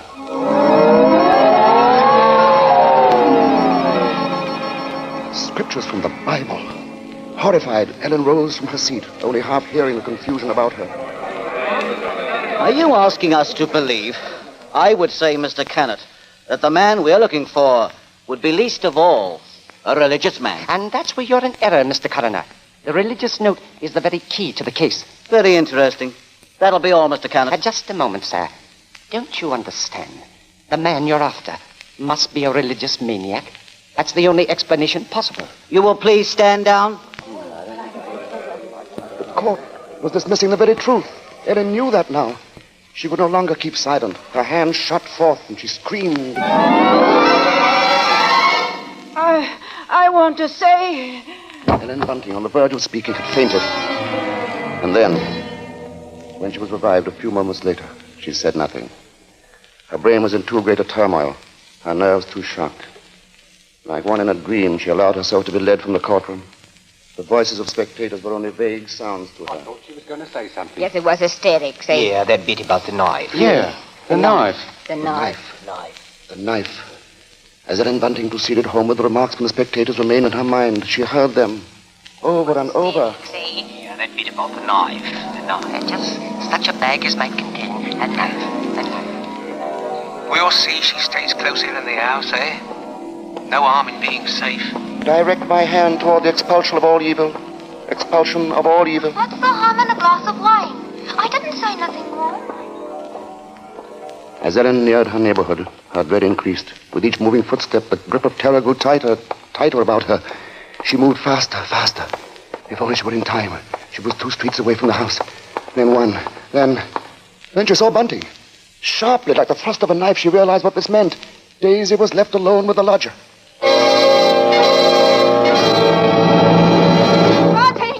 Bunting! Yes, Ellen? What is it? Oh, Bunting, tell me, Bunting. Where's Daisy? Where is she? I say, where? What, home? Oh, listen to me. Try to understand. Sleuth is the Avenger. What are you saying? Oh, lodger. He's the Avenger, Bunting. Oh, but there's no time for that. Daisy's in danger. Hurry. Hurry. Yes. Daisy. Daisy!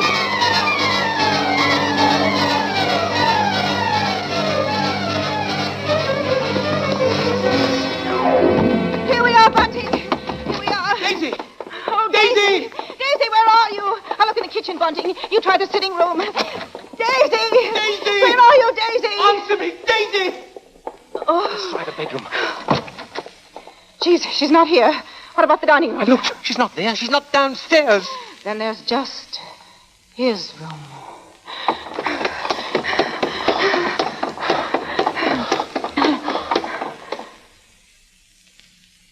Go on.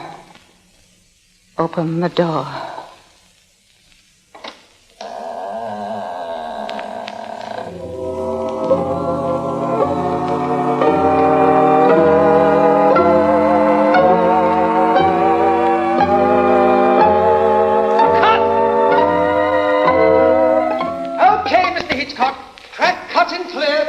sake, cut. What's the idea, Hitch? I have a few more lines to do. As Mr. Marshall, the narrator, you have. Not as Mr. Sleuth, the lodger. Hitch, you can't stop the play right here. It isn't fair, you know. Why isn't it, Bart? What more is there to say? But, Mr. Hitchcock, won't people want to know what Bunting and me found in the room? All right, Ellen. What precisely did you find? Well, nothing, sir. There. You see? Nothing. No lodger, no Bible. And that locked dresser drawer. What about that? We unlocked it, sir. And what was in it? Nothing, sir. You are certain, Mrs. Bunting? Oh, you gave me quite a turn, Mr. Mr. Marshall. Yes, sir, I'm sure, sir. There was nothing. Well, begging your pardon, Mr. Hitchcock, but don't you think we'd better just mention about Daisy? I don't know, Bunting. What do you think we ought to say? Oh, just that the reason she wasn't in the house when Ellen and me got there was, well, she'd gone out for a walk, that's all. Did she enjoy it? Oh, very much, sir. Made it to King's Cross and back in just under an hour, sir. Splendid time, Bunting. Well, there you are, Bart. There's the story. Now, wait a minute, Mr. Hitchcock. You can't do that. That's not the story. Of course it's not. Now, look here, Hitch. Here's the fellow who composed and conducted all our music, Wilbur Hatch. He wants to know about this, too. Everybody does. All right, Bart. What is it they want to know? What became of Mr. Sleuth? Oh, him. Why, he left that afternoon. They never saw him again. And now I think we ought to say something about the Columbia forecast Mr. Hitchcock, show sir, will you please... Stop him, Mr. Marshall. Hitch, listen to me. Yes? What is it? They want to know when the Avenger finally was caught. Oh, well, let me ask you something, Bart. Are you acquainted with Loretta Young? Yes, what's that got to do with it? Well, in next week's Columbia preview series, Miss Young will take the starring role in the drama of an American Red Cross nurse. That's good news, isn't it? Oh, that's great. But now listen, Hitch, you've just got to tell that audience exactly when and how Mr. Sleuth was caught. Caught? Why on earth should he be caught? Why? Well, he was the Avenger, wasn't he? Was he?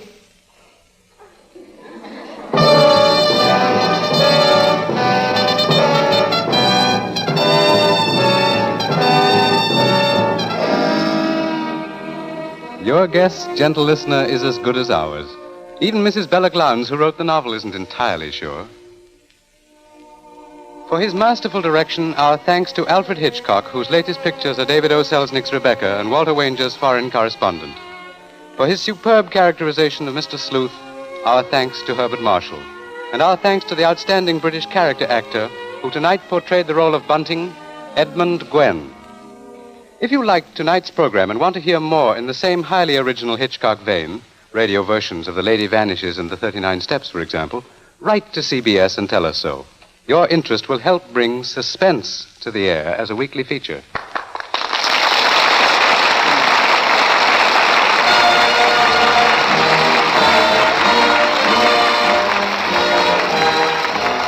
Forecast next week presents from Hollywood, Loretta Young in Angel, first of a proposed series based on the adventures and the romance of a typical Red Cross nurse. From New York, a new sort of comedy show, Ed Gardner as Archie in Duffy's Tavern, with Gertrude Neeson, Colonel Stoopnagle, Larry Adler, and John Kirby's orchestra. Don't miss Forecast at this hour next week.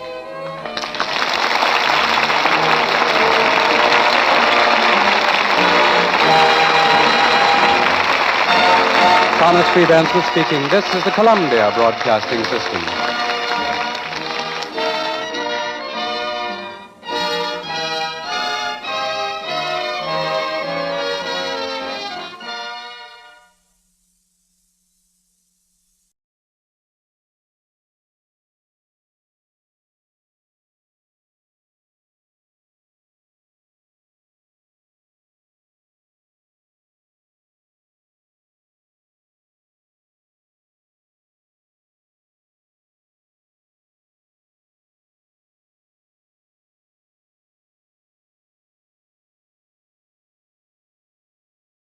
The CBS Radio Mystery Theater presents...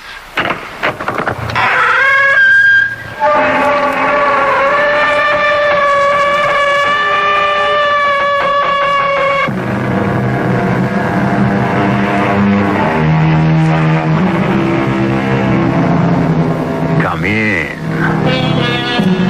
Welcome. I'm E.G. Marshall. In his Psalm of Life, Henry Wadsworth Longfellow says, "Trust no future, howe'er pleasant. Let the dead past bury its dead. Act in the living present. The trouble is that the past so often refuses to stay in its place. And the dead invade the living present, or at least the memory of them does, to shadow both it and the future, as you will find out if you listen to this particular tale.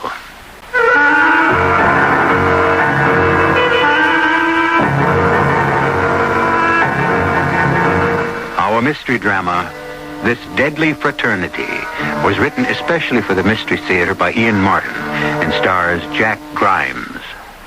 I'll be back shortly with Act One.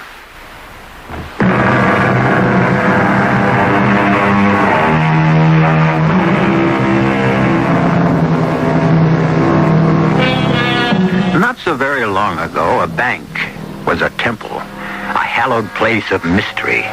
Its high priests were the executive officers in three-button vested suits cut from conservative serge. The gleaming marble floors echoed one's footsteps, which rang hollowly over the hushed whisper of the business of transacting money.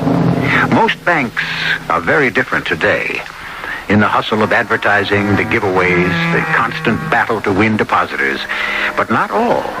Some remain just as forbidding, as, for example, the First Continental Bank of Cleveland, whose president is a formidable M.J. Trimble. Yes, Miss Pryor. Who?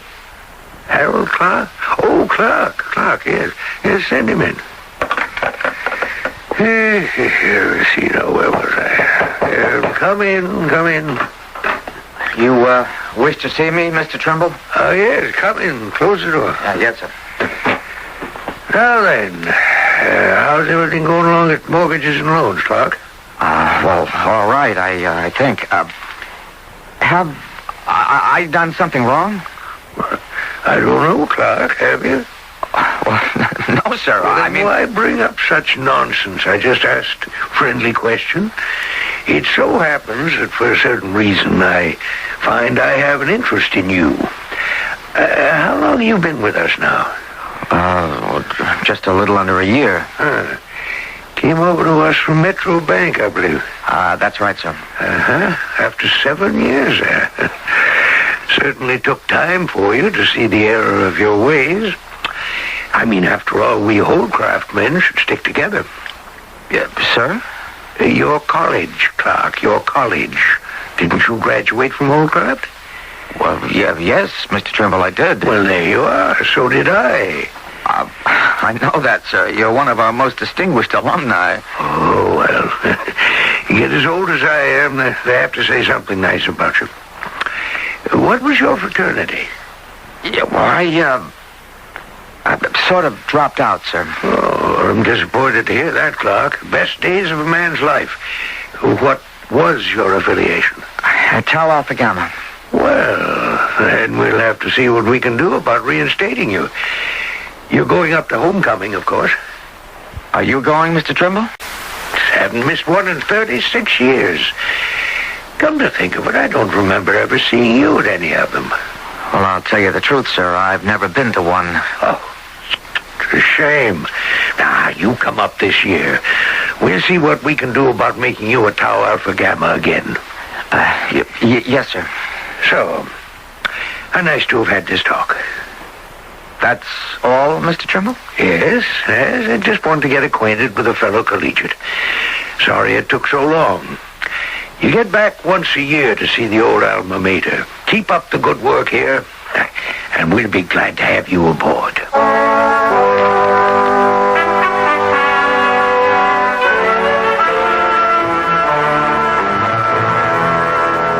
I don't see what's got you in such a lather, Harry. Helen, I just got through telling you. So your boss suggests you should go off on a little jaunt to your college homecoming. What's so terrible?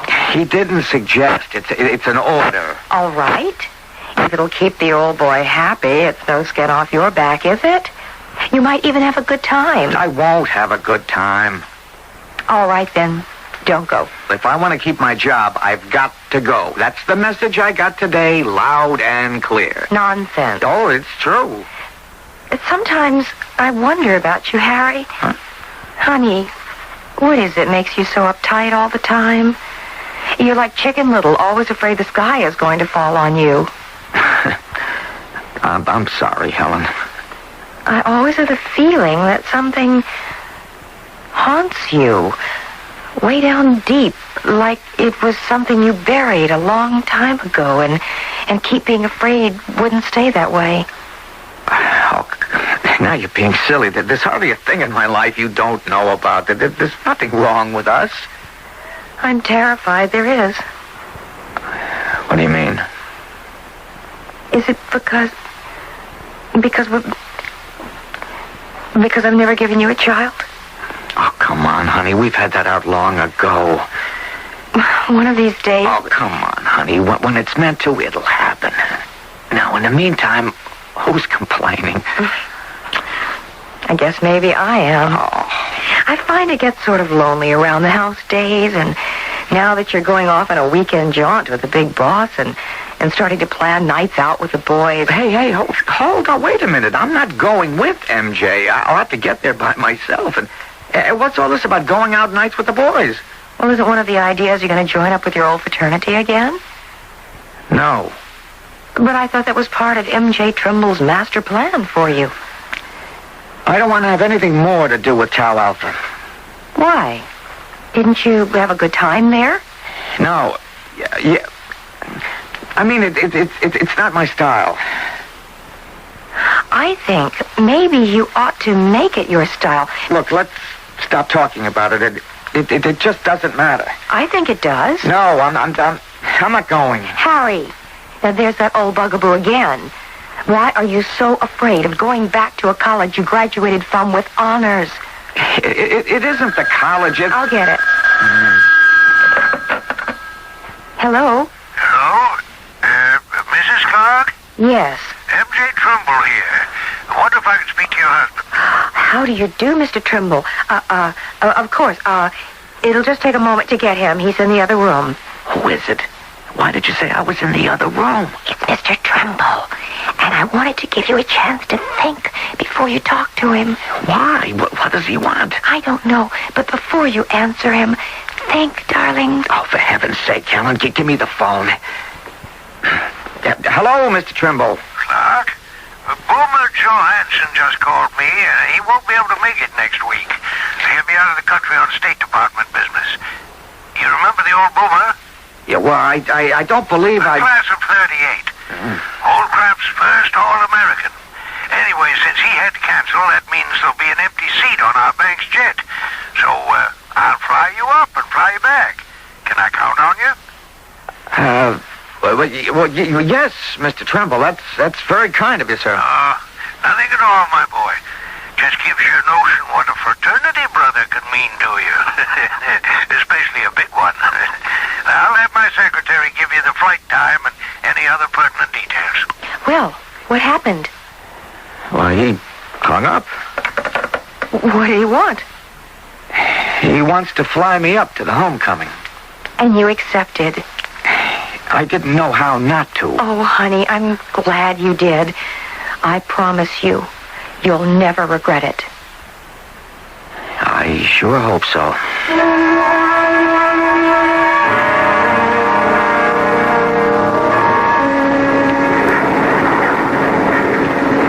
Well, almost there. Look familiar to you, Clark? Yeah, sort of, Mr. Trimble. It's a little different from the air. Yeah. Well, there's the lake off to your left. Uh-huh. And up on the bluff beyond it, there's our alma mater. We'll be coming on in right over Devil's Leap on our landing pattern. Devil's Leap? You ever have to scale that southeast face there? No, sir, I never did. Oh, that used to be one of the big features of Hell Week. Well, they cut it out some years ago, probably before your time. Well, maybe they were right. A couple of weak sisters took some bad falls there. One of them was killed, I think. Still in all, it was a real thrill for a fella to climb that bleak old rock face. Give you a sense of power and belief in yourself. I suppose they took it easier on you in your day. The hazing, I mean. No, sir, it was pretty tough. Well, you minded that? Oh, no, sir, I didn't. Not then. Oh, look there. What's that, sir? Don't you recognize it? Right near the bluff. Last house on the road there. That's the old Tower Alpha house. Recognize her now? Yeah, I'll never forget it.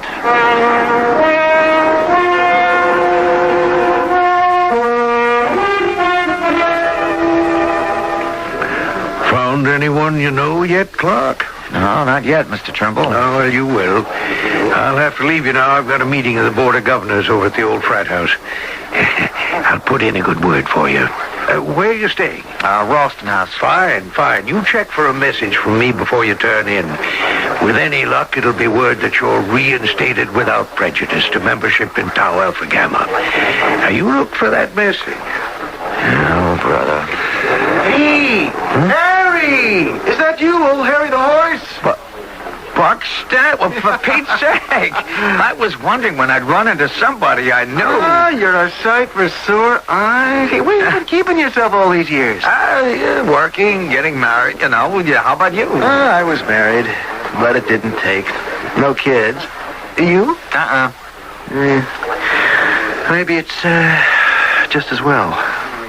What does that mean? No, forget it. This isn't the place. But later, I gotta talk to you. I'm glad I found you here. I don't know why I came. There's too many memories. Any of the others here? Yeah, we're all that's left, Harry. What? What about Tom Pierce? Oh, he died a couple of years ago. Drowned. Gosh. Andy Hassler? Oh, he's gone. He fell off a building. Jumped, some people said. Wasn't he in real estate? Yeah. He died 3 years ago. And, well, we might as well get it over with as fast as possible. Pete Stein died in the hospital after an appendicitis attack last year. Oh, man. Well, that only leaves Joe Coslow. Any idea what happened to him? I lost track of him after the Army busted him. Busted him? Yeah, stuck the killer in the brig. Silly old nicknames. For what? For manslaughter. He half killed a recruit. His nickname wasn't so silly. The leopard never changes his spots, I guess. Is he still in the brig? No. How do you know? Well, after Pete Stein got his, I got an Army buddy to check for me. Coslow's stretch was over September 28th, 1976. 17 days before Pete died. October 15th. October 15th? That's the same day that Phil Fowler... Yeah. Oh, are you suggesting that the killer had anything to do with Pete's death? Now, that's what I got to talk to you about. Because Andy and Tom died on the same date, too. I want to tell you, I'm scared stiff, Harry. I figure one of us has got to be next. What do you suppose happened to 6 members of the class of 34 at Holcroft College that would make them candidates for sudden death?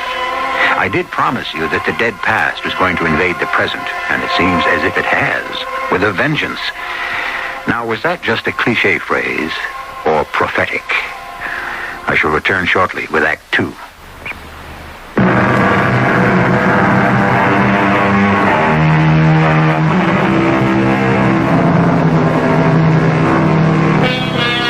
It's a bright fall afternoon in late October, mild and balmy. The last rosy glow of Indian summer. But as Harry Clark strolls under the profusion of red gold leaves along a winding, deserted path on the campus, icy fingers clutch at his insides. His old classmate, Buck Stanley, is reeling out a string of coincidence and conjecture, building to a conclusion that shakes him to the core. For what Buck is saying confirms the premonition that has dogged him all the way up on this trip to the past. Knock it off, Buck. What are you trying to give me? A warning, Harry. At the very least. What? That I'm next on the hit list? It has to be you or me. Oh, come on. What kind of rib is this? Look, Harry, there were 6 of us in on it. Only one of us took any kind of real rap for it. The killer. He got bounced from school. It wrecked his life. And you want to tell me that he's coming back for revenge on all of us? It just won't wash, Buck. Why not?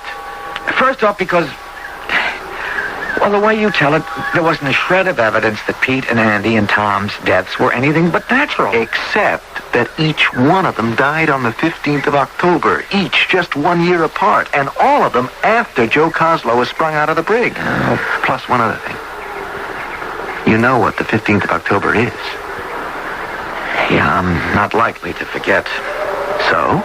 You said that Tom Pierce was drowned. How?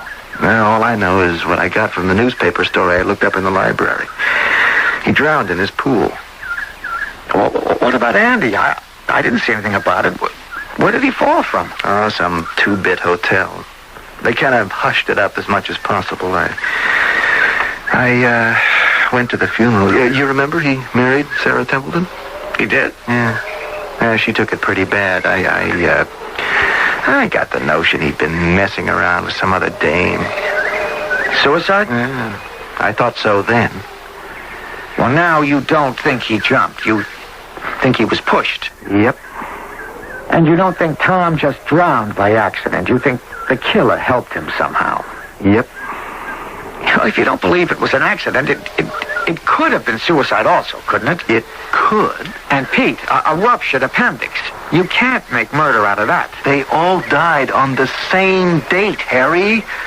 How far can you stretch coincidence? It doesn't have to be coincidence. Let's be sensible. Look, after what happened, none of us were ever quite the same. We've all carried our own guilt feelings, I guess. I know I have. About Phil Fowler. Yeah, I'll never get that kid out of my mind. Neither could Andy and Tom, it looks like. You're telling me they took their own lives because they were remorseful or something? All your old Army buddy told you was that the killer was supposed to be released on September 28th, 76. We don't know he was. For all we know, he could have been kept in another year or anything. Do you know where he was in the brig? Oh, in Germany, I guess. That's where he was stationed. Oh, you see? Now, isn't it crazy? He could get back to the States within 17 days and somehow manage to knock off Tom in his own pool? And why would he wait a whole year to go after Andy? And another one for Pete, if he'd been nursing a grudge all this time. Like I say, Buck, you're flipping your lid over nothing. It just doesn't hold water. Okay, you win. Harry, I want to believe you. You could be right. You make a lot of sense. Keeping a thing like this bottled up, I suppose a guy does get wacky ideas. And that killer Coslow. Yeah, he made the same impression on me, but we were kids then. He doesn't scare me anymore.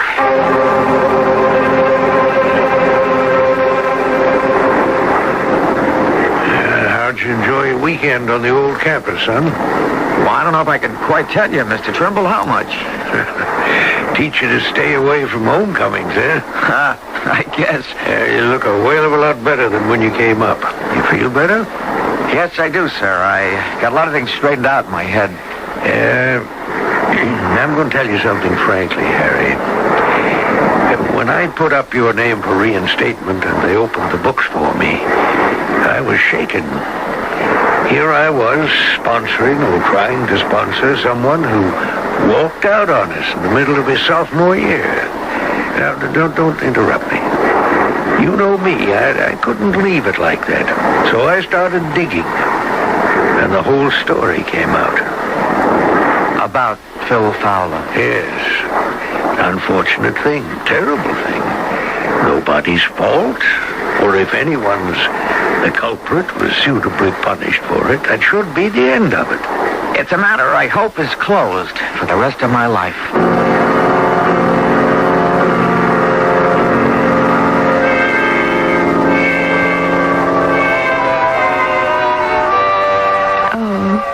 Darling, I can't tell you how happy and delighted I am.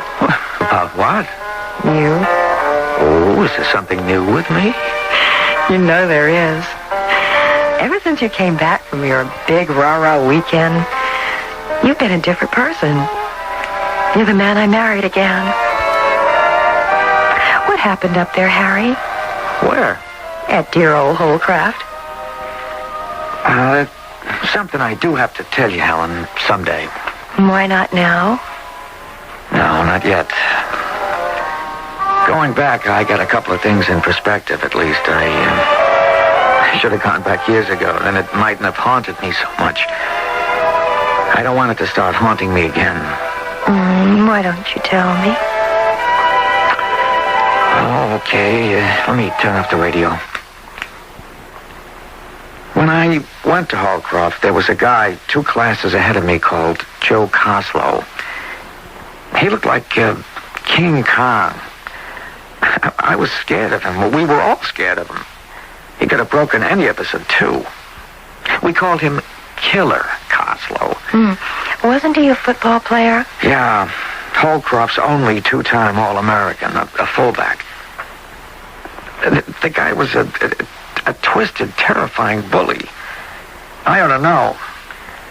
He was the one who put me and all my closest friends through our hazing when we were bid to Tau Alpha Gamma. He was a fraternity brother of yours? We belonged to the same fraternity. He was no brother. He was just what he was nicknamed. A killer. You mean he hurt you? Tom Pierce, Sandy Hassler, Pete Stein, Buck Stanley, me. And we all had scars enough to prove that, but they don't matter. They didn't last. Phil Fowler wasn't so lucky. I don't think I've ever heard you mention him. Well, you haven't. I've been too ashamed to. Why? Because we killed Phil.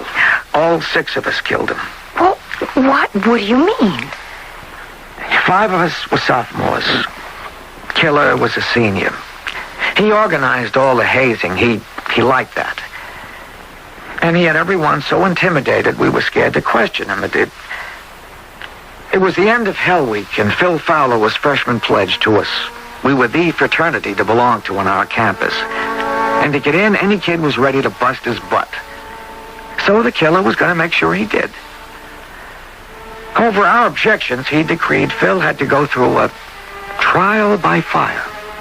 What does that mean? Well, he made Phil strip and told us all to light cigarettes. Then he told Phil we were going to grind him out on his bare skin after he was blindfolded. Oh, the rest of you went along with that? It was a trick, Helen, just mental suggestion. All we'd have done was touched him with a piece of ice. I don't understand. The power of suggestion.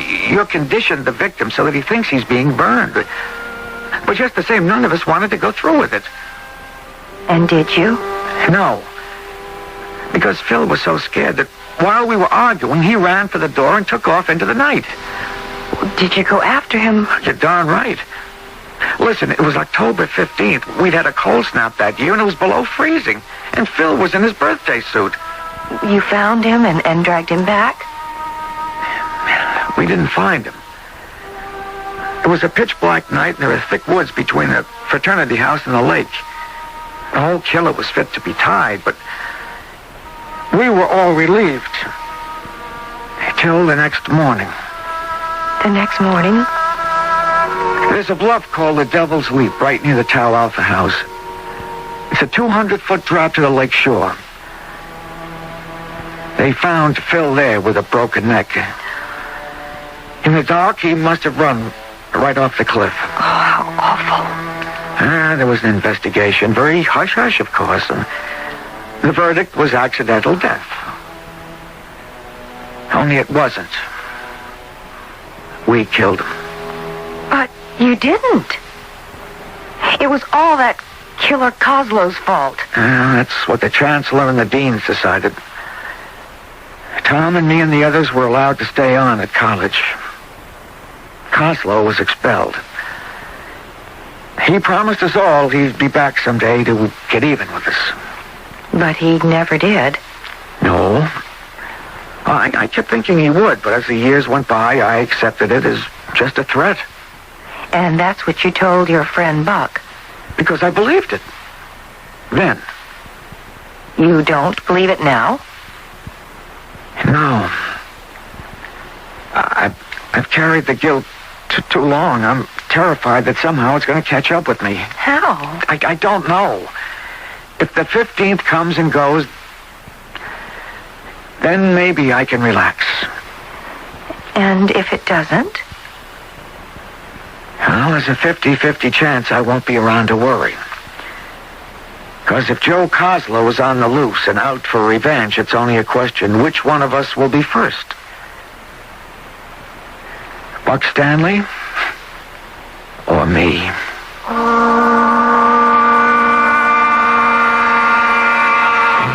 And though circuitous and obscure, the feet of Nemesis, how sure.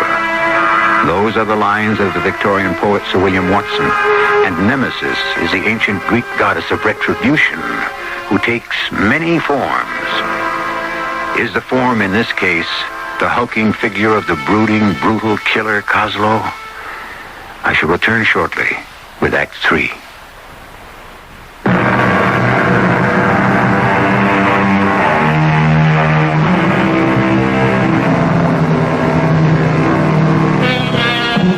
Omar Khayyam wrote, "'Tis all a checkerboard of nights and days, where destiny with men for pieces plays."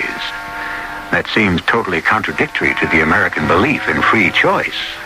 Yet, when you come right down to day-to-day living, how many of us have the strength to exercise it?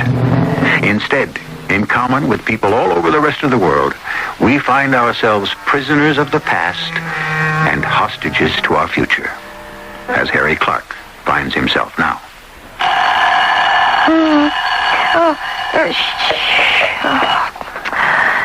Harry? Harry? 7 o'clock. Time to get up. I don't want to get up. You don't want to be late for the bank, do you? No, I didn't mean because of the bank. I'm afraid to get up. Why? Oh, you know what date this is? I know. Darling. What? Promise me something. What? I know the day has got to be lived through. But once we're through with this 15th of October, can we please wash it out of our lives for good? Yeah, I hope. I hope as much as you that we can. Will you be late tonight? Yeah, probably. I'll be reconciling the books and we'll all be locked in the cage till they prove out. That's good. You'll be safe.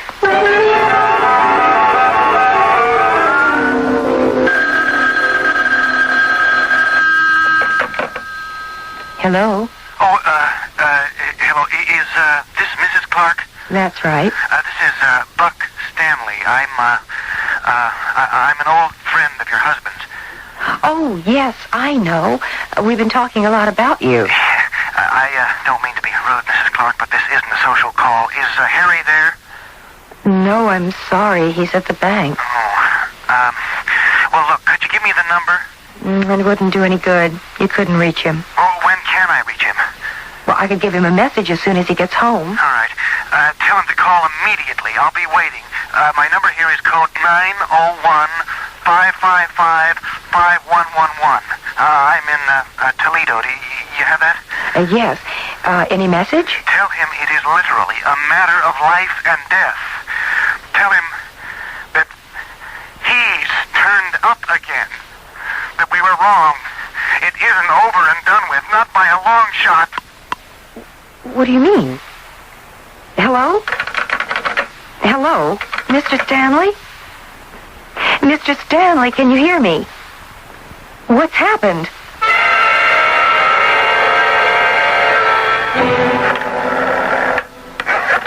What time did Buck call? About 4 o'clock. Yeah, it's almost 6 now. He didn't say what it was all about? Harry, I told you all he said. What did he mean by he's turned up again? Well, who else could it be but Joe Coslow? Then why didn't he just say that? Well, I suppose because, well, he didn't think I would know what he was referring to. Maybe. Why doesn't he answer? Buck? Who is this? Is this Buck Stanley's wire? Yes? Who wants to talk to him? Well, this is a friend of his from Cleveland. What's the name? Harry Clark. Who's this? This is Detective Sergeant Kennelly, Mr. Clark. I'm afraid you can't talk to Mr. Stanley. Why not? Because he's dead. Dead? How? Well, I can't answer that all the way. We just got here. All I know so far is he was shot with a .45 caliber revolver, Army issue. You mean he took his own life? Well, I can't tell you that either. Sir, do you have any reason to suspect he might not have? That someone else was involved? Well, I hope that any suspicions I might have are wrong.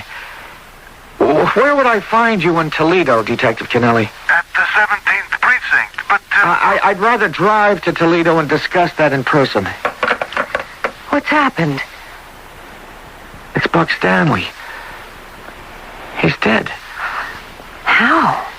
That policeman on the phone said suicide. Well, so why do you have to go to Toledo? To see for myself, Helen. Darling, this whole thing has become an obsession with you. Oh, I don't blame you. It was a terrible thing, that young boy meeting his death the way he did. But it was an accident. An accident that would never have happened if he hadn't been scared out of his wits. You are just determined to punish yourself for what happened, Harry. No matter what I say. Now, it's psychotic to carry such a guilt. It's an obsession. Never mind about me, Helen. Let's just stick to killer Joe Coslow.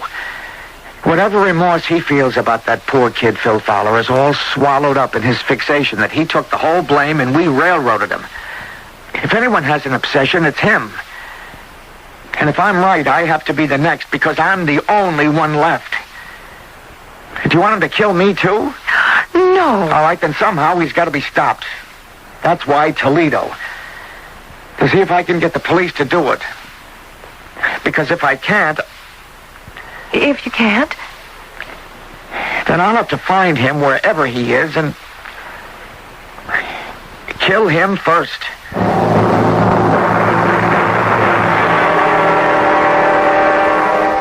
You can see for yourself, Mr. Clark. It's a classical suicide picture. He was seated at the desk. The bullet was directed directly to the brain. Death was instantaneous. The gun dropped from his hand to the floor, and there are no other prints on it than those of the deceased. I'm afraid you've had a long trip for nothing. In spite of what I told you? Yeah, we're checking all through that now, but to the best of our knowledge, there was no one like the man you described in Mr. Clayton's acquaintance. And we have no reason to suspect anything except death by his own hand. You're absolutely sure of that? Mr. Clark, in my business, you learn to be absolutely sure of nothing. We live by a series of educated guesses. So you're just going to let this go at that? No, sir. I don't close any files till I'm certain. Because of you, this one's going to remain open until... Until what? Well, until we check out this Joseph Coslow of yours. Are you working on that now? Mr. Clark, I'm only one detective sergeant in the Toledo police force. I got all I can handle with my own local problem. But for your information and my own, I am checking.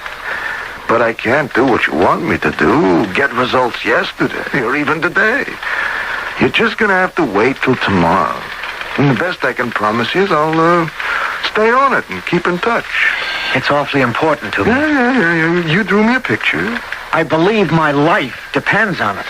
Sir, if I get word, I'll be in touch. And if I don't hear from you? Well, then we're both out of answers. And that's what we got to live with.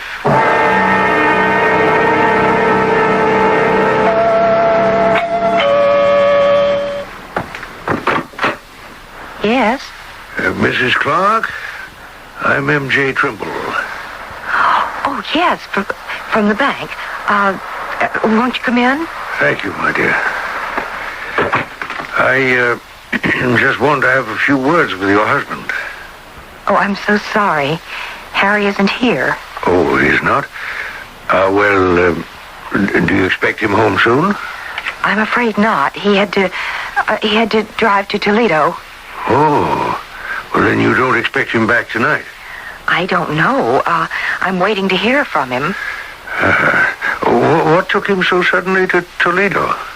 Well, he got news that an old friend, a fraternity brother of his, had died. Joe Coslow? Oh, no, his name was Buck Stanley. But why would you mention Joe Coslow? I had some news about him, and I thought your husband would like to hear. What? Well, let me explain a little first. When I dragooned your husband into going up with me for homecoming, I had no idea what sad memories our fraternity had for him. Subsequently, I found out. In proposing him to return to our membership, the story came out. That a young boy died. Yes. And who did you conclude was responsible for that, Mr. Trimble? If anyone, I'm ashamed to say the system. Well, that's a generous admission, but how does it help anyone who was the victim of the system, like my husband? Well, since I'm part of the hierarchy, what else can I do but accept that the basic guilt is mine? Well, it would be a little late to tell Harry that. He's borrowed all the guilt for himself. Well, that's ridiculous, and it's why I'm here tonight. Oh? I wanted to tell Harry that the man who created this whole issue in the first place is dead. Joe Coslow? Yes. He's been dead for the last 5 years. How? Well, there was a fire in the jailhouse in which he was assigned 2 days before his sentence was up. In 1976. He died in that fire. Are you sure? There's no doubt. His body was identified through dental work, fingerprints, bone scans. Joe Coslow is dead. I wish there was some way I could get in touch with your husband. Maybe there is. We could call him through that sergeant of police at the precinct in Toledo. Yeah, this is Detective Sergeant Kennelly. Oh, Mrs. Clark, yeah, sure. Well, no, your husband was here, but he left to drive home to Cleveland over an hour ago. What? No. Well, we talked about the guy Coslow, but neither of us knew he was dead. He wanted me to look into that, but to tell you the truth, I told him I would just to keep him happy. Huh? Oh, well, because it was an open and shut case of suicide. No way it could have been murder, no matter how much your husband wanted to make it look that way. What? What do I mean by that? Well, let me just lay it on the line, Mrs. Clark. Your husband has a guilty conscience for something that happened all them years ago. And he'd like to lay the blame off on somebody else. Only it don't work that way. That's something he's got to learn to face.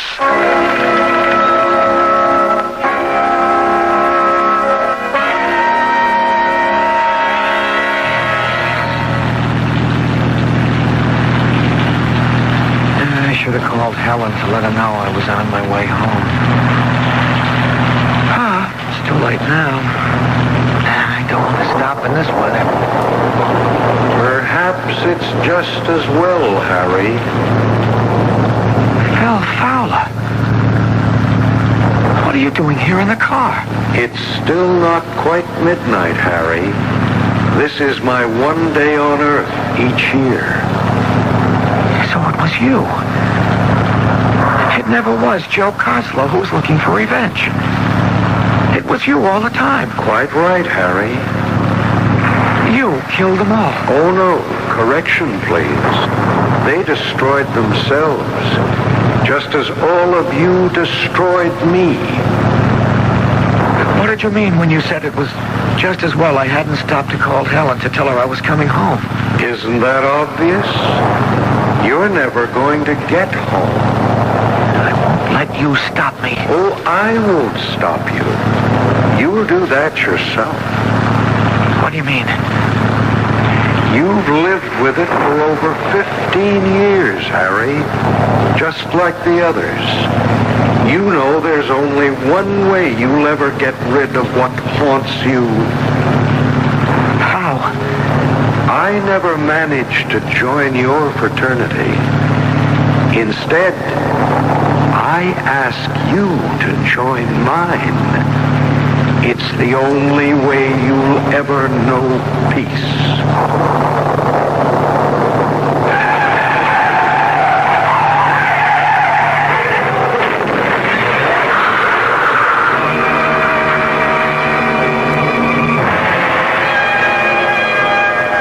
There were many tragic automobile accidents on the night of that October 15th. Highway police had issued a traffic advisory because of weather conditions. Harry Clark's death from the skid that sent him hurtling through the guardrail and into the ravine below was only another statistic. But was it an accident? Or was he called, just as all the others who bore the guilt for a boy's death so many years before? I'll be back shortly.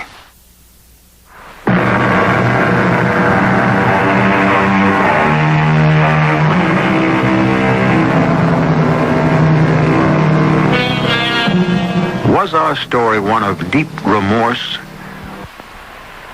I don't know. I leave you only with another quote from Omar Khayyam. The moving finger writes, and having writ, moves on. Nor all the piety nor wit shall lure it back to cancel half a line, nor all your tears wash out a word of it. Our cast included Jack Grimes, Malika Gray, Court Benson, and Russell Horton. The entire production was under the direction of Hyman Brown. This is E.G. Marshall inviting you to return to our Mystery Theater for another adventure in the macabre. Until next time, pleasant dreams.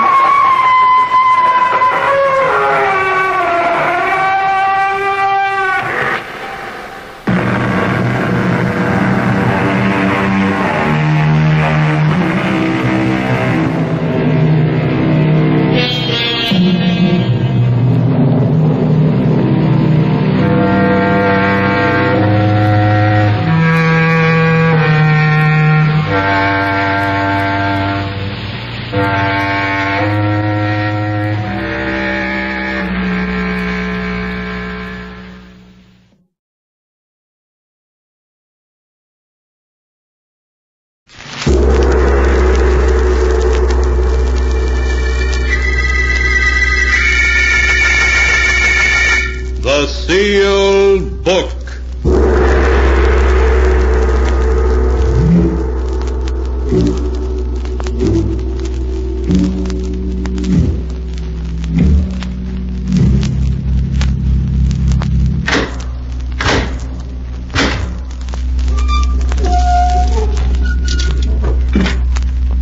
Once again, the keeper of the book has opened the ponderous door to the secret vault, wherein is kept the great sealed book, in which is recorded all the secrets and mysteries of mankind through the ages. Here are tales of every kind, tales of murder, of madness, of dark deeds, strange and terrible beyond all belief. Keeper of the book, I would know what tale we tell this time. Open the great book and let us read. Slowly, the great book opens.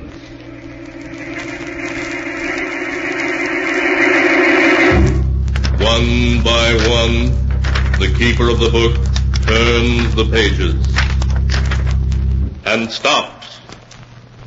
Ah, the strange story of a web of death woven by fate to trap three unsuspecting mortals in an evil design more terrible than the mind can conceive. A tale titled Design for Death.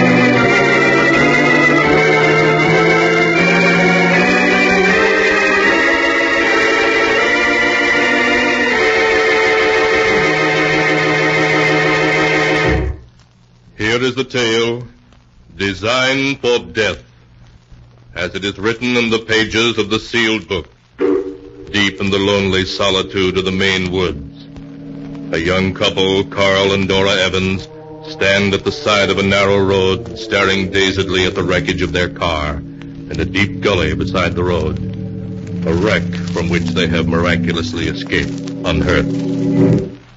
Carl, I told you we shouldn't try to make the Canadian border by tonight. If you hadn't been driving so fast, you'd have been able to take that curve. Now what are we going to do? On foot here in the woods with sundown not more than a half hour away? Dora, be quiet. I think I hear something. Listen. Organ music. Look, there's a path leading into the woods. There must be a house back in there someplace. Aha!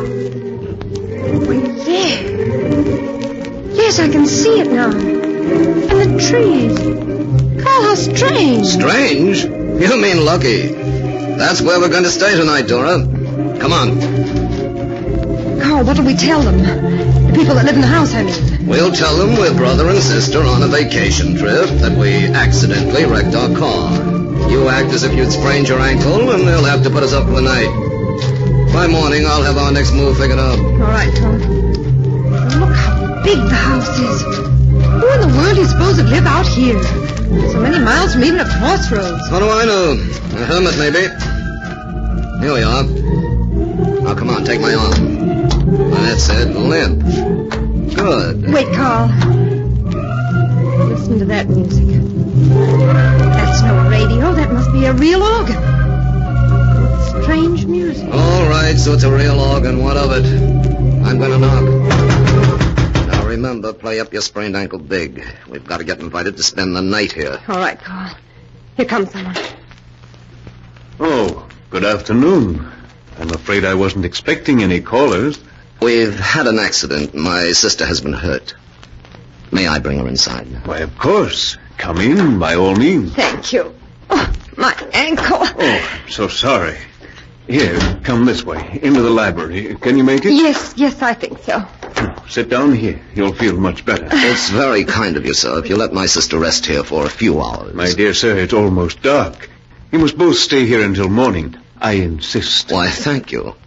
No, don't thank me. I lead a very lonely life, and I'm delighted to have some company. Truly delighted.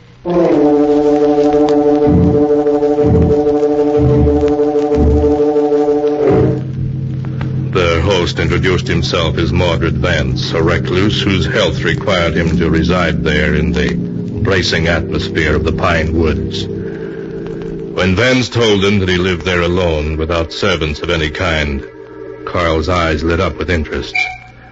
Later, when Mordred Vance had shown them to their rooms and said goodnight, Carl lingered for a low-voiced conversation with Dora. Well, Dora, how do you like it? Like what, Carl? The setup, this house, Vance, everything.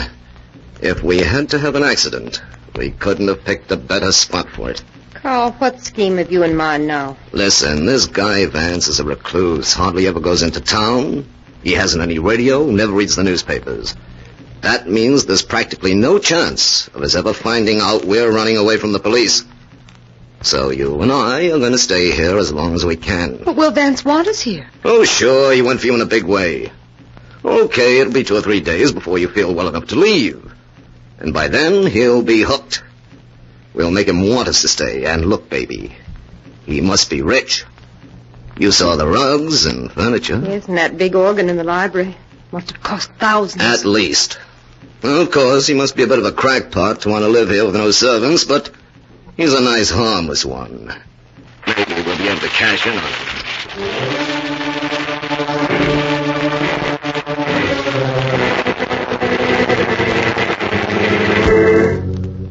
That night, Carl slept well. In the morning, inwardly exulting at their luck, he helped Dora downstairs. As they descended, they heard their host once again playing the organ in his library.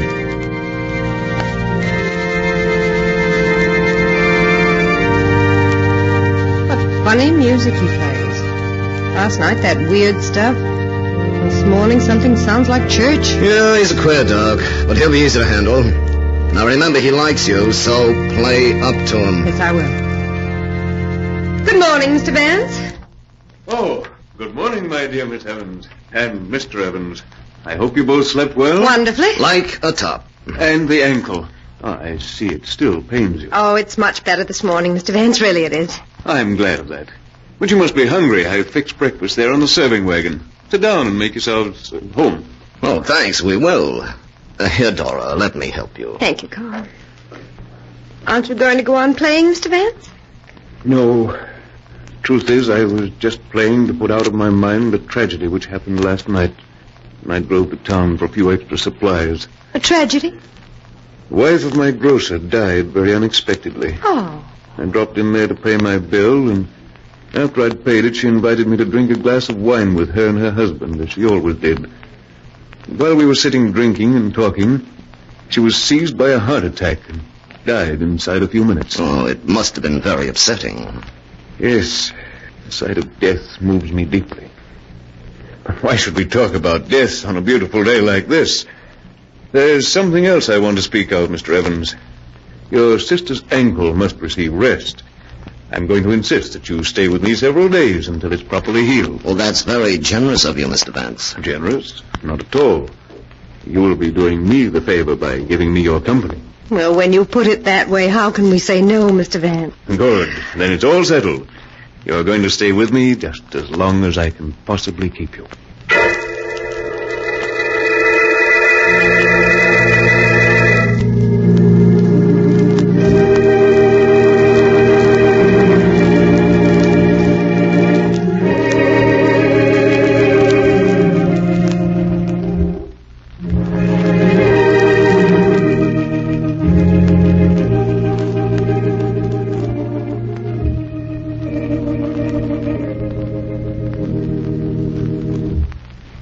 How did you like that, Dora? That was lovely, Mr. Vance. You've never played like that before. So... Romantically? I was playing like that because of you. Because of me? Of course. Listen to me, Dora. You've been here a week, and surely by now you must know I'm in love with you. Yes, I guess I did know it. I'm not a poor man, you know. I'll show you something. Come over here, Dora. Wait till I move this screen. There. What? There's a safe behind it. Yes. Now watch. I shall open it and you shall see. There. Now this cash box. Look, my dear. What? It's full of money. Yes. $50,000 in $100 bills. My emergency fund. Now, I'll put it away now. I just wanted to show you that I'm not penniless because, Dora, I want you to marry me. Marry you? You must give me a little time to think about it, Mr. Vance. Of course, my dear, by all means. Give me your answer tomorrow, but only remember, I'll not let you say no.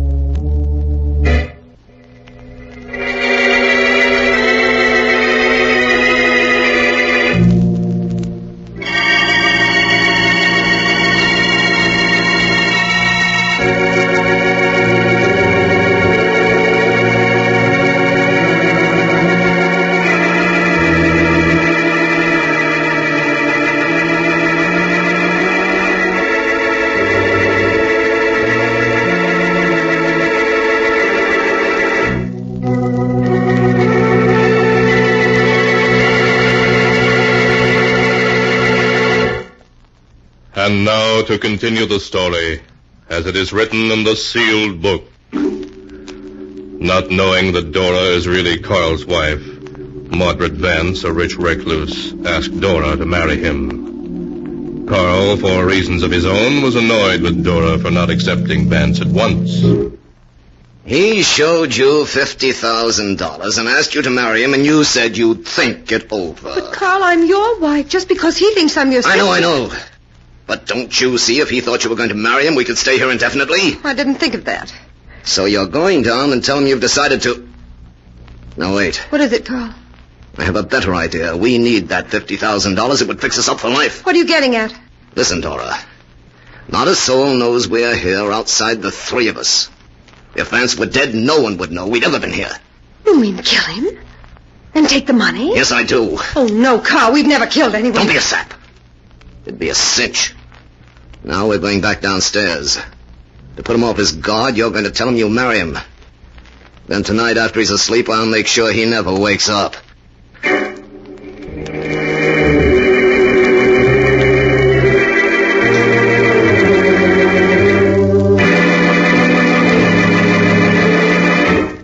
Obedient to Carl's instructions, Dora has told Mordred Vance that she will marry him.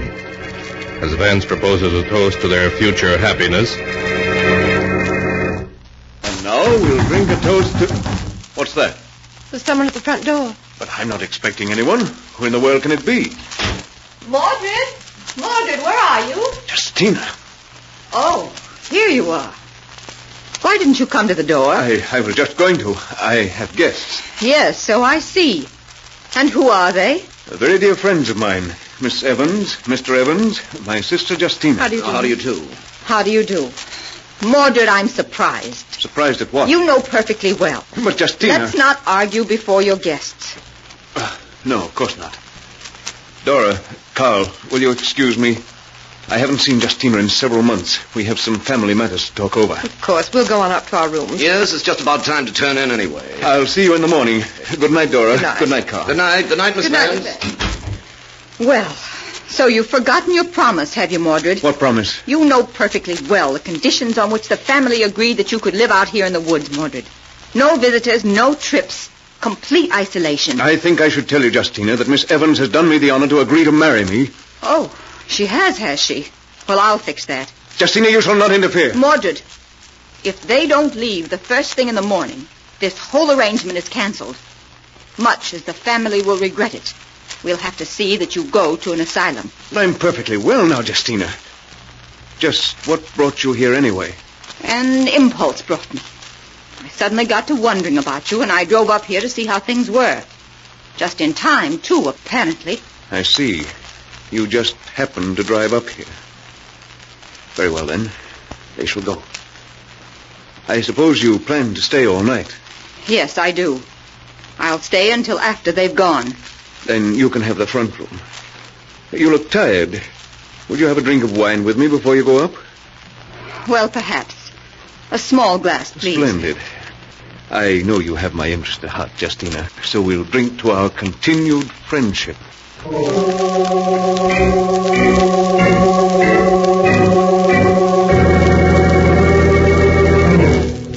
But as Mordred Vance went to fetch a bottle of wine, Dora and Carl were talking upstairs, for they had lingered outside the closed door of the library long enough to hear what passed between Mordred and his sister Justina. She threatened to send him to an asylum. Carl, he's mentally unbalanced. Yes, that would explain everything. He's living here in such isolation, seeing no one. It's his family's way of keeping him out of trouble. Well, he's probably perfectly harmless. Well, anyway, we're going in the morning. And I'm glad it turned out this way. Well, there's no point in staying any longer.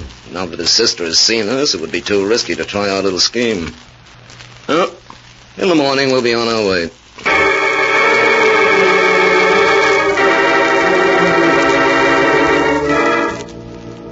Relieved, Dora went to bed. Just as she fell asleep, she heard the sound of music from downstairs. Wild, strange music.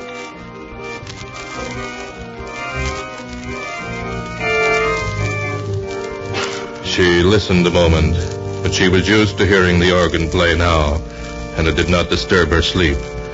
In the morning, when she and Carl descended, their host was again playing, as he had been the first morning after their arrival. Curious music, almost unearthly in quality. But he stopped as they entered the library. Oh, good morning. I hope you slept well. Yes, very well. How is your sister this morning? Oh, the truth is, my sister and I quarreled last night. Quarreled?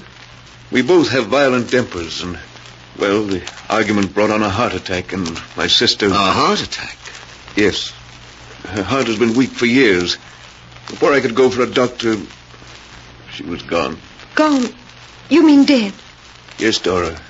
She died just after I got her upstairs to her room. Oh, how horrible. But what are you going to do? Do?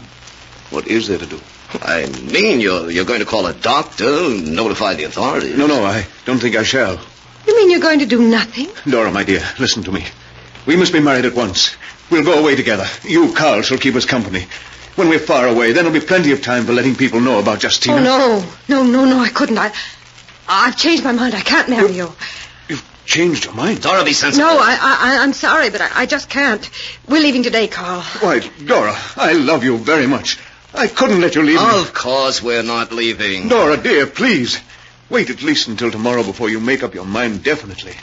That's not much to ask, is it? Of course it isn't. She'll think it over, at least until tomorrow.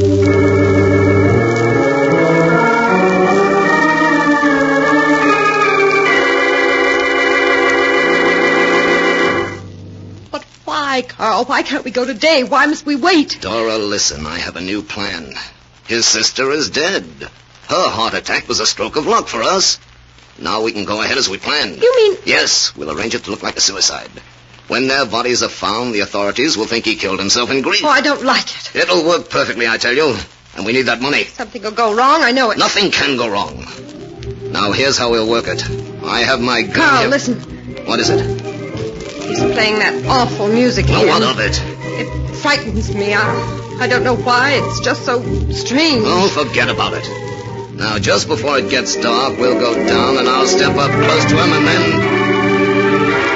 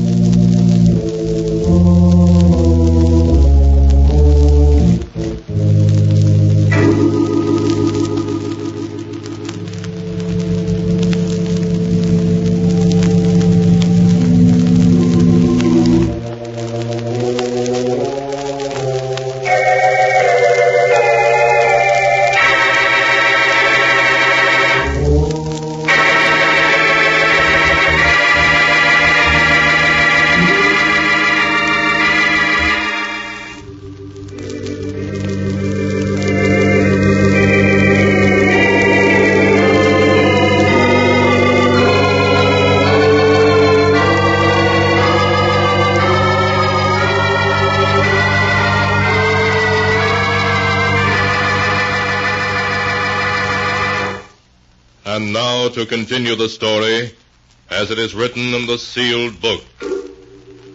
In spite of Dora's forebodings, Carl is going ahead with his plan for murdering Mordred Vance and getting his money.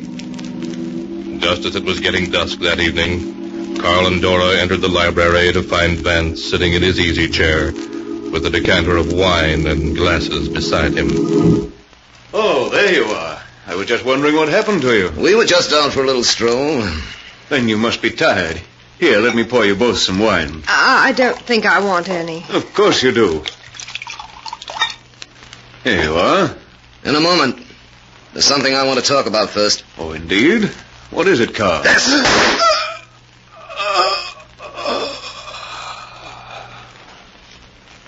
He's dead. Yes, and it couldn't have been neater either. Now I'll clean my fingerprints off the gun. Then I'll put his fingerprints on it like this. And with the gun on the floor here beside the chair and his hand dangling over the chair arm, it's a perfect case of suicide. Please hurry, Carl. I want to get out of here. Yes, of course. We can use that wine now. You need a drink, and so do I. Yes, I do. Thanks. That helps. But now let's get that safe open. Over here behind the screen, isn't it? Yes, that's it. Yes, here it is. I hope you were smart enough to notice the combination when he opened it for you. Yes, I did. I'll open it. There. Good. Now let's see what we've got. The money was in that cash box. Right. There we are. Did you ever see a prettier sight? Just take the money and go, please, Carl. Don't be in such a hurry. Let's see what's in this other box. That's funny. What's in it? Just a bunch of old newspaper clippings. Some of them are so old they've turned yellow. Good heavens. What is it, Carl? They're all clippings about murders. Oh, what does it matter, Carl? I really don't feel well. Can't we go now? Just a moment. Look at this headline. Local organist sought for murder. Santa Barbara, California, June 17th, 1935. Maxwell Vanning, organist, is being hunted by local authorities following the death of a choir singer from apparent heart failure. The police, becoming suspicious, searched Vanning's apartment and have found a bottle of rare poison whose symptoms duplicate those of heart failure. What does that mean, Carl? I don't know. Here are 8 more clippings covering a period of about 10 years. Every one about a murder by apparent heart failure. And every one committed by an organist whose initials were MV. Mordred Vance! That's the only possible explanation. He was a homicidal maniac. Why, Dora, we've been here for more than a week. He might have killed us, too. He was going to, Carl. He was going to. I know it. Didn't you hear that music he was playing this afternoon? What about it? The first evening we came here, he was playing it. And that night he went to town, and you remember he said that while he was in town, his grocer's wife had a glass of wine with him and died of heart failure. Yes, you're right. He killed her. And then last night, after his sister arrived, he was playing that music again. And this morning, his sister was dead of heart failure. Yes, and several of these clippings mention weird organ music heard before the bodies were discovered. Of course. And this afternoon, he was playing that same music again. That means he was planning to kill us. Us, Carl, because we were going away. You're right. Let's get out of here quick. Carl, I feel sick. Well, it's because you're upset. Come on, the fresh air will fix you up fine. No, I can't move. Oh, here, I'll help. Something is wrong with me. Are you hurt? Carl, we've been poisoned. No, that's not possible. It is. The wine he tried to get us to drink just before you killed him. But we refused. Yes, but we drank it afterward. Oh, yes, we did. And it was poisoned, Carl. Don't you see? That's how he planned to kill it. And he's done it. He's done it. That's funny. We planned to kill him, and he planned to kill us. And we both succeeded.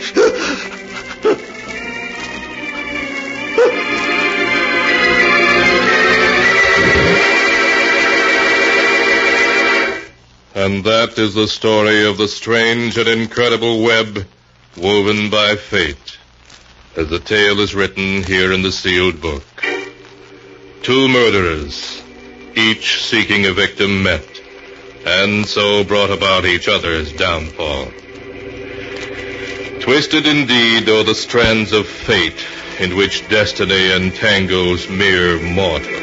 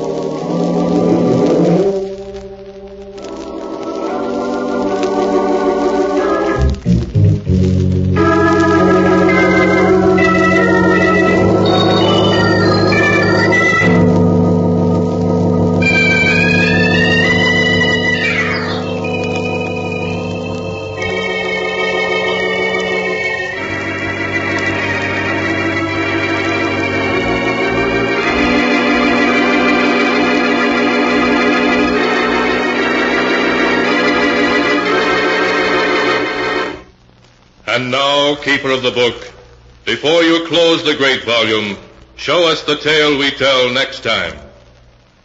This one, yes, a tale of two men who tried to drive an old woman insane by turning themselves into ghosts while they were still alive, and of the strange and terrible success that crowned their efforts. The tale is called The Ghost Makers.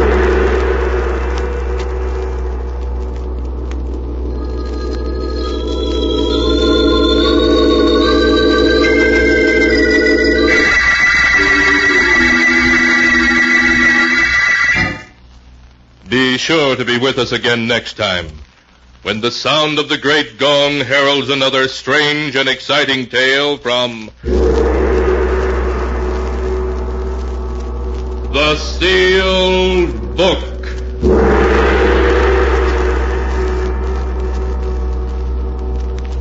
The Sealed Book, written by Bob Arthur and David Cogan, is produced and directed by Jock McGregor.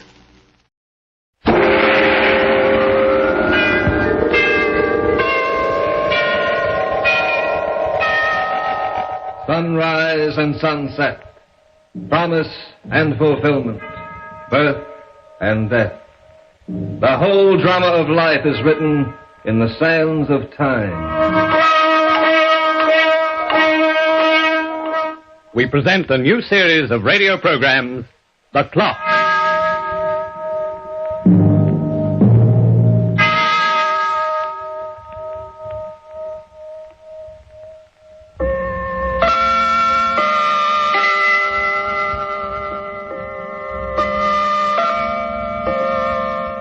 Am I disturbing you? I hope not. I don't mean to intrude. I just dropped in for half an hour with a story. It's not an ordinary story, and yet it might easily happen to someone you know. Someone you may have heard of. In any case, I'm pretty certain you'll be glad you listened. But perhaps I'd better introduce myself again, although we have met before. You don't remember? Oh, come now, we're old friends. You must have seen my face on your wrist, in your pocket, or on that steeple over there, where I suppose I have more dignity but much less fun. Yes, we've met before, and we'll meet again, I'm sure of that. You see, I get around. Sooner or later, I run into everyone. Sooner or later, everyone runs into me. But I was telling you about my story, which has to do with Jeannie Clare. Jeannie's a pretty girl of 23 and rather nice. She had a birthday just a month ago, and it was a very happy affair. Some of the girls who worked with Jeannie at Kane's department store threw the party, and they all had a wonderful time, but that was a month ago, and things are different now. Precinct police stations are not exactly pleasant places, especially for girls like Jeannie Clare. The desk sergeant's always impersonal and efficient, but sometimes even efficiency can be a frightening thing.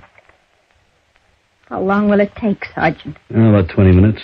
As long as it takes him to get down and back. 20 minutes? 20 minutes. In the meantime, I want to ask you a couple of questions.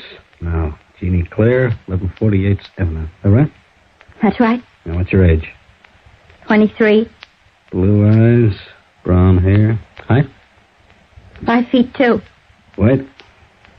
110 pounds without my shoes. 110. Married? No. No, I'm not married. Occupation? Occupation? Yeah, well, where do you work? At Kane's department store. I sell gloves, men's gloves. That's where it started. At Kane's.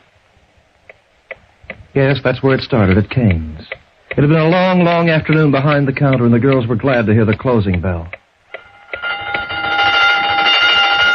Saved by the bell. I was just ready to pass out with exhaustion.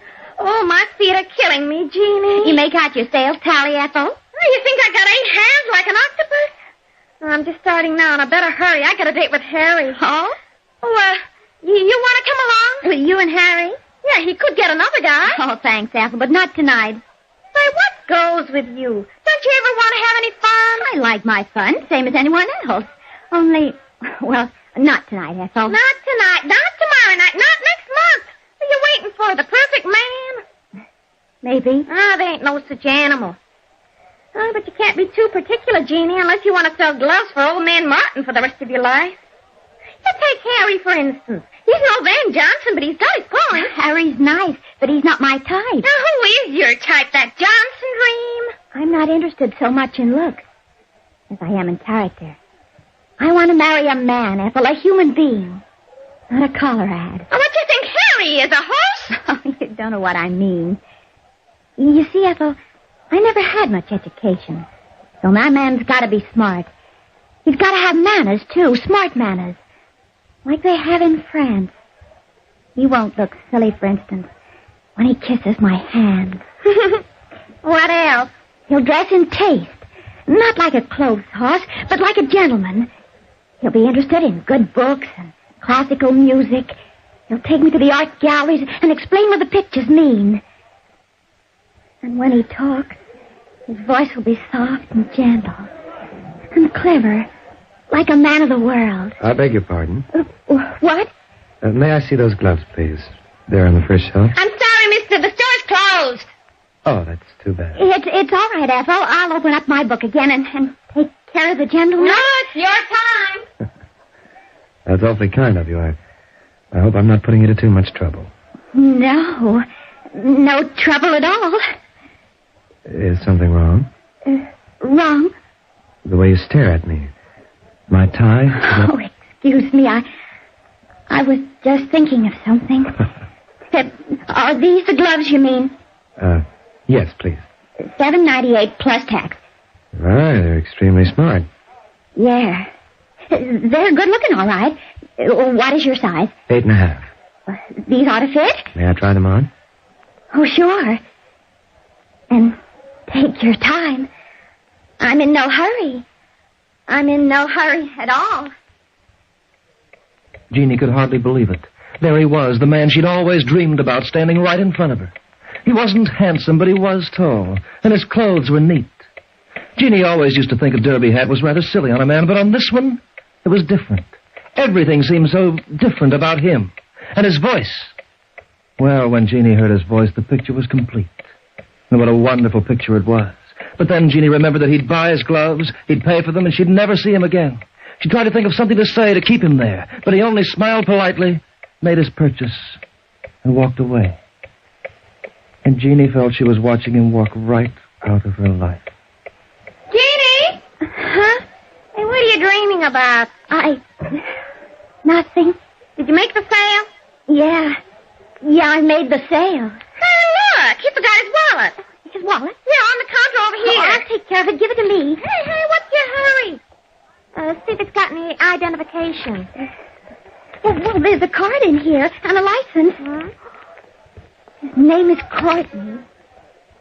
Keith Courtney. Huh? Pretty fancy. You better turn that over to the section manager. Oh, it's all right, Ethel. I can handle it. What? Oh, just to make sure he gets it, I'll deliver it myself. The young man's address was in the 40s, a small hotel.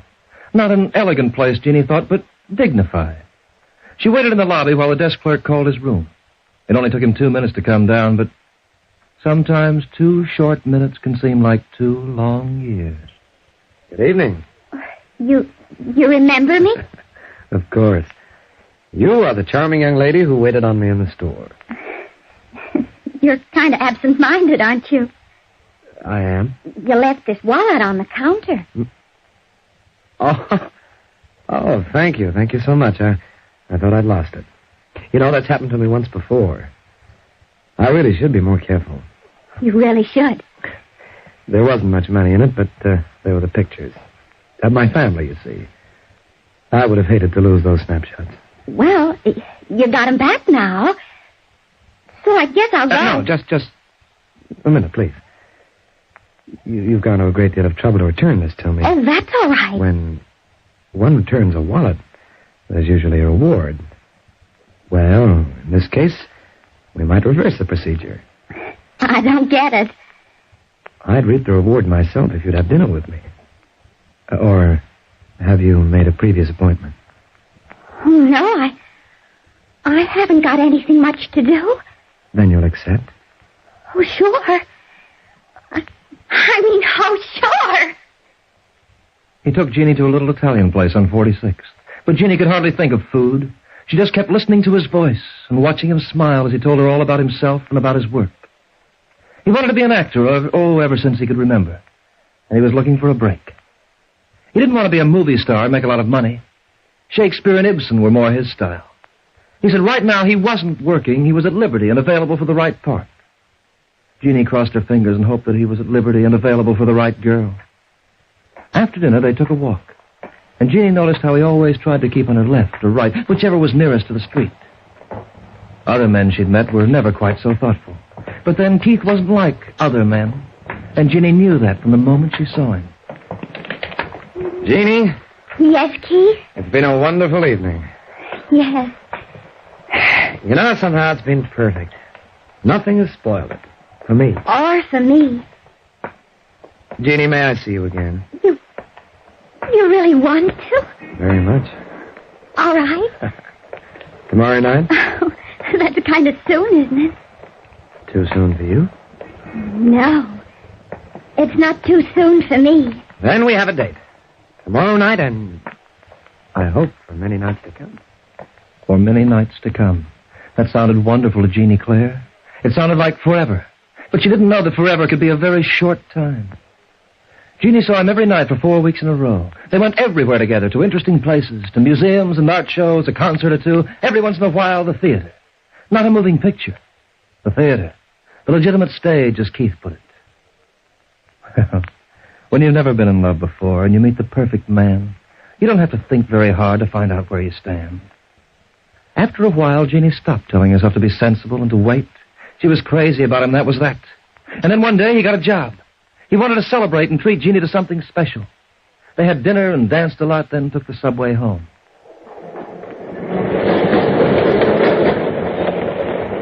Jeannie, I've got something to tell you. Really, Keith? First of all, let me say that you're the nicest girl I ever met in my life. Keith? And you understand me more than anyone else I've ever known. Jeannie, I haven't let our relationship get too personal up to now because, well, somehow I felt I didn't have a right to. You shouldn't have felt like that. Oh, well, it was mostly money, I guess. I didn't have very much saved up.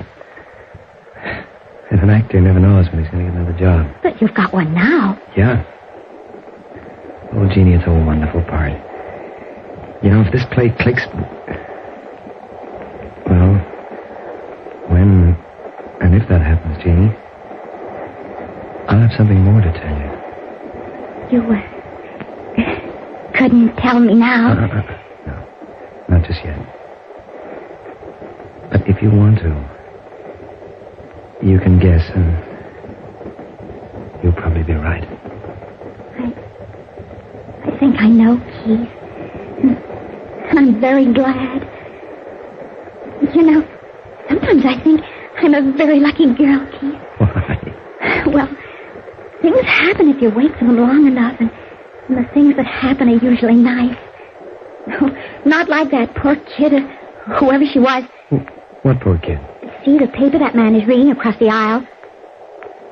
Oh, yeah? Look what that headline says. Young girl slain by maniac. Isn't it awful? Horrible. Maybe it's selfish of me to say so. But I'm sure glad things like that only happen to other people. And I only have to read about them in the papers. I'm sure glad only nice things happen to me.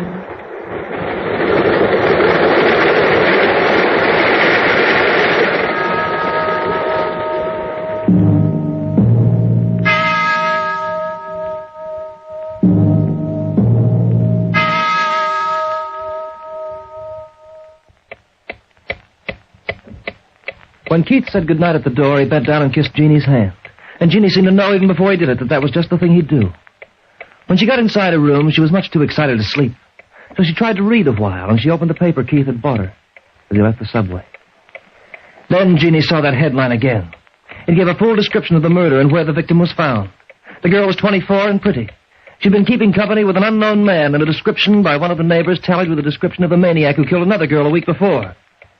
The description followed, and Jeannie read it aloud to herself. 5'10", nice looking, dressed in perfect taste. He flatters the girls he meets with his continental manners. And his voice is low and soft. He's never seen without a derby hat. His gloves are always new. By profession, he claims to be an actor.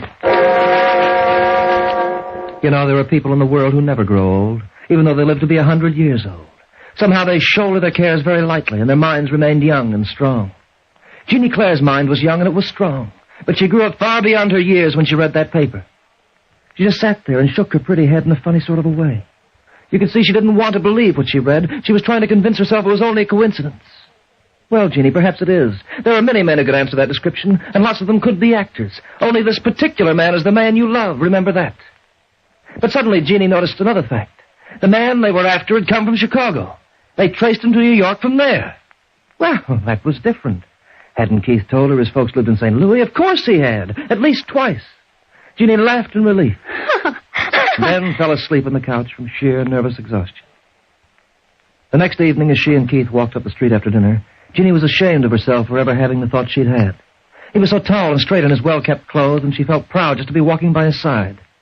Somehow he was even nicer than he'd ever been before. And he started to tell her about the play he was in.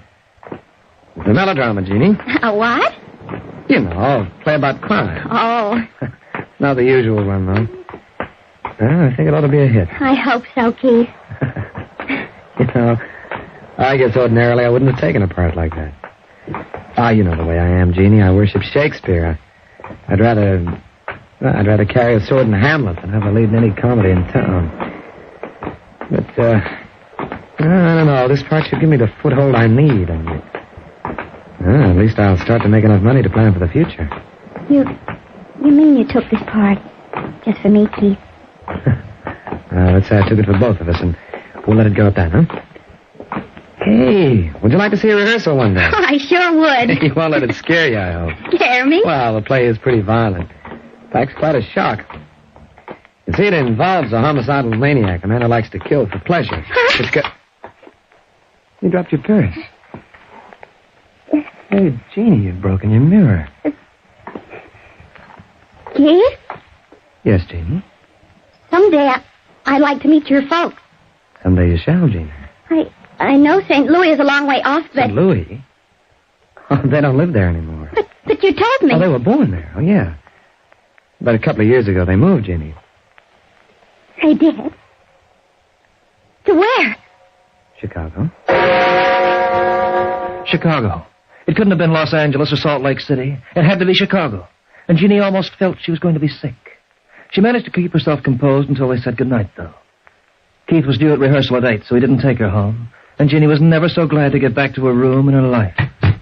She sat down near the radio and tried to catch her breath. Her head was pounding and she could hardly think.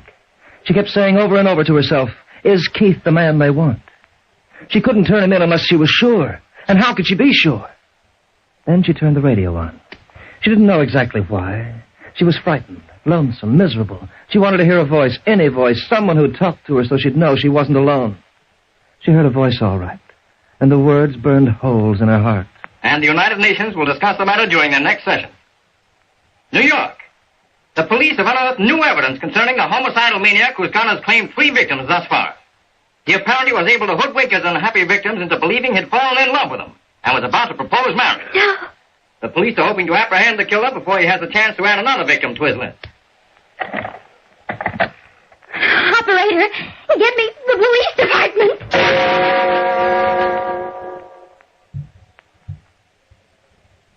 She gave them her name and told them where he worked.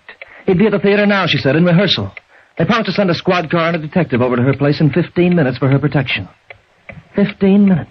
That wasn't long by the usual standards. But as Jeannie hung up, she began to experience the most harrowing 15 minutes of her life. Jeannie! Jeannie, you there? Keith? Jeannie? What are you doing here? When you left me an hour ago, I was worried. You behaved so strangely. I thought of calling you. Then decided to come instead. And just talk to you. What about rehearsal, Keith? Oh, that. Well, I rehearsed for 10 minutes and I left the theater. Oh, don't worry. I promised I'd be back in an hour or two. Anyway, I'm not in the second act of it. Jeannie. What's the matter? Why do you keep moving away from me like that? I haven't been moving away. Jeannie, what's happened? Why do you stare at me? Almost as though you're afraid. I wish you'd leave me alone for a while. Just a little while, Keith. Jeannie, you've got to tell me what's wrong. Has it been because I haven't asked you to marry me yet? No, it's not that. Jeannie, come here. Jeannie had moved to the other end of the room, and her back was against the wall. 15 minutes, they'd told her. It would take a detective 15 minutes to arrive, but 15 minutes might be too late. Keith kept coming closer, smiling, talking, his hands and arms stretched out. Then she saw a bulge in his right-hand coat pocket, and she knew it was a gun. Jeannie, darling, what's the matter? You mustn't be afraid of me. His hands were on her shoulders now, and he was pulling her close. For a moment, she could hardly breathe. And then she let him kiss her. She had to, because she wanted to get hold of that gun. Oh, Jeannie. Inch by inch, her hand crept toward his pocket, and then inside. She felt the trigger, and then the handle, and with all the strength she had left, she pulled it out and fired.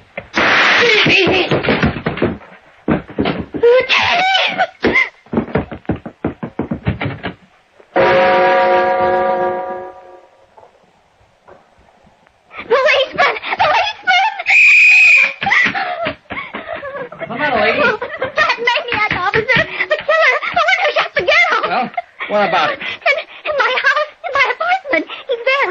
Now, take it easy, darling. Take it easy. It was awful. He tried to kiss me and... All right. So you run into a masher. For the love of Mike, take it easy. A masher?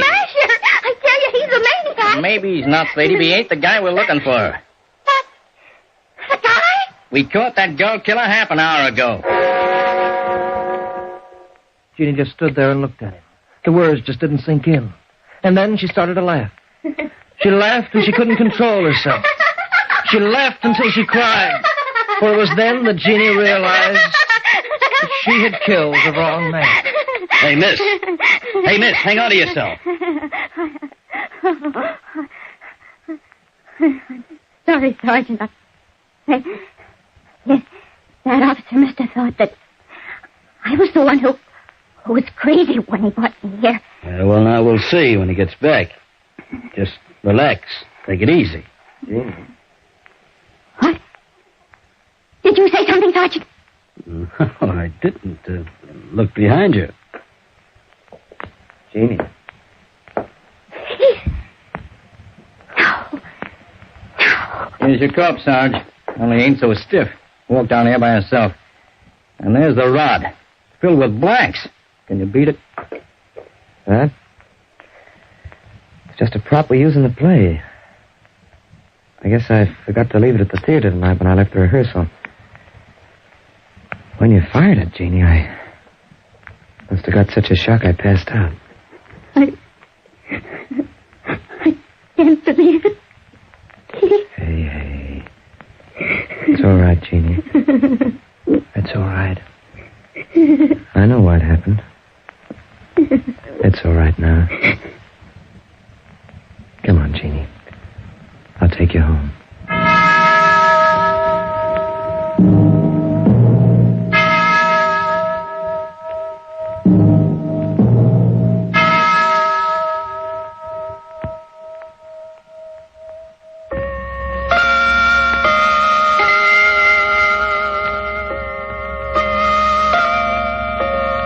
And that's the story of Jeannie Clare as recorded by the clock.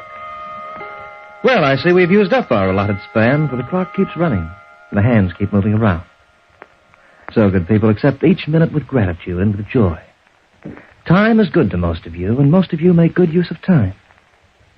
But remember, it's later than you think, so use your time well this week. And return again to listen to The Clock. The Clock will be heard again next week, same time, same station. This program is written by Lawrence Klee, and you heard Hart McGuire as the Clock. And as Jeannie, Wendy Playfair. As Keith, John Million. Others in the cast were Joan Lander, Derek Barnes, and Joe McCormick. The Clock is directed by John Saul, a Grace Gibson radio production.